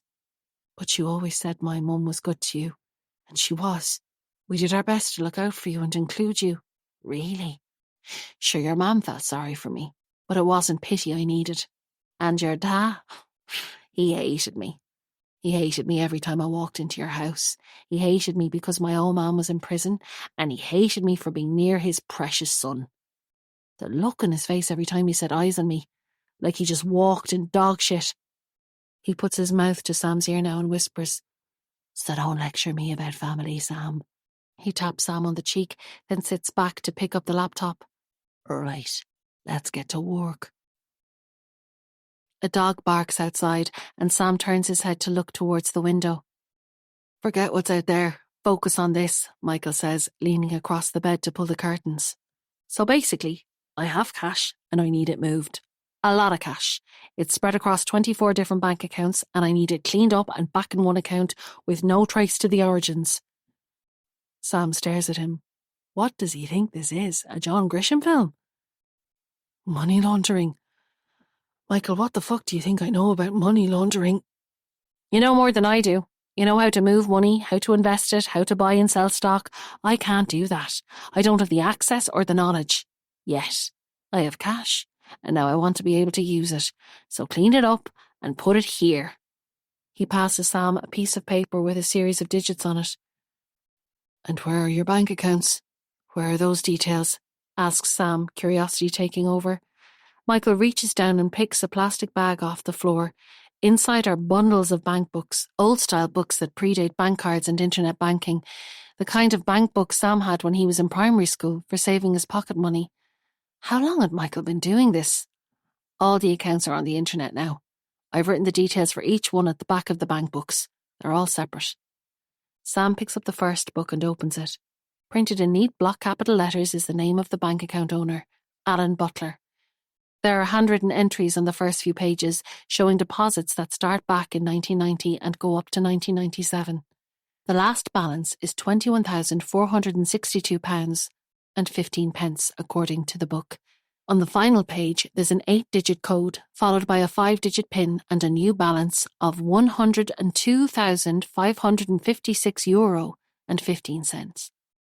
Sam looks up at Michael. Whose money is this? Who is Alan Butler? He's the same person as Barry Cotter and Colin Doorley and Donal Egan and all the rest of them. He's a fella who started out in a tiny flat in Chiswick Street with a convict for a da and a liar for a ma. He knew he wasn't going to get anywhere without using his head, so he started saving. The banks weren't as strict back then, and IDs were easy to get. Every penny he made from every deal he did went in there. The deals got bigger, the network got wider. People got big into smacking the north inner city and into blowing the suburbs, and everyone wanted more, and I always had more to sell. And now there's over €8 million, and I want to be able to get to it. That's where you come in. 8 million. His cousin, the electrician, has just told him that he has €8 million in drug money, and God knows what else, and he wants him to launder it. Sam sifts through the bank books. Each one is different, with various names, account numbers and cash balances. And I need it to be an ongoing channel, Michael continues. I want you to move money for me from now on, so that I can centralise it in this account where it's clean and I have access. And I want you to make more money for me, legit profits, by investing some of what I have. Make my 8 million into 80 million. Sam lets out a bitter laugh. Is that what this is all about? You broke my legs with a hammer and drove my wife out of my house so that I could help you with money laundering. I told you. I needed your house too as a base. So it all worked out perfectly. You know your stuff on the money side and you have a house. He sounds as though he's talking about hiring someone to do odd jobs. Why didn't you just ask? Here. You say that now, but you know you'd have refused. It's illegal. There's no way you'd have done it. He passes the laptop to Sam. I'll be here, sitting with you while you work, in case you get any ideas about going online or messaging anyone. He picks up the newspaper from the floor. You get going, and we'll have a tea break in about an hour. Wait. Sam's voice sounds stronger to his own ears, though it's still little more than a hoarse whisper. Michael looks up from the paper. I'm not doing it, Sam says. His first moment of control, and it feels good. He folds his arms. Michael puts down the paper. Sam, are you under some kind of illusion that you have a choice? Have you forgotten what I did to you? No, but if you attack me again, I'm even less likely to be able to help you. There's nothing in this for me, Michael, and I have nothing left to lose. I don't get the impression you're planning to let me out of here anytime soon. So no, I won't do it. Michael smiles, then takes out his phone and types something. What are you doing? Sam asks. I'm texting your boss. Why? What has my boss got to do with anything? Oh, I forgot to tell you, he says hello, and to get better soon after your fall down the stairs. He says not to worry, things will be quiet for the next few weeks anyway, and you won't be missed. Fuck! Sam closes his eyes, then he opens them again. So why are you texting him now? An anonymous tip-off. A what? About the photos on your drive at work. What photos? The kiddie porn pics you downloaded online and saved to your work folder. Jesus, Michael, what did you do? I didn't do anything, Sam. You did it. Sure, how could anyone else? Sure, how would anyone else have access to your work files? I'm just a dumb electrician from the flats, right? Sam wants to throw up. What would happen once his boss gets the message? If he believes it, he'll get IT to check his files and then... What? The guards? Jesus. They would call the guards. They'd have to. That's how you always hear about it on the news. Sam covers his face with his hands, trying to think. Then it hits him. If the guards are called and they come looking for him here, they'll find him locked up and the truth will come out. It won't matter then what's on the computer at work. He'll be safe in hospital and Michael will be in jail. Petrified that Michael will read his thoughts, he keeps his hands over his face. So, are we in business, Sam? Sam shakes his head. I can't do it. I can't launder your money. His words come out muffled through his hands. The prison sentence for that would be much higher than for child porn. He has no idea if that's true or not, but maybe Michael doesn't either. There's no sound for a minute or two, and still he's afraid to look. Finally, Michael speaks. If that's your decision, Sam, that's your decision. You may find you'll wish you'd taken this deal when it was on the table. He stands up and walks to the door. I'll see you later, and you'll know then what you've done. Chapter 58. Sam. Thursday, July 28th. Friday, July 29th. The evening light is fading and sleep is beckoning again. Is Michael coming back tonight? Sam looks again at the empty water glass on the locker. For about an hour now, Michael has been stomping about and slamming doors, sulking like Seth and Jamie do when they don't get their way with something. Sam smiles in spite of himself. Michael can say whatever he wants. He's standing firm. Well, lying firm. He drifts into sleep. He wakes with a start. Shortly after, the back door bangs shut downstairs and he hears the key turn. Michael must be locking up now for the night. Will he bring water up? Maybe he can do without the water. It might be worth it for some peace. But no, there's the familiar sound of steps on stairs. Sam closes his eyes and tries to slow his breathing. The door is opened and he can feel Michael looking down at him.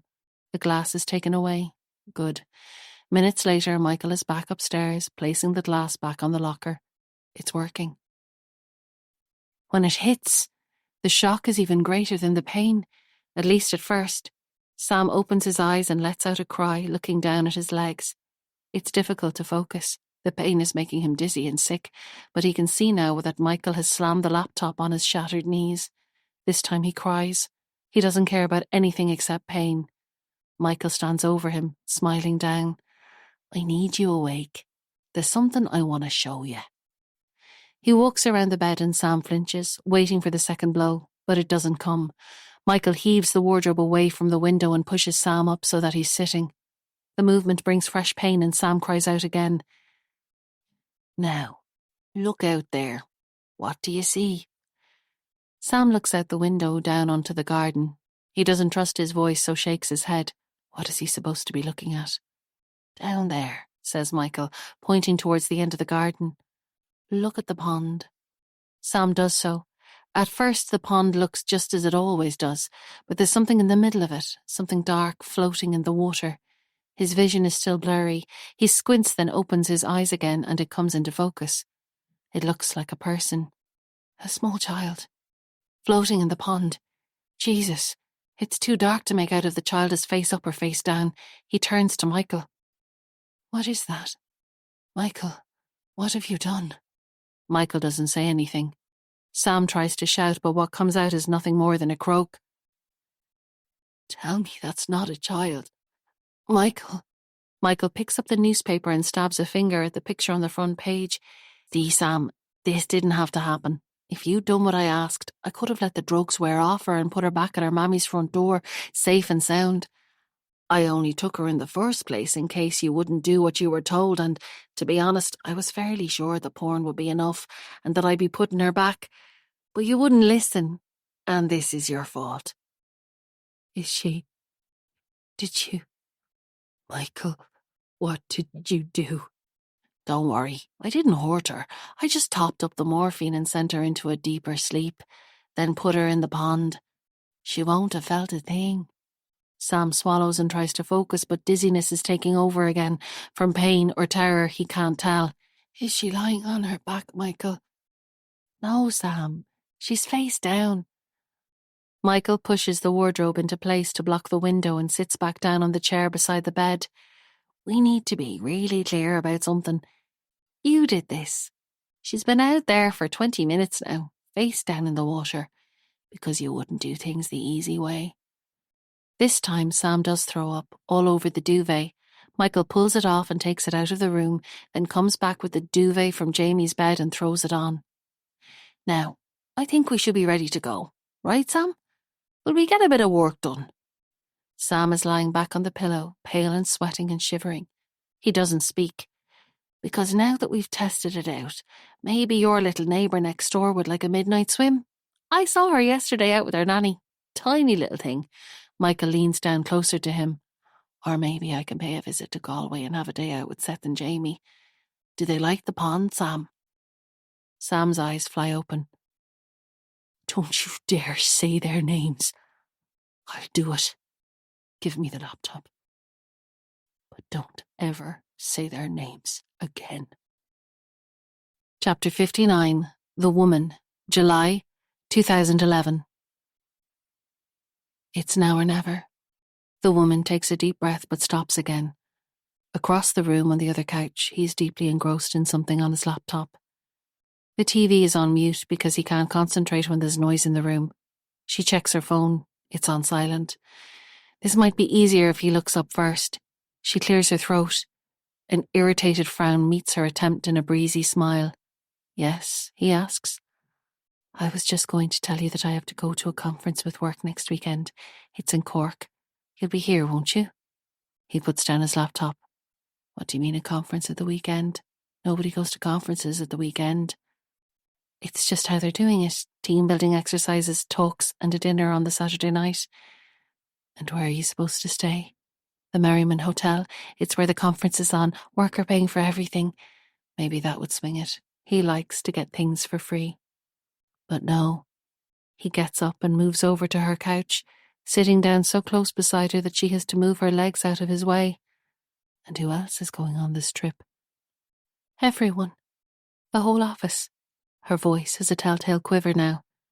You're trying to tell me you want to go away for a weekend with your boss and all the men in your office, and I'm supposed to be fine with this? Do I look stupid? She shakes her head. No, really, do I have dimwit husband tattooed across my forehead? Do you think I don't know what goes on at these weekends away? He stands up now, leaning down over her, eyes bulging. She should never have asked. It's so obvious now. I won't go. It's fine. I just thought I'd mention it. Oh, so you're going to sulk, is that it? It's all my fault for not letting you go. You can't wait to get away from here, to go and get drunk and do God knows what with that crowd from your office, and yet I'm the bad guy for not letting you go. He's shouting now. You make me sick. He roars. She sees his hand go up and braces herself, covering her face with her arms. The punch catches her off guard, hitting her deep in her stomach, winding her. The woman's eyes fill with tears for the baby he doesn't know is there. And then she wonders if perhaps it's for the best. Chapter 60. Sam, Tuesday, August 2nd, 2016. It's hypnotic, staring at the white stripe of sky above the wardrobe. He doesn't know how long he's been doing it. Michael is engrossed in his phone and hasn't given him the customary rap on the knuckles yet. It will come. But for now he wants to watch the sky. His eyes are sore from looking at the screen for 4 long days now, and his shoulder hurts. Sitting in the bed is not like sitting on his ergonomically designed chair at work. Work. What would they be doing now? He looks at the clock on the screen. 10:14 a.m. The morning meeting would be winding up. They'd be grabbing coffees on their way back to their desks. It seems a world away. He turns his gaze back to the sky, but Michael spots him this time and clicks his fingers. Back to work, Sam. No daydreaming. I need a pen and paper, Sam says. For what? Let me guess. You're dreaming about writing a note to the cops and making a paper plane to fly out the window. No, Michael. Wonderful as that idea is, it's just how I work. In the office, I mean. I need to make notes as I go through the trades every day. Michael pulls a chewed pen out of his pocket and hands it over. I've no notebook. Is there one somewhere in the house? There's loads downstairs in the big drawer in the kitchen. Kate buys millions of them. Michael gets up to leave but turns back and takes the laptop with him. Not that I don't trust you or anything, Sam, but can't have you opening Facebook when you're supposed to be working. It's against company policy. He cracks up at his joke. Sam doesn't smile. The notebook he brings is small and already half filled with Kate's cramped handwriting, to-do lists and phone numbers and reminders about school meetings. The minutiae of what was once important mocks him, and seeing her familiar handwriting is a fresh blow. Michael is oblivious. So, I was thinking of going down to Galway. What do you reckon? Sam freezes. His voice catches in his throat. I'm doing what you asked, he whispers. There's no need to go near them. Please, Michael.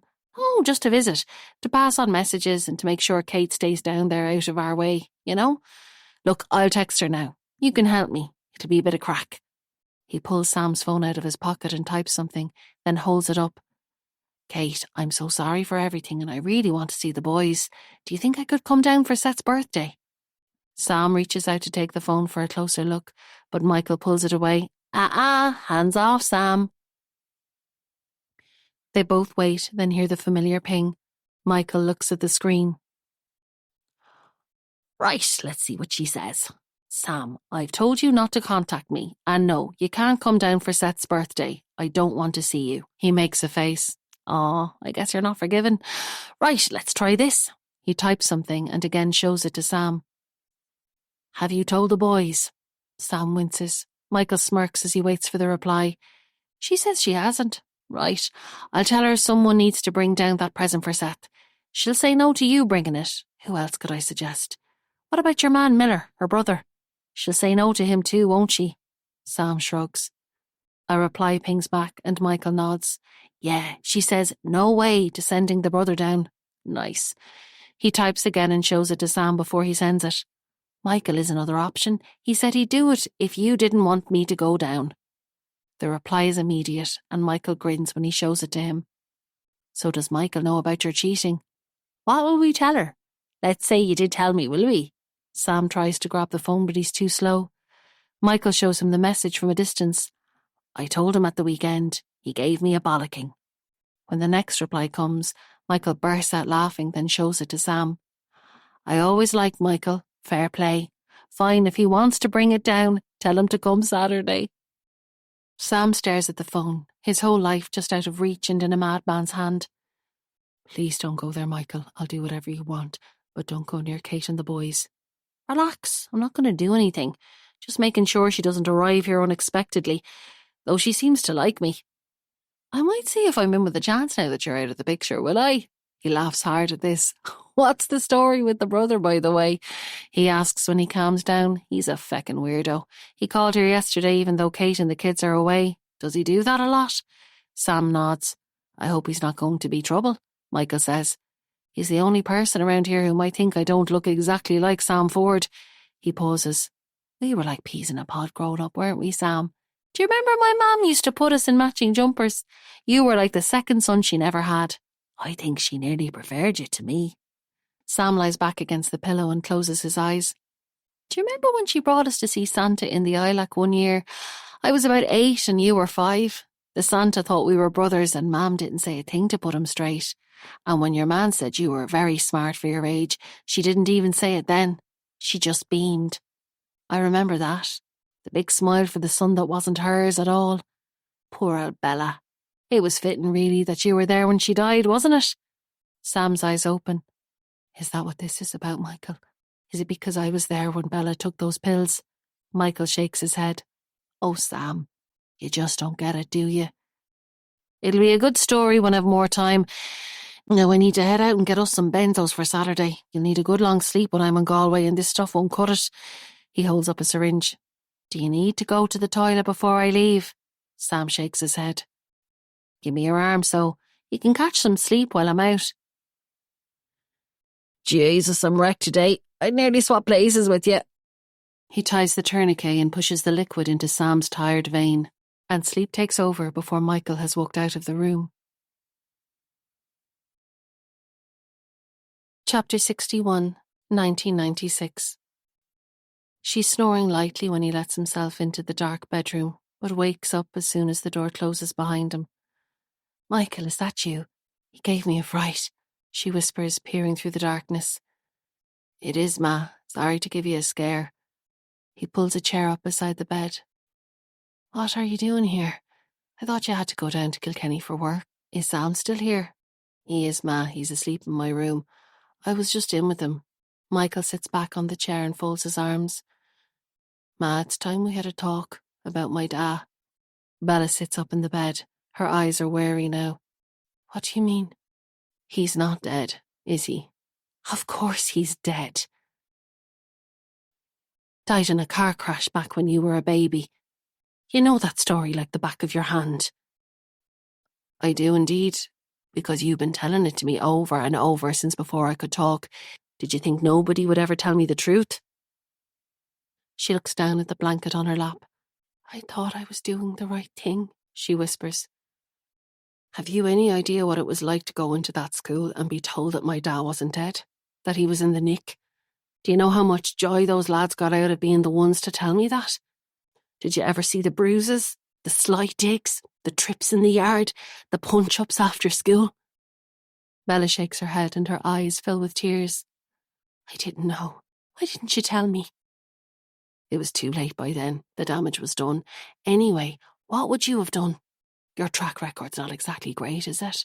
Husband in prison, no money, this crappy flat, a shit school, no holidays, nothing. What exactly would you have done to stop me being beaten up in school? Taken me out and sent me to a private school like Sam's? I didn't think so. So don't come at me now saying I should have told you. Bella pushes herself back in the bed. I did my best. You were always well fed and warm and loved. Why are you saying all this now? Because I'm done. I'm done looking after you, and I need this flat. And, as you no doubt know, Dad's next parole hearing is coming up in a few months. I don't think they'll let him out, but you never know. And I don't want him getting ideas about hooking back up with you and getting his feet under the table. Under my table, in my flat. Basically, I need you out of the picture before he's back in it. I have the tenancy application ready to go to the council. So it's time. It's time to go, Ma. Go where? Michael, you don't mean it. You can't expect me to leave. What has gotten into you? She's still whispering, but her voice is shaking now. It's time. You don't do anything anyway, other than shuffle around here and walk out to the shop every few days and mass on Sundays. You don't see anyone except me and Sam. You'll hardly miss it. Now Sam is asleep in the other room, and I've locked the door. So there's two ways we can do it. You can take the pills you love so much, or we can go with this. He holds up a syringe. The drug option means burning down the flat too, and Sam with it. It's not my preference. I'd rather keep the flat. So will we go for the pills, Ma? Bella's eyes are wide. She pushes herself back further again in the bed and tries to speak. Michael, what are you talking about? And what have you done to Sam? Oh, precious Sam, he's fine, Ma. He's just asleep, and if all goes well, I'll unlock the door when I'm leaving, and he'll find you in the morning. It's much easier this way. You just write a little note and take the pills. You've been heading that direction for a while now. Nobody will be too shocked. All that talk of things moving around at night, you're halfway to La La Land as it is. He picks up a pill bottle from her locker and empties the contents into his hand. Bella is crying now. Michael, you can't mean it. Have you gone mad? No, Ma, not mad. Just moving things along. You get to go to that God you pray to every Sunday. Sam doesn't die in a fire, and I get the flat. Win-win, see? He picks up the next pill bottle and reads the label. Jesus, Ma, strong stuff. Do you really take all of these every day? I'm surprised you haven't slipped away already. She reaches her hands towards him, tears streaming down her face. Michael, love, you don't mean any of it. Come here to me. He gently pushes her arms back down. No, Ma, it's too late now. Let's just get on with this, will we? I think 10 of these and 10 of the other ones will do it. You won't even feel any pain. I won't do it, she says, moving towards the edge of the bed. I'm going to wake Sam and we're going. You can have the flat. Michael stands up and holds up the syringe. He puts a hand on her chest and pushes her back down onto the pillow. No, one way or another, this is it. If I have to inject this into you, I will. But then nobody will believe it was suicide and I'll have to burn down the flat and everything in it, including Sam. If you take the pills, nothing happens to him. He leans close to her. Do you understand? Bella is still crying, but silently now. He takes a notebook and pen from her dresser and passes them to her, but her hand is shaking too much and she can hardly write. She looks up at him, pleading with her eyes. He nods and takes away the notepad. He sits beside her and passes 3 of the pills into her hand, then gives her a glass of water. She closes her eyes and swallows the pills. He passes 3 more and she does the same. After 15 tablets, her breathing slows. He nudges her gently awake to take the next batch. Her eyes flutter open, then close again. She starts to lose consciousness, and he takes her hand. He sits there until the breathing stops. He kisses her forehead, then puts one of the 2 pill bottles into her hand and walks out of the bedroom. He unlocks the other door and checks on Sam. He's still asleep. Michael closes the front door softly behind him, and as he walks back down towards the lift, he whistles quietly to himself. Chapter 62. Sam, Wednesday, August 3rd, 2016. Sam is hunched over the laptop when he hears the familiar ping of his mobile. Michael takes it out of his pocket and starts to smile as he reads. You dirty dog. All that wailing and crying about Kate thinking you're cheating. Then it turns out you bloody are. So tell me, who's this Nina?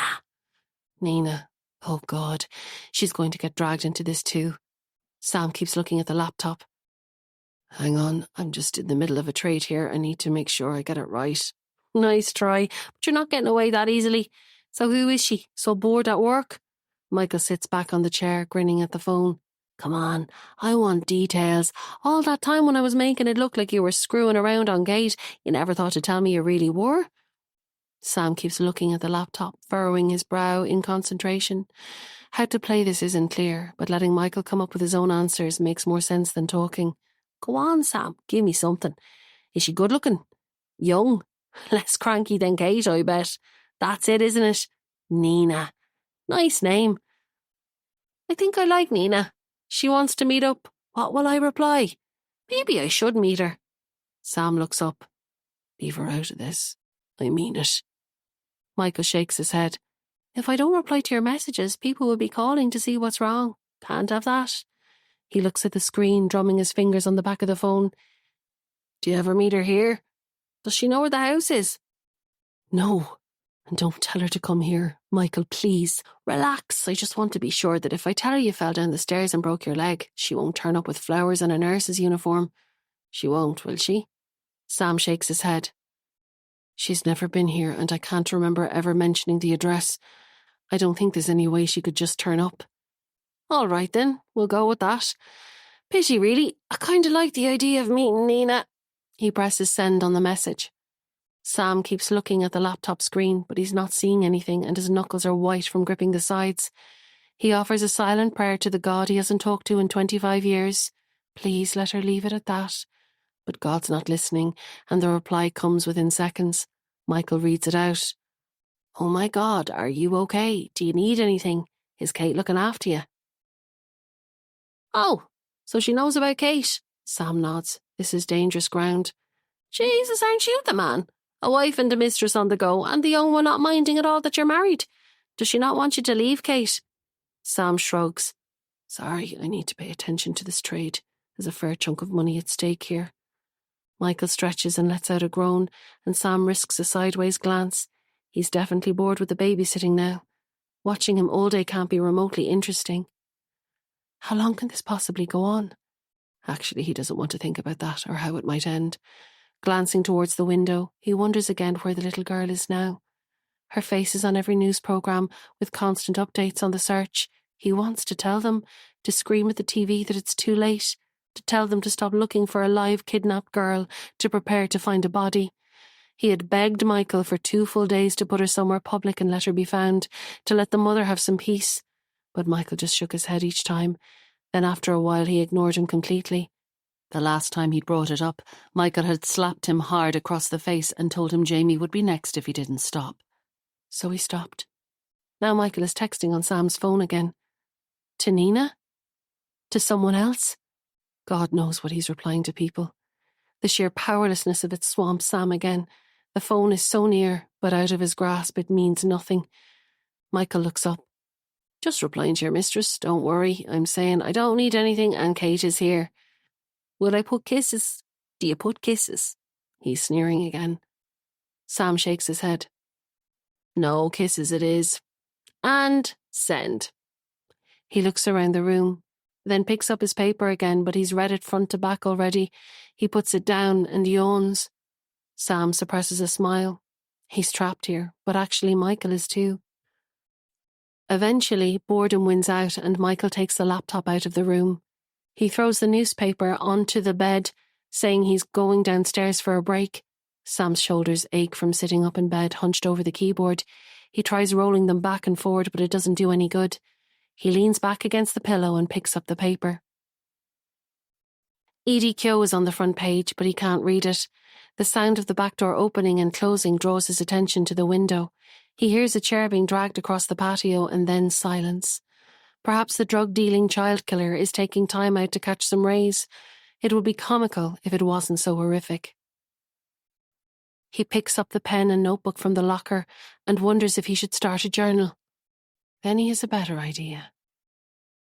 A beeping sound wakes him. He must have nodded off. Is it his alarm? For a moment, Sam forgets where he is.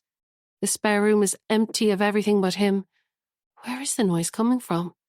A realization hits. It's his phone. And the noise came from his own bedroom on the other side of the wall. The phone is probably charging on his locker just as it always did. And if Michael doesn't bring it with him when he goes downstairs, maybe he doesn't have it when he goes out of the house either. Excitement surges up inside Sam. Downstairs, the door opens and closes. Michael is on his way back up. Not today, then. But there is hope. Chapter 63. Sam. Thursday, August 4th, 2016. As he becomes aware of being awake, Sam listens as he always does for the sound of the television, tuning into the voices on screen, keeping his eyes closed for as long as possible. It's become a ritual. Work out what show is on and use that to guess the time of day. It's teleshopping, so it's early. Real TV hasn't started yet. Lying quietly, listening to the television, he forces himself to try moving his right leg, another ritual. And, as always, the unbearable pain stops him. He grimaces and opens his eyes. Yes, it's teleshopping, and he watches as he does every time because there's nothing else to do. Sam drifts back to sleep, and when he wakes the next time, proper programs have started. The morning shows and the news are his favourites because they have the time on screen. It's 8:05 a.m, but Michael hasn't come in yet to put him to work. Maybe they're having a duvet day, Sam thinks, and starts to smile at his own joke, but changes his mind. He's been in by 7:30 every other morning so far, cracking the whip. It's odd there's no sound yet. Maybe he just slept in. In the meantime, Sam's entertainment options are limited. TV stuck on one channel or yesterday's newspaper. He goes for option C, closing his eyes to go back to sleep. When he wakes again, the TV screen says it's 9:32. Lying still, he listens, but there's no sound anywhere in the house, apart from the low hum of the TV. Could Michael be gone out without sedating him? He looks down at the cluster of needle marks on his arm. Or maybe the sedative wore off more quickly this time. His stomach flutters. Could he do it? Would the phone even be there? He hasn't been out of bed without Michael's help since the assault, but then again he hasn't had the chance to try. How many days has it been now? 9? The bed isn't high. Well, not too high. He'll have to crawl head first. There's no way to put weight on his legs without Michael holding him up. He eases himself over to the edge of the bed and turns onto his front, lowering his hands to the floor. There's a warning twinge of pain in his left knee, but nothing unbearable, yet. The carpet feels good when his elbows touch down. He rests for a moment, then pulls himself forward along the ground so that his left hip is lying on the carpet, while his feet and ankles lie against the bed. Then another break, because the next bit will hurt. Reaching with his hand, he gently lifts his one leg from bed to floor. The pain that shoots through his body shocks him, forcing him to close his eyes and bite down on his arm. He steels himself to go again, lowering his other leg to the floor. Beads of sweat trickle down his forehead as he lies panting on the carpet. Michael could be back any minute. He has to keep going. On his stomach, he starts to pull himself along the floor. His legs groan under the pressure of movement, with every pull forward sending waves of pain, especially in his left knee. On the landing, he lies for a moment to summon the energy to keep going, then starts again, moving towards his own bedroom. He drags himself along the carpet and over the door saddle. The familiar wooden floor is a welcome relief. Another break then, lying still, sweating, breathing hard, pushing away the intensifying pain. Then, using every bit of upper body strength left to pull his useless legs across the floor, he makes his way towards the bedside locker. He can picture the phone, the precious, life-saving phone, sitting there, glowing, waiting for him. From the ground, he reaches with one hand to feel for it on top of the locker. Nothing. He pushes himself up a little to feel further back. Still nothing. Of course, it's on the other side, on Kate's locker. A little voice inside his head says it's not there at all, but it must be there. He heard it yesterday. Was it yesterday? It doesn't matter. It must be there. He stops again, then begins retracing his journey. By the time he reaches the other side, the pain in his left knee has become almost unbearable. He grits his teeth, sweating, staring at Kate's locker ahead. Only 3 feet away now, then freedom. Taking a deep breath, he launches himself forward, screaming with pain as his left knee gives in completely. But he's made it. Reaches up. Nothing. There's nothing on the floor either, or under the bed. No phone. Of course there's no phone. It could be anywhere. It's probably in Michael's pocket.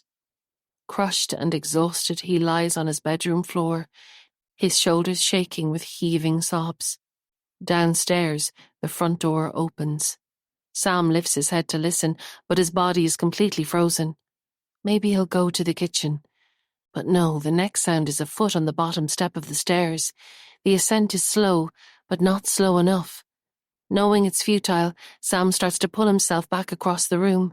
Using every last bit of strength, he pushes forward and moves about a foot along the floor, then another. It's more than he thought he could do, but nowhere near enough. The footsteps have reached the top of the stairs. With rising panic, he looks at the bedroom door, then puts his head down in his arms, closing his eyes. The footsteps come into the room, and Michael is standing over him.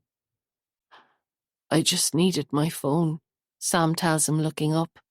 This? Michael says, taking it out of his pocket. Yes. We can't go on like this. Just give me the goddamn phone.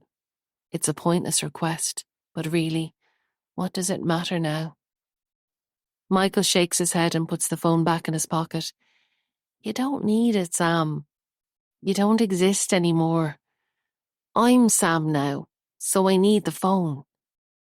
It's like he's talking to a naughty child. I trusted you this morning. I had to rush out in a hurry and deal with the problem, and I did hesitate. I did stop to wonder if I needed to knock you out, and I thought, no, Sam knows the score. But I was wrong.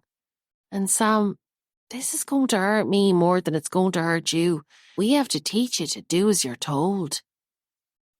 Sam sees the raised foot come towards him, then blacks out as his head is smashed to the floor.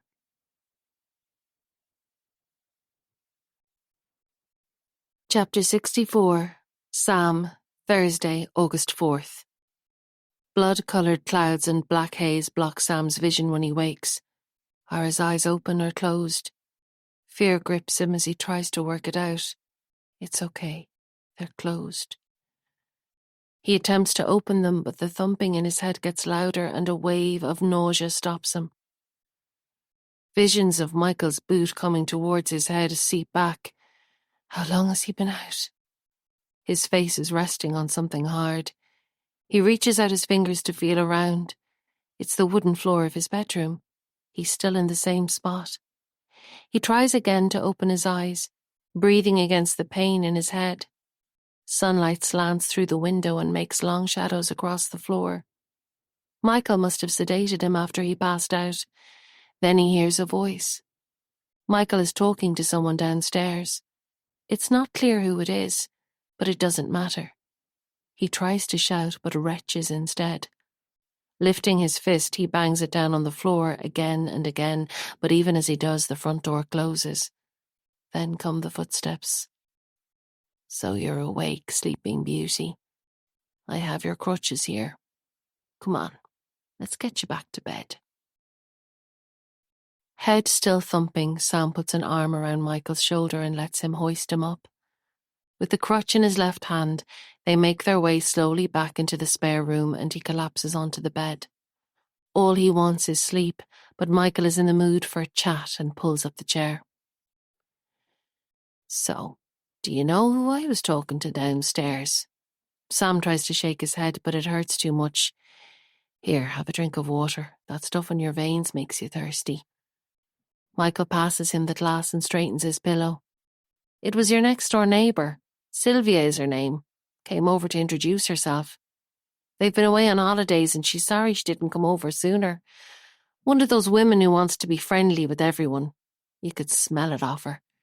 Sickly sweet and all well-meaning, but in a really fake way, you know. She kind of made me want to punch her in the face. Kate never met her, did she? Sam takes a sip of water. No, he whispers, then closes his eyes again as the pain hits. He puts the glass on the locker. Yeah, I thought not. Here, take these, Michael says, passing him 2 tablets. Anyway, I told her that my wife is down in Galway with the kids and that I go down a bit at the weekends. Sam swallows the tablets. They could be anything, but it doesn't matter. In his mind, he punches Michael in the face again and again. Michael is raw and bleeding, but he doesn't stop. He keeps his eyes closed and keeps punching, trying not to hear the words. I said I'd bring the kids around when they get back, Michael is saying. They won't be back, but I don't feel I know Sylvia well enough to tell her about my marriage breakup. At least not yet. Sam clenches his fist, but there's no strength in it. He uncurls his fingers. Michael keeps talking. She might be a bit of a busybody, though. I can't decide yet. She was asking about our little friend in the pond. I'm guessing she was the person ringing the bell in the middle of the night. She's the reason I had to rush out and take the body out of the water. Sam winces. So yeah, I'll have to keep an eye on Sylvia next door. Michael, Sam whispers, there's no way you can keep this up forever. Sooner or later, someone who does know me will come looking for me. The woman next door is just one person. There'll be others. This has to end. Michael sits back in the chair and folds his arms. Sam, when the time comes to end it, you'll know about it. Don't you worry. He stands up. Now get some sleep. I need you back at work tomorrow morning. When the door closes, Sam turns slowly onto his side to sleep, but tonight it evades him. Maybe because he slept all day, or maybe because of the cocktail of drugs in his system, or maybe because of the pain in his eye and his cheekbone and his head. Tentatively, he touches his cheek and winces. He stretches his legs. The pain feels less severe now, although it's probably just because his face is so sore. Through the gap above the wardrobe, he watches the evening sky turn pink and gold. The world on the other side of the window is almost in touching distance, but it may as well be a million light years away. He's never getting out of here. He makes a decision. What little power he has now will go into keeping Kate and the boys safe, because unless someone comes to look for him, his own fate is set. Chapter 65. Sam, Friday, August 5th. The routine is back on. Michael wakes him at 7:30 with a plate of toast. His neck is stiff and his eye is tender where the boot caught him, but sleep has helped. Michael goes out and returns with 2 cups of tea, then notices there's no water on the bedside locker and goes to get some. Sam is about to call him to say the glass from last night is on the floor, down the side of the locker, but then he doesn't. When Michael comes back with the drink and the laptop, Sam clicks into his trading account and opens Michael's bank account in another tab. He checks the balance, then turns the screen to show Michael. See, €6,554,212, all in a bank in Luxembourg, all yours, all untraceable from the original accounts because of the stock you've bought and sold to get there. The other accounts are all empty now. Michael takes the laptop onto his knee. It's not as much as it should be, though. I told you. There's no way to keep the original balance. You knew that from the start. If we wanted to buy and sell and cover our tracks, there had to be a trade-off. Hang on, says Michael, putting the laptop on the floor. He goes off downstairs and he returns with a beer. Have this to celebrate. Sam accepts the cold bottle, condensation droplets on the outside making it look all the more inviting on this warm August morning. He takes a long drink and settles back on the pillow to savour the first beer he's had in what feels like years. Beer in the morning is all kinds of wrong, but then everything is all kinds of wrong at the moment. Right now he wants to push it all out of his mind. No more thoughts of money laundering or child porn or EDQ. For a few minutes, it's just about enjoying the beer. The always-on TV on the wall is showing the morning news. He closes his ears to that. Closing his eyes too, he's transported somewhere far away. Just this once, no one is allowed in. Not Kate, not the kids, not Michael. For this one perfect moment that can be carved out, wrapped up, then safely set aside, as something to hang on to in the darker days that will come. His dream world is interrupted by Michael's voice, breaking in like a hammer to glass. Now, fun's over. Let's talk about the next stage. What next stage? Well, you've lost some of my money, so you need to make it back. And I want more than that. I want you to turn it into 80 million. It's all clean now. Do whatever it is you do and make a killing for me. And I'll tell you what, get me to 10 million and I'll reward you with a photo of Kate and the boys for your room. Nobody can turn 6 million into 80 million or even 10 million. It's just not possible. Michael studies him for a moment. Fine. Let's aim for the original 8 million to begin with, and you can earn that photo. You can keep your photo. I'll work on your investments, but I can't promise anything. Here, give me back the laptop, Michael hands over the computer, but he isn't ready for work yet. He pulls a key out of his pocket. Know what this is? No. It's the key to next door. Do you want to hear where I got it? Not really. You're dying to know. So the old bat who lives 2 doors up, Rosemary is her name, she and I are great pals now. She's a big fan of Sam Ford. Did I tell you that?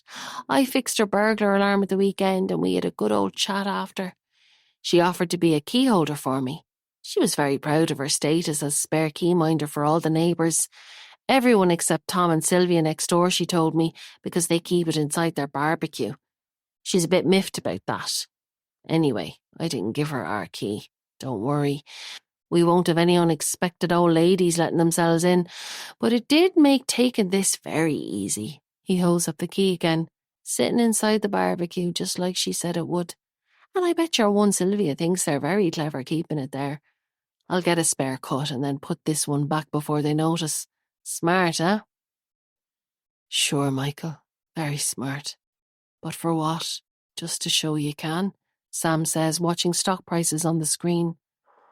Well, I thought I might pay them a visit. You're one back down about seeing something in the water, but I've a feeling she's not convinced it was her imagination. I might need to do something about that. Sam stops typing. Jesus, you can't seriously be thinking of doing something to her. She's just an innocent bystander. But then so is EDQ.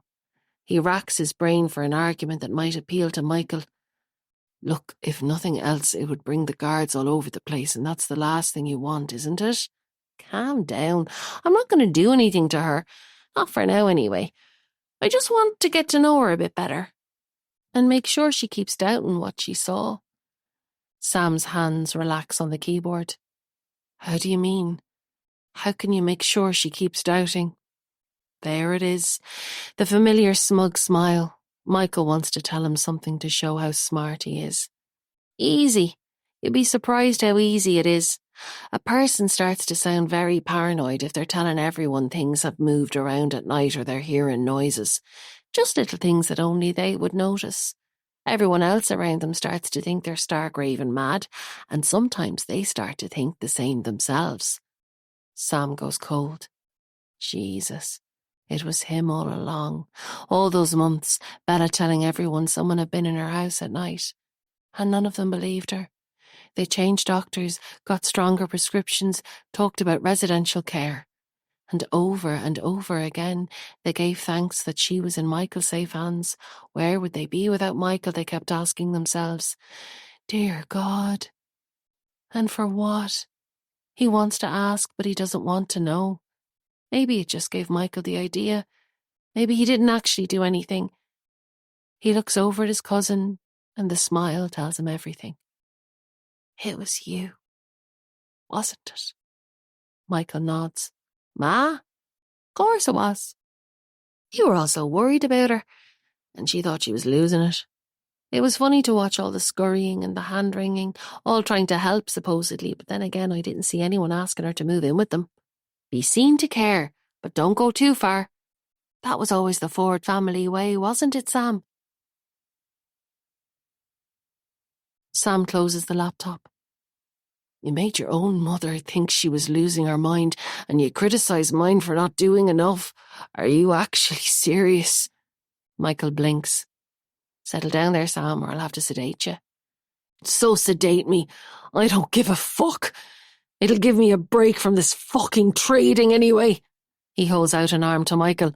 Look, I'll even get the vein for you. See? Michael stands up. I can see you're cranky, so we'll take a break. You might want to make sure you're calmer when I see you again. I don't like your attitude. He picks up the laptop and walks out, slamming the door. Sam sits back in the bed, breathing hard. That probably wasn't a great idea, but it felt good.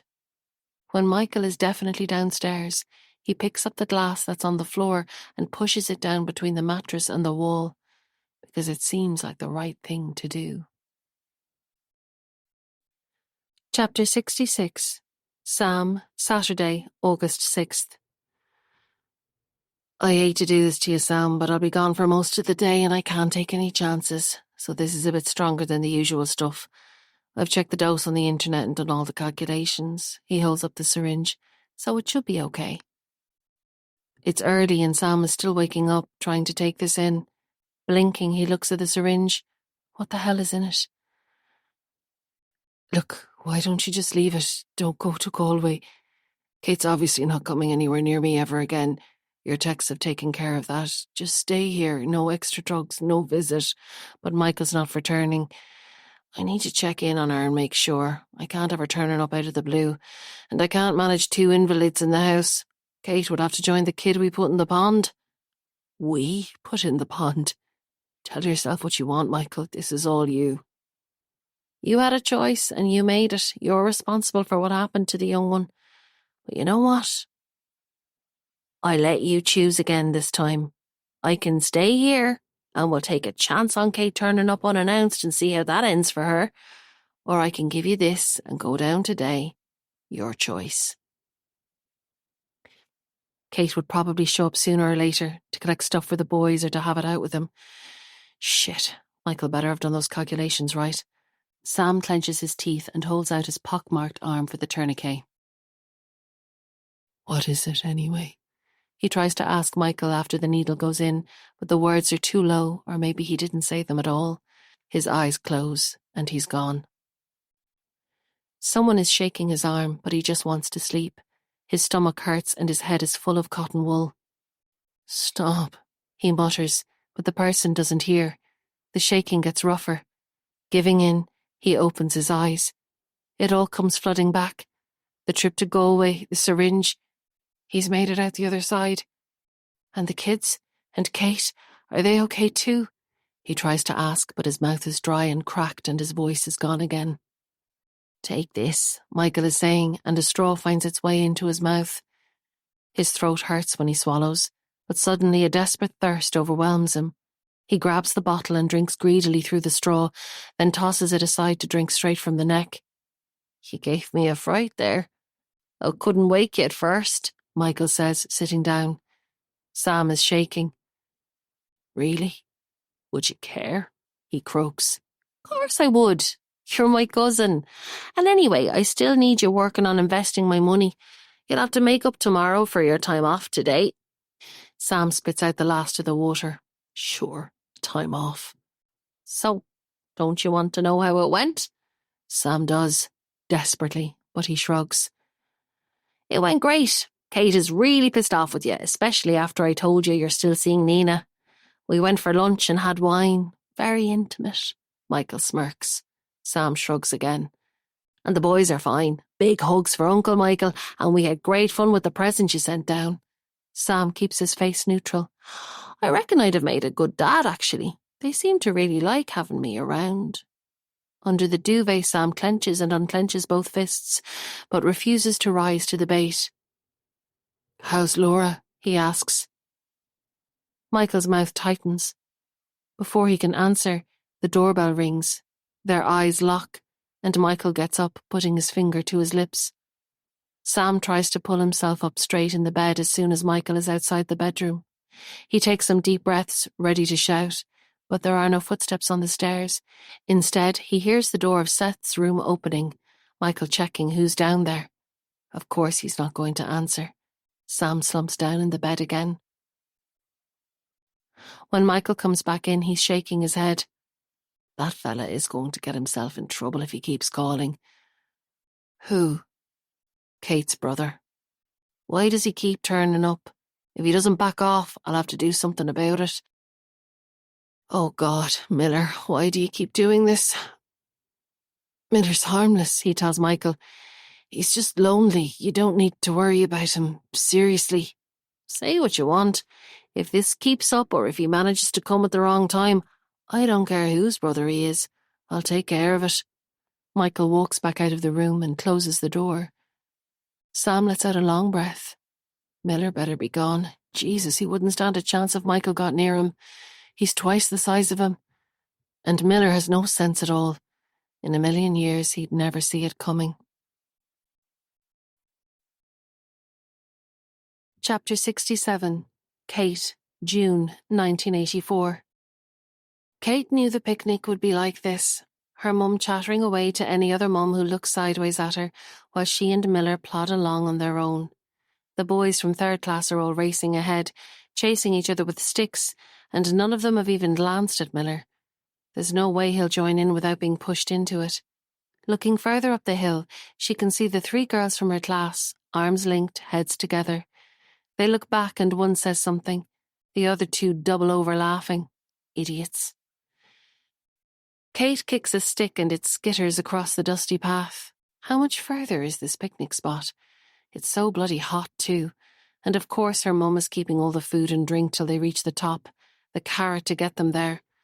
A very uninspiring carrot. Soggy ham and tomato sandwiches and a warm bottle of orange are hardly worth all this dust and sweat. The path twists around a corner and all of a sudden they're there. The white railing clear against the open sky and the burst of yellow gorse unfolding on all sides, creeping down the hill to the rocks and the sea below. In spite of herself, Kate stops to take in the view.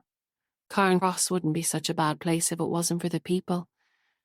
The others have seen it all before and continue upwards to the grassy peak, setting down rugs and cool boxes and opening cans of fizzy drinks. Within minutes, the boys are up again and running around, playing some kind of ninja game with big sticks. Laura nudges Miller. Go on, join in, love. You'll enjoy it. He doesn't move. I have a packet of custard creams in here somewhere, she says, pointing at the picnic bag. I bet if you go off and play with them for 10 minutes, I'll have found them by the time you come back. Miller pushes his glasses up and fixes his eyes on his mother. Promise? Promise. Now go on. Kate watches as her brother walks slowly, so slowly, over to the boys in his class. He looks so out of place in his shorts and sandals. All of his classmates are in tracksuit bottoms and football jerseys. His long hair, hanging down over his eyes, contrasts with the buzz cuts of the others. He's a square peg in a round hole, or maybe a hexagonal peg, thinks Kate. She keeps watching as he approaches. 2 of the boys spot him, and one says something to the group. Kate's heart sinks, but then she sees smiles. They beckon Miller over. She can't hear every word, but it sounds like they're inviting him to join the game. Kate turns to Laura, who is transfixed by the scene, beaming like she's won the lottery. Just then a toddler runs across their rug, his flustered mother chasing just behind. In his haste, he knocks over a bottle and orange liquid spreads all over the blanket. Laura throws a tea towel on it and waves away the embarrassed mother's apologies. Her name is Barbara, she says, and the little boy is Donal. His big brother Fergal is in Miller's class. Barbara sits down, bribing Donal with a packet of Tato to sit with her. The PTA is the hot topic Laura and Barbara choose, and Kate is bored before Barbara even starts to talk Laura into joining. Of course she'll join, Kate wants to say. She's desperate to fit in. She gets up to stretch her legs and walks over to where the ninja game has progressed up the steps of an odd stone structure at the top of the hill. Shielding her eyes from the sun with her hand, she tries to work out what exactly the steps are.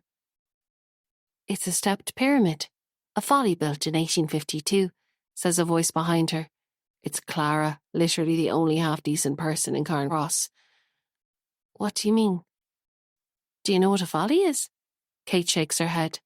The owners of the land built it for no reason other than to create work for unemployed peasants. So basically a pyramid-shaped set of steps that lead nowhere. The views are good from the top. You can see right out over the water. Kate shakes her head a second time. Nah, I'm not good with heights. That's way too high for me. The boys are climbing now. Some of them are near the top. Kate feels dizzy just looking at them. Is Miller there too? She can just about make him out, on the second last step from the top. Her stomach lurches, but he'll be fine. Things like this don't faze Miller. And painful though he is, the nerdy little weirdo, she's happy he's finally making friends. The game recommences on the steps. The boys are poking at one another with sticks and jumping out of the way. Kate's stomach lurches again. How are they not afraid of falling? She looks back at the mothers. They're all busy chatting, but even the few who glance over don't seem worried. Maybe this is how they play in Carncross. The noise from the steps is louder now, and she can make out what they're saying. What kind of a name is Miller anyway? It's so gay. Is that why you wear such ugly clothes? Does your mom get them for free from the Tinkers? Oh shit. Miller, come down, Mum wants you, she calls up. He's on the second step from the top and doesn't seem to hear her, though you never know with Miller. Hey, Four Eyes, why don't you go back to where you came from? It's a different boy talking now. Still Miller says nothing. Kate waves and calls him again, but he doesn't move. Her heart is pounding. She needs to get him out of there. She eyes up the steps and takes a deep breath. Bloody brothers. She pulls herself up onto the first step as the taunting continues. The retard doesn't talk. Kate looks up. It's a third boy this time. He steps forward, pushing his face right up to Miller's, except he is a good 4 inches in height on him. He pokes him in the chest. You don't talk, do you? Retard. He pokes him again. Kate watches as Miller's eyes narrow and he raises his hands. When she thinks back, she knows it can't have taken more than a second, but in the moment, everything is in slow motion. Miller pushes his hands against the boy's chest and the boy stumbles backwards. He loses his footing and topples off the edge of the second last step from the top. Down he goes, tumbling backwards head over heels. Kate watches in horror as his head smashes against the corner of the bottom step. Years later, she can still hear the sickening sound of skull hitting stone. He rolls over and lies still as blood pools in the dust at the bottom of the steps. Kate is closest to the boy, but she's frozen to the spot. She stares at the blood and the crumpled shape. People are running towards her, screaming. Children are crying. One woman turns the boy over and slaps his cheek again and again. She puts her head on his chest and then her mouth on his mouth. Someone is shouting to call an ambulance, but they're a mile from town.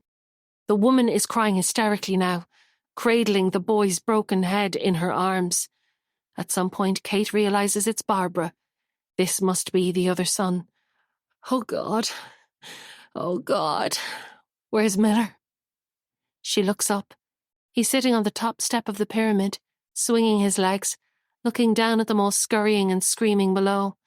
And she's not sure, but she thinks she can see a ghost of a smile. Chapter 68. Kate, August 1984. This morning, she doesn't bother to look outside before getting the scrubbing brush and the basin of hot water. She already knows what will be there. The colours change and the words change, but there's always something. Child killer, or get out murderers, or sometimes just an unimaginative die. Her mother won't let Miller help. She can see why, really. He hasn't left the house since the day it happened, not even for the inquest. They taped him and played a video in the court instead, because he's only 8. Accidental death is what they said it was in the end, and sure, what else would it be? Her parents had both gone to the courthouse for the inquest, but she wasn't allowed to go. Mrs. Daly from next door had minded them. Well, she'd put on the TV for them in the sitting room while she sat in the kitchen knitting. When her parents arrived home, Laura had burst into tears, hugging Miller. Kate couldn't tell if this was a good sign or a bad sign. With her mum, you never knew. Her dad just went into a study and shut the door. Then Mrs. Daly got up to leave, patting Kate on the shoulder as she let herself out. Laura didn't notice her go. She was still rocking and sobbing, with Miller sitting motionless in her arms. Kate got up to turn up the volume on the TV, then sat on the couch, hugging her knees to her chest, wondering if it was all over. Of course it wasn't all over. If anything, it was just beginning. She'd been woken early the following morning by the sound of something smashing against her window. Pulling back the curtain, she found the glass covered in yellow goo. She jerked back as another egg hit the window, then ran in to tell her parents. Her mum jumped up and grabbed her dressing gown, ready to take on the culprits, but her dad pulled Laura back. "Leave it. You're only fueling it if you go out there," he said. "But it was accidental. That's what the inquest said. They've no right to do this." "Laura, for God's sake, leave it. We still have to live here and I have to run my practice here." Kate backed out of the room at that, but waited just behind the door. "Is that it, Richard? Is that why you've been so distant with Miller? You're worried about your precious practice and how it will look for the town's most eminent solicitor to be in a spot of bother himself." She spat the words at him. Kate had never heard her mother talk like this. "That's not fair. I'm doing everything I can. This is hard on all of us, but I have to think of the practice too. I can't afford to lose clients over this. My father spent 50 years building it up, and now this. In one afternoon, everything's in jeopardy." Then silence. Kate stepped forward and peered around the door. Her dad was sitting on the side of the bed, and her mum was standing a few feet away from him, with her face in her hands. Eventually, Laura lifted her head again. "Richard, he's your son. He's in pain. He needs both of us." "In pain? Don't fool yourself, Laura. He hasn't shown the slightest bit of remorse.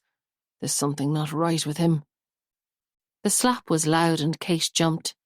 She watched as her dad rubbed his cheek, then got up from the bed and walked out of the room, paying no attention to Kate as he passed. When she thought back, while it certainly wasn't the start of the end, it was one of the many nails that kept the coffin shut.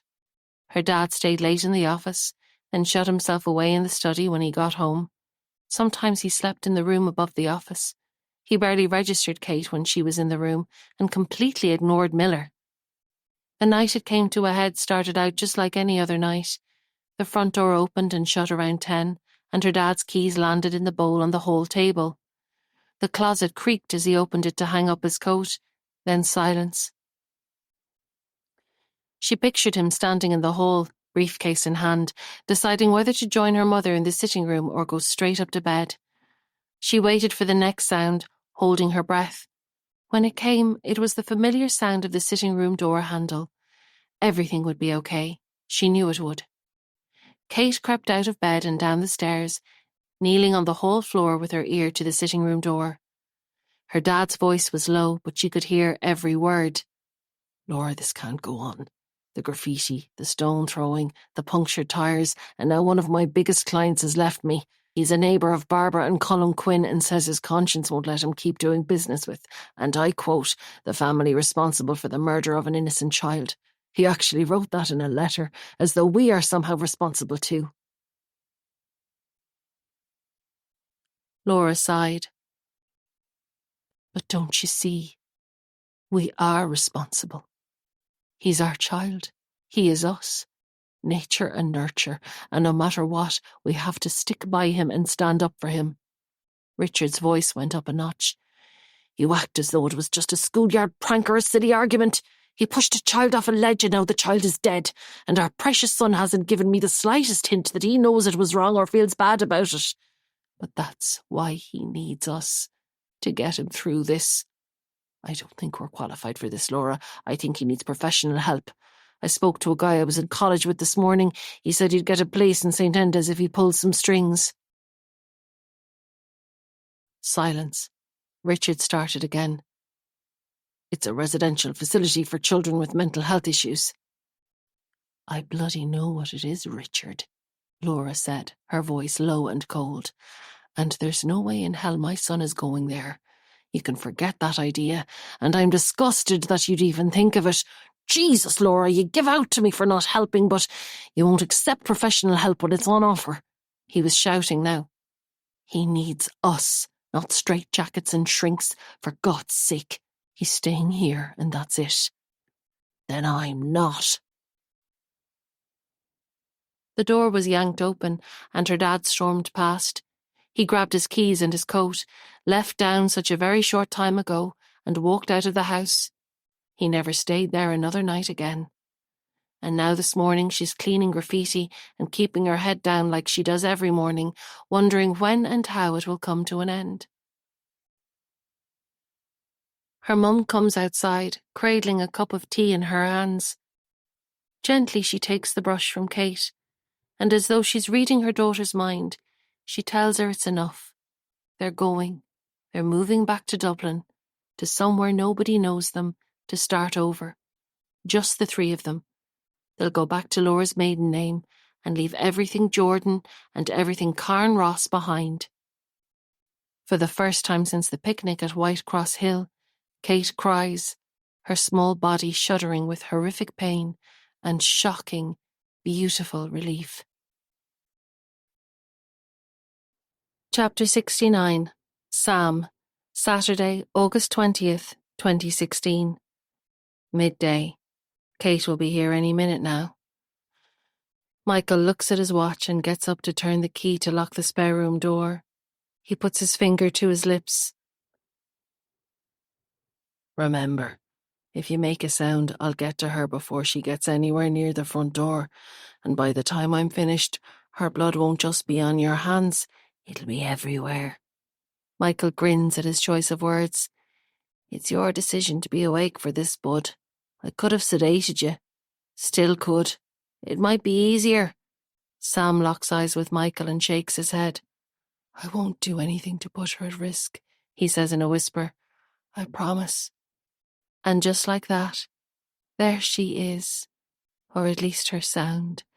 The turning of the key, the opening of the door, always the same, but somehow different now, knowing it's Kate. Sam trembles at the nearness and the impossibility of it all. Mundane movements, keys hitting table, kettle boiling, fridge opening. She wants to see what he's been eating, or perhaps what Nina eats. He cringes. Now the back door opening, she's looking out at the garden. Will she step outside? He stays still and waits. The back door closes. She's inside again. Cupboard doors open and shut. Is she looking or packing? She'll probably take her favourite mug. And the espresso cups they got in France 2 years ago. The boys might want the ones with their names on them. Will she notice that his is missing? Up here on the bedside locker? Probably not. Then footsteps in the hall again, and finally the stairs. He's not breathing now, just waiting, wanting with every bone in his body to see her, but praying she doesn't come near the door. She goes into their bedroom. She's only 6 feet away now on the other side of the wall. The sound of wardrobe doors, locker drawers and shoe boxes. Will she look again for signs of the other woman? Probably. But maybe Michael didn't leave anything there this time. It's not possible to say which is better anymore, that she thinks he's still having an affair or that it's all over. Which one makes her seek him out? That's a bigger question than he can manage after a month of regular sedation and no perspective. She's in Jamie's room now, or maybe Seth's, filling suitcases to take to her mother's rented house. Michael had enjoyed passing that piece of news to him. "That's the nail in the coffin, Sam," he'd said, but Sam didn't care. As long as she's living there, she's not trying to get back in here. The bathroom next, the plop of the medicine cabinet door. It closes again, nothing of interest. "Please go downstairs now," he wills her, closing his eyes. "Just go. Leave this house and never come back. Send someone, send anyone, but don't you come here and don't bring the boys here. Please, Kate." He's nearly sure she can hear him. She's at the top of the stairs. It's working. Then she turns back. Her steps draw closer. She's coming to the spare room door. Michael stands up, watching. Sam opens his eyes too now, and both stare at the door. The handle turns down and she pushes, but it doesn't open. She tries again. She puts her shoulder to it, but it doesn't budge. "Fuck's sake, Sam," she mutters under her breath as she walks away, and he smiles as he sinks back in the bed. "That's my Kate," he thinks. "Now go, and don't come back."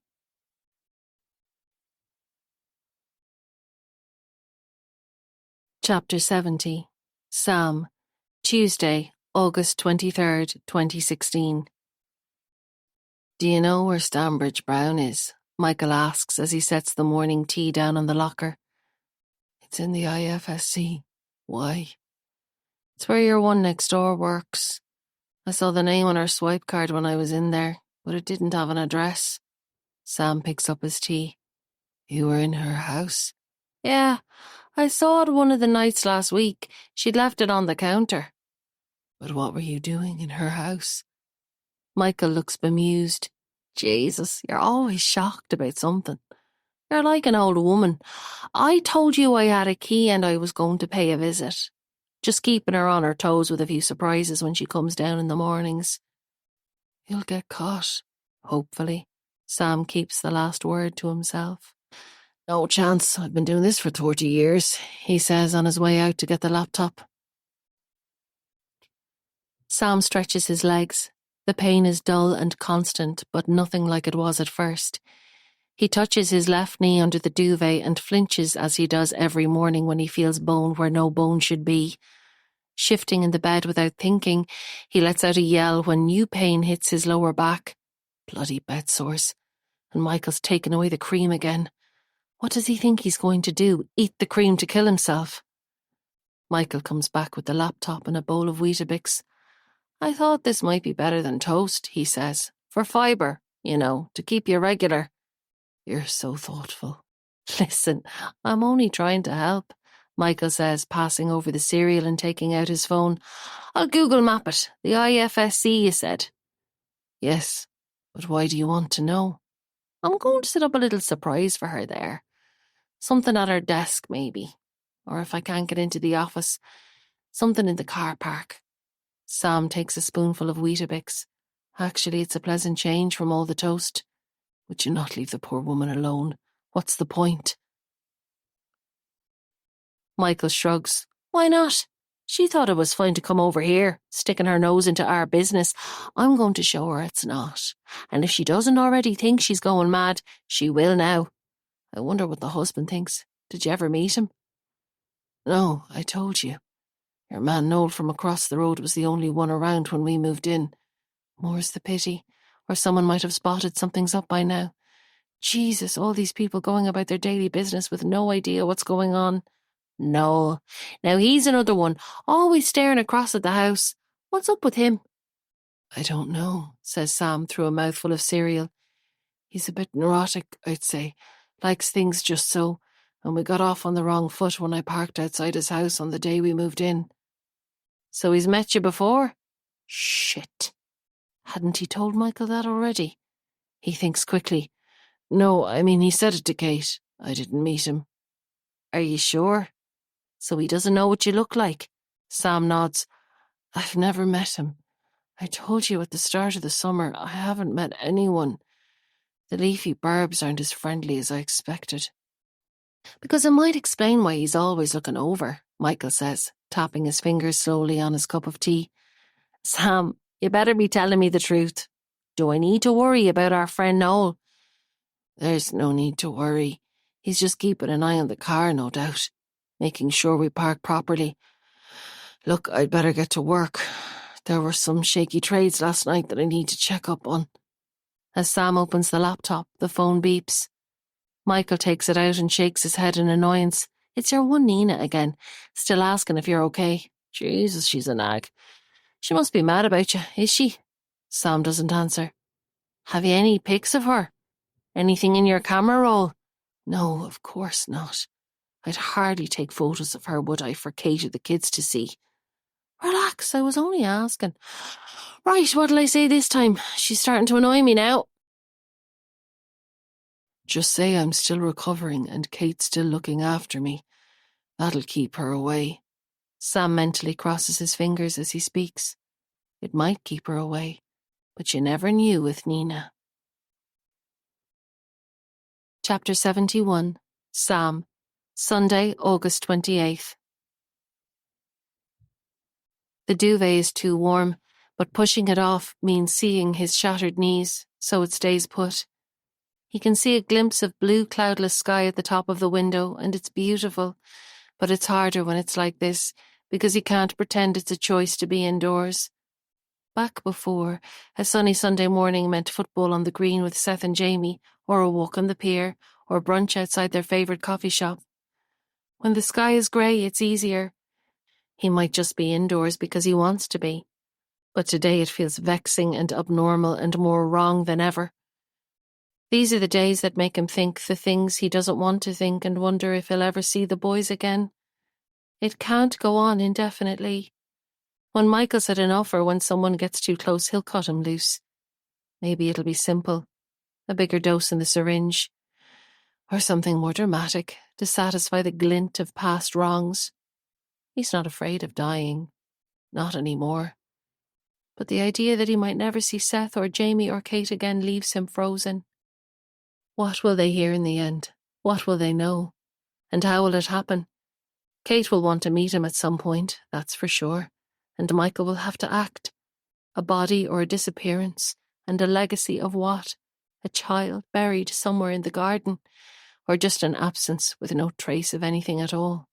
And children who think their dad walked away. Michael won't care. He'll do what suits him best, as long as he's made enough money. Maybe that's it. Sam needs to slow down the investments, even lose a bit. He can handle the temper if it buys him more time. Not time to sit here with broken knees and bed sores, but the chance of seeing the boys again. Michael has the laptop downstairs, but he can start planning. He closes his eyes to block out the sky and work on a new strategy. Little losses and still some gains. It might not work. It probably won't work. But he doesn't have any other cards to play. When Michael comes up, his footsteps on the stairs are fast and heavy. Sam keeps his eyes closed and slows his breathing, but when his cousin bursts into the room, his eyes spring open. Fucking bitch, Michael says, pulling over the chair. Who does she think she is? He spits the words through gritted teeth. Who? The bitch next door, on her high horse, giving me grief about having an affair. Like it's any of her business. How dare she? I can't bear women like that, always into everyone's business and thinking they're better. How does she know about it? Fucking Kate! I thought she said they didn't know each other.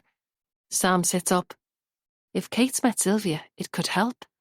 How exactly he's not sure, but his link with the outside world feels stronger. Michael is waiting for an answer.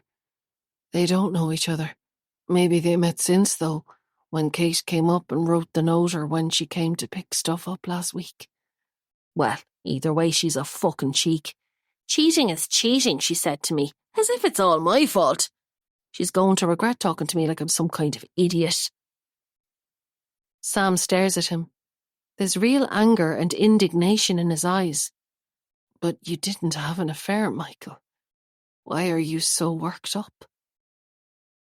Michael's mouth opens slightly and his arms fall by his side. Remember, I'm the one who supposedly cheated, says Sam. So if anything, this just means your plan worked. Still, she shouldn't be sticking her nose in. It's none of her business, Michael says, but the white-hot rage is gone. Sam watches him pull himself together. He can almost see the pieces clicking into place as Michael remembers which parts are true and which parts aren't. He is not Sam Ford. He has never been Sam Ford. Chapter 72. Sam, Sunday, September 4th. Like an agitated whirlwind, Michael flies in the door, shattering any pretense of Sunday morning peace. Sam sits up, pulled out of half-sleep. What's wrong? He asks. He watches as Michael fills the syringe. His hands are shaking. This is on her, Michael says, spitting and fuming. That stupid cow next door. What though? Slow down. No time. She's outside the front talking to the guards and pointing over here. Bloody stupid bitch. He finds a vein and sticks in the needle before Sam has a chance to reply, and even as the key turns in the lock, sleep is taking over. When he comes to, Michael's face is hovering over his. He turns his head to throw up, catching Michael's legs and shoes with the spray. Shaking and sweating, he only half notices as Michael jumps back and curses him. Too much, he whispers. You gave me too much again. I was in a rush, sorry. I knew the guards were going to come over and they did. It's not about the kid though. They're looking for your man Noel from across the road. He's missing. Michael is smiling as he says it. Did you do something to him? I'm saying nothing, Michael says, still smirking. Because he knew you weren't me. Michael shrugs. He sounds like he was a tosspot anyway. I doubt anyone will miss him. Well, clearly someone does if they've called the guards. Are you actually serious? Did you do something? Like we used to say when we were kids, Sam, that's for me to know, and you to find out. Do you remember that? When you'd tell me some word in French and ask me to guess what it was, like I was some big gobshite who knew nothing. Do you remember? Sam doesn't, though it's not impossible either. He decides to ignore it. So there were guards here, in the house. Well, at the door. They didn't come in. Shouting distance. If he'd been awake, he could have shouted or thrown himself out of the bed onto the floor so they'd ask to search the house. So close. So bloody close. Why did they call here? Or were they going to all the houses? He asks eventually. They came here because your one told them that Noel called here on Friday night. That's the last time anyone saw him. He called here? What did you tell the guards? That I wasn't here to answer the door. I was out working late at the office. I gave them the number of my PA so they could call to confirm. Your PA? Yeah, Jean Duggan's number. She always had a soft spot for me, and she knows what to say if they call her. Sam searches his face. Could he really have done something to Noel? Whatever about a small child. Surely a grown adult in broad daylight is a different story. I'm not worried about the cops, Michael continues, but your one next door is really pushing me now. She just doesn't know when to back off. I'm going to have to take things up a notch. If you harm her, you'll just have more police here, Sam says with a sigh. Protecting everyone, including neighbours he's never met, is exhausting. I won't hurt her, not yet anyway. But I need to send a message, and I know how I'm going to do it. He picks up the syringe. Did you know this works really well on dogs too? But if you get the dose wrong, it can be fatal. Now, wouldn't that be terrible if poor Sylvia found her dog dead tomorrow morning? Sam shakes his head, and he doesn't have the energy to argue for the dog's life. Choose your battles, as Kate would say. Michael gets up to go, and as he walks out, Sam hears his phone beep. Maybe it's Kate, telling him she's realised there's something odd about the tone of his texts and she's calling the police. Or his boss, telling him they're sending a doctor to assess if he doesn't come back to work. Or one of his friends saying they're worried about him. But of course they're not worried about him. They're just getting on with their own busy lives and busy kids and promising each other they'll meet up soon and definitely before Christmas. It's not any of them. It's Nina, and Michael comes back in to tell him he's bored texting updates to her and he's cutting her off. You're breaking up, he tells Sam. He calls out the text as he types, enjoying every second of it. I'm sorry, Nina, but it's over. I should never have cheated on Kate. She's been so good to me since my accident. She doesn't know about us, so it's best if we stop now and never contact each other again. Michael asks if that will stop her. Sam nods slowly and says yes. He thinks that will do the trick. Even Nina will get the message this time.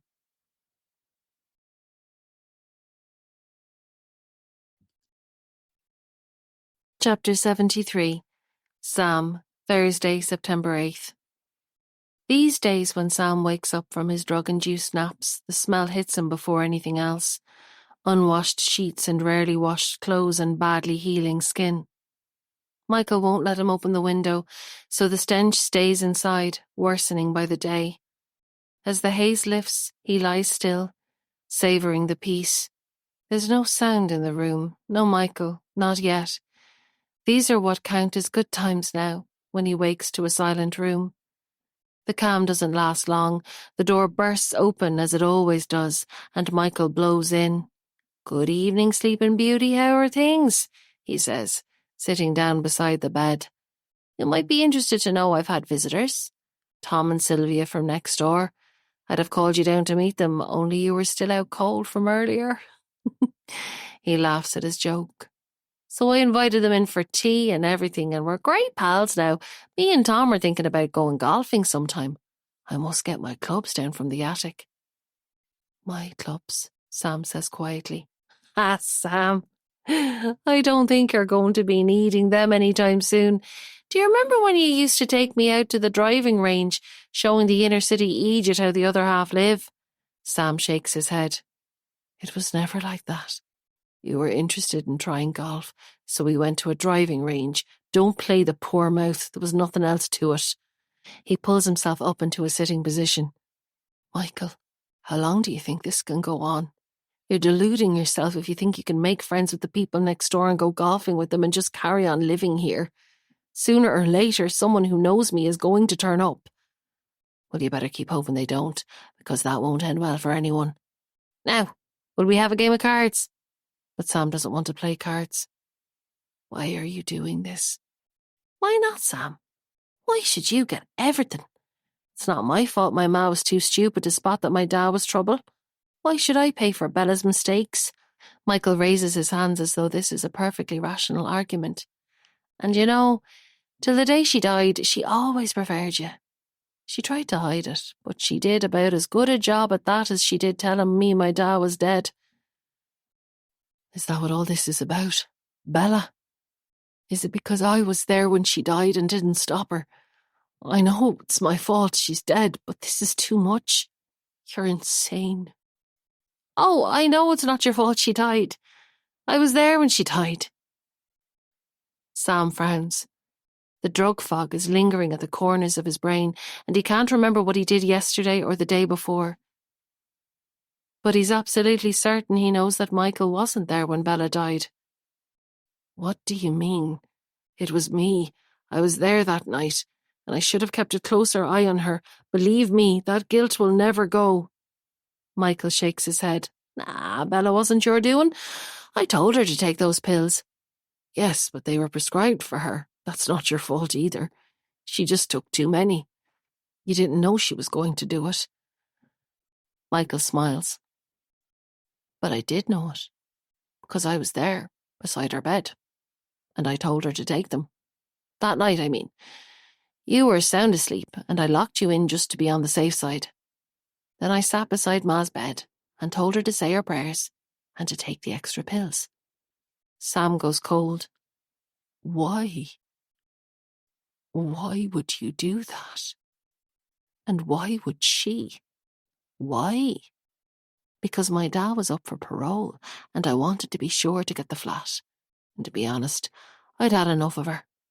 She was a pain at that stage, rattling around the place, needing help with everything. She was good in the end too. She didn't even argue much. She did it for you, Sam, really. I told her she could take the pills or I'd burn down the flat with both of you in it. She chose you.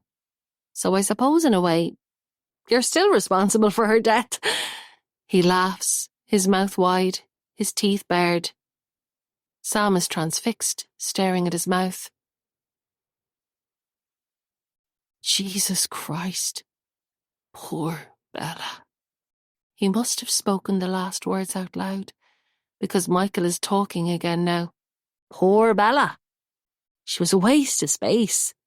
She never gave a shit about me. She only cared about you, Sam, and in the end, that's why she took the pills.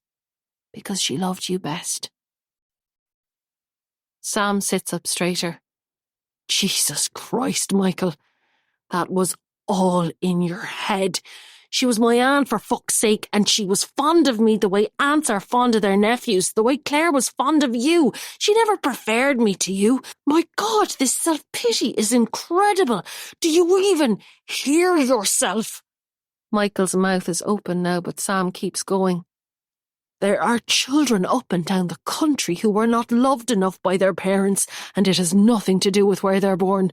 There are children in mansions who crave attention they're not getting, and kids in flats like yours, and everything in between.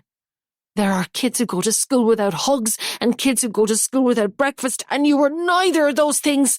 Not once, not ever. Bella loved you enough for two parents all your life. You never went without.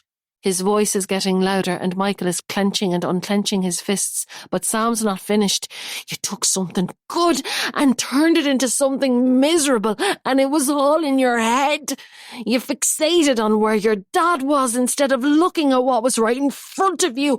Your mother, making up for all of it every day of her life. You think this was done to you, and you had no choice. You always had a choice, Michael. You were brought up in a loving home where you wanted for nothing. So fucking what if you weren't in a private school? Most kids aren't. So fucking what if you didn't have foreign holidays? It was the 80s. Most children didn't. You spent your life looking at what other people had, what I had, and never took a second to think about what you had yourself. And then you went and killed it all. You took the life of the one person who loved you more than anything.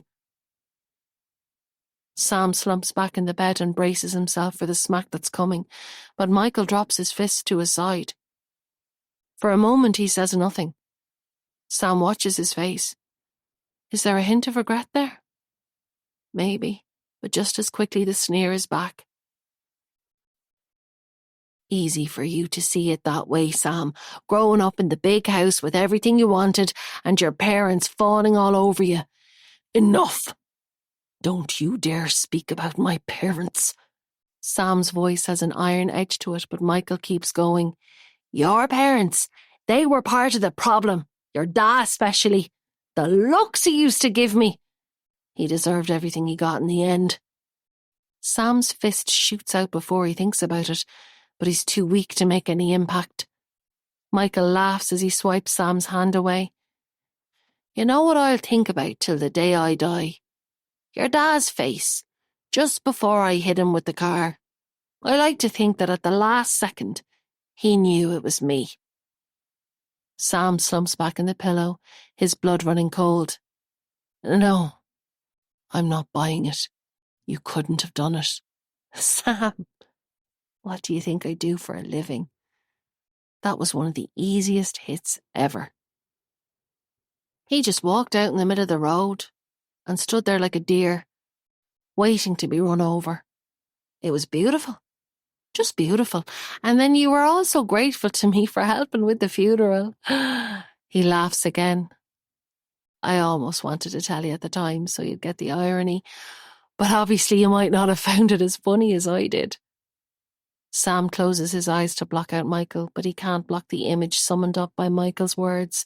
Over and over now, he sees his father standing in the middle of the road, watching as the car speeds towards him, realizing too late it will deliberately mow him down. A sob catches in his throat. He turns towards the wall, willing Michael to go away, and for the first time wishing for an end, even if that means never waking up. Chapter 74. Sam, Friday, September 9th. He knows as soon as he opens his eyes that this is the day. No blurriness, no forgetting, no customary fog. Today is the day it ends. He sits up and slips his hand down behind the mattress. The glass is still there. He stops, but only for a moment, then pulls it out. After 6 weeks of drifting, everything is crystal clear. He knows what to do. Wrapping the glass in his grimy, yellowed pillowcase, he smacks it hard against the wall, praying it won't wake Michael. The first time, nothing happens. He smacks it again, and this time it breaks. Quickly he empties the pillowcase onto the bed. The glass is in 4 separate pieces. He tries each one for size, then makes his choice. It's no bigger than his palm, and it's not an ideal shape. Something long and knife-like would be better, but it's sharp. He shoves the other pieces of glass under the edge of the mattress and puts the pillowcase back on the pillow. He takes a tissue from the packet on the locker and carefully wraps it around one half of the glass. It's not thick enough. He takes another tissue and does the same. Now he can grip it. It's comforting in his hand. He lifts it in the air and lashes at an imaginary Michael. It's no longer comforting. The thought of slicing through skin turns his stomach, and if he misses, it's all over anyway. Analyze it, says the voice in his head. Look at all possible outcomes and weigh up the risks. If he kills Michael, he can take his phone and call for help. If he injures him, he may be able to do the same. If Michael turns the glass back on him, there will be pain and disfigurement and presumably death. He looks at his mangled legs and pockmarked arms and mottled skin and makes a decision. Downstairs, the kitchen door opens. Sam slides the glass under his right thigh and lies back against the pillow. He closes his eyes and waits. The footsteps on the stairs sound slower today, and one part of him is screaming at Michael to turn back, not because Michael deserves to be saved. Michael doesn't deserve to be saved, but because he might not be able to do it. To raise his hand and strike down as hard as he can, to deliberately slice through skin and flesh. Then he sees John's face again and he stops begging Michael to turn back. Today is the day. The door opens and Michael walks in. Sam keeps his eyes closed and his hands by his sides. The glass is just millimeters from his fingers and he wants to check it's still there, but he doesn't move. Michael puts the computer on his lap and a cup of tea on the bedside locker. Sam's heart is beating so loudly in his chest, he's sure Michael can hear it. Just act normal, says the voice inside his head. You've analysed the situation and decided on a course of action. Stay calm and follow through. He slows his breathing and opens his eyes. Today is the day. Right. There's toast here, Michael says. And I have some good news for you. He's smiling. Sam doesn't trust his voice, so raises his eyebrows instead. My new friends Tom and Sylvia have done you a big favour. You wanted to know where our little friend from the pond was. Well, she was in the shed at first. I had to put her there when the bell was ringing that night. Then I put her in a shallow grave beside the pond, ready for the police to find her if you didn't play ball. But since you've done so well on cleaning the money, I've moved her. Michael stops, waiting for a reaction. Sam feels sick. Where? He manages to croak out eventually. Next door, Michael says triumphantly. Remember I helped dig a grave for the dog and then she didn't use it? Well, I figured, why let all that digging go to waste? So I moved your friend in there last night. You're off the hook for that now. And with a bit of luck, next door will never cop either. Or if your one gets really annoying, I'll send the guards in to have a look at her house instead. Ha! What do you think? Sam swallows and shakes his head. His eyes are watering now and he doesn't know if it's for Edie Kyo's poor little body or the fear of what he's about to do. Michael doesn't notice. Jesus, I thought you'd be more grateful, he says, opening up his newspaper. Right, let's get to work, so. Sam switches on the laptop and logs into his trading account. His breathing feels foreign and awkward, and he risks a sideways glance at his cousin. Michael catches the look. What's wrong? Sam shakes his head but doesn't trust his voice to answer. Are you sick? You're sweating, Michael says, pointing at Sam's forehead. Sam wipes his brow with his forearm and shakes his head again, then focuses on the screen. Out of the corner of his eye, he can see Michael looking at him for a moment longer. Then he goes back to his paper. Sam taps on the keyboard. He needs Michael to come closer. He's too far away. Slowly he slides his hand down to his leg and feels for the glass. It's still there. Of course it is. He puts his hand back on the keyboard and thinks for another minute. Then he clicks into Michael's biggest fund and switches the display currency to Japanese yen. Now 545,110 in euro is showing up as 668 million in yen. He takes a deep breath. Michael, he croaks, then clears his throat and tries again. Michael, look at this. He points to the screen. 600 million. Michael drops the paper to the floor and leans across to look. Sam eases his right hand down and touches the glass. Michael's head is in front of the screen and he's babbling about how he fucking knew Sam could do it. He always knew it. Sam clutches the piece of glass. This is the day. He pulls it out and raises his hand. Michael turns his head. How is it suddenly 600 million? He asks, and his face changes as he sees the glass plunge towards his neck. He jumps back, but not quickly enough. Sam slashes the glass down as hard as he can. He can feel it make contact with flesh, slicing through, sharper than he'd hoped. He wants to pull it out and slash again, and somewhere deep inside he's shocked at how much he wants to stab over and over, but it's too late. Michael is out of reach now, on the floor, crawling backwards until he's lying against the bedroom wall, holding his bleeding shoulder. Alive, very much alive, and out of reach. His face is contorted with pain and rage and surprise. The last one is the most satisfying of all. Sam sits up straight in the bed, still gripping the glass, willing Michael to come to take it off him so he can try again. His hand is bleeding. The tissue is soaked in red, but he can't feel anything. All he wants to do is try again. He waits. He can wait forever now. Michael pulls himself to his feet, never taking his eyes off Sam. He starts to move towards the bed. Sam clenches the glass tighter, watching Michael's face. The arrogance, the supreme confidence. He doesn't think Sam will do it again. He's so wrong about that, so fundamentally wrong. Sam raises his hand.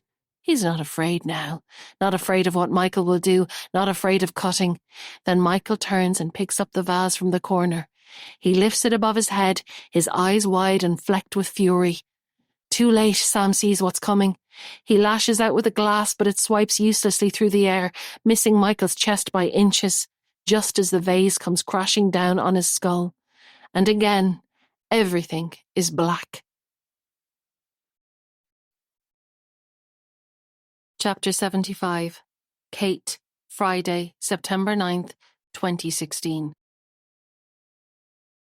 Sylvia leans on the bar and frowns, taking another look at the photo on Kate's phone. But why would your husband pretend he had a dog called Max if it was his cousin's dog? It makes no sense. She signals to the barman for 2 more glasses of wine and hands the phone back. That's the point. You haven't been talking to Sam at all as far as I can see. The person here, she points at her phone, is Sam. You're saying that's not the guy you've been talking to.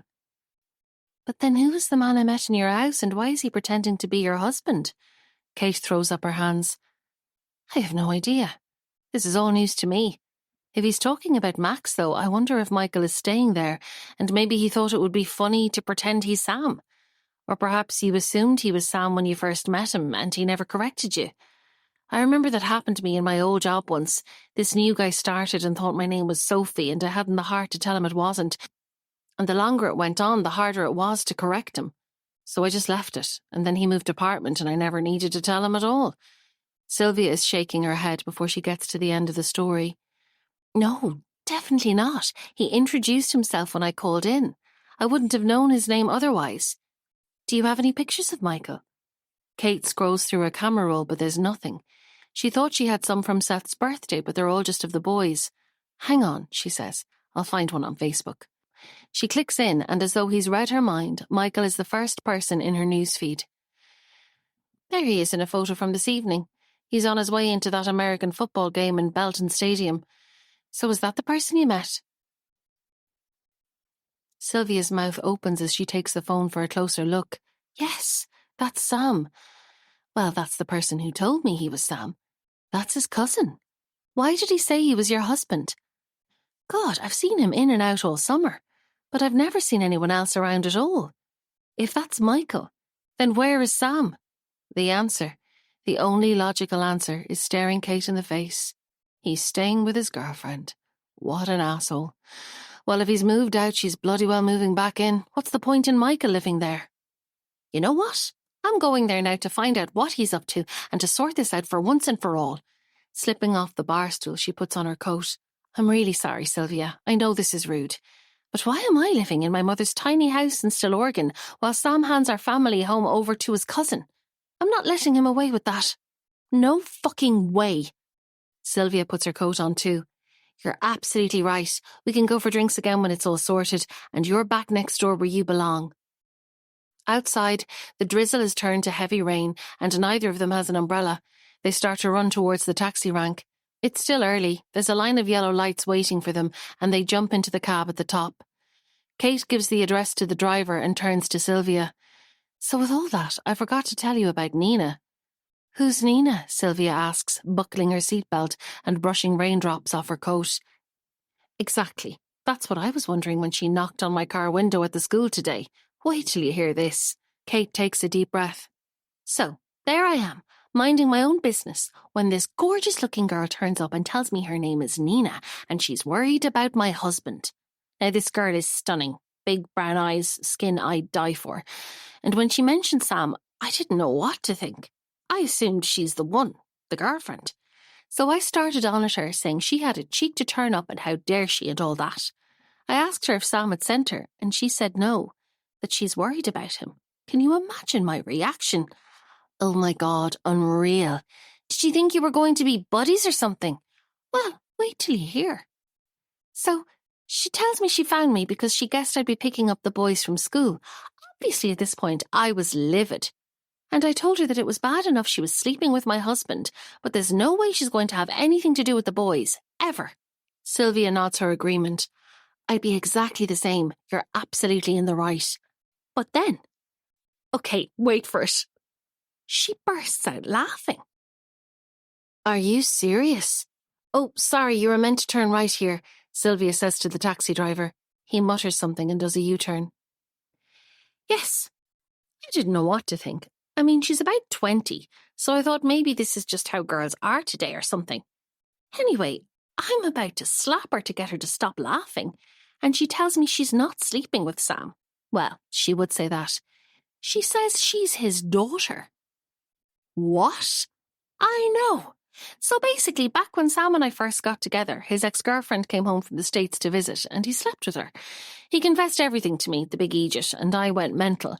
We got back together, though, and that was that. Except apparently Molly, that's his ex, got pregnant, and Nina was the kid, is the kid. Jesus, and he never told you. He didn't know. According to Nina, Molly only got in touch with him earlier this year because Nina wanted to meet him. Then Molly got sick and Nina was having a tough time, and apparently he's been helping her get through it all, or something. To be honest, at that point I wasn't even registering what she was saying. I was just looking at her thinking she's Seth and Jamie's half-sister. I mean, this is huge. And Sam never said a thing all these months. Nothing. I don't know why. I wouldn't have minded. I mean, the past is the past, and I already knew about the one-night stand. But she says he didn't want to tell me until he could find the right moment. And is this supposed to be the right moment? Sylvia asks. She meets the taxi driver's eyes in the rearview mirror. Even he's interested now. Well, that's just it. She thinks there's something up with Sam. She hasn't seen him since July. Then he texted her on Sunday to break up with her, which is obviously completely bizarre. She didn't know what to make of the message and wondered if he's losing it. She replied to ask if everything was okay, but he never got back. And she's never been out to our house, so she doesn't know how to reach him in person. Sylvia shakes her head slowly. That's really odd. And how did she find you? Apparently, she's seen photos of me and the boys, including one in their uniforms, so she worked out which school it is. The taxi driver interrupts to ask if he should take the next turn, and Kate confirms he should. Rain is pelting down still, and the windscreen wipers are on full. So that's weird. That text she got from him. What's that all about? I don't know. I couldn't make any sense of it either. She even showed it to me. And there's more. He told her he'd fallen down the stairs and couldn't see her because I was taking care of him. Maybe the novelty of having a surprise love child wore off and he was trying to put distance between them, but that doesn't explain the breakup text. Kate pauses. And to be honest, it wouldn't be like Sam. He's been a complete dick recently, but if he found out he had a child, I can't see him rejecting her. It's just not him. And breakup is not the term anyone would use to reject their child. It's all very odd. It's pitch dark now and feels more like winter than early autumn. Kate shivers in her light summer coat. She'll have to pick up some winter clothes while she's at home. And there's the small matter of confronting her husband about the daughter he forgot to mention and why his cousin is pretending to the neighbours that he's Sam. She shakes her head and wishes she'd had one less glass of wine. The taxi driver turns the radio volume up as the news headlines come on. Gardaí are investigating the discovery of a body of a man in the sea at Dunleary this morning. The victim has been identified, but Gardaí are not releasing his name until all relatives have been informed. The body, that of a man in his late 40s, was spotted by a local woman walking the pier this morning. Sylvia sits up straighter in the seat. Oh my God, did you hear that? What if that's Noel? Who? The guy from across the road. He's been AWOL since last week. Rosemary and I were joking earlier saying he'd done a runner with another woman. Jesus, I feel awful now for saying that. It probably isn't him, Kate says. You'd have heard, I'm sure, and the guards would have been around today if it was. But they were. Rosemary said 2 of them called into Georgia this morning. Jesus, the poor woman. God, you just never know what's going on with people. Tell me about it, Kate says. I appear to be married to a complete stranger. I literally have no idea what to expect next. Well, if he's pushing his daughter away, cheating on you, and has moved his cousin into your house, maybe he's going through some kind of midlife crisis, Sylvia suggests. I still can't believe the person I've been calling Sam isn't really your husband. Bizarre. Kate can't believe it either. But even if Sam's gone off the rails, surely Michael will be able to explain what's going on. She sits back in the seat and looks out at the rain as the taxi takes its final turn towards home. Chapter 76. Kate. Friday, September 9th. Sylvia is still counting out money for the taxi driver when Kate puts her key in the front door. Why is she nervous all of a sudden? Something feels odd as she steps into the hallway, and it takes her a moment to realise what it is. The house is pitch dark inside. Sam is always telling her to leave the landing and hall lights on when they're out, to make it look like they're home. Flipping light switches as she walks through to the kitchen, she takes a moment to look around. There are 2 cups on the counter and what looks like tea in the bottom of both. His girlfriend? Michael? She shrugs. It could be anyone. He's entitled to have callers. Sylvia comes through to the kitchen and they stand looking at one another for a moment. What now? After the dramatic race to a taxi, it feels anticlimactic. I don't think there's anyone home, Kate says. Maybe I should check upstairs now that I'm here, though. Sylvia nods. Kate doesn't move. Will I go up with you? Sylvia asks. Yes, do. I know, ridiculous. It's my own house. But it feels a bit creepy tonight. Upstairs, Kate puts on the light in her bedroom and looks around. There's no outward sign of any girlfriend. She's being more careful about where she leaves her stuff.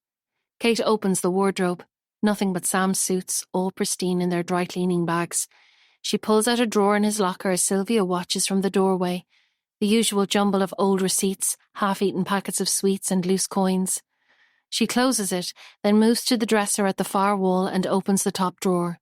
Inside there's a mix of black and grey t-shirts. She lifts one out and holds it up. Putting it down on the bed, she takes out another. None of these are Sam's, unless he's completely changed taste in clothes along with everything else. But no, sports logo t-shirts were never his thing. He's a polo shirt guy through and through. So are those Michael's? And why, if he's staying here, would he be in the main bedroom instead of the spare room? None of it makes any sense. She takes out her phone and hits the button to call Sam. Enough is enough. But her phone clatters to the floor when the familiar sound of Sam's ringtone blares out from the top of the dresser. It's vibrating and turning like a distressed beetle, balanced on top of the metal dish she uses for her rings. She grabs it and disconnects the call. I'm getting jumpy. This house is freaking me out tonight for some reason, she says, putting Sam's phone back on the dresser. Why doesn't he have his phone with him? Maybe we should just go. I'll call him tomorrow to find out what's going on with Michael. She points at the clothes on the bed. They're all Michael's. Well, they're not Sam's. But if he is staying here, why wouldn't he have his stuff in the spare room? Odd, isn't it?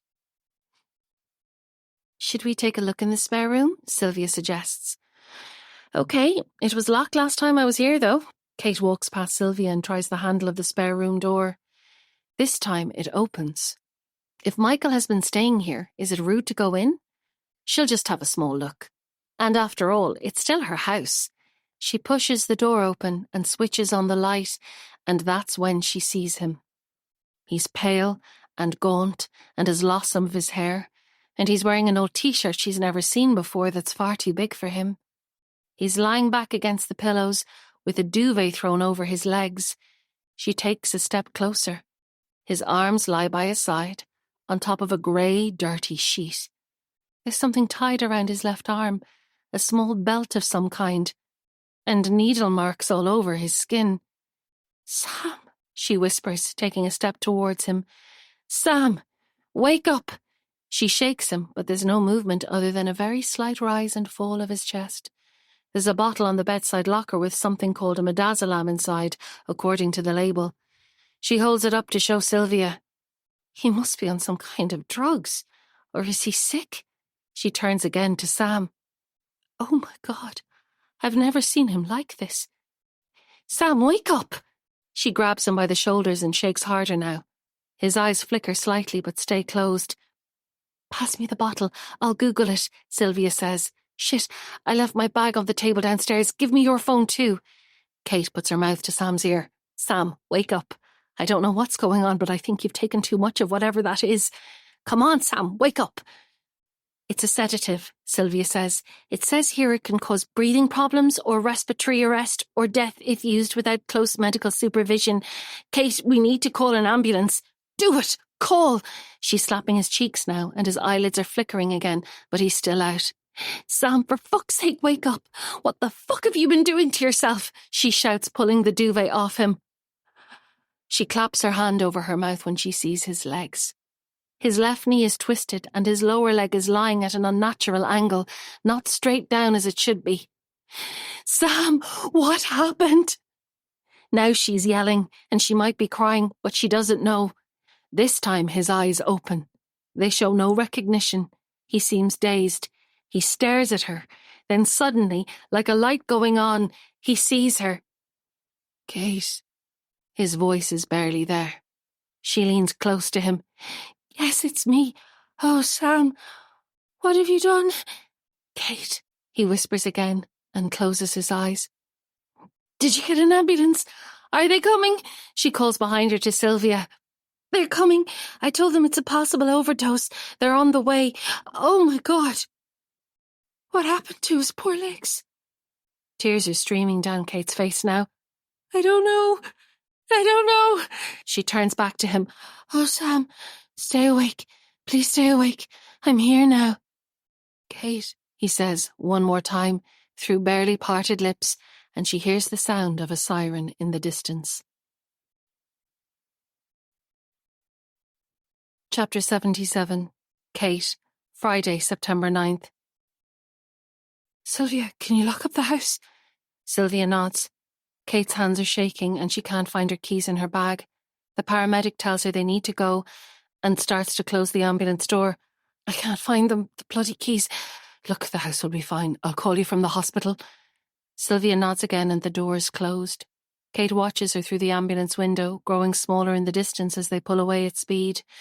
The paramedic is checking Sam's blood pressure and asking her something, but she doesn't hear. Sorry, I said, do you have the bottle with you? The bottle? The midazolam, just so we can see if that's what it is. Sometimes drugs end up in wrong bottles or with incorrect labels. Shit, sorry, no, I didn't think to take it. My God, will he be all right? The doctors will talk to you once he's in hospital and stable. Kate takes his hand. Sam, don't you go doing anything ridiculous like dying on me now. Whatever you've done, you can get past it. You can't leave the boys without a dad. They miss you horribly. I didn't tell you because I wanted to hurt you, but my God, they're missing you. So don't fucking think of dying on me. The paramedic touches her arm. Her voice is soft. The doctors will give you the full picture, but I can tell you his stats are good. Please don't worry. Kate nods, still gripping Sam's hand. Through the rain-splashed windows, she watches the neighbours' houses zip by. They're all tucked up with wine and TV and early autumn fires, and no idea what's going on outside their walls or inside hers. Her phone buzzes in her pocket, and on autopilot now, she takes it out. A text from Miller. Jesus Christ, he picks his moments. Hi Kate, how are you? I just wanted to check if you've seen Sam. I called again and there's still no answer. I know you think I'm just being annoying calling all the time, but I'm a bit worried about him. Can you check in on him? Oh God. Now she really is going to cry. The one person who spotted that something was up with Sam and she ignored him completely. And yet he kept trying, no matter how shitty her replies. Her eyes are blurred and her thumbs awkward as she types. Miller, I'll text you properly later, but please don't ever change. Love, Kate. The ambulance slows to go over the speed bump at the main entrance to the estate, and Sam opens his eyes again. He whispers something, but she can't hear. She bends closer. Say it again. Michael. What about Michael? Guards. Call guards. Has something happened to him too? What is it, Sam? He closes his eyes again, but he's gripping her hand now. Michael did this. Did this? What did he do, Sam? Did this to me. Jesus Christ. She turns to the paramedic. Please, would the drug make him confused? Hallucinate, maybe. If it's midazolam, it can cause memory loss. And if he's been on it a while and coming off it, it can cause hallucinations. But it looks like he's still on it, so I don't know. If he's telling you to call the guards, I'd take that on face value and call them. My God, what on earth would make Michael do this? Trembling, Kate takes out her phone and finds the number for the local Garda station. The story isn't easy to explain. She tells the desk sergeant that her husband appears to have been injured and drugged and that his cousin Michael Boyle may be responsible. Michael is out at the moment but will be home later, possibly to her house at 26 Willow Valley or maybe to his flat in Chiswick Street in the city centre. Even as she says it, it sounds ludicrous. But they record the details matter-of-factly. They will try to locate him. Disconnecting the call, she turns her attention back to Sam. Sam, can you hear me? He opens his eyes and gives her hand a small squeeze. Did Michael do this to you? The nod is brief, but enough. My God, why? He opens his mouth to answer, but can't seem to find the words. Okay, don't worry, Kate says. I've called the guards and given them his address. I know he's at the game in Belton tonight, but there's no point in them trying to find him there. They'll pick him up and find out what's going on. Dear God, how could he do this? Sorry, I couldn't help overhearing, the paramedic says, but that game was cancelled earlier. There was a suspicious device in the stadium and they had to call in the army, so it never went ahead, just in case that matters.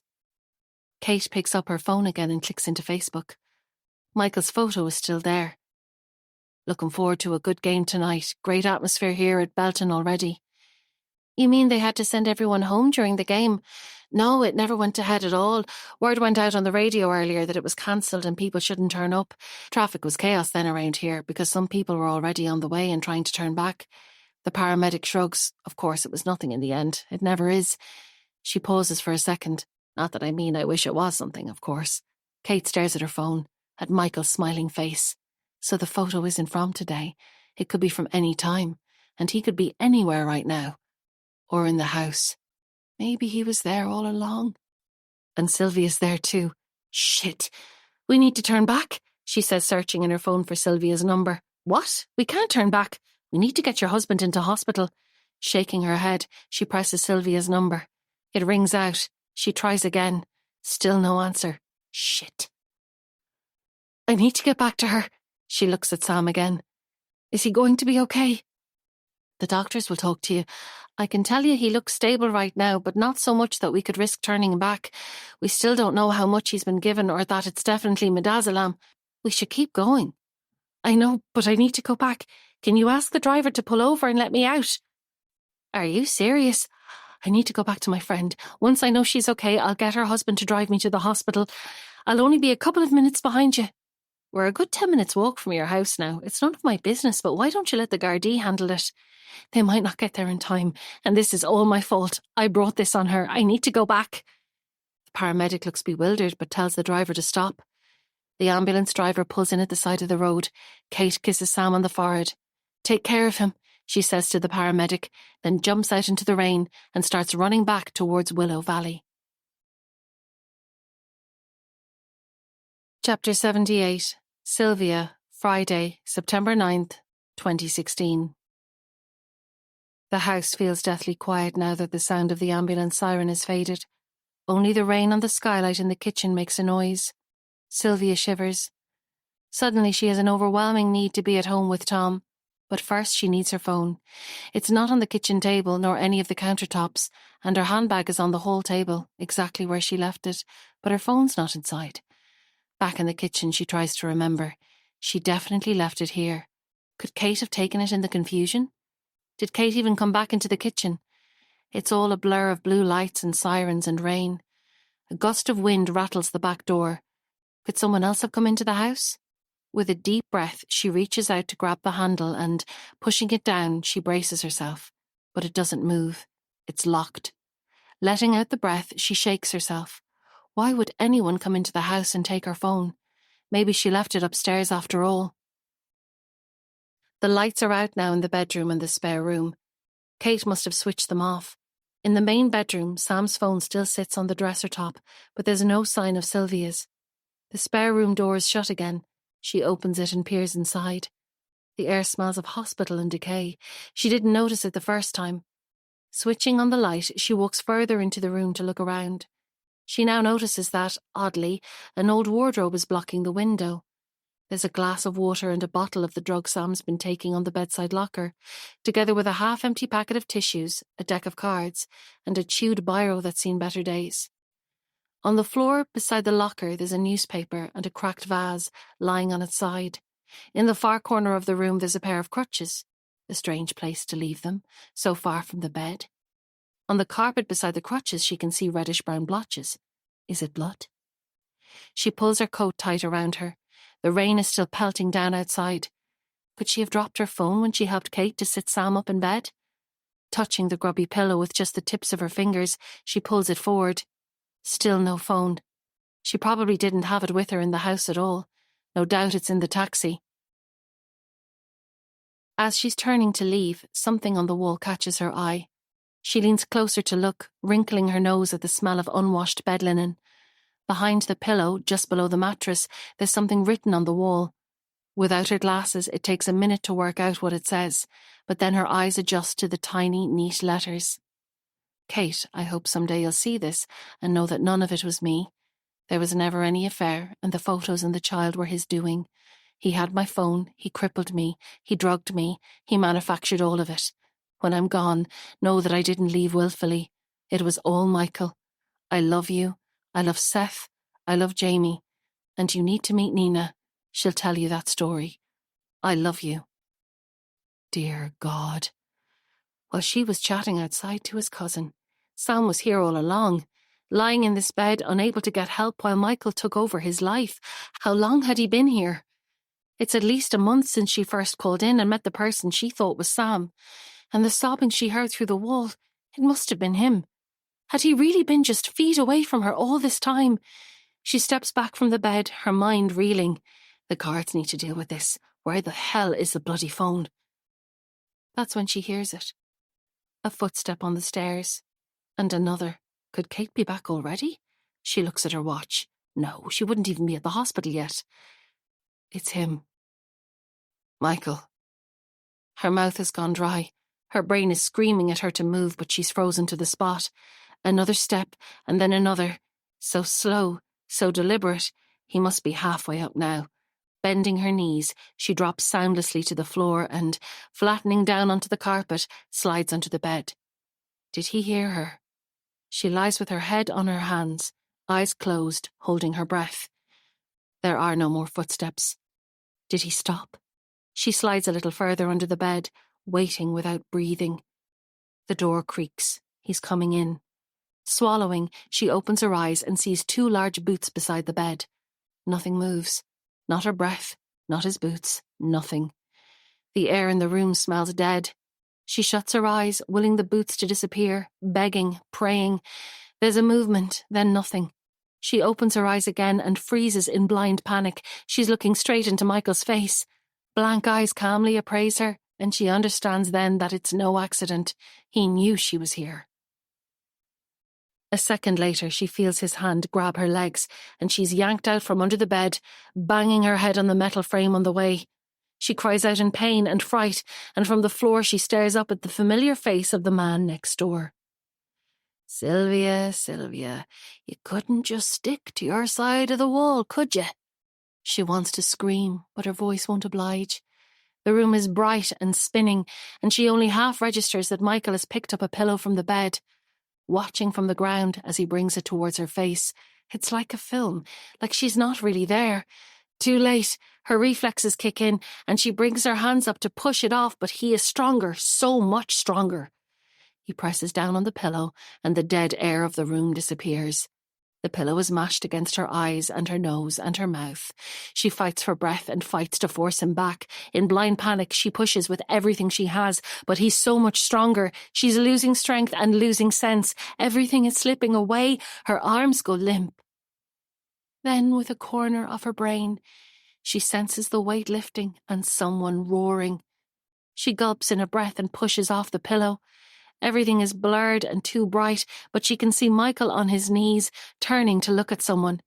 It's Kate, and she's screaming at Michael to stop, but he doesn't. He turns back to Sylvia, and now his face is lit up with rage. She watches in horror as his hands come towards her and grab her by the throat. She pulls on his wrists, but he just grips more tightly and starts to squeeze. Kate is still shouting at him to stop, but he's not listening, and he doesn't care. Sylvia pulls at his hands, begging with her eyes. Then she sees Kate raise something above her head and watches as it comes crashing down on Michael's shoulder. He lets out a roar and his grip loosens, but only for a moment. Kate tries again and this time smashes it down on his head, and now he falls, collapsing onto Sylvia. With a cry, she pushes him off. He rolls onto his back and lies still. His eyes are open, and blood pools around his head, creeping towards her across the carpet. Kate is on her knees now, calling her name. Sylvia mutters something unintelligible, then says, "Kate." "Oh, thank fuck, Sylvia. Please tell me you're okay." Sylvia nods. Right now she can't talk. Her vision clears, and she can see that Kate has a golf club in her hand. "I never swung so hard in all my life. I think he's dead, Sylvia. Jesus Christ, I think I killed him. I smashed it into his head. But he was strangling you. I had to stop him." A sob chokes the last word. Sylvia closes her eyes again and feels for Kate's hand. "It's okay," she whispers. "You had no choice. They'll know that. Everyone will know that." Her head hurts and her mouth is sore and she's dizzy and sick, but she manages to squeeze Kate's hand. "You did good." Outside, the rain has eased. A car pulls up. There's a squeal of urgency, but no siren. A voice calls through the open front door. asking if anyone is home. In silence, they hold hands and wait. Chapter 79. The Woman, September 2nd, 2016. The chops are burnt. Georgia had been staring into space again. Somehow she missed the smell of charred meat and the hiss of a too-hot pan. Bin or serve? Her stomach lurches. Which is likely to cause the most outrage? Or is there time to run to the shop? No, time has run out. The kitchen door opens and Noel shuffles through, still muttering about the man across the road. She can smell the whiskey from the other side of the kitchen. She turns away, shielding her nose, bracing herself.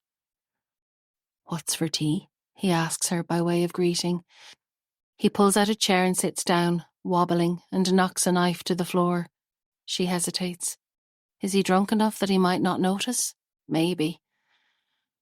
"Pork chops and cabbage," she answers, decision made. "Where's Annabelle?" "She's at a sleepover in Tilly's house. They're working on a project for school, so she's staying over." Noel grunts and opens the paper. Georgia carefully places 2 chops on a plate, burnt side down, then spoons mounds of mashed potato and cabbage all over. She puts the plate in front of Noel and goes back to eat her own much smaller serving. She sits down and begins eating, watching from beneath lowered lids, waiting, on a knife edge.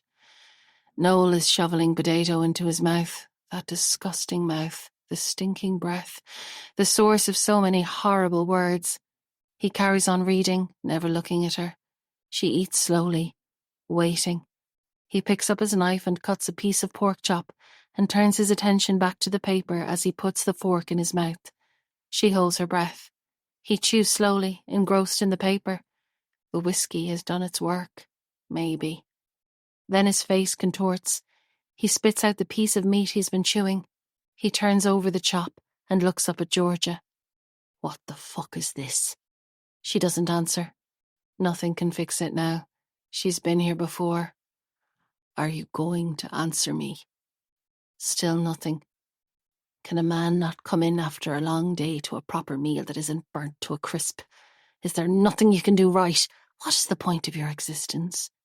You find the time to go to work and get your hair done, but you can't even cook a simple tea. The plate smashes on the floor as he pushes his chair out from the table. She cowers instinctively, but doesn't try to run. The punch catches her on the cheekbone, knocking her off her chair. She curls into a ball on the floor, pain ringing through her face. The kick aimed at the side of her head catches her on the shoulder. He goes again, this time meeting his target. She sees bright lights, then blackness, peaceful black. When she came to, it's dark outside. She's cold and stiff. She touches her cheek. It's throbbing but not cut. She pulls herself up off the floor, holding onto the table for support. She can hear snoring upstairs, whiskey-infused snoring. She walks slowly to the stairs and climbs up, putting her hands on the wall to steady herself in the darkness. In the bathroom, she examines her bruised cheek. Makeup will cover it. The side of her head is bleeding a little, just below her hairline. If she wears her hair down, she can hide it. Always hiding. Angry now, she stares at her reflection, dried blood mocking her. She hears the bedroom door open. She hears him lurch out onto the landing, hesitating at the top of the stairs, breathing heavily. She quietly pulls the bathroom door open. There he is, readying himself for his descent. Drink and sleep slowing his progress. She steps forward. A floorboard creaks. He turns. She takes a deep breath. She reaches out and pushes him hard. He looks at her with surprise, then rage, then fear, all in a fraction of a second as he tumbles backwards down the stairs. His head smashes on the tiled floor at the bottom, the sound reverberating through the house. Trembling, she runs downstairs. A pool of blood is already forming around his head. His eyes are shut. She feels for a pulse. She can't find one, but isn't sure if she's looking in the right place. It almost doesn't matter either way. It has to come to an end now, one way or the other. She steps over him and tidies the kitchen, the spilled dinner, the burnt chops. She bends to check again for a pulse. Still nothing. She washes her hands, scrubbing the dried blood from under her nails. Is it hers or his? She can't tell. It doesn't matter. She picks up her phone from the table and calls Ben. Ben and Olivia will know what to do. You can always count on family. The end. You've been listening to The Other Side of the Wall by Andrea Mara, narrated by Jessica Regan. Published by Quest Audiobooks, an imprint of W.F. House Limited. This recording is copyrighted by W.F. House Limited.